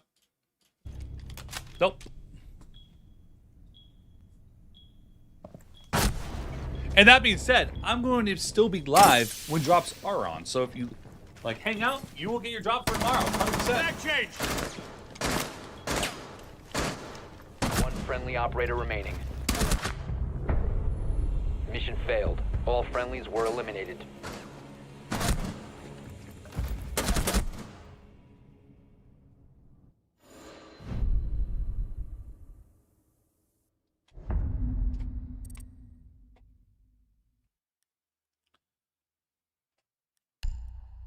There's no point in having a fucking debate with me about it when it's like someone way, way larger than me that makes $500,000 to $1 million a month off of streaming has it in their title too. Just saying. He tells the stream and texted Ubi, they said they'll turn on drops just for my stream. Yeah, that's called being gullible. Hey guys, if you guys are subs, you'll get drops faster here, brother. I heard that drops only works for subscribers. What? Bro, I'm just trying to play the game. People who made like a Twitch account just for drops will come in trying to lecture me about ethics and shit. It's like, what? Like, I am not the one you go to first. Located by Op 4. You make Twitch or Ubisoft set a rule that people can't do it, and I see that larger streamers don't do it, then I will also not do it. They partner creators that have charms in the game actively doing it. Like, what time are Chops coming back? In like 14-ish hours.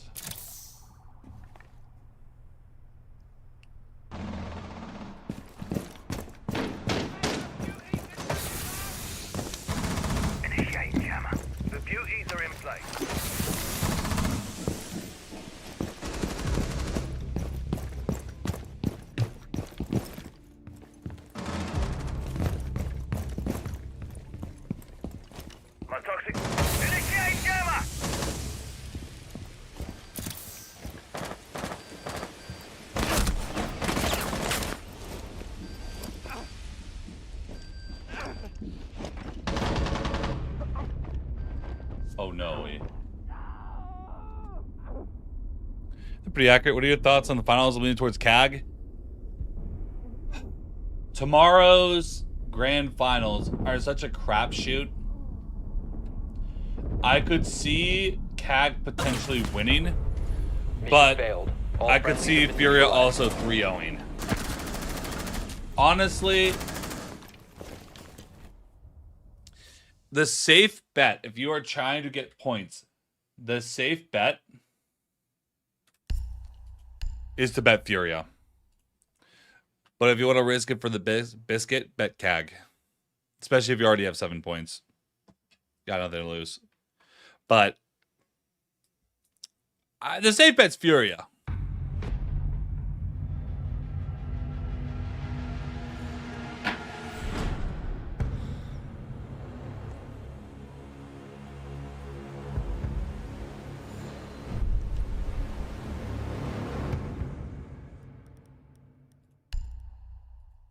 Gotta get used to this armrest, bro. Can I raise this up more, maybe? Oh, that's too high.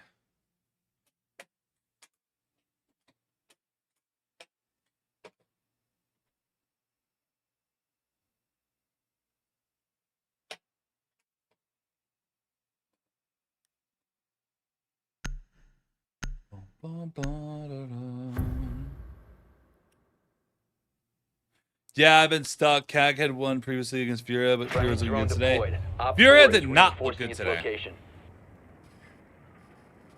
So I'm going to answer that with that real quick. Furia did not look good today. Kaze looks good today.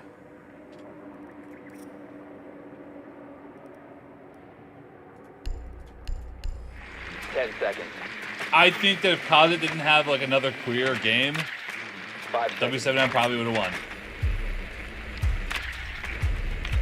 You found the bomb. Make your way to its location and defuse it. And like, if Kaze doesn't have another career game tomorrow, honestly, Furia could lose. If Kaze plays like this tomorrow, CAG has no chance.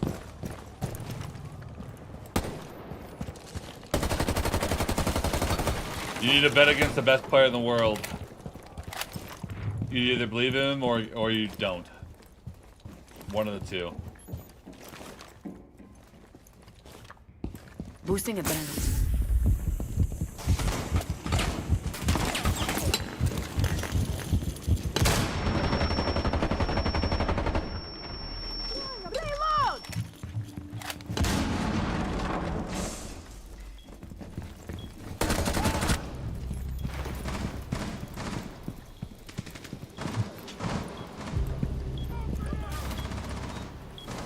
Reload.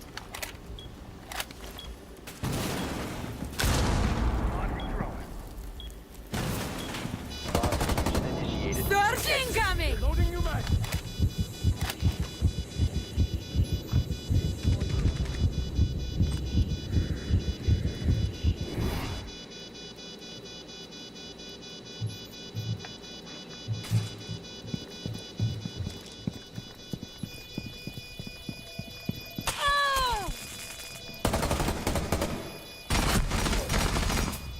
Couldn't even see anything there. Damn.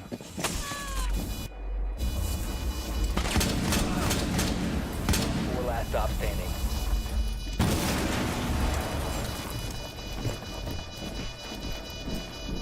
KZ. Down to one Okay, friendly. well, fair enough. Bomb But defused. my point still stands. Either he has another career game and slams CAG into the fucking pavement, or they're shut down. I don't think Herds is going to activate. He hasn't shown it.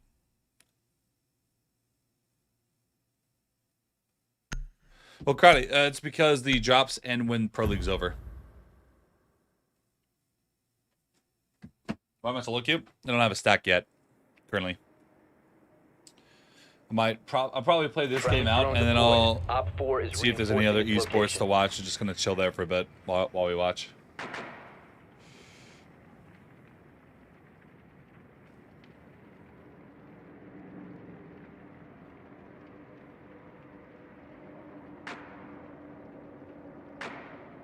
10 seconds.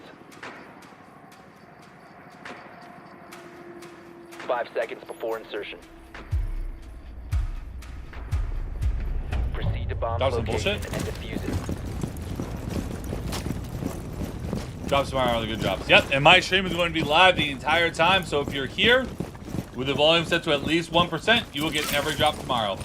I'll handle everything else. So, up to you on how you want to go about that. Deploying drone.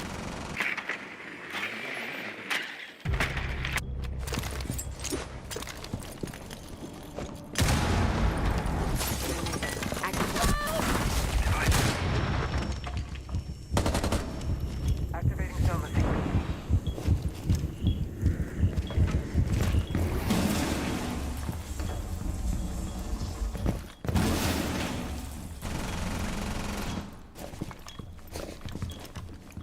Swapping mags. Boosting advance.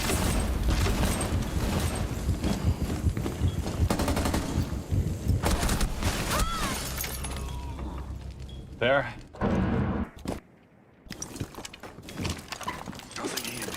Seems like we only on the Pacific Pro League channel. No, they're on during the Pro League events. So drops are only active when the Pro League games start, and they're up for a lot of different Twitch streamers, including me. Stop standing. They're also on the main channel. Down to 1 friendly. All friendlies have been eliminated. Tis what tis.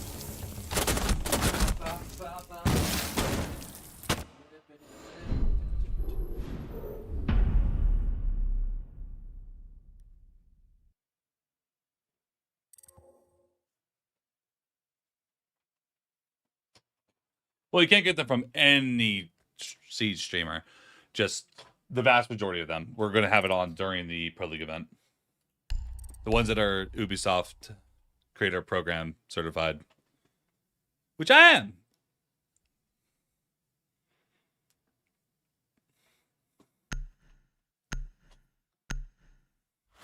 Wait. 10:30 a.m.? I thought it was going to be like earlier than that.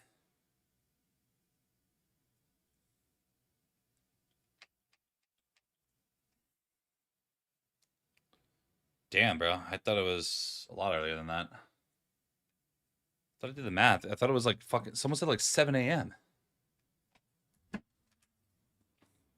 Now it's 10:30? How is it 10:30? Am I Delulu?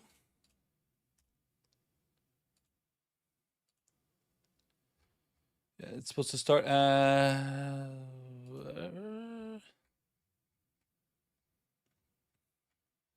saw a post somewhere. I don't remember where I saw it now.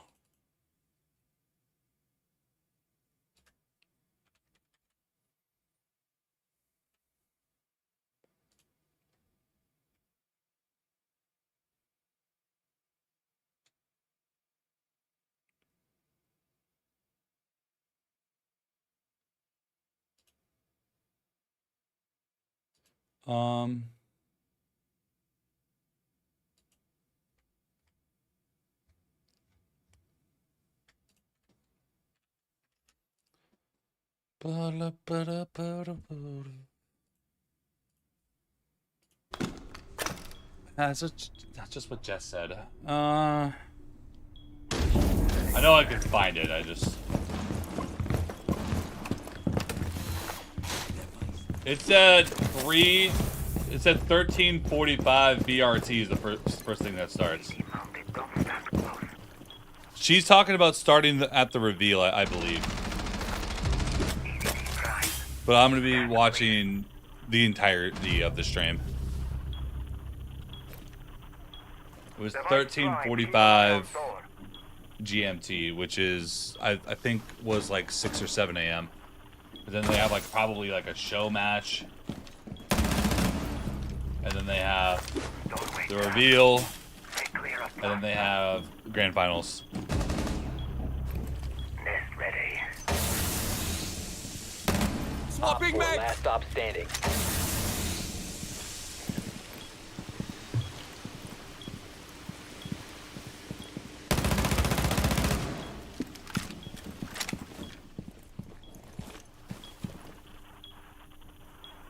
No, that's the grand final start. I heard the official stream will start, like the stream itself starts at 13:45 BRT.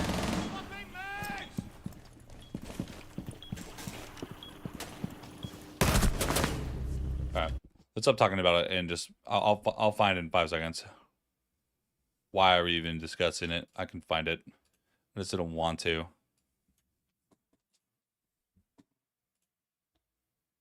That guy, and we're executing on the bakery side. Part before the grand. This. So 13:45 GMT. The reveal is at 15, and then grand finals. So the stream itself will probably start 20-30 minutes before that. So I want to be ready to go at 13:00 GMT. So 13 GMT to PST, which means I'm going to be on stream ready to go at 6 a.m. So that's probably 6:45 a.m. PST, which would mean that would be 8 a.m. and that would be 9:15. So I'm confused on the 10:30.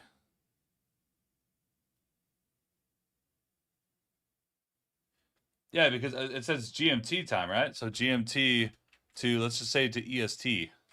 Say 13:45 GMT to EST. This is 9:45 a.m. EST.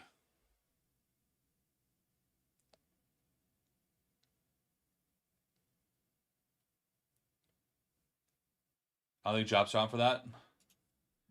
I have no idea what drops are on for tomorrow.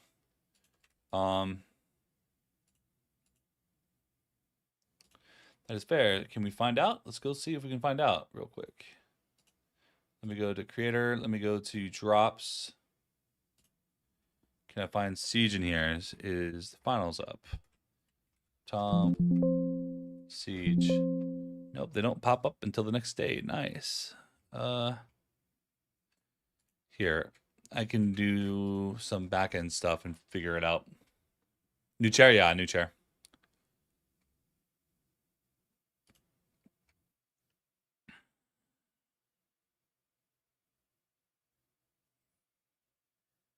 Yeah, I don't even know on that one. All I know is I need to be on by 6 a.m. and just quote-unquote be ready. I'm dead. That sucks. Let's do the stream on. Go get your drops. I'll be here. That's why you guys don't need to wake up for it. I'll be here. You're good to go. I just need to figure out what time I need to be physically like awake, because at some point I'm going to go to sleep, leave the VOD up, stream will stay up, and I'll come back prior to everything starting, and then I'll be here, turn VOD off, watching the main stream.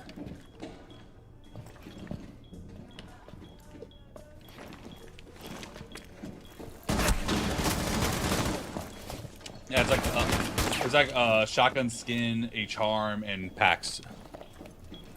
Op 4 is defusing a bomb. You need to disable their diffuser.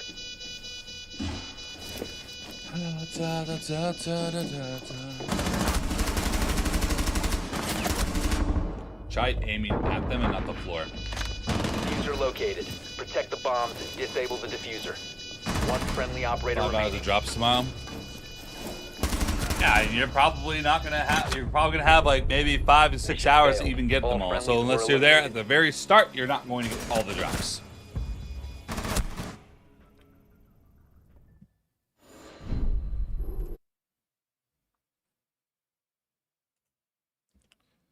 Oh. Anyone else? Yeah, 1, 2, 3, 4, and then hour 5 is the shotgun skin. So yeah, to get the shotgun, you physically have to leave the like. You either A, need to wake up super damn early to turn the stream on, or B, you need to leave it on. It is entirely up to you on what you want to do, but you need to watch tomorrow's stream for 5 hours, and don't be that guy that comes in tomorrow at the end of the stream and be like, bro, 90%, man, like what the flip? I'm telling you now that you are going to miss it unless you are up, ready to go, very early in the morning, or you can leave the stream on and you'll get it. It's entirely up to you on what you want to do, but To get the shotgun skin, you need to watch a stream that's about 5 to 6 hours long for 5 full hours. So, good luck. Just this is just cash. I'm just kind of hanging out while I try to find a rank stack at some point. 10 seconds before insertion. All right, I'm kind of done talking about the jobs for now. I kind of got my game plan in my head of what I'm gonna do tomorrow. So I'm like,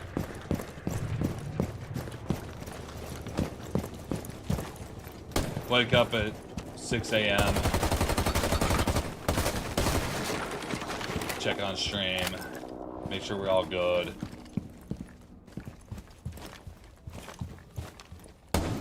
Adrenos! Frag grenade as well. Kabungi.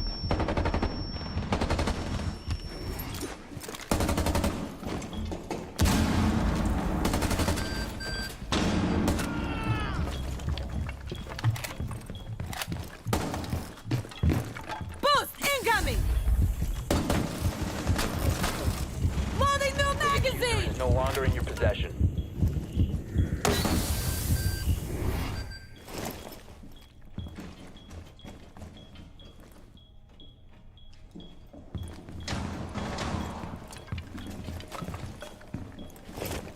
Incoming adrenaline boost. The diffuser has been recovered. Must recover the diffuser. Down to 1 friendly.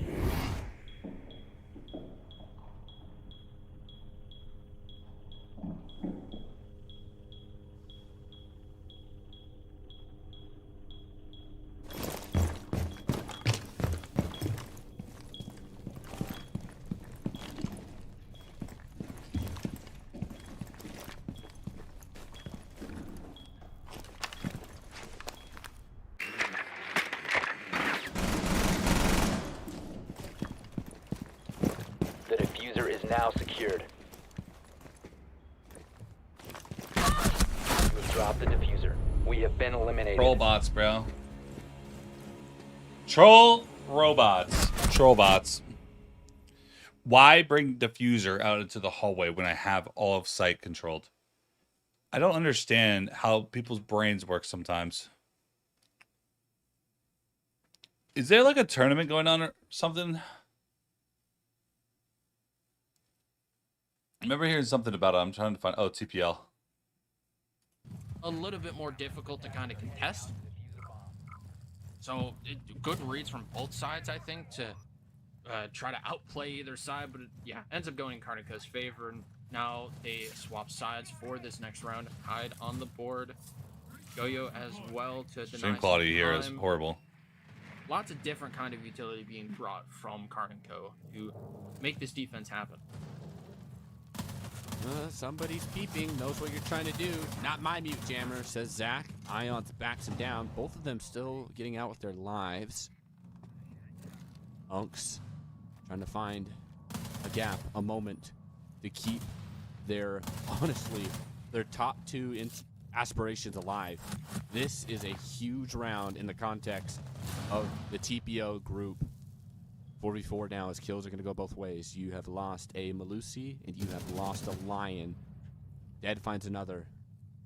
Starting to trickle down this Karniko defense. It's not looking good if you want to try and end it here in round 14. TPL is, I believe, T2. Still a 3v4, and you've seen the clutch potential that Karniko has had so far throughout both of these maps. Blast on a sliver of HP, and any bit of overextension from the Unks might seal the fate of the Unks if they're not careful. So they need to pay mind to where these last players might be and see players of Karniko just kind of floating around just a little bit, just making sure that they stay relatively safe and not exposing themselves too much. See one of them in VIP, one of them over towards Coat Check, the last one over by Bakery, kind of making a bit of an isolated almost matrix of players to they're trying to go for maybe that catch yeah, they're trying to go for the vert, and it's not really going to net them much of anything outside of information that the And we players should just pull the themselves are Jinxie and not just in say, the site. Yeah. The vert's guys, gonna I'll come in a message little the bit Ubi late. dev and tell them to Maybe turn try the to drops use that on. to their advantage to start Stay this tuned. execute, maybe isolate one of these players. No one's really inside of the objective right now for Karnico. They're surrounding it. So if anybody tries to run in, they'll get shot down. And the first player that might have The job's to going to be lead, when Pro League's live. you know, somebody just punched his bar, but did you hear those footsteps of the player walking away? He's still very worried about somebody pushing his brown stairs. Looks like we have a little bit of an execute coming over by Freezer. Do you know that you have somebody stuck over by the Christmas tree? Deity finds one, finds another. That could be Karnico going 2-0 in the series. That could have been the work. That will be Zach Killa closing it out. A 2-0 start to the TPL group for Karnico. They take down Crosshair plays it with a invited shotgun. teams as Unks drop to 0-2. Crosshair plays with a shotgun. You don't need to aim for a headshot when you have a shotty. That was just TPL. I thought we were going to be able to see more rounds of that. That was just like one round. Okay, Kettle. Rex, we're doing pretty good. I'm tired. I'm ready for a break after all the event stuff.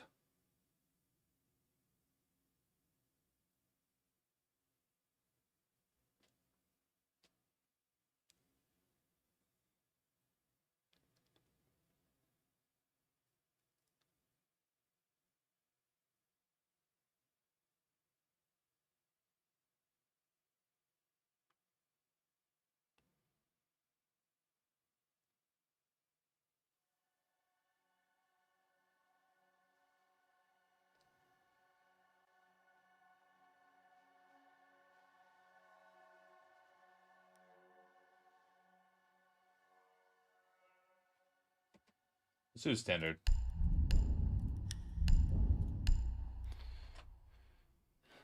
Where the jumps to the end?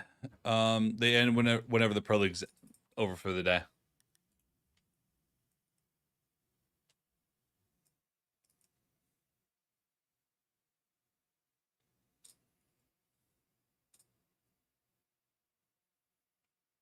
I don't know why they say a time on the drops, but it's not actually ever based on the time. It's been like that since drops have been a thing on Siege for like a year or two.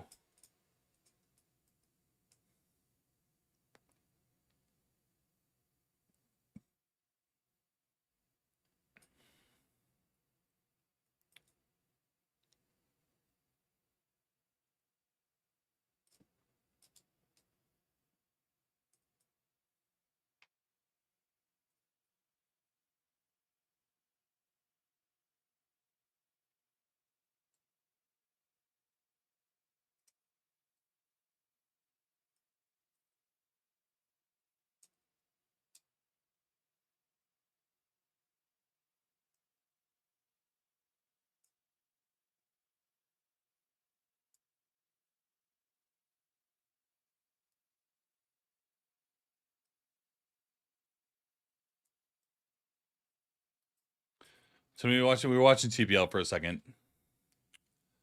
No longer though. It ended, so. I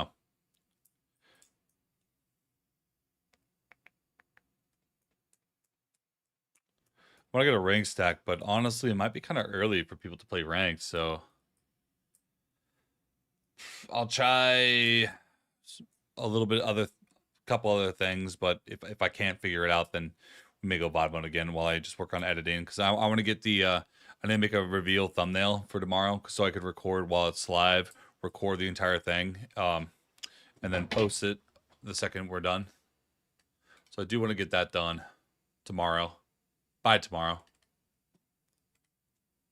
But I want to play ranked, you know? Kind of want to play ranked. That is the goal right now.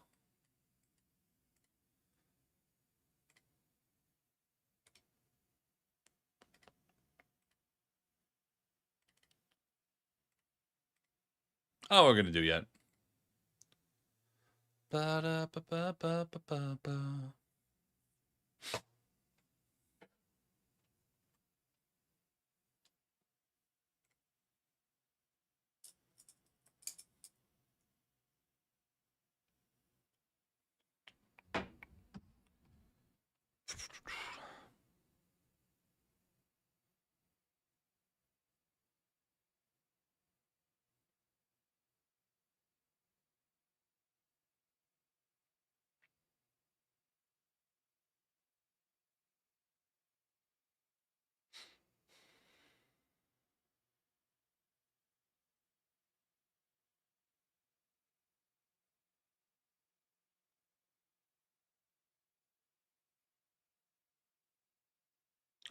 think they were trying to play a tournament or something today. I might watch it.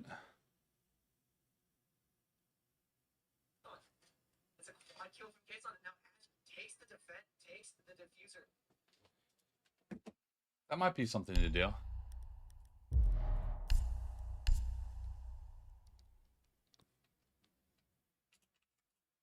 Okay. I might watch it.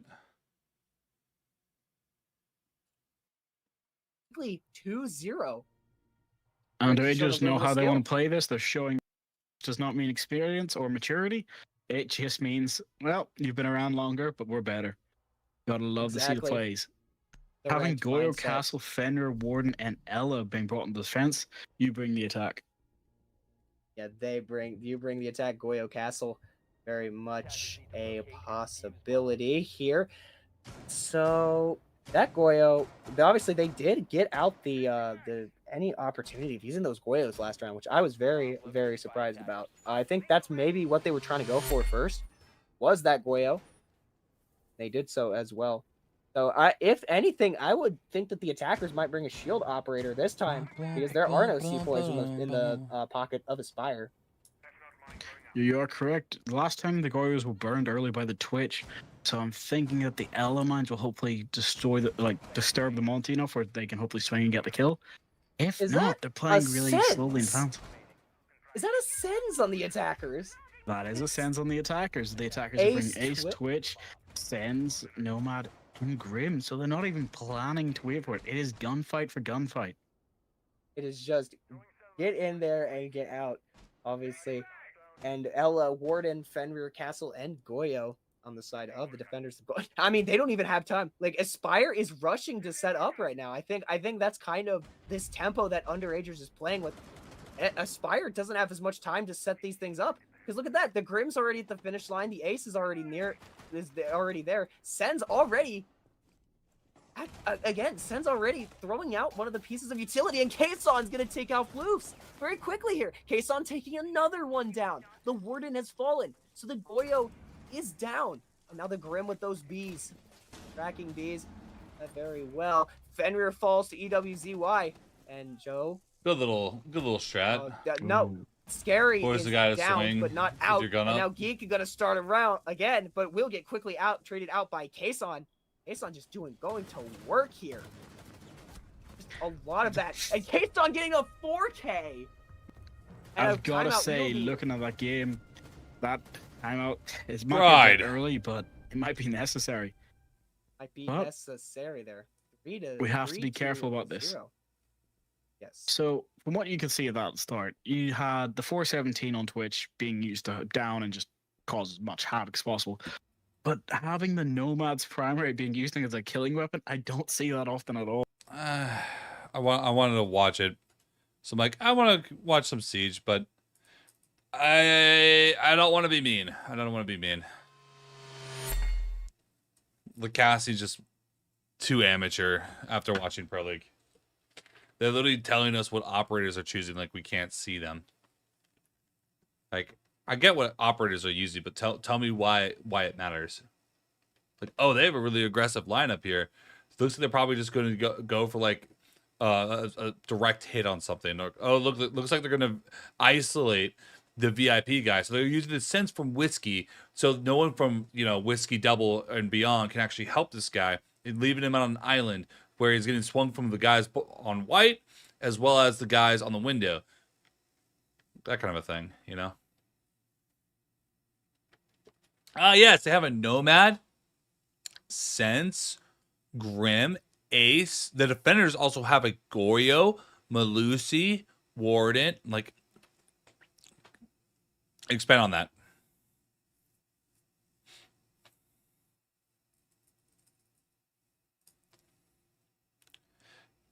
Granted, I know casting's not easy because you have to talk constantly, but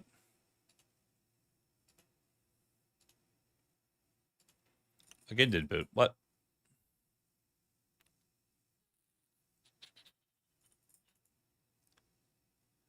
Boot, damn it.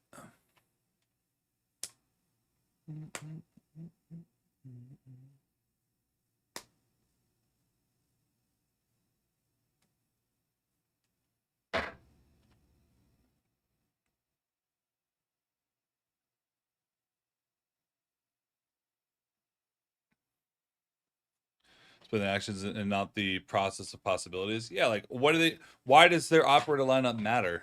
Why do we care? What does that mean? I know what the operators are. You don't need to read to us.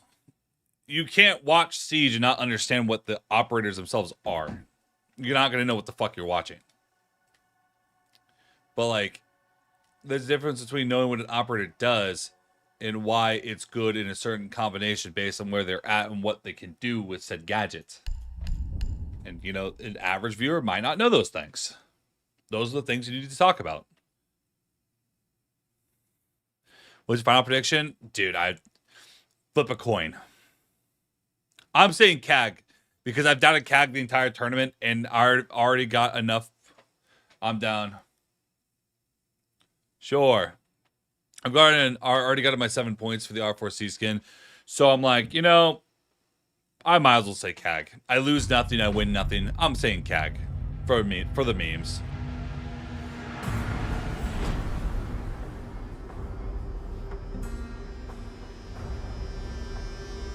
Oh, don't worry, Omega. I'm gonna contact an Ubi dev and have them turn drops on for just my stream. Don't you worry.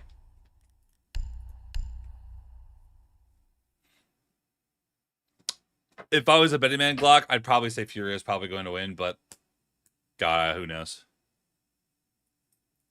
But gosh, heard.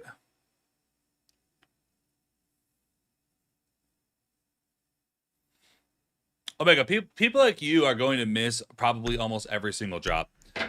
Just letting you know, you are going to miss the drops doing what you're trying to do.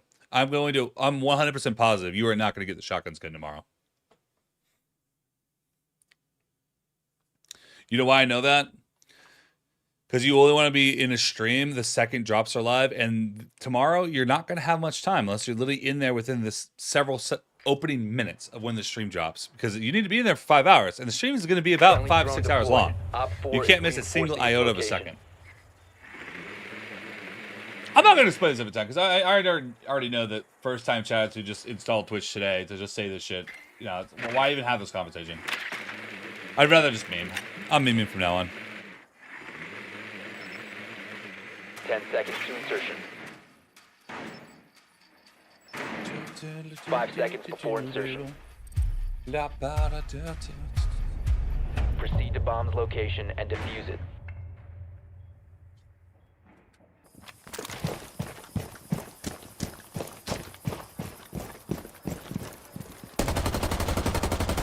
I'm reloading! Clear the blast area!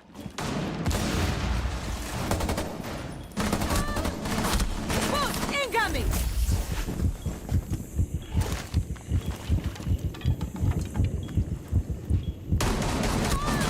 I deserve that death. I deserve that death all day. I'm not even.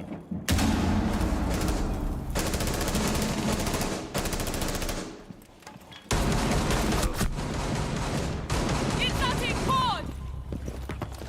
Throwing stun.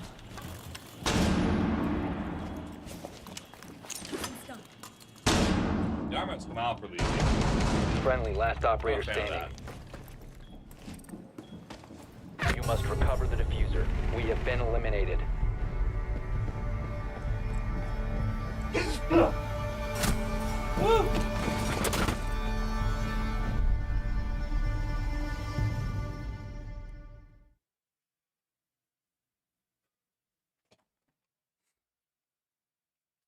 Thank you, Wise. They're up 3-0. Talk shit. They put us all offline. Lost you, and we got banned.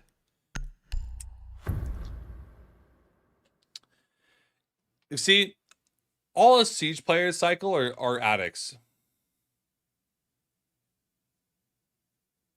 We play Siege looking for that high of like that round clutch, that Friendly game drone win. deployed. That Op 4 is happens reinforcing its location. very rarely on a legit game, and we try to ignore all the negatives around us. They keep coming back. You're gonna play more cheaters. You're gonna hate it, but eventually you'll have a legit game that's gonna be awesome. 5 seconds. And then I'll to make you insertion. queue 10 more games where 7 of them are gonna have cheaters in them. Proceed to bomb's location and defuse it.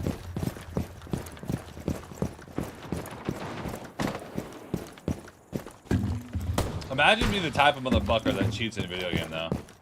Like, Here comes. you have to cheat in your free time. Swapping.